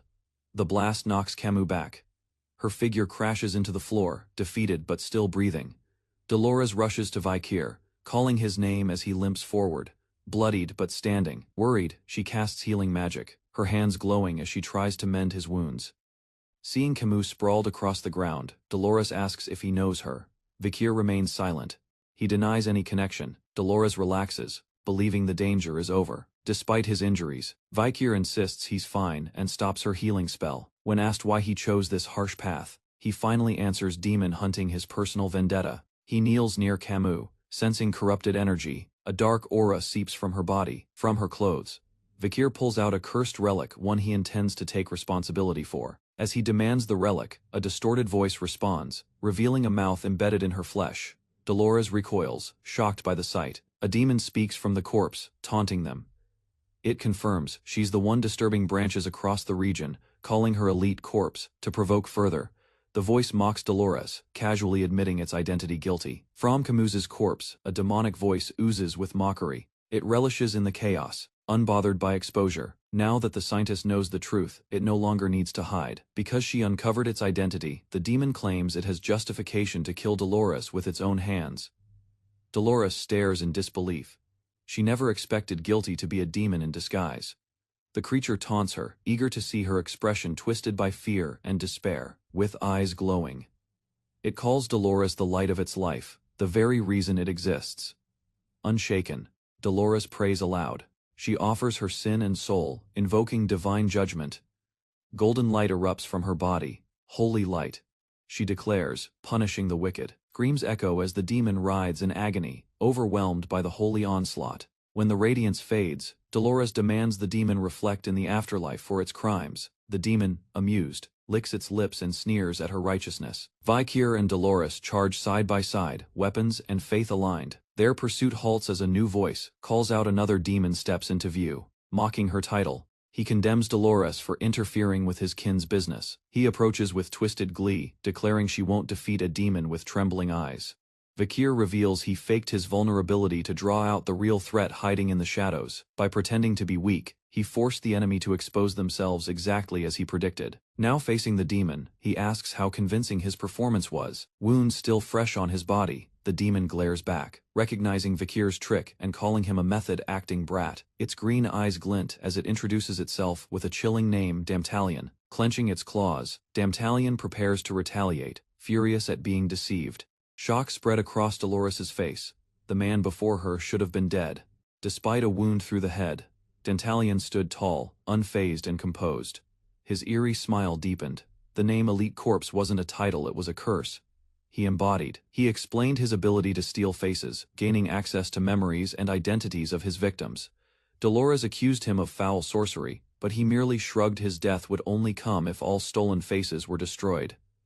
Without hesitation, she lunged. Damtalion countered instantly, blade streaking forward. A red flash split the air, impaling a nearby woman with brutal force. The wounded girl trembled, whispering desperate pleas as blood soaked her gown. Tears streamed as she begged to be spared, unable to accept her fate. Crimson trails marked the ground as Damtalion stepped over fallen bodies. Dolores dropped to her knees, drained and silent, unable to resist further. From the side, a confused figure stirred and asked weakly. An old man recounted his final moments, recalling how he had been buying his daughter's favorite meat pie. Just as he reminisced, a red slash tore through the scene, ending his story mid-thought. Masked and merciless, called him arrogant for speaking, as if his life held any weight. Tears welled in the eyes of a small boy nearby, frightened by the sudden violence. He trembled and whimpered, claiming innocence, unable to comprehend what he'd done wrong. Vikir remained cold, recognizing the deception. He'd seen enough false pleas to resist pity. The child's expression twisted unnaturally as he asked, "Then what about this?" and lunged. Caught off guard, Vikir blocked the sudden, sharp strike with his blood-stained blade. A second attacker, grinning, called the ambush a present, and joined the assault. Dark energy spiraled around the boy, launching him in a powerful spin. He landed effortlessly, showing no fear, only deadly confidence. Laughing low, he cracked his knuckles as a shadowy figure emerged behind him. Dolores shouted Vikir's title, watching the scene unfold in horror. The boy revealed a crystal, stating he had implanted a face within Vikir's body. That fusion would soon corrupt his mind, mixing memories until he lost himself. Confused by a sudden shift in energy, as Vikir stood silently, trembling. Dolores gasped, her eyes widening at the sight of Vikir's arm, which bled and quivered uncontrollably. Despite the damage, Vikir assured her he was fine and prepared himself to face a demon. Winds howled as Vakir launched forward, reminding his foe that while human he was far from ordinary. Observing closely, began to understand how the powerful Andromedus had fallen before this man. His gaze locked on Vakir's sword, one laced with demonic energy, and sensed an aura far beyond typical warriors. The foe attacked with monstrous strength, stretching his mutated hand toward Dolores and Vakir. Instinctively, Dolores pushed forward and intercepted the strike. Her courage didn't go unnoticed. The enemy smirked, calling her Vakir's weakness. Despite the chaos, Dolores urged Vakir not to worry about her and focus on the battle. Her voice faltered, admitting she couldn't let the pillar of the hero fall here. Inwardly, she questioned how long he would carry the burden alone in such brutal fights. Determination swelled as Dolores clenched her fists, though her body trembled. Her will to support Vakir grew stronger, stepping forward. She resolved to act no longer just a bystander, but a partner in battle. A grotesque, twitching mass with many eyes emerged, muttering the word sister in a distorted voice. Dolores froze in fear, as a monstrous shadow loomed behind her, its presence overwhelming. Terror took hold of her body while the enemy grinned, preparing his next attack with summoned tendrils, within a dome of fleshy faces. The villain explained how painful transfiguration is for a single human. He mocked what might happen to someone caught in thousands of such transformations. Vakir remained calm, preparing to counter. The cursed blade cut through the wall of faces, each swing relentless. Among the fragments, he spotted one particular face that stopped him in his tracks. It belonged to someone from his past. Someone he thought he'd never see again. A memory resurfaced, the face of a smiling girl under a tree. Reality blurred as the girl's image was overlaid with the monstrous wall. Vakir faltered slightly, but the dome kept expanding, threatening to engulf everything. In the dim corridor, Vakir stands silently, his figure surrounded by darkness. A sharp gaze pierces the gloom as he steps forward, tension tightening across his face. Ahead, a row of lifeless bodies sits in formation. He recognizes the scene from when Dantalion devoured him, swirling black energy pools beneath his feet as he walks deeper into the tunnel. These people, once human, were absorbed by the same dark force that nearly consumed him. Without warning, the anguish of dozens rushes into his mind, raw and unfiltered. Lone victim trembles, whispering through clenched teeth, lost in unbearable pain, clutching his head. Vakir stumbles, overwhelmed by the relentless stream of foreign memories. From scattered fragments, he understands Dantalion fed on every soul trapped here. His breathing steadies, and focus returns to his eyes.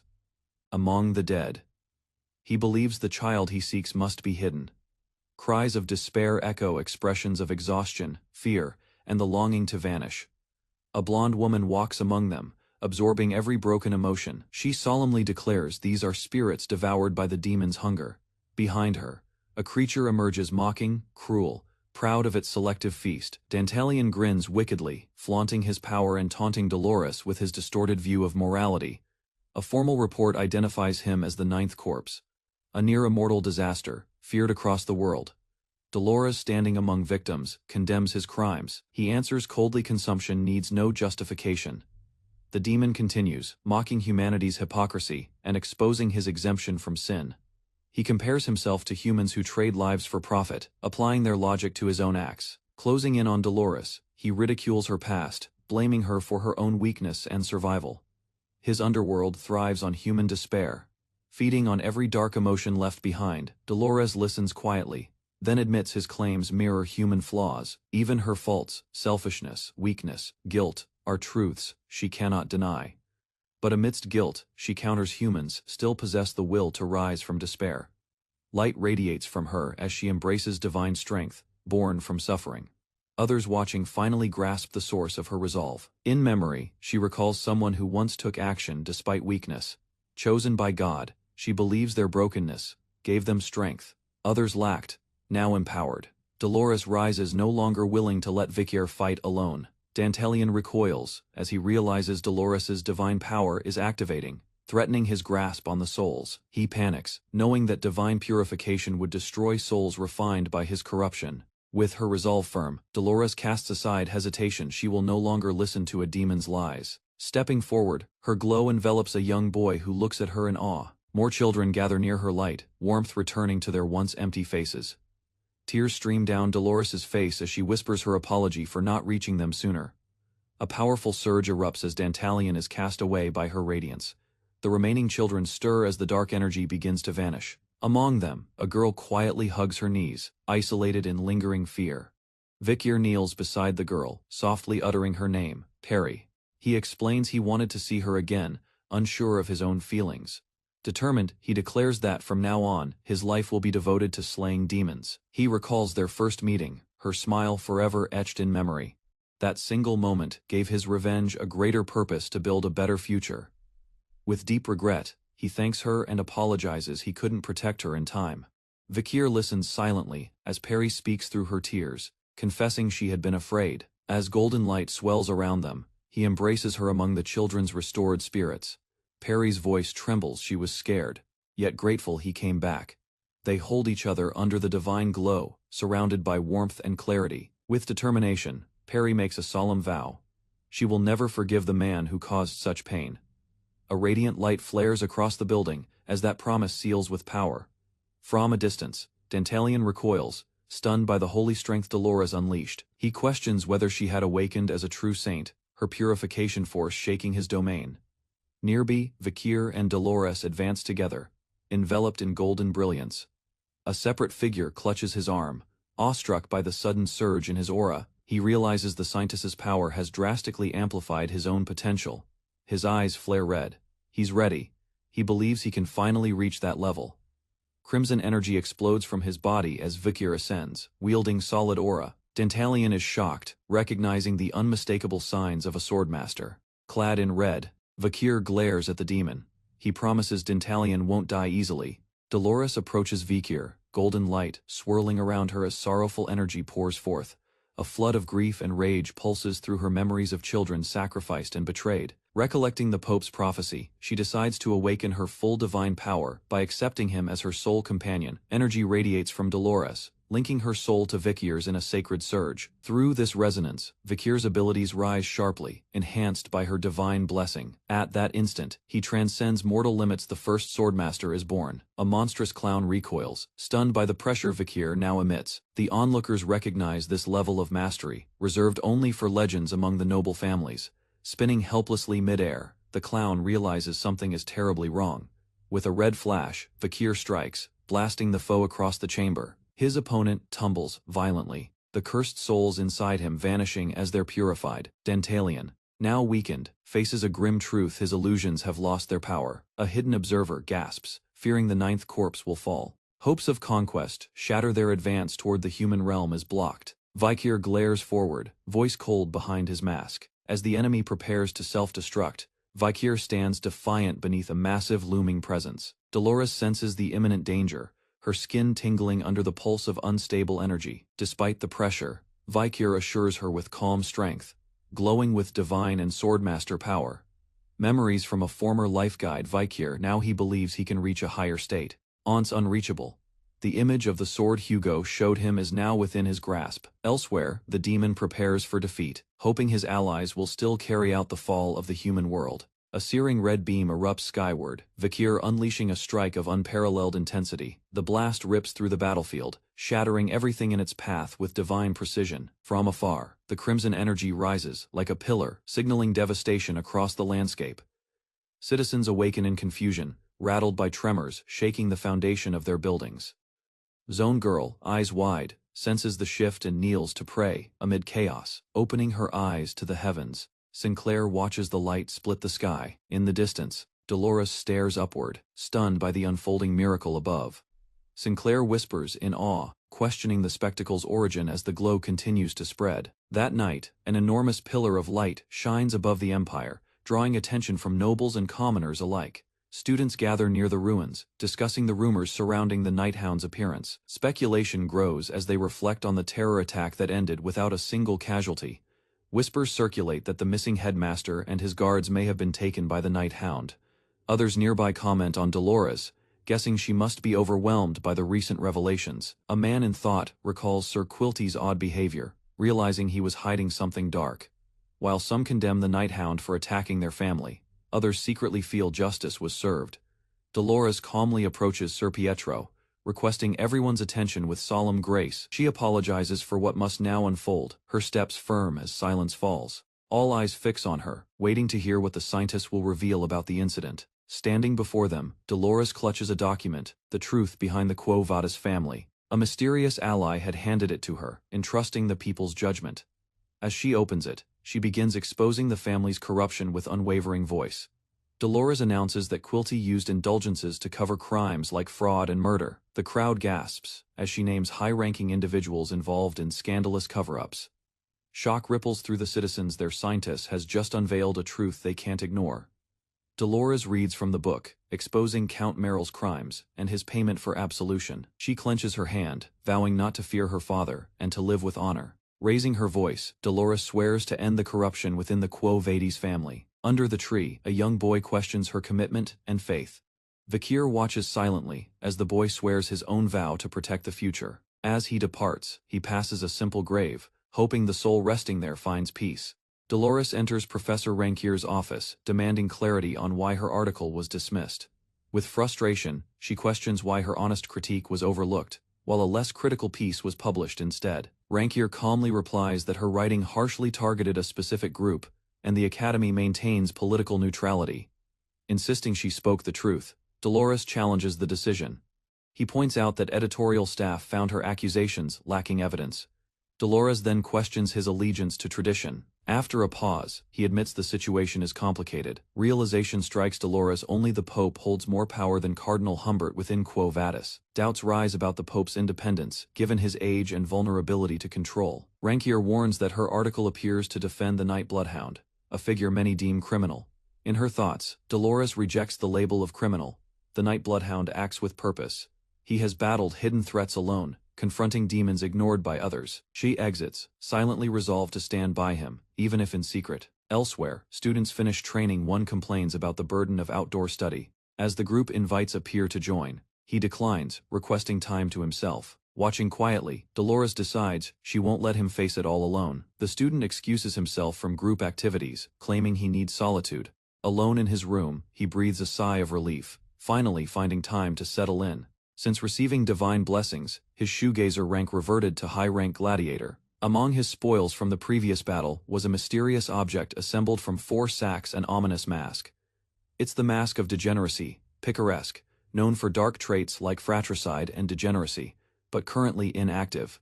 He recalls reading about it before his regression. Driven by curiosity, he lifts the mask, ignoring the caution about potential side effects.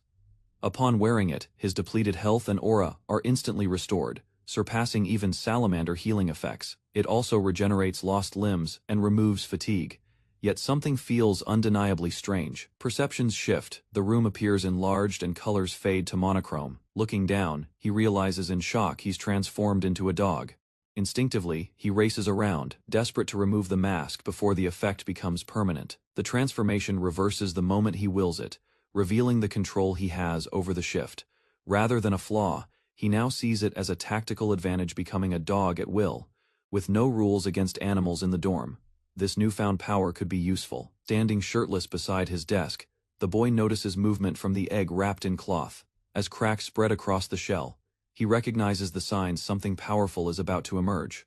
He recalls the Mazam 8 legs, a terrifying high-ranking monster once driven deep underground due to its strength. The egg begins to glow as the descendant of that monstrous creature prepares to hatch. With a burst of light, the shell explodes, revealing a tiny creature with round eyes and soft fur. He's stunned by its harmless appearance. Despite its lineage, it barks and wiggles like a puppy. Lifting it carefully, he observes the creature's odd behavior, mimicking canine sounds.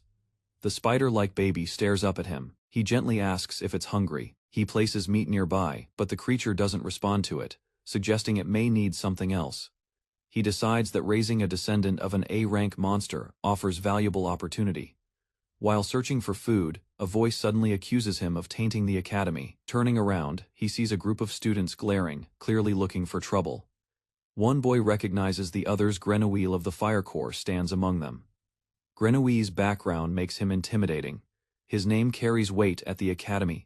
Another student tries to leave, but is stopped, clearly caught in a power play. Tutor faces scorn from Grenouille, who degrades him for his low rank. The insults strike hard and personal. Grenouille declares Tutor unworthy of the academy and demands he leave, branding him a disgrace among elites. Coldly, he adds that Tutor's weak status reflects poorly on those who associate with him. Despite fear, Tutor finds his voice and defends his friends, refusing to stay silent. Grenouille smirks at the defiance, unimpressed. He asks mockingly what Tutor plans to do. With a sharp command, Grenouille orders his group to attack. Tutor braces for impact. Suddenly, a shadow tightens across Tutor's clenched fist, signaling help has arrived. Two students grab an attacker. One taunts, asking if he's okay, while gripping him by the skull. With glowing red eyes, Sancho crushes his opponent's confidence. Tutor looks up in shock. Vakir appears behind Tutor, catching him off guard. All three allies now stand united. Grenouille's expression changes as he realizes the situation has shifted against him. Tutor, still shaken, watches as the tide turns in their favor. Grenouille growls Vakir's full name, recognizing the new threat. Sancho and the others regroup, confronting Grenouille's team without hesitation. With cold fury, Tutor demands to know who dared lay hands on his friend. Grenouille confronts Tutor in the academy hallway, leading a group of smug students, while Vakir stands quietly in the back. With a sneer, Grenouille mocks Tutor's choice of companions, calling them low standard and beneath notice. Tutor calmly reminds him that rank holds no power here, but Grenouille scoffs, bringing up Tutor's failure with the Night Hound. Toxic fog begins to spread from Grenouille's group as they smirk, claiming they could have caught the Night Hound easily. Startled, Tutor questions if this is still an academic environment or a hostile demonstration. Suddenly lunging forward, Grenouille punches Tutor, who stumbles back as the green fog intensifies, feigning restraint. Grenouille says the poison is harmless and merely a warning. He taunts the others, urging them to recognize their inferiority and give in to despair. Unbothered, Vakir watches silently while his spider pet begins to stir. The tiny spider absorbs the poison rapidly, astonishing nearby students. Rather than fall, it consumes the fog with ease, leaving others speechless. Grenouille turns toward the disturbance, his confidence slipping. Assuming victory, he's caught off guard by the sudden shift. The poison drifts unnaturally toward Vakir, who remains motionless, in silent shock. Grenouille realizes his poison has been rendered useless. Tutor challenges Grenouille to compete in the upcoming team-based midterm event. Grenouille initially hesitates, but agrees to the humiliating condition, confident in his own team's superiority. Accepting the terms with a smirk, he mocks the idea of Tutor's group becoming public laughingstocks. Tutor apologizes to his teammates, thinking he acted rashly, but soon doubles down, determined to crush Grenouille's pride. Piggy, unsure of his value as a low-ranked student, expresses doubt about contributing effectively to the team. Tutor reassures him, assigning roles based on each person's strength. Piggy for analysis. Just as their team forms, Vakir calmly states he already has a commitment with someone else and won't join them. As they plead with Vakir to reconsider for the team's sake, despite their reactions he refuses, leaving them frustrated as he walks away. The scene transitions to the academy's arena. Cheers erupt as competitors enter, with Dolores a notable student. Coliseum Academy announces that this year's midterms will be observed by outsiders, raising the stakes even further. Examiners outline 3 tests: a team defense trial, an individual offense exam. For the defense phase, the arena transforms into a dungeon using advanced hologram magic to simulate battle conditions. Teams must survive waves of holographic earth golem monsters. The test's objective is clear: each group must defend a central shield that tracks their score from afar. 4-person teams form defensive positions against incoming monster waves. Point losses occur each time a member is hit, and if one faints, the team is disqualified. Piggy observes that Dolores's third-year team set the current record. Tutor calculates that if their first-year team lasts 20 minutes, crushing Grenouille's pride, however, means reaching at least the second wave. Tutor's team becomes determined. Bianca assures Tutor she'll attract the monsters, taking the tank role to shield the others. Tutor warns against selfish tactics, demanding coordinated effort from all team members. Bianca agrees with sarcasm, and both are introduced officially by name before heading to the arena. Piggy trails behind, noting the tension between Bianca and Tutor remains unresolved. He wonders why Vakir joined another team, feeling a bit abandoned. Vakir explains he prefers staying out of the spotlight and wants others to shine in his place. Surprisingly, his new teammates promise to protect him completely, declaring him their liege. A girl named Hydrangea takes this seriously, viewing it as a personal mission from Vakir. Motivated by loyalty, she and her group prepare to defend Vakir with everything they have. Grenouille watches Tutor from a distance, noting his smart choice of recruiting Bianca from the Usher family to boost his team's chances. Despite Tutor's move, Grenouille believes defeating him is still possible. He addresses his teammate Scholar with condescension. Scholar struggles to pronounce Grenouille's name, further irritating him as he asserts his goal to dominate the first years. As the test begins, several groups are introduced, each stepping forward with their own ambitions and strategies. Tutor's team, assigned as Group 109, gathers with confidence.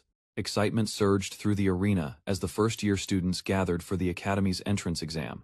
Among the sea of eager faces, Vakir stood quietly, calculating, below them. A wide coliseum spread open, with a glowing hexagonal barrier signaling the challenge space. Inwardly, Vakir compared this to his previous life. This exam felt unfamiliar. The instructors explained the arena would become a virtual dungeon, once activated. Participants were warned, monsters would chase them, and their poison, while dulled, could still bring incapacitation. Tutor and his allies stepped forward, proud of their training. They offered to guard Vakir, who accepted without protest. Rather than interfere, he chose to conserve strength. Letting them act freely suited his strategy. Another group approached and questioned Vakir's alliance with the Baskervilles. Tutor explained their past training sessions, emphasizing how they'd learned from Vakir's insights. Though Vakir never volunteered, he acknowledged their determination to stay close. Group 88 stumbled out, exhausted and injured. A new announcement summoned Group 89 to the arena. Tutor smirked. Their moment had finally arrived. Enormous insects surged forward as the illusion activated. Magic circles lit up while Sinclair summoned defensive spells. Grano finished casting. Battle was fully underway. Sinclair's eyes glowed fiercely, brimming with mana as she unleashed a concentrated burst of energy toward the monster, charging at her. A pulse of magic collided with the beast, forcing it backward with explosive force. The crowd roared in awe, stunned by the power displayed. Within the dungeon, Sinclair moved gracefully through spell formations. Vakir recalled she eventually rose to fame, but in his past life, she never revealed this strength during early academy days. An announcement rang out: Group 89's exam had ended. Grenouille's team returned victorious, setting a new record. Tutor stared, dismayed at Grenouille's achievement. Jealousy and irritation crept into his expression. Grenouille smirked confidently, taunting him with a finger raised high. Shouts erupted from Tutor and his companions, their rivalry ignited. Group 108 prepared to enter. Tutor and Vakir stood among them. Cheers echoed from the stands. Vakir received encouragement, but kept his gaze forward. His calm demeanor contrasted Tutor's ambition as monsters emerged from the shadows. Whispers rose among students watching from above. Vakir's skill with a bow came as a surprise. He calmly readied an arrow, encasing it with mana. His stance was firm and precise. Arrows flew like a storm, piercing the dungeon floor with relentless accuracy. As Vakir dashed across the field, stunned whispers filled the air. Students watching couldn't believe their eyes. Though his shots were fast, Vakir noted they lacked accuracy and force. Something felt off. His instincts warned of an unseen threat. Drawing another arrow, he released it. As it flew, a red aura surged from its tip, amplifying its destructive power. The shot exploded on impact, scattering the enemies. Realizing the danger of revealing too much, Vakir forced himself to hold back. A memory flashed. Someone once warned him, never to lose with a bow. Taking advantage of the poisoned terrain, he tossed a marble containing baby Madam into the chaos. A puffball creature appeared, glittering innocently. Vakir explained his strategy. Knowing the ants secreted poison, he predicted they would empower baby Madam perfectly. While others fought, he let the creature roam freely. He stepped back, smiling quietly as the dome shimmered above them. When the exam ended, Group 108 had cleared the trial in 19 minutes and 50 seconds, ranking second. Grenouille's team laughed proudly, boasting they had proven the superiority of nobles over commoners. Vakir remained calm, dismissing their arrogance with a quiet word. Group 109 prepared for their turn, aiming to push even further. A monstrous ant lunged forward with sharp legs raised, aiming directly at Tutor's group. Without hesitation, Tutor responded with a precise thrust, driving his mana-charged spear into the beast's head, halting its charge. Behind him, his teammates coordinated their movements. Sancho blocked, Bianca launched magic, and PG relayed commands, each fulfilling their roles. Tutor and Sancho fought aggressively on the front lines, holding back the wave of enemies with synchronized strikes. From the rear, Bianca continuously supported them with barrier spells, while PG managed the strategy mid-battle. Vakir assessed their teamwork and noted how well prepared they were.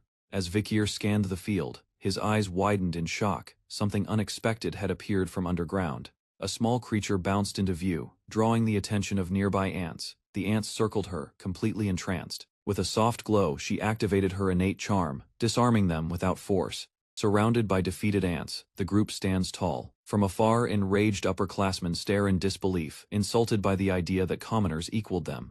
While Bianca regrets missing first place by seconds, Tutor breathes in relief, grateful he avoided humiliation. Impressed by their talent, Dolores observes quietly, reflecting on their future potential. An automated message echoes through the arena. Before anyone can rest, a new threat emerges as Phase 2 unleashes second-year level monsters into the field. Shock spreads rapidly, students shout in confusion as more ants crawl forth. Recognizing the danger, Tutor warns the team that further damage won't be simulated, but real. Holding their line, the students brace for impact, praying the school intervenes soon. Instructors grow alarmed as HP bars drop to 0, yet the test persists. Despite this, vital readings still register on the system, suggesting someone altered the response logic. Rushing in, Dolores urgently informs the faculty of the emergency unfolding below. A heated debate breaks out. Some staff deny responsibility. While they argue, others mention the need for higher authorization to bypass the safety protocols. Although Dolores holds the key, she reveals it's not enough to break the wall alone. Standing among scattered ant corpses, the team completes the trial with a record-matching time, first among their peers. Fuming from the sidelines, upperclassmen glare, unable to accept that commoners equaled their results. Bianca sighs, Tutor pants in relief, and both reflect on how close they were to solo victory. Dolores watches from above, eyes filled with curiosity and respect for the younger students. An announcement declares Phase 1 over and prepares them for a more dangerous phase to come. Without warning, high-tier monsters flood the arena. Dolores freezes, shocked by their sudden arrival. Mockery turns to confusion as more ants pour out. Students question why the battle isn't finished. Tutor shouts a warning. From now on, any injury will cause real harm. They tighten formation. Survival depends on holding out until the academy intervenes. Inside the control room, panic erupts. HPS are 0, yet Phase 2 activated. Life signals remain inexplicably active, baffling the professors monitoring the system. Dolores rushes in, breathless, to alert them of the danger unfolding below. Debate sparks over responsibility. Most claim they merely manage the wave system. Procedures require higher clearance to halt the arena's core systems. Though Dolores holds the key, she admits it won't work alone. Vakir listens as a student reports a missing professor, raising suspicions about an internal failure. He crouches silently, pondering the possibility of a malfunction in the magic equipment affecting the test. While observing the dome, he recalls that during his trial, life signals vanished once Baby Mazam consumed poison. Eyes widen as he identifies ventilation holes above the arena, potential entry points for infiltration. Judging the size, he calculates, it's just large enough for someone small to pass through. Elsewhere, a silver-haired girl grows curious about the commotion and wonders if another team beat their record. Out of nowhere, a black puppy rushes the scene, startling the girl into falling. She lands hard, wincing in pain from the unexpected impact, clutching her side. She mutters in discomfort while classmates look on. The strange dog sprints past, confusing bystanders with a pair of pants in its mouth. Simultaneously, a powerful strike shatters a massive crystal. Shock spreads among faculty as Dolores, the student council president, steps forward. Instructors panic, recognizing her intent to sacrifice the magic stone for student safety. With fierce resolve, Dolores disregards objections and strikes again, channeling everything into the blowback in the arena. Bianca dodges incoming danger, unaware that help is already on the way. Tutor shouts as Pig is struck down during the chaos. The team scrambles amidst falling bodies and rising panic. Pig lies unconscious on the battlefield, motionless and unresponsive, despite Tutor's calls. Sancho and Tutor regroup, surrounded by growing threats. Fear sinks in as they question their chances of surviving. Bianca, now isolated, pushes her limits to protect the others. Determined not to die, she prepares one final attack against the enemy before her. Her aura explodes in red, surging outward as she releases her power in desperation. Bianca collapses, vision blurring. A mysterious figure appears through the gas. It is Vakir, shirtless and wounded, standing firm despite the poison. He calmly assures her with his presence, ready to defend everyone without hesitation. Dolores lunges forward, but guards hold her back as she protests, desperate to aid the trapped students. Nearby, A glowing crystal barrier hums with energy while officers focus on the magical interface displaying arena activity. Shock spreads as a killer ant is reported dead, yet no authorized personnel have entered the arena. Panic builds inside the control room as red signals on the display shift erratically, suggesting a disruption within the arena. Unconscious students lie scattered across the battlefield, amid the carnage. Vikir slowly stands, his eyes cold and his stance steady as he surveys the scene. A faint glow pulses in Vikir's crimson eyes as the remaining ants hesitate under his gaze. With a mental command, he sends his summoned creature to absorb the poison clouding the air. Tension rises as one ant senses danger, shifting uneasily while the fog clears. Charging blindly, the ant attempts to strike, but Vikir remains still. Unimpressed, he retaliates with a sudden, crushing blow, halting the monster mid-lunge. Monitors outside spike with energy readings, leaving analysts stunned by the force displayed. Realizing the arena detects life energy, Vikir knows his true identity risks exposure. His strength, far beyond student level, must remain hidden for now. Analyzing the ants' ranks, he prepares to act using advanced raid techniques. Vikir assesses his arsenal, ready to launch a calculated assault using high-level sword techniques. He targets the ant's weakest point, the junction connecting head and thorax, striking with deadly precision. Following the attack, he watches its reaction. Having aimed at the creature's internal compass, the ants stumble in confusion, their formation breaking down as spatial awareness fades. One by one, they begin to move backward, evidence of their navigation systems failing. Vikir advances with confidence, preparing to exploit their second known weakness, the vulnerable joint in their skull. He strikes again, this time focusing on the joint, no larger than a fingertip, between the two-part skull. Explosions of red energy light up the battlefield as his blows land with ruthless efficiency. Dozens of ants fall in rapid succession, leaving Vikir alone amid silence and scorched earth. A new threat emerges, a towering ant general, within a rank danger level. His expression hardens, recognizing the final challenge of the test. He smiles coldly, eyes glowing red, and tightens his grip on his weapon. Outside, students and staff react in disbelief. Supervisors detect movement on the screens. Realizing the ant general has been neutralized, panic turns to awe as they acknowledge the impossible. Someone defeated a golem no student was meant to overcome. Confusion spreads among the professors as they finally locate the missing key holder. Professor Sadie, she had been detained for causing property damage, leading to a delay in unlocking the arena's magic barrier. Ignoring the excuses, Dolores orders the team to open the wall immediately. As the barrier drops, emergency crews rush inside to assess the aftermath of the incident. The report confirms the ant threat was neutralized before support arrived in just 42 minutes. Amid the wreckage, Dolores charges in, shocked to find all the ants slain and the students missing. Spotting Vikir unconscious among the fallen, Dolores freezes in disbelief. She wonders how he ended up inside when he wasn't assigned to the test area. Feigning unconsciousness, Vikir internally plans to pretend he simply collapsed like the others. Outside, Dolores expresses mild concern but relief that no students were lost. As a student snaps a photo of Vikir, a narrative begins to form. He becomes an unsung hero, credited with protecting everyone during the exam crisis. News of his bravery spreads, though Vikir insists it was teamwork that saved them. His mana rank is re-evaluated, now recognized as a high-level sword expert. When questioned, Vikir calmly explains he exploited a structural weakness in the ants' skulls. Vikir's exposure of the ants' weakness earns him public recognition and a royal commendation. Now a rising star, his identity becomes a trending topic across the academy. Alone under the night sky, he sighs as he watches over the quiet campus. Despite the praise, Vikir reflects on the burden of fame disrupting his peaceful school life. He assures his companion creature it's not worth celebrating, though he is relieved his classmates are safe. An owl lands with a sealed message, catching his attention. He identifies the document as a regular update from Cindy Wendy, his informant. The report outlines 3 threats, including movements of the 10 elite corps and royal conspiracies. Knowing he only won the last fight by boosting sacred power, he plans to stay cautious. Vikir grows wary of emerging agents acting in secret across the region. Even more troubling, someone from the royal family is confirmed to be at the academy. He hides his unease, deciding it's better to act informed than powerless.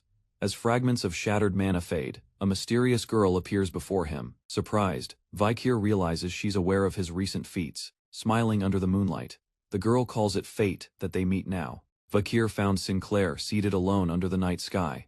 Her presence in such a remote spot was unexpected. Renowned for her talent and discipline, she had always been seen as unreachable. It puzzled him to see her here. As they sat, she mentioned coming here when troubled. The silence between them carried unspoken thoughts. The encounter left Vikir conflicted. He debated returning to this quiet place again. Sinclair soon brought up his growing reputation. Though caught off guard, he listened as she praised his achievements. He deflected the compliments, calling grades meaningless. Still, her words struck deeper than he admitted. Shifting tone, she reflected on the collapse of order money and titles would soon fade.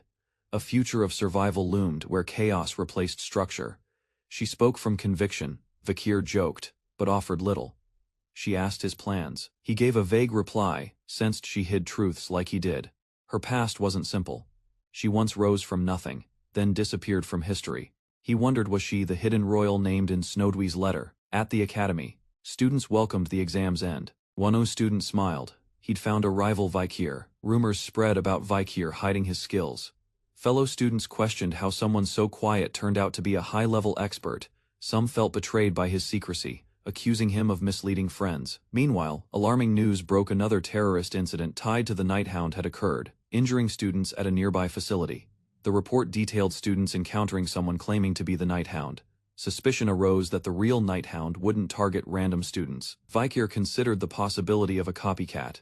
He knew there were two imitators, one inactive, the other escalating violence. He feared increased security might hinder his covert missions. Resolving to act, he planned to eliminate the impersonators. After finishing his exam, the exam, held in a simulated combat zone, pushed students into live combat trials under faculty supervision. Each professor graded differently, based on their own combat style. Despite the chaos, one student saw opportunity, believing he could manage the trial. However, his examiner silently watched, deciding it wasn't time to ease the pressure. As battle raged, vines attacked, but the student noticed something odd. They weren't real. Even the enemy's strike lacked weight. A surge of awareness hit him. The enemy, just like the vines, was also a fake. A student collapsed in frustration after the exam. Though bruised and exhausted, he acknowledged the harsh lesson. He learned that sheer strength wasn't enough. Tactics and precision mattered more in this environment.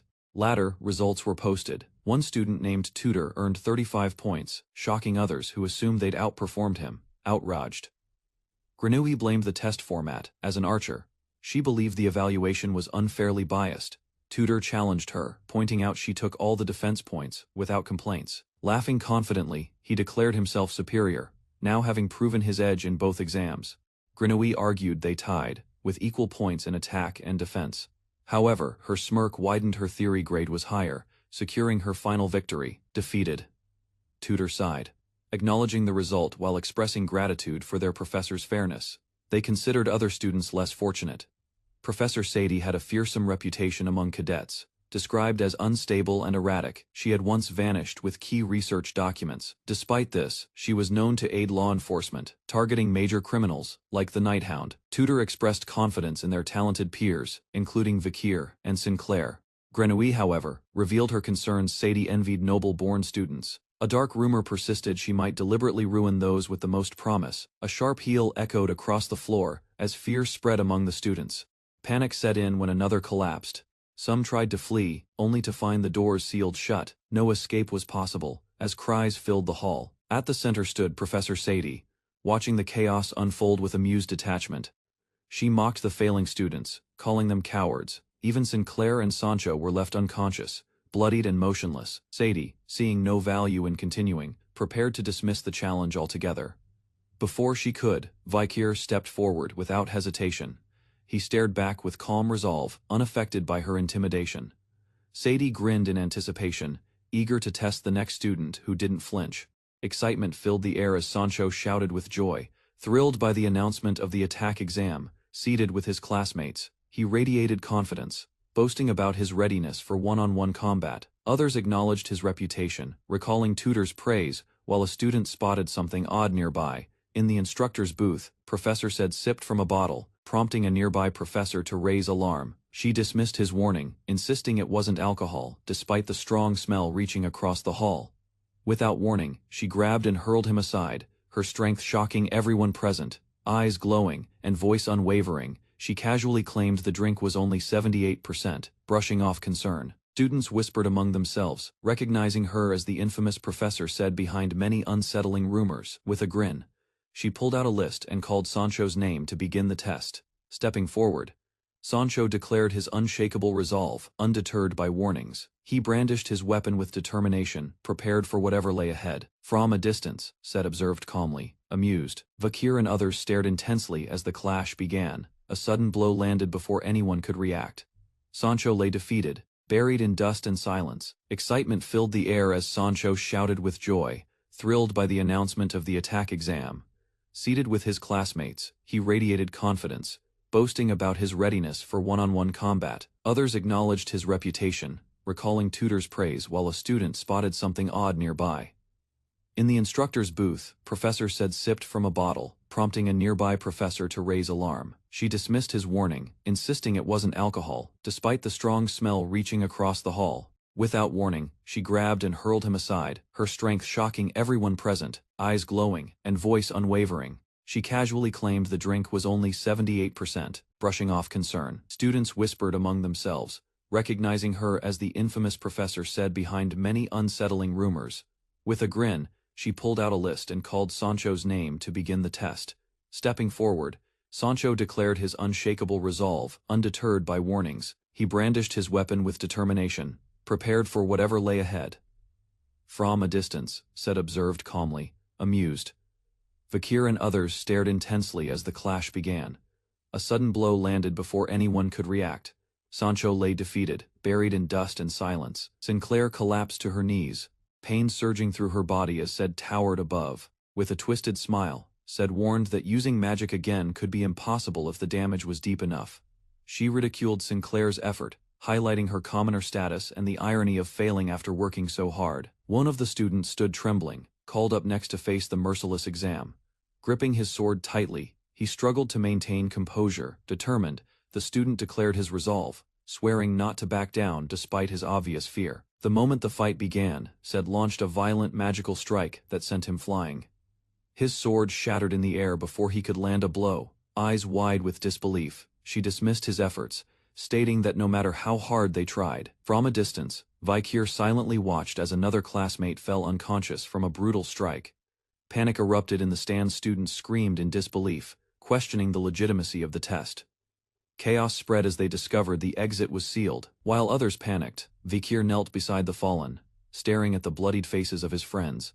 Sancho and Sinclair lay unconscious, their bodies broken. Images burned into Vakir's memory. Rage slowly ignited within him. His aura darkened, and his eyes glowed with deadly intensity. Sed scoffed at the class, mocking the year's students as cowards who lacked resolve. With a smug grin, she called for the next participant, eyes scanning the field for another victim. Vakir stepped forward without hesitation, his voice calm but firm as he declared, "I'm next." Amused, Sed welcomed him sarcastically, calling him a passionate student ready for punishment. In the stands, whispers spread. Students identified him as Vakir. Even so, concern grew. Despite Vakir's strength, Professor Sed's experience far outweighed his. Sed relished the chance to break the academy's top student for her amusement. Her golem lunged, imagining the satisfaction of tearing apart Vakir's limbs. Unshaken, Vakir countered mid-air with precision, releasing a crimson slash that caught Sed's attention. His blade landed true, cutting the golem's shoulder as Vakir held his ground with quiet intensity. Shock rippled through the spectators. Sed's hair whipped from the force as she reeled back. The room fell silent as he stared down the enemy.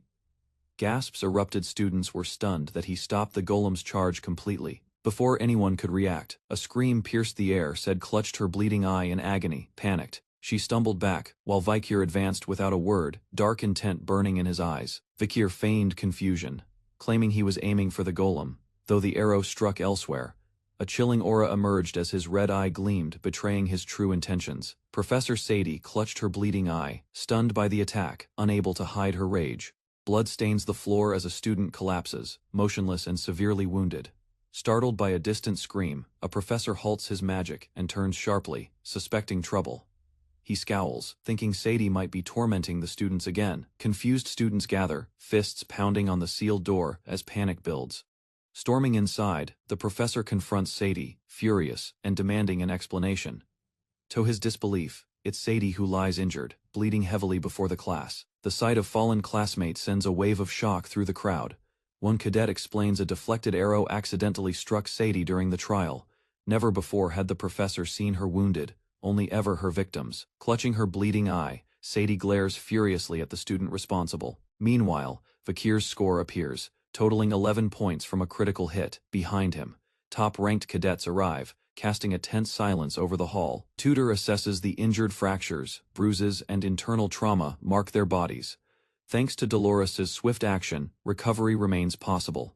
With tension easing, Tutor quietly expresses relief amid the aftermath. Dolores approaches the injured Professor Sadie and requests to examine the wound, calm but firm in tone. She warns that once Sadie recovers, she will propose disciplinary action for student abuse. Though noble-born, Dolores repeats her demand with composure, but blood splashes suddenly, halting her, rejecting any help as her wounded eye glows with fury. The surrounding students watch in stunned silence as her disturbing aura spreads. Sadie accepts the coming punishment, but hints ominously at rising chaos beyond the academy. Turning to Vakir, she confirms his name, memorizing it with malicious interest. She walks off, promising to meet him again, leaving Vakir thoughtful but composed. Shortly after, the long exam concludes, and students gather beneath the posted rankings. Those who endured Sadie's test are permitted a retake by faculty decision. While Sinclair earns top marks, conversations shift to the cadet who struck Sadie. Vakir, ranked 21st, is praised by peers. His calm hit earned their quiet admiration. Vakir reflects that his daytime life is merely a front for his secretive nights. Despite seeking to stay unnoticed, he couldn't ignore students in danger. As he's approached by a girl, a sudden interruption reveals the Baskerville triplets, blocking their way. The Baskerville triplets confront a group of students, mocking their support for Vakir, a commoner. With threats and arrogance, the triplets dismiss the others and claim dominance with little resistance.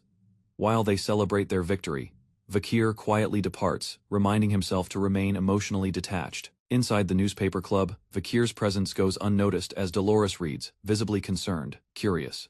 Vakir approaches and inquires about what has caused her to frown so deeply. Startled, Dolores admits she didn't notice his arrival. Surprised by his silent movements, Vakir spots various documents and asks if there is news on the Nighthound. Dolores explains a string of destruction from the tower to royal facilities, all linked to that name. Though no evidence exists, she believes one person could be responsible, and finds that belief strange. Vakir feels an unexpected warmth from her trust in the mysterious figure. Reading further, he realizes the Nighthound's actions disrupt corrupt powers and leave no trace. He suspects someone else is mimicking him, prompting thoughts of whether to intervene.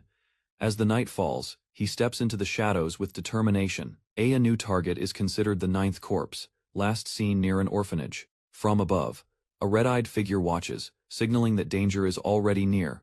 Hidden in the shadows, the cloaked figure crouches, prepared to uncover the fate of the missing informants. A horde of zombies rises in the dark, their presence confirming his suspicions. Among the undead, he recognizes former allies, once informants, now turned abominations. He draws a compact weapon, appreciating its portability and AIN's unexpected gift. In a swift motion, the blade ignites red, cutting through flesh without hesitation. Each strike lands precisely, dismembering the monsters with brutal efficiency. Surveying the area, he notes the weapon's superiority over his previous midterm gear. With silent steps, he moves between enemies, every movement refined and calculated. Dark energy swirls around him, reacting to his focused resolve and deadly intent. A foul scent fills the air, distinctly demonic, yet weaker than expected. Tracing the source, he confirms it originates from the Indulgentia orphanage nearby. Descending swiftly, he senses a presence dangerous and close. Below, a ritual unfolds. Rose emerges, resurrected by Dantalion's dark magic. Grieving yet determined, he embraces her, vowing never to lose her again. With glowing eyes, Dantalion swears to protect those he cherishes at all costs. A massive fracture splits the temple floor, revealing a lone figure enveloped in crimson light. Sere's ability guides her to Rose, who stands calmly opposite her in the shadows. Although the masked warrior has located Rose, he still fails to detect the other target he seeks. Intent on completing the ritual, he steps forward to gather all of Sere's remaining power. A sharp command pierces the silence. Crimson energy surges as a third presence enters the fray. He's caught off guard. Someone had been nearby, completely masked from his senses. With a blade of red lightning raised, the stranger demands answers with deadly intent. In response, the masked one declares his dual nature, part human, part demon. He insists the woman beside him was taken by Dantalion, not loyal to him. Rather than reply further, the masked man strikes, igniting a clash of crimson and shadow. The assailant counters swiftly, vowing to kill the demon without hesitation. Meanwhile, Rose conjures necromantic magic, raising skeletal remains to join the battle. Purple light glows beneath her feet as skeletons animate within a summoning circle. A grim realization dawns: these were once children, now twisted into undead warriors. His voice barely escapes. "I'm sorry," he mutters, driving his blade with quiet resolve. Red energy bursts between skeletons, sending them flying back with violent force. A massive explosion rips through the chamber, consuming everything in a surge of blue light.